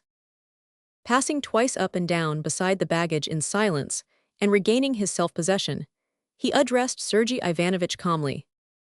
You have had no telegrams since yesterday's. Yes, driven back for a third time, but a decisive engagement expected for tomorrow. And after talking a little more of King Milan's proclamation, and the immense effect it might have, they parted, going to their carriages on hearing the second bell. Chapter 6. Sergei Ivanovich had not telegraphed to his brother to send to meet him, as he did not know when he should be able to leave Moscow. Levin was not at home when Katavasov and Sergei Ivanovich in a fly hired at the station drove up to the steps of the Pokrovskoe house, as black as moors from the dust of the road. Kitty, sitting on the balcony with her father and sister, recognized her brother-in-law, and ran down to meet him. What a shame not to have let us know, she said, giving her hand to Sergei Ivanovich, and putting her forehead up for him to kiss. We drove here capitally and have not put you out, answered Sergei Ivanovich. I'm so dirty, I'm afraid to touch you. I've been so busy, I didn't know when I should be able to tear myself away. And so you're still as ever enjoying your peaceful, quiet happiness, he said, smiling, out of the reach of the current in your peaceful backwater. Here's our friend Fyodor Vasilievich who has succeeded in getting here at last. But I'm not a Negro, I shall look like a human being when I wash, said Katavasov in his jesting fashion, and he shook hands and smiled, his teeth flashing white in his black face. Kostya will be delighted. He has gone to his settlement, it's time he should be home. Busy as ever with his farming. It really is a peaceful backwater, said Katavasov, while we in town think of nothing but the Servian war. Well, how does our friend look at it? He's sure not to think like other people. Oh, I don't know, like everybody else, Kitty answered, a little embarrassed, looking round at Sergei Ivanovich. I'll send to fetch him, Papa's staying with us, he's only just come home from abroad. And making arrangements to send for Levin and for the guests to wash, one in his room and the other in what had been Dolly's, and giving orders for their luncheon, Kitty ran out onto the balcony, enjoying the freedom and rapidity of movement, of which she had been deprived during the months of her pregnancy. It's Sergei Ivanovich and Katavasov, a professor, she said. Oh, that's a bore in this heat, said the prince. No, Papa, he's very nice, and Kostya's very fond of him. Kitty said, with a deprecating smile, noticing the irony on her father's face. Oh, I didn't say anything. You go to them, darling, said Kitty to her sister, and entertain them. They saw Steva at the station, he was quite well, and I must run to Mitya. As ill luck would have it, I haven't fed him since tea, he's awake now and sure to be screaming. And feeling a rush of milk, she hurried to the nursery. This was not a mere guess. Her connection with the child was still so close that she could gauge by the flow of her milk his need of food, and knew for certain he was hungry. She knew he was crying before she reached the nursery, and he was indeed crying. She heard him and hastened, but the faster she went, the louder he screamed. It was a fine, healthy scream, hungry and impatient. Has he been screaming long, nurse, very long? Said Kitty hurriedly, seating herself on a chair and preparing to give the baby the breast. But give me him quickly. Oh, nurse, how tiresome you are. There, tie the cap afterwards, do. The baby's greedy scream was passing into sobs. But you can't manage so, ma'am, said Agafea Mihailovna, who was almost always to be found in the nursery. He must be put straight. Ayu, she chanted over him, paying no attention to the mother. The nurse brought the baby to his mother. Agafea Mihailovna followed him with a face dissolving with tenderness. He knows me. In God's faith, Katerina Alexandrovna, ma'am, he knew me. Agafea Mihailovna cried above the baby's screams. But Kitty did not hear her words. Her impatience kept growing, like the baby's. Their impatience hindered things for a while. The baby could not get hold of the breast right, and was furious. At last, after despairing, breathless screaming and vain sucking, things went right, and mother and child felt simultaneously soothed, and both subsided into calm. But poor darling, he's all in perspiration, said Kitty in a whisper, touching the baby. What makes you think he knows you? She added, with a sidelong glance at the baby's eyes that peered roguishly, as she fancied, from under his cap, at his rhythmically puffing cheeks, and the little red-palmed hand he was waving. Impossible. If he knew anyone, he would have known me, said Kitty, in response to Agafea Mihailovna's statement, and she smiled. She smiled because, though she said he could not know her, in her heart she was sure that he knew not merely Agafea Mihailovna, but that he knew and understood everything, and knew and understood a great deal too that no one else knew, and that she, his mother, had learned and come to understand only through him. To Agafea Mihailovna, to the nurse, to his grandfather, to his father even, Mitya was a living being, requiring only material care, but for his mother he had long been a mortal being, with whom there had been a whole series of spiritual relations already. When he wakes up, please God, you shall see for yourself. Then when I do like this, he simply beams on me, the darling, simply beams like a sunny day, said Agafea Mihailovna. Well, then we shall see, whispered Kitty. But now go away, he's going to sleep. Chapter 7. Agafea Mihailovna went out on tiptoe. The nurse let down the blind, chased a fly out from under the muslin canopy of the crib, and a bumblebee struggling on the window frame, and sat down, waving a faded branch of birch over the mother and the baby. How hot it is! If God would send a drop of rain, she said. Yes, sh, was all Kitty answered, rocking a little, and tenderly squeezing the plump little arm with rolls of fat at the wrist, which Mitya still waved feebly as he opened and shut his eyes. That hand worried Kitty. She longed to kiss the little hand, but was afraid to for fear of waking the baby. At last the little hand ceased waving, and the eyes closed. Only from time to time, as he went on sucking, the baby raised his long, curly eyelashes and peeped at his mother with wet eyes that looked black in the twilight. The nurse had left off fanning and was dozing. From above came the peals of the old prince's voice and the chuckle of Katavasov. They have got into talk without me, thought Kitty, but still it's vexing that Kostya's out. He's sure to have gone to the bee house again. Though it's a pity he's there so often, still I'm glad, it distracts his mind. He's become altogether happier and better now than in the spring. He used to be so gloomy and worried that I felt frightened for him, and how absurd he is, she whispered, smiling. She knew what worried her husband. It was his unbelief. Although, if she had been asked whether she supposed that in the future life, if he did not believe he would be damned, she would have had to admit that he would be damned, his unbelief did not cause her unhappiness. And she, confessing that for an unbeliever there can be no salvation, and loving her husband's soul more than anything in the world, thought with a smile of his unbelief, and told herself that he was absurd. What does he keep reading philosophy of some sort for all this year, she wondered. If it's all written in those books, he can understand them. If it's all wrong, why does he read them? He says himself that he would like to believe. Then why is it he doesn't believe? Surely from his thinking so much. And he thinks so much from being solitary. He's always alone. He can't talk about it all to us. I fancy he'll be glad of these visitors, especially Katavasov. He likes discussions with them, she thought, and passed instantly to the consideration of where it would be more convenient to put Katavasov, to sleep alone or to share Sergei Ivanovich's room. And then an idea suddenly struck her, which made her shudder and even disturb Mitya, who glanced severely at her. I do believe the laundress hasn't sent the washing yet, and all the best sheets are in use. If I don't see to it, Agafea Mihailovna will give Sergei Ivanovich the wrong sheets, and at the very idea of this the blood rushed to Kitty's face. Yes, I will arrange it, she decided, and going back to her former thoughts, she remembered that some spiritual question of importance had been interrupted, and she began to recall what. Yes, Kostya, an unbeliever, she thought again with a smile. Well, an unbeliever then. Better let him always be one than like Madame Stahl, or what I tried to be in those days abroad. No, he won't ever sham anything. And a recent instance of his goodness rose vividly to her mind. A fortnight ago a penitent letter had come from Stepan Arkadyevich to Dolly.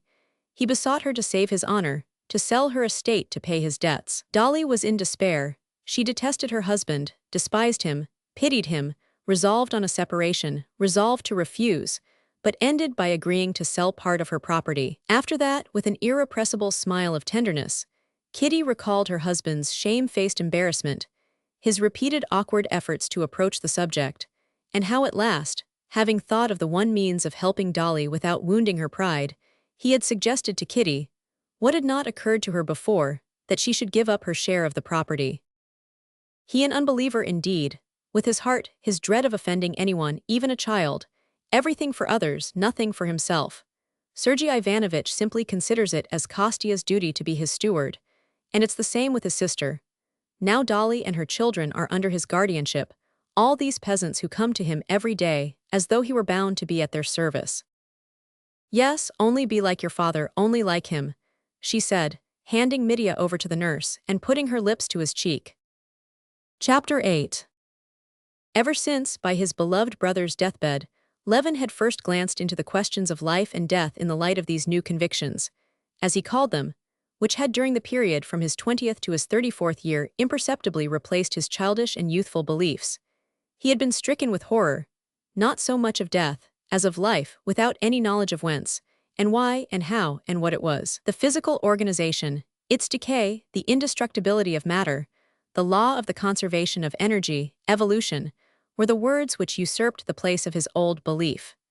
These words and the ideas associated with them were very well for intellectual purposes, but for life they yielded nothing, and Levin felt suddenly like a man who has changed his warm fur cloak for a muslin garment, and going for the first time into the frost is immediately convinced, not by reason, but by his whole nature that he is as good as naked, and that he must infallibly perish miserably.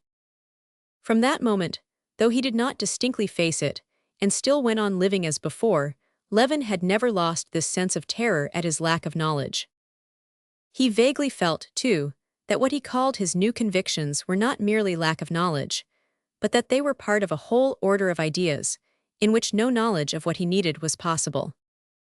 At first, marriage, with the new joys and duties bound up with it, had completely crowded out these thoughts. But of late, while he was staying in Moscow after his wife's confinement, with nothing to do, the question that clamored for solution had more and more often, more and more insistently, haunted Levin's mind.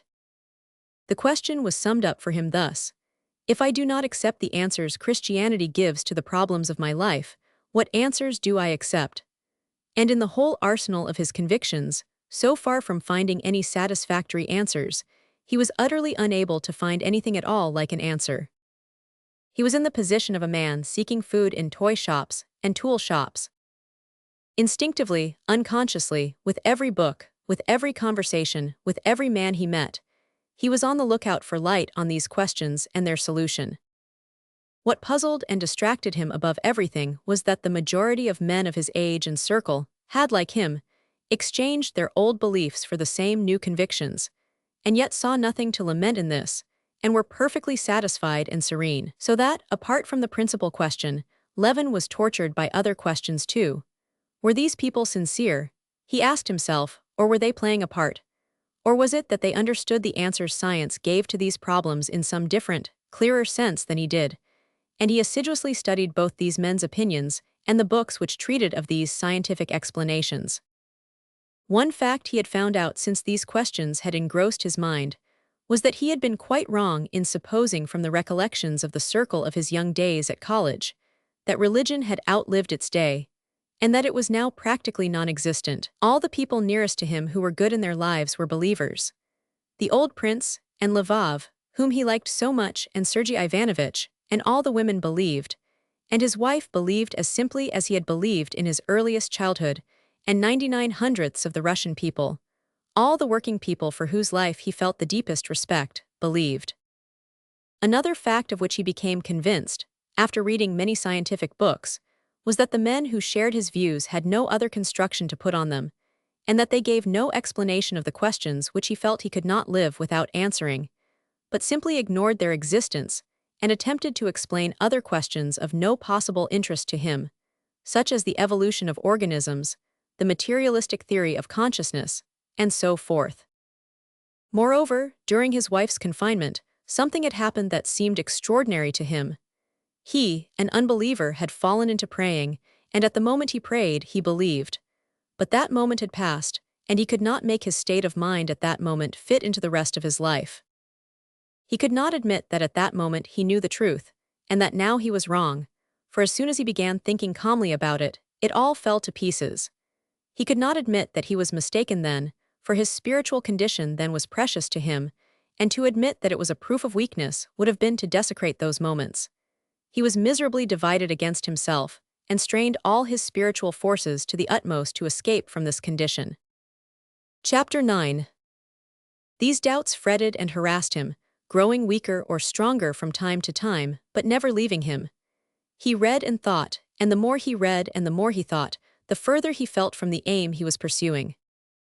Of late in Moscow and in the country, since he had become convinced that he would find no solution in the materialists, he had read and reread thoroughly Plato, Spinoza, Kant, Schelling, Hegel, and Schopenhauer, the philosophers who gave a non-materialistic explanation of life. Their ideas seemed to him fruitful when he was reading or was himself seeking arguments to refute other theories, especially those of the materialists. But as soon as he began to read or sought for himself a solution of problems, the same thing always happened. As long as he followed the fixed definition of obscure words such as spirit, will, freedom, essence, purposely letting himself go into the snare of words the philosophers set for him, he seemed to comprehend something, but he had only to forget the artificial train of reasoning, and to turn from life itself to what had satisfied him while thinking in accordance with the fixed definitions. And all this artificial edifice fell to pieces at once like a house of cards, and it became clear that the edifice had been built up out of those transposed words, apart from anything in life more important than reason. At one time, reading Schopenhauer, he put in place of his will the word love, and for a couple of days this new philosophy charmed him, till he removed a little away from it. But then, when he turned from life itself to glance at it again, it fell away too, and proved to be the same muslin garment with no warmth in it. His brother Sergei Ivanovich advised him to read the theological works of Homyakov. Levin read the second volume of Homyakov's works, and in spite of the elegant, epigrammatic, argumentative style, which at first repelled him, he was impressed by the doctrine of the Church he found in them. He was struck at first by the idea that the apprehension of divine truths had not been vouchsafed to man, but to a corporation of men bound together by love, to the Church. What delighted him was the thought how much easier it was to believe in a still existing living Church, embracing all the beliefs of men, and having God at its head, and therefore holy and infallible, and from it to accept the faith in God, in the creation, the fall, the redemption, than to begin with God, a mysterious, faraway God, the creation, etc. But afterwards, on reading a Catholic writer's history of the Church, and then a Greek Orthodox writer's history of the Church, and seeing that the two churches, in their very conception infallible, each deny the authority of the other, Homyakov's doctrine of the church lost all its charm for him, and this edifice crumbled into dust like the philosopher's edifices. All that spring he was not himself, and went through fearful moments of horror. Without knowing what I am and why I am here, life's impossible, and that I can't know and so I can't live, Levin said to himself.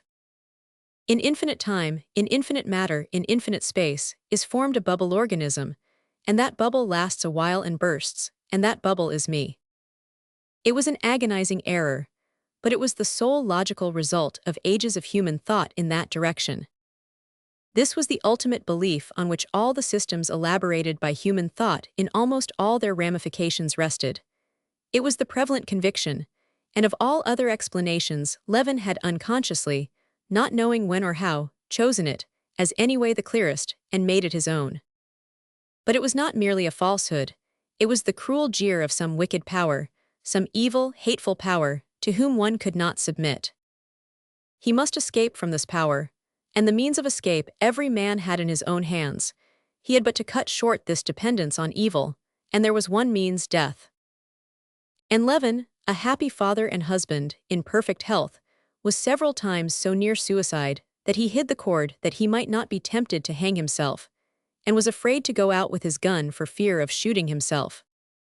But Levin did not shoot himself and did not hang himself, he went on living. Chapter 10. When Levin thought what he was and what he was living for, he could find no answer to the questions and was reduced to despair, but he left off questioning himself about it. It seemed as though he knew both what he was and for what he was living, for he acted and lived resolutely and without hesitation. Indeed, in these latter days he was far more decided and unhesitating in life than he had ever been. When he went back to the country at the beginning of June, he went back also to his usual pursuits. The management of the estate, his relations with the peasants and the neighbors, the care of his household, the management of his sisters' and brothers' property, of which he had the direction, his relations with his wife and kindred, the care of his child, and the new beekeeping hobby he had taken up that spring, filled all his time. These things occupied him now, not because he justified them to himself by any sort of general principles, as he had done in former days.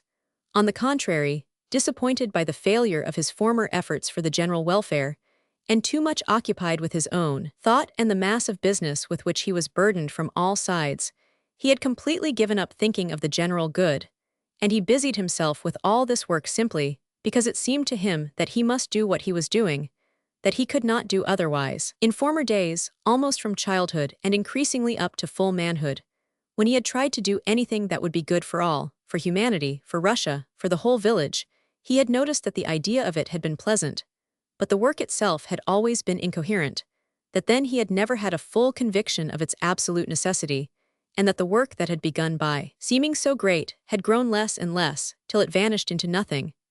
But now, since his marriage, when he had begun to confine himself more and more to living for himself, though he experienced no delight at all at the thought of the work he was doing, he felt a complete conviction of its necessity, saw that it succeeded far better than in old days, and that it kept on growing more and more. Now, involuntarily it seemed, he cut more and more deeply into the soil like a plough, so that he could not be drawn out without turning aside the furrow.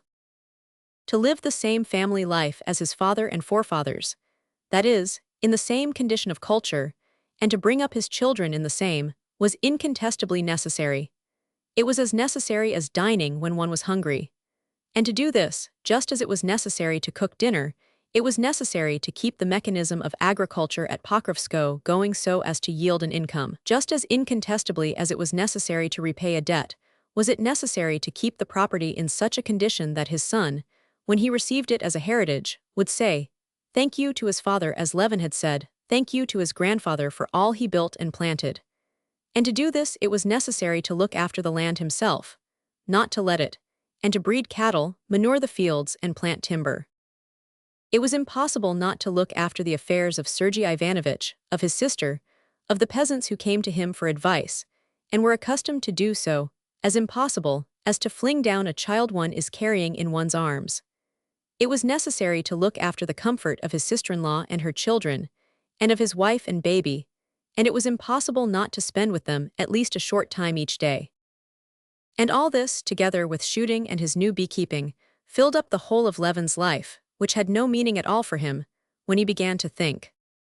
But besides knowing thoroughly what he had to do, Levin knew in just the same way how he had to do it all, and what was more important than the rest. He knew he must hire laborers as cheaply as possible, but to hire men under bond, paying them in advance at less than the current rate of wages, was what he must not do, even though it was very profitable. Selling straw to the peasants in times of scarcity of provender was what he might do, even though he felt sorry for them. But the tavern and the pothouse must be put down, though they were a source of income. Felling timber must be punished as severely as possible, but he could not exact forfeits for cattle being driven onto his fields. And though it annoyed the keeper and made the peasants not afraid to graze their cattle on his land, he could not keep their cattle as a punishment. To Pyotr, who was paying a moneylender 10% a month, he must lend a sum of money to set him free. But he could not let off peasants who did not pay their rent, nor let them fall into arrears. It was impossible to overlook the bailiffs not having mown the meadows and letting the hay spoil, and it was equally impossible to mow those acres where a young copse had been planted. It was impossible to excuse a laborer who had gone home in the busy season because his father was dying, however sorry he might feel for him, and he must subtract from his pay those costly months of idleness. But it was impossible not to allow monthly rations to the old servants who were of no use for anything. Levin knew that when he got home he must first of all go to his wife, who was unwell, and that the peasants who had been waiting for 3 hours to see him could wait a little longer. He knew too that, regardless of all the pleasure he felt in taking a swarm, he must forgo that pleasure, and leave the old man to see to the bees alone, while he talked to the peasants who had come after him to the bee house. Whether he were acting rightly or wrongly he did not know, and far from trying to prove that he was, nowadays he avoided all thought or talk about it. Reasoning had brought him to doubt, and prevented him from seeing what he ought to do and what he ought not. When he did not think, but simply lived, he was continually aware of the presence of an infallible judge in his soul, determining which of 2 possible courses of action was the better and which was the worse, and as soon as he did not act rightly, he was at once aware of it. So he lived, not knowing and not seeing any chance of knowing what he was and what he was living for, and harassed at this lack of knowledge, to such a point that he was afraid of suicide, and yet firmly laying down his own individual definite path in life. Chapter 11. The day on which Sergei Ivanovich came to Pokrovskoe was one of Levin's most painful days. It was the very busiest working time, when all the peasantry show an extraordinary intensity of self-sacrifice in labor, such as is never shown in any other conditions of life, and would be highly esteemed if the men who showed these qualities themselves thought highly of them, and if it were not repeated every year, and if the results of this intense labor were not so simple. To reap and bind the rye and oats, and to carry it, to mow the meadows, turn over the fallows, thrash the seed and sow the winter corn, all this seems so simple and ordinary, but to succeed in getting through it all, everyone in the village, from the old man to the young child, must toil incessantly for 3 or 4 weeks, 3 times as hard as usual, living on rye beer, onions, and black bread, thrashing and carrying the sheaves at night, and not giving more than 2 or 3 hours in the 24 to sleep. And every year this is done all over Russia. Having lived the greater part of his life in the country, and in the closest relations with the peasants, Levin always felt in this busy time that he was infected by this general quickening of energy in the people. In the early morning, he rode over to the first sowing of the rye, and to the oats, which were being carried to the stacks, and returning home at the time his wife and sister-in-law were getting up, he drank coffee with them and walked to the farm, where a new thrashing machine was to be set working to get ready the seed corn. He was standing in the cool granary, still fragrant with the leaves of the hazel branches, interlaced on the freshly peeled aspen beams of the new thatch roof. He gazed through the open door in which the dry bitter dust of the thrashing whirled and played, at the grass of the thrashing floor in the sunlight, and the fresh straw that had been brought in from the barn. Then at the speckly-headed, white-breasted swallows that flew chirping in under the roof, and fluttering their wings, settled in the crevices of the doorway. Then at the peasants bustling in the dark, dusty barn, and he thought strange thoughts. Why is it all being done? He thought. Why am I standing here making them work? What are they all so busy for, trying to show their zeal before me? What is that old Matrona, my old friend, toiling for? I doctored her, when the beam fell on her in the fire, he thought, looking at a thin old woman who was raking up the grain, moving painfully with her bare, sun-blackened feet over the uneven, rough floor. Then she recovered, but today or tomorrow or in 10 years she won't. They'll bury her, and nothing will be left either of her or of that smart girl in the red jacket, who with that skillful, soft action shakes the ears out of their husks. They'll bury her and this piebald horse, and very soon too, he thought, gazing at the heavily moving, panting horse that kept walking up the wheel that turned under him. And they will bury her and Fyodor the thrasher with his curly beard full of chaff and his shirt torn on his white shoulders. They will bury him. He's untying the sheaves and giving orders and shouting to the women and quickly setting straight the strap on the moving wheel. And what's more, it's not them alone, me they'll bury too, and nothing will be left. What for? He thought this, and at the same time looked at his watch to reckon how much they thrashed in an hour. He wanted to know this so as to judge by it the task to set for the day. It'll soon be won, and they're only beginning the third sheaf, thought Levin. He went up to the man that was feeding the machine, and shouting over the roar of the machine he told him to put it in more slowly. You put in too much at a time, Fyodor. Do you see it gets choked? That's why it isn't getting on. Do it evenly. Fyodor, black with the dust that clung to his moist face, shouted something in response, but still went on doing it as Levin did not want him to. Levin, going up to the machine, moved Fyodor aside and began feeding the corn in himself. Working on till the peasants' dinner hour, which was not long in coming, he went out of the barn with Fyodor and fell into talk with him, stopping beside a neat yellow sheaf of rye laid on the thrashing floor for seed. Fyodor came from a village at some distance from the one in which Levin had once allotted land to his cooperative association. Now it had been let to a former house porter. Levin talked to Fyodor about this land, and asked whether Platon, a well-to-do peasant of good character belonging to the same village, would not take the land for the coming year. It's a high rent. It wouldn't pay Platon, Konstantin Dmitrievich, answered the peasant, picking the ears off his sweat-drenched shirt. But how does Kirillov make it pay? Mida, so the peasant called the house porter in a tone of contempt. You may be sure he'll make it pay, Konstantin Dmitrievich. He'll get his share however he has to squeeze to get it. He's no mercy on a Christian. But Uncle Fokinich, so he called the old peasant Platon, do you suppose he'd flay the skin off a man? Where there's debt, he'll let anyone off. And he'll not wring the last penny out. He's a man too. But why will he let anyone off? Oh well, of course, folks are different. One man lives for his own wants and nothing else, like Mida. He only thinks of filling his belly, but Fokinich is a righteous man. He lives for his soul. He does not forget God. How thinks of God? How does he live for his soul? Levin almost shouted. Why, to be sure, in truth, in God's way. Folks are different. Take you now, you wouldn't wrong a man. Yes, yes, goodbye, said Levin, breathless with excitement, and turning round he took his stick and walked quickly away towards home. At the peasant's words that Fokinich lived for his soul, in truth, in God's way, undefined but significant ideas seemed to burst out as though they had been locked up, and all striving towards one goal. They thronged whirling through his head, blinding him with their light. Chapter 12. Levin strode along the highroad, absorbed not so much in his thoughts, he could not yet disentangle them, as in his spiritual condition, unlike anything he had experienced before. The words uttered by the peasant had acted on his soul like an electric shock, suddenly transforming and combining into a single whole the whole swarm of disjointed, impotent, separate thoughts that incessantly occupied his mind. These thoughts had unconsciously been in his mind even when he was talking about the land. He was aware of something new in his soul, and joyfully tested this new thing, not yet knowing what it was. Not living for his own wants, but for God. For what God? And could one say anything more senseless than what he said? He said that one must not live for one's own wants, that is, that one must not live for what we understand, what we are attracted by, what we desire, but must live for something incomprehensible, for God, whom no one can understand nor even define. What of it? Didn't I understand those senseless words of Fyodor S., and understanding them, did I doubt of their truth? Did I think them stupid, obscure, inexact?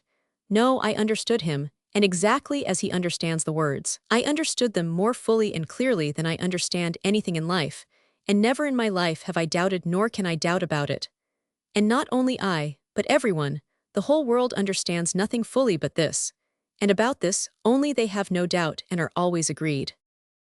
And I looked out for miracles, complained that I did not see a miracle which would convince me. A material miracle would have persuaded me. And here is a miracle, the sole miracle possible, continually existing, surrounding me on all sides, and I never noticed it. Fyodor says that Kirillov lives for his belly. That's comprehensible and rational. All of us as rational beings can't do anything else but live for our belly. And all of a sudden the same Fyodor says that one mustn't live for one's belly, but must live for truth, for God, and at a hint I understand him. And I and millions of men who lived ages ago and men living now, peasants, the poor in spirit and the learned who have thought and written about it, in their obscure words saying the same thing, we are all agreed about this one thing, what we must live for and what is good. I and all men have only one firm, incontestable, clear knowledge, and that knowledge cannot be explained by the reason. It is outside it, and has no causes and can have no effects. If goodness has causes, it is not goodness. If it has effects, a reward, it is not goodness either. So goodness is outside the chain of cause and effect. And yet I know it, and we all know it. What could be a greater miracle than that? Can I have found the solution of it all? Can my sufferings be over? Thought Levin, striding along the dusty road, not noticing the heat nor his weariness, and experiencing a sense of relief from prolonged suffering. This feeling was so delicious that it seemed to him incredible. He was breathless with emotion and incapable of going farther. He turned off the road into the forest and lay down in the shade of an aspen on the uncut grass. He took his hat off his hot head and lay propped on his elbow in the lush, feathery woodland grass. Yes, I must make it clear to myself and understand, he thought, looking intently at the untrampled grass before him and following the movements of a green beetle, advancing along a blade of couchgrass and lifting up in its progress a leaf of goatweed. What have I discovered? He asked himself, bending aside the leaf of goatweed out of the beetle's way and twisting another blade of grass above for the beetle to cross over onto it. What is it makes me glad? What have I discovered? I have discovered nothing. I have only found out what I knew. I understand the force that in the past gave me life and now too gives me life. I have been set free from falsity, I have found the master. Of old I used to say that in my body, that in the body of this grass and of this beetle, there, she didn't care for the grass, she's opened her wings and flown away. There was going on a transformation of matter in accordance with physical, chemical, and physiological laws. And in all of us, as well as in the aspens and the clouds and the misty patches, there was a process of evolution. Evolution from what? Into what? Eternal evolution and struggle, as though there could be any sort of tendency and struggle in the eternal. And I was astonished that in spite of the utmost effort of thought along that road, I could not discover the meaning of life, the meaning of my impulses and yearnings. Now I say that I know the meaning of my life, to live for God, for my soul. And this meaning, in spite of its clearness, is mysterious and marvelous. Such, indeed, is the meaning of everything existing. Yes, pride, he said to himself, turning over on his stomach and beginning to tie a noose of blades of grass, trying not to break them. And not merely pride of intellect, but dullness of intellect. And most of all, the deceitfulness. Yes, the deceitfulness of intellect. The cheating knavishness of intellect, that's it, he said to himself. And he briefly went through, mentally, the whole course of his ideas during the last 2 years, the beginning of which was the clear confronting of death at the sight of his dear brother hopelessly ill. Then, for the first time, grasping that for every man and himself too, there was nothing in store but suffering, death, and forgetfulness. He had made up his mind that life was impossible like that, and that he must either interpret life so that it would not present itself to him as the evil jest of some devil, or shoot himself. But he had not done either, but had gone on living, thinking, and feeling, and had even at that very time married, and had had many joys and had been happy, when he was not thinking of the meaning of his life. What did this mean? It meant that he had been living rightly, but thinking wrongly. He had lived, without being aware of it, on those spiritual truths that he had sucked in with his mother's milk. But he had thought, not merely without recognition of these truths, but studiously ignoring them. Now it was clear to him that he could only live by virtue of the beliefs in which he had been brought up. What should I have been, and how should I have spent my life, if I had not had these beliefs, if I had not known that I must live for God and not for my own desires? I should have robbed and lied and killed. Nothing of what makes the chief happiness of my life would have existed for me. and with the utmost stretch of imagination, he could not conceive the brutal creature he would have been himself if he had not known what he was living for. I looked for an answer to my question, and thought could not give an answer to my question. It is incommensurable with my question. The answer has been given me by life itself, in my knowledge of what is right and what is wrong. And that knowledge I did not arrive at in any way, it was given to me as to all men, given, because I could not have got it from anywhere. Where could I have got it? By reason could I have arrived at knowing that I must love my neighbor and not oppress him. I was told that in my childhood, and I believed it gladly, for they told me what was already in my soul. But who discovered it? Not reason. Reason discovered the struggle for existence, and the law that requires us to oppress all who hinder the satisfaction of our desires. That is the deduction of reason. But loving one's neighbor reason could never discover, because it's irrational. Chapter 13. And Levin remembered a scene he had lately witnessed between Dolly and her children. The children, left to themselves, had begun cooking raspberries over the candles and squirting milk into each other's mouths with a syringe. Their mother, catching them at these pranks, began reminding them in Levin's presence of the trouble their mischief gave to the grown-up people, and that this trouble was all for their sake, and that if they smashed the cups they would have nothing to drink their tea out of, and that if they wasted the milk, they would have nothing to eat and die of hunger. And Levin had been struck by the passive, weary incredulity with which the children heard what their mother said to them. They were simply annoyed that their amusing play had been interrupted, and did not believe a word of what their mother was saying. They could not believe it indeed, for they could not take in the immensity of all they habitually enjoyed, and so could not conceive that what they were destroying was the very thing they lived by. That all comes of itself, they thought, and there's nothing interesting or important about it because it has always been so and always will be so. And it's all always the same. We've no need to think about that, it's already. But we want to invent something of our own and new. So we thought of putting raspberries in a cup and cooking them over a candle and squirting milk straight into each other's mouths. That's fun and something new, and not a bit worse than drinking out of cups. Isn't it just the same that we do, that I did, searching by the aid of reason for the significance of the forces of nature and the meaning of the life of man? He thought.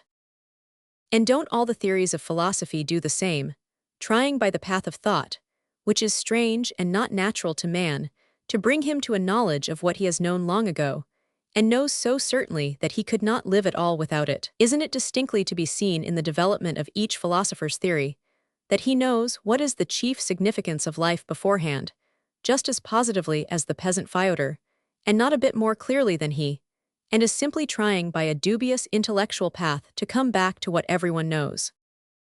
Now then, leave the children to themselves to get things alone and make their crockery, get the milk from the cows, and so on. Would they be naughty then? Why, they'd die of hunger. Well then, leave us with our passions and thoughts, without any idea of the one God, of the Creator, or without any idea of what is right, without any idea of moral evil. Just try and build up anything without those ideas. We only try to destroy them because we're spiritually provided for, exactly like the children. Whence have I that joyful knowledge, shared with the peasant, that alone gives peace to my soul? Whence did I get it? Brought up with an idea of God, a Christian, my whole life filled with the spiritual blessings Christianity has given me, full of them, and living on those blessings, like the children I did not understand them, and destroy, that is try to destroy, what I live by. And as soon as an important moment of life comes, like the children when they are cold and hungry, I turn to him, and even less than the children when their mother scolds them for their childish mischief. Do I feel that my childish efforts at wanton madness are reckoned against me? Yes, what I know not by reason, but it has been given to me, revealed to me, and I know it with my heart, by faith in the chief thing taught by the Church. The Church, Levin repeated to himself.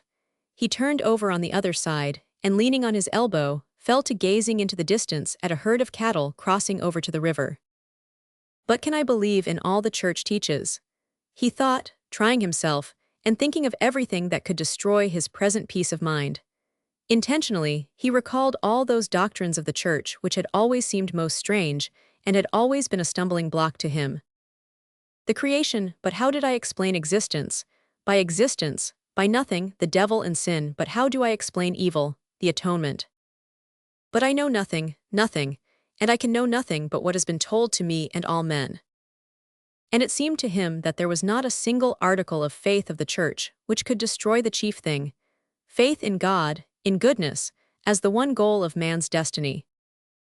Under every article of faith of the Church could be put the faith in the service of truth instead of one's desires. And each doctrine did not simply leave that faith unshaken. Each doctrine seemed essential to complete that great miracle continually manifest upon earth, that made it possible for each man and millions of different sorts of men, wise men and imbeciles, old men and children, all men, peasants, lavav, kitty, beggars, and kings to understand perfectly the same one thing, and to build up thereby that life of the soul which alone is worth living, and which alone is precious to us. Lying on his back, he gazed up now into the high, cloudless sky. Do I not know that that is infinite space, and that it is not a round arch? But however I screw up my eyes and strain my sight, I cannot see it not round and not bounded, and in spite of my knowing about infinite space, I am incontestably right when I see a solid blue dome, and more right than when I strain my eyes to see beyond it.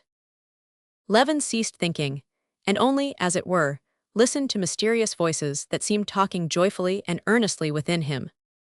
Can this be faith? He thought, afraid to believe in his happiness. My God, I thank thee, he said, gulping down his sobs and with both hands brushing away the tears that filled his eyes. Chapter 14. Levin looked before him and saw a herd of cattle. Then he caught sight of his trap with Raven in the shafts, and the coachman, who, driving up to the herd, said something to the herdsman. Then he heard the rattle of the wheels and the snort of the sleek horse close by him. But he was so buried in his thoughts that he did not even wonder why the coachman had come for him. He only thought of that when the coachman had driven quite up to him and shouted to him, "The mistress sent me, your brother has come, and some gentleman with him." Levin got into the trap and took the reins. As though just roused out of sleep, for a long while Levin could not collect his faculties. He stared at the sleek horse flecked with lather between his haunches and on his neck, where the harness rubbed, stared at Ivan the coachman sitting beside him, and remembered that he was expecting his brother, thought that his wife was most likely uneasy at his long absence, and tried to guess who was the visitor who had come with his brother. And his brother and his wife and the unknown guest seemed to him now quite different from before. He fancied that now his relations with all men would be different. With my brother there will be none of that aloofness there always used to be between us, there will be no disputes. With Kitty there shall never be quarrels. With the visitor, whoever he may be, I will be friendly and nice. With the servants, with Ivan, it will all be different. Pulling the stiff rein and holding in the good horse that snorted with impatience and seemed begging to be let go, Levin looked round at Ivan sitting beside him, not knowing what to do with his unoccupied hand, continually pressing down his shirt as it puffed out, and he tried to find something to start a conversation about with him. He would have said that Ivan had pulled the saddle girth up too high, but that was like blame, and he longed for friendly, warm talk. Nothing else occurred to him. Your honor must keep to the right and mind that stump, said the coachman, pulling the rein Levin held. Please don't touch and don't teach me, said Levin, angered by this interference.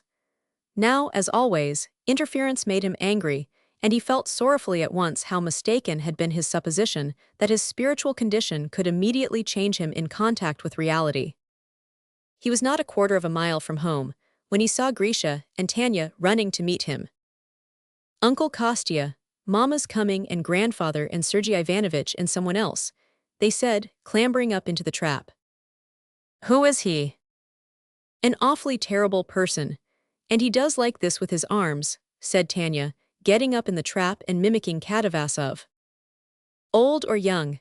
Asked Levin, laughing, reminded of someone, he did not know whom, by Tanya's performance. Oh, I hope it's not a tiresome person, thought Levin. As soon as he turned, at a bend in the road, and saw the party coming, Levin recognized Katavasov in a straw hat, walking along swinging his arms just as Tanya had shown him. Katavasov was very fond of discussing metaphysics, having derived his notions from natural science writers who had never studied metaphysics, and in Moscow Levin had had many arguments with him of late. And one of these arguments, in which Katavasov had obviously considered that he came off victorious, was the first thing Levin thought of as he recognized him. No, whatever I do, I won't argue and give utterance to my ideas lightly, he thought. Getting out of the trap and greeting his brother and Katavasov, Levin asked about his wife. She has taken Midia to Kalak, a copse near the house. She meant to have him out there because it's so hot indoors, said Dolly. Levin had always advised his wife not to take the baby to the wood, thinking it unsafe, and he was not pleased to hear this. She rushes about from place to place with him, said the prince, smiling. I advised her to try putting him in the ice cellar. She meant to come to the bee house. She thought you would be there. We are going there, said Dolly. Well, and what are you doing? Said Sergei Ivanovich, falling back from the rest and walking beside him. Oh, nothing special. Busy as usual with the land, answered Levin.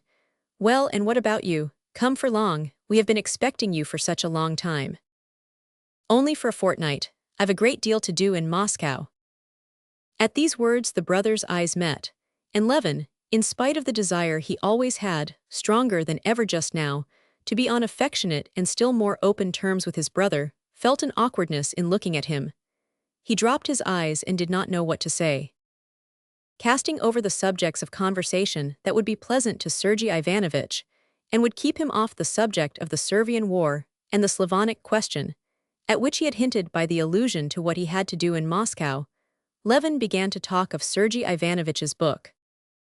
Well, have there been reviews of your book? He asked. Sergei Ivanovich smiled at the intentional character of the question.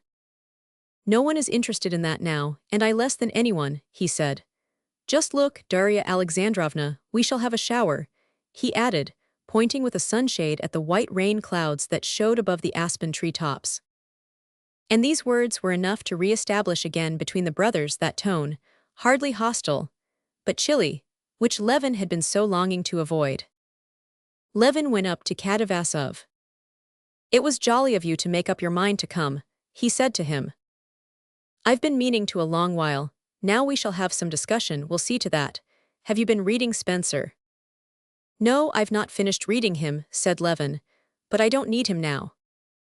How is that? That's interesting, why so? I mean that I'm fully convinced that the solution of the problems that interest me I shall never find in him and his like. Now. But Katavasov's serene and good-humored expression suddenly struck him, and he felt such tenderness for his own happy mood, which he was unmistakably disturbing by this conversation, that he remembered his resolution and stopped short. But we'll talk later on, he added. If we're going to the bee house, it's this way, along this little path, he said, addressing them all. Going along the narrow path to a little uncut meadow covered on one side with thick clumps of brilliant heartsease among which stood up here, and their tall, dark green tufts of hellebore, Levin settled his guests in the dense, cool shade of the young aspens on a bench, and some stumps purposely put there for visitors to the bee house who might be afraid of the bees, and he went off himself to the hut to get bread, cucumbers, and fresh honey, to regale them with. Trying to make his movements as deliberate as possible, and listening to the bees that buzzed more and more frequently past him, he walked along the little path to the hut.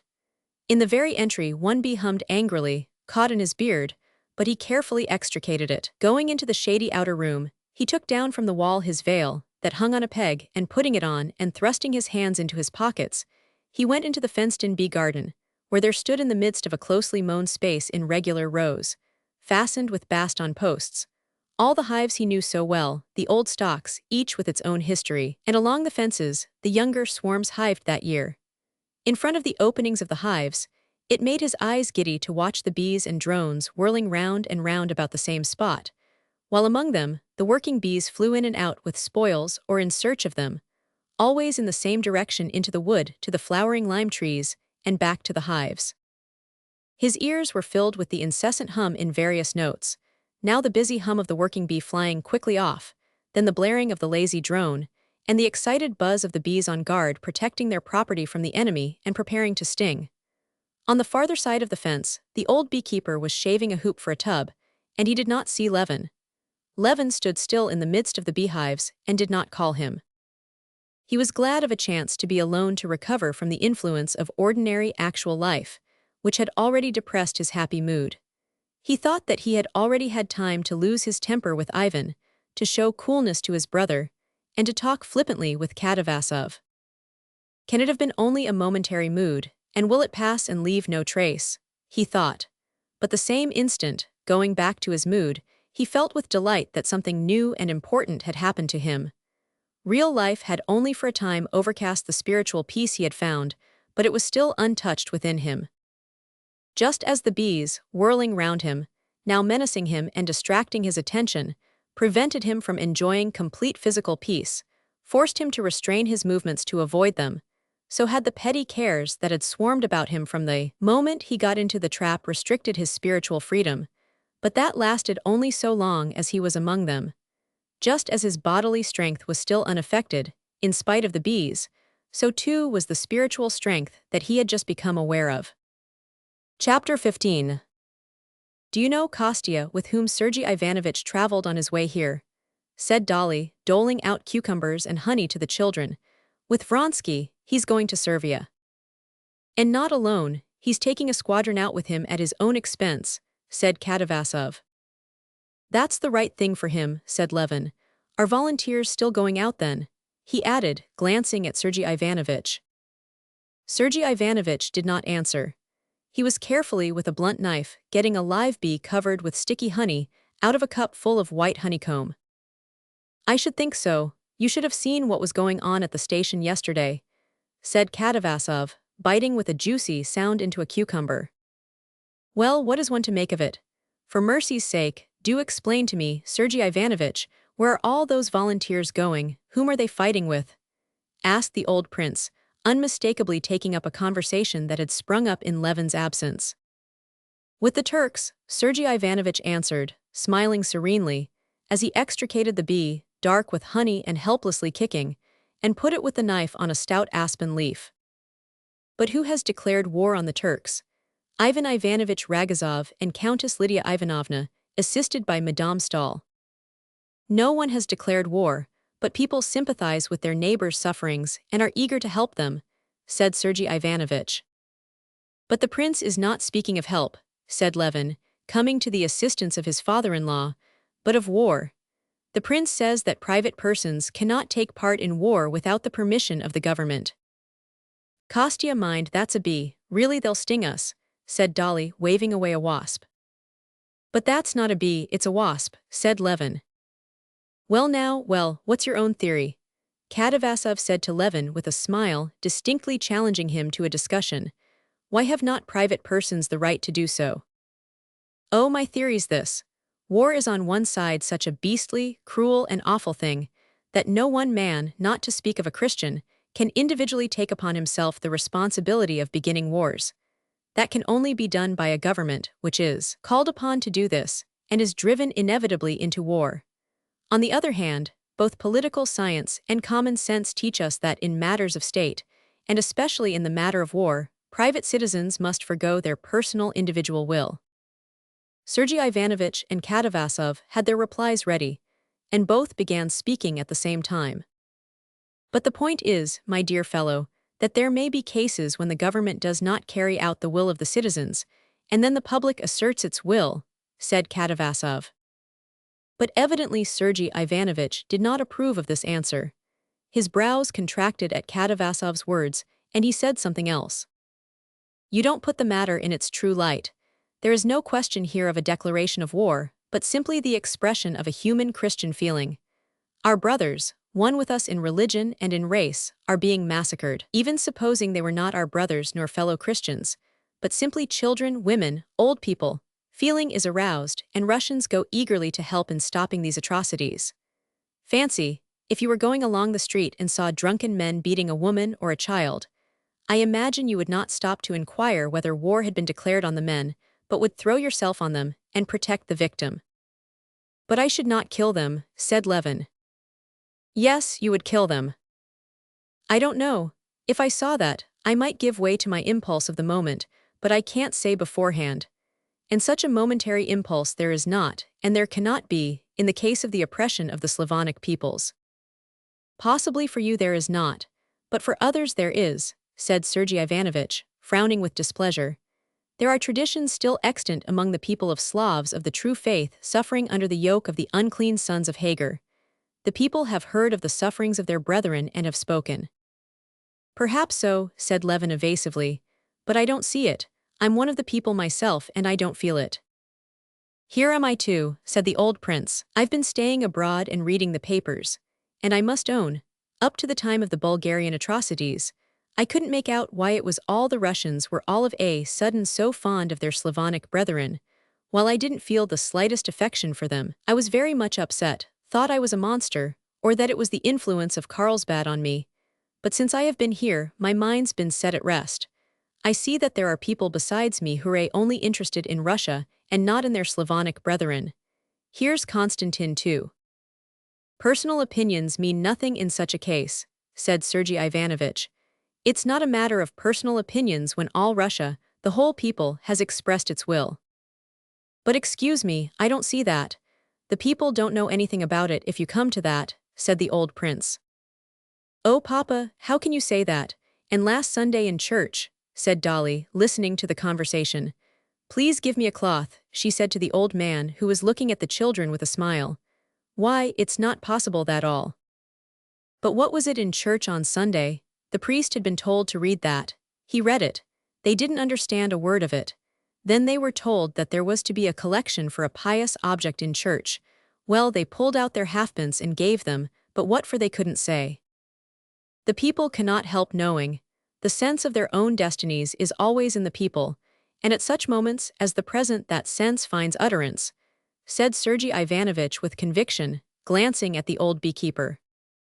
The handsome old man, with black grizzled beard and thick silvery hair, stood motionless, holding a cup of honey, looking down from the height of his tall figure with friendly serenity at the gentlefolk, obviously understanding nothing of their conversation and not caring to understand it. That's so, no doubt, he said, with a significant shake of his head at Sergei Ivanovich's words. Here then, ask him. He knows nothing about it and thinks nothing, said Levin. Have you heard about the war, Mihalich? He said, turning to him. What they read in the church, what do you think about it? Ought we to fight for the Christians? What should we think?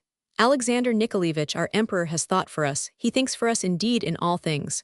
It's clearer for him to see. Shall I bring a bit more bread? Give the little lad some more, he said, addressing Darya Alexandrovna and pointing to Grisha, who had finished his crust. I don't need to ask, said Sergei Ivanovich. We have seen and are seeing hundreds and hundreds of people who give up everything to serve a just cause, come from every part of Russia, and directly and clearly express their thought and aim. They bring their halfpence or go themselves and say directly what for. What does it mean? It means, to my thinking, said Levin, who was beginning to get warm, that among 80 millions of people there can always be found not hundreds, as now, but tens of thousands of people who have lost caste, ne'er-do-wells, who are always ready to go anywhere, to Pugachev's bands, to Khiva, to Servia. I tell you that it's not a case of hundreds or of ne'er-do-wells, but the best representatives of the people, said Sergei Ivanovich, with as much irritation as if he were defending the last penny of his fortune. And what of the subscriptions? In this case, it is a whole people directly expressing their will. That word people is so vague, said Levin. Parish clerks, teachers, and 1 in 1,000 of the peasants, maybe, know what it's all about. The rest of the 80 millions, like Mihalich, far from expressing their will, haven't the faintest idea what there is for them to express their will about. What right have we to say that this is the people's will? Chapter 16. Sergei Ivanovich, being practiced in argument, did not reply, but at once turned the conversation to another aspect of the subject. Oh, if you want to learn the spirit of the people by arithmetical computation, of course it's very difficult to arrive at it. And voting has not been introduced among us and cannot be introduced, for it does not express the will of the people, but there are other ways of reaching that. It is felt in the air, it is felt by the heart. I won't speak of those deep currents which are astir in the still ocean of the people, and which are evident to every unprejudiced man. Let us look at society in the narrow sense. All the most diverse sections of the educated public, hostile before, are merged in one. Every division is at an end. All the public organs say the same thing over and over again. All feel the mighty torrent that has overtaken them and is carrying them in one direction. Yes, all the newspapers do say the same thing, said the prince. That's true. But so it is the same thing that all the frogs croak before a storm. One can hear nothing for them. Frogs or no frogs, I'm not the editor of a paper and I don't want to defend them, but I am speaking of the unanimity in the intellectual world, said Sergei Ivanovich, addressing his brother. Levin would have answered, but the old prince interrupted him. Well, about that unanimity, that's another thing one may say, said the prince. There's my son-in-law, Stepan Arkadyevitch, you know him. He's got a place now on the committee of a commission and something or other, I don't remember. Only there's nothing to do in it. Why, Dolly, it's no secret. And a salary of 8,000. You try asking him whether his post is of use, he'll prove to you that it's most necessary. And he's a truthful man too, but there's no refusing to believe in the utility of 8,000 rubles. Yes, he asked me to give a message to Darya Alexandrovna about the post, said Sergei Ivanovich reluctantly, feeling the prince's remark to be ill-timed. So it is with the unanimity of the press. That's been explained to me. As soon as there's war, their incomes are doubled. How can they help believing in the destinies of the people and the Slavonic races, and all that? I don't care for many of the papers, but that's unjust, said Sergei Ivanovich. I would only make one condition, pursued the old prince. Alponskar said a capital thing before the war with Prussia. You consider war to be inevitable. Very good.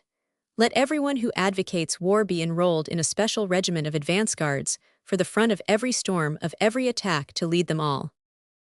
A nice lot the editors would make, said Katavasov, with a loud roar, as he pictured the editors he knew in this picked legion. But they'd run, said Dolly, they'd only be in the way. Oh, if they ran away, then we'd have grapeshot or Cossacks with whips behind them, said the prince. But that's a joke, and a poor one too, if you'll excuse my saying so, Prince, said Sergei Ivanovich. I don't see that it was a joke that. Levin was beginning, but Sergei Ivanovich interrupted him. Every member of society is called upon to do his own special work, said he, and men of thought are doing their work when they express public opinion, and the single-hearted and full expression of public opinion is the service of the press and a phenomenon to rejoice us at the same time. 20 years ago we should have been silent, but now we have heard the voice of the Russian people, which is ready to rise as one man and ready to sacrifice itself for its oppressed brethren. That is a great step and a proof of strength. But it's not only making a sacrifice but killing Turks, said Levin timidly. The people make sacrifices and are ready to make sacrifices for their soul, but not for murder, he added, instinctively connecting the conversation with the ideas that had been absorbing his mind. For their soul, that's a most puzzling expression for a natural science man, do you understand? What sort of thing is the soul? Said Katavasov, smiling. Oh, you know. No, by God, I haven't the faintest idea, said Katavasov with a loud roar of laughter. I bring not peace, but a sword, says Christ. Sergei Ivanovich rejoined for his part, quoting as simply as though it were the easiest thing to understand the very passage that had always puzzled Levin most. That's so, no doubt, the old man repeated again. He was standing near them and responded to a chance glance turned in his direction. Ah, my dear fellow, you're defeated, utterly defeated, cried Katavasov good-humoredly. Levin reddened with vexation, not at being defeated, but at having failed to control himself and being drawn into argument. No, I can't argue with them, he thought. They wear impenetrable armor while I'm naked. He saw that it was impossible to convince his brother and Katavasov, and he saw even less possibility of himself agreeing with them. What they advocated was the very pride of intellect that had almost been his ruin. He could not admit that some dozens of men, among them his brother, had the right, on the ground of what they were told by some hundreds of glib volunteers swarming to the capital, to say that they and the newspapers were expressing the will and feeling of the people, and a feeling which was expressed in vengeance and murder. He could not admit this, because he neither saw the expression of such feelings in the people among whom he was living, nor found them in himself, and he could not but consider himself one of the persons making up the Russian people.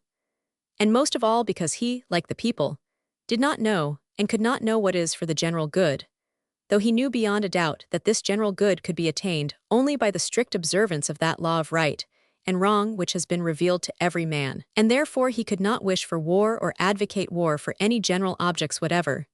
He said as Mihalich did, and the people, who had expressed their feeling in the traditional invitations of the Varyagi, be princes and rule over us. Gladly we promise complete submission. All the labor, all humiliations, all sacrifices we take upon ourselves, but we will not judge and decide. And now, according to Sergei Ivanovich's account, the people had foregone this privilege they had bought at such a costly price. He wanted to say, too, that if public opinion were an infallible guide, then why were not revolutions, and the Commune as lawful as the movement in favor of the Slavonic peoples? But these were merely thoughts that could settle nothing. One thing could be seen beyond doubt. That was that at the actual moment the discussion was irritating Sergei Ivanovich, and so it was wrong to continue it. And Levin ceased speaking, and then called the attention of his guests to the fact that the storm clouds were gathering, and that they had better be going home before it rained. Chapter 17. The old prince and Sergei Ivanovich got into the trap and drove off. The rest of the party hastened homewards on foot. But the storm clouds, turning white and then black, moved down so quickly that they had to quicken their pace to get home before the rain. The foremost clouds, lowering and black as soot-laden smoke, rushed with extraordinary swiftness over the sky. They were still 200 paces from home, and a gust of wind had already blown up, and every second the downpour might be looked for. The children ran ahead with frightened and gleeful shrieks. Darya Alexandrovna, struggling painfully with her skirts that clung round her legs, was not walking but running, her eyes fixed on the children. The men of the party, holding their hats on, strode with long steps beside her. They were just at the steps when a big drop fell splashing on the edge of the iron guttering. The children and their elders after them ran into the shelter of the house, talking merrily.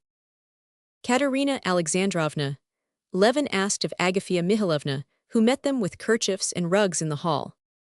"We thought she was with you," she said. "And Mitya?" "In the copse he must be, and the nurse with him." Levin snatched up the rugs and ran towards the copse. In that brief interval of time, the storm clouds had moved on, covering the sun so completely that it was dark as an eclipse. Stubbornly, as though insisting on its rights, the wind stopped Levin, and tearing the leaves and flowers off the lime trees and stripping the white birch branches into strange unseemly nakedness, it twisted everything on one side: acacias, flowers, burdocks, long grass, and tall tree tops. The peasant girls working in the garden ran shrieking into shelter in the servants' quarters. The streaming rain had already flung its white veil over all the distant forest and half the fields close by, and was rapidly swooping down upon the copse. The wet of the rain spurting up in tiny drops could be smelt in the air. Holding his head bent down before him, and struggling with the wind that strove to tear the wraps away from him, Levin was moving up to the copse and had just caught sight of something white behind the oak tree, when there was a sudden flash. The whole earth seemed on fire, and the vault of heaven seemed crashing overhead. Opening his blinded eyes, Levin gazed through the thick veil of rain that separated him now from the copse, and to his horror, the first thing he saw was the green crest of the familiar oak tree in the middle of the copse uncannily changing its position. Can it have been struck? Levin hardly had time to think when, moving more and more rapidly, the oak tree vanished behind the other trees, and he heard the crash of the great tree falling upon the others. The flash of lightning, the crash of thunder, and the instantaneous chill that ran through him were all merged for Levin in one sense of terror. My God, not on them," he said. And though he thought at once how senseless was his prayer that they should not have been killed by the oak which had fallen now, he repeated it, knowing that he could do nothing better than utter this senseless prayer. Running up to the place where they usually went, he did not find them there. They were at the other end of the copse under an old lime tree. They were calling him. Two figures in dark dresses, they had been light summer dresses when they started out, were standing bending over something. It was Kitty with the nurse. The rain was already ceasing, and it was beginning to get light when Levin reached them. The nurse was not wet on the lower part of her dress, but Kitty was drenched through, and her soaked clothes clung to her. Though the rain was over, they still stood in the same position in which they had been standing when the storm broke. Both stood bending over a perambulator with a green umbrella. "Alive, unhurt, thank God," he said, splashing with his soaked boots through the standing water and running up to them. Kitty's rosy wet face was turned towards him, and she smiled timidly under her shapeless, sopped hat. "Aren't you ashamed of yourself? I can't think how you can be so reckless," he said angrily to his wife. "It wasn't my fault, really. We were just meaning to go when he made such a to-do that we had to change him. We were just—" Kitty began defending herself. Mitya was unharmed, dry, and still fast asleep. "Well, thank God, I don't know what I'm saying." They gathered up the baby's wet belongings. The nurse picked up the baby and carried it. Levin walked beside his wife, and penitent for having been angry, he squeezed her hand when the nurse was not looking. Chapter 18. During the whole of that day, in the extremely different conversations in which he took part, only as it were with the top layer of his mind, in spite of the disappointment of not finding the change he expected in himself, Levin had been all the while joyfully conscious of the fullness of his heart. After the rain it was too wet to go for a walk. Besides, the storm clouds still hung about the horizon and gathered here and there, black and thundery, on the rim of the sky. The whole party spent the rest of the day in the house. No more discussions sprang up. On the contrary, after dinner everyone was in the most amiable frame of mind. At first Katavasov amused the ladies by his original jokes, which always pleased people on their first acquaintance with him. Then Sergei Ivanovich induced him to tell them about the very interesting observations he had made on the habits and characteristics of common houseflies, and their life. Sergei Ivanovich, too, was in good spirits, and at tea his brother drew him on to explain his views of the future of the Eastern question, and he spoke so simply and so well that everyone listened eagerly. Kitty was the only one who did not hear it all. She was summoned to give Mitya his bath. A few minutes after Kitty had left the room, she sent for Levin to come to the nursery. Leaving his tea, and regretfully interrupting the interesting conversation, and at the same time uneasily wondering why he had been sent for, as this only happened on important occasions, Levin went to the nursery. Although he had been much interested by Sergei Ivanovich's views of the new epoch in history that would be created by the emancipation of 40 millions of men of Slavonic race acting with Russia, a conception quite new to him, and although he was disturbed by uneasy wonder at being sent for by Kitty, as soon as he came out of the drawing-room and was alone, his mind reverted at once to the thoughts of the morning, and all the theories of the significance of the Slav element in the history of the world seemed to him so trivial compared with what was passing in his own soul, that he instantly forgot it all and dropped back into the same frame of mind that he had been in that morning. He did not, as he had done at other times, recall the whole train of thought that he did not need. He fell back at once into the feeling which had guided him, which was connected with those thoughts, and he found that feeling in his soul even stronger and more definite than before. He did not, as he had had to do with previous attempts to find comforting arguments, need to revive a whole chain of thought to find the feeling. Now, on the contrary, the feeling of joy and peace was keener than ever, and thought could not keep pace with feeling. He walked across the terrace and looked at 2 stars that had come out in the darkening sky, and suddenly he remembered. Yes, looking at the sky, I thought that the dome that I see is not a deception, and then I thought something, I shirked facing something, he mused. But whatever it was, there can be no disproving it. I have but to think, and all will come clear. Just as he was going into the nursery, he remembered what it was he had shirked facing. It was that if the chief proof of the divinity was his revelation of what is right, how is it this revelation is confined to the Christian Church alone? What relation to this revelation have the beliefs of the Buddhists, Mohammedans, who preached and did good too? It seemed to him that he had an answer to this question, but he had not time to formulate it to himself before he went into the nursery. Kitty was standing with her sleeves tucked up over the baby in the bath. Hearing her husband's footstep, she turned towards him, summoning him to her with her smile. With one hand she was supporting the fat baby that lay floating and sprawling on its back, while with the other she squeezed the sponge over him. "Come look," she said when her husband came up to her. "Agafia Mihailovna's right, he knows us." Mitya had on that day given unmistakable, incontestable signs of recognizing all his friends. As soon as Levin approached the bath, the experiment was tried, and it was completely successful. The cook, sent for with this object, bent over the baby. He frowned and shook his head disapprovingly. Kitty bent down to him, he gave her a beaming smile, propped his little hands on the sponge and chirruped, making such a queer little contented sound with his lips, that Kitty and the nurse were not alone in their admiration. Levin, too, was surprised and delighted. The baby was taken out of the bath, drenched with water, wrapped in towels, dried, and after a piercing scream, handed to his mother. "Well, I am glad you are beginning to love him," said Kitty to her husband, when she had settled herself comfortably in her usual place, with the baby at her breast. "I am so glad, It had begun to distress me. You said you had no feeling for him. No, did I say that? I only said I was disappointed. What, disappointed in him? Not disappointed in him, but in my own feeling. I had expected more. I had expected a rush of new delightful emotion to come as a surprise, and then instead of that, disgust, pity.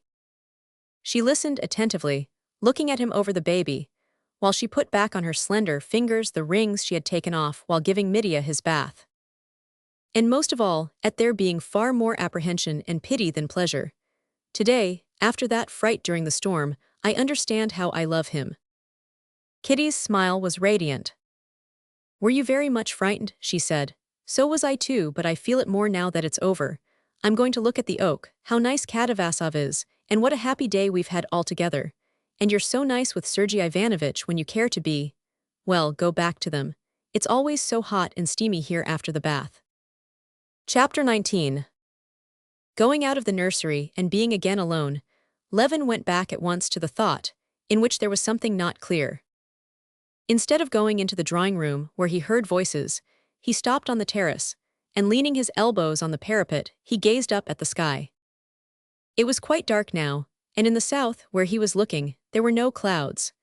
The storm had drifted on to the opposite side of the sky, and there were flashes of lightning and distant thunder from that quarter. Levin listened to the monotonous drip from the lime trees in the garden, and looked at the triangle of stars he knew so well, and the Milky Way with its branches that ran through its midst.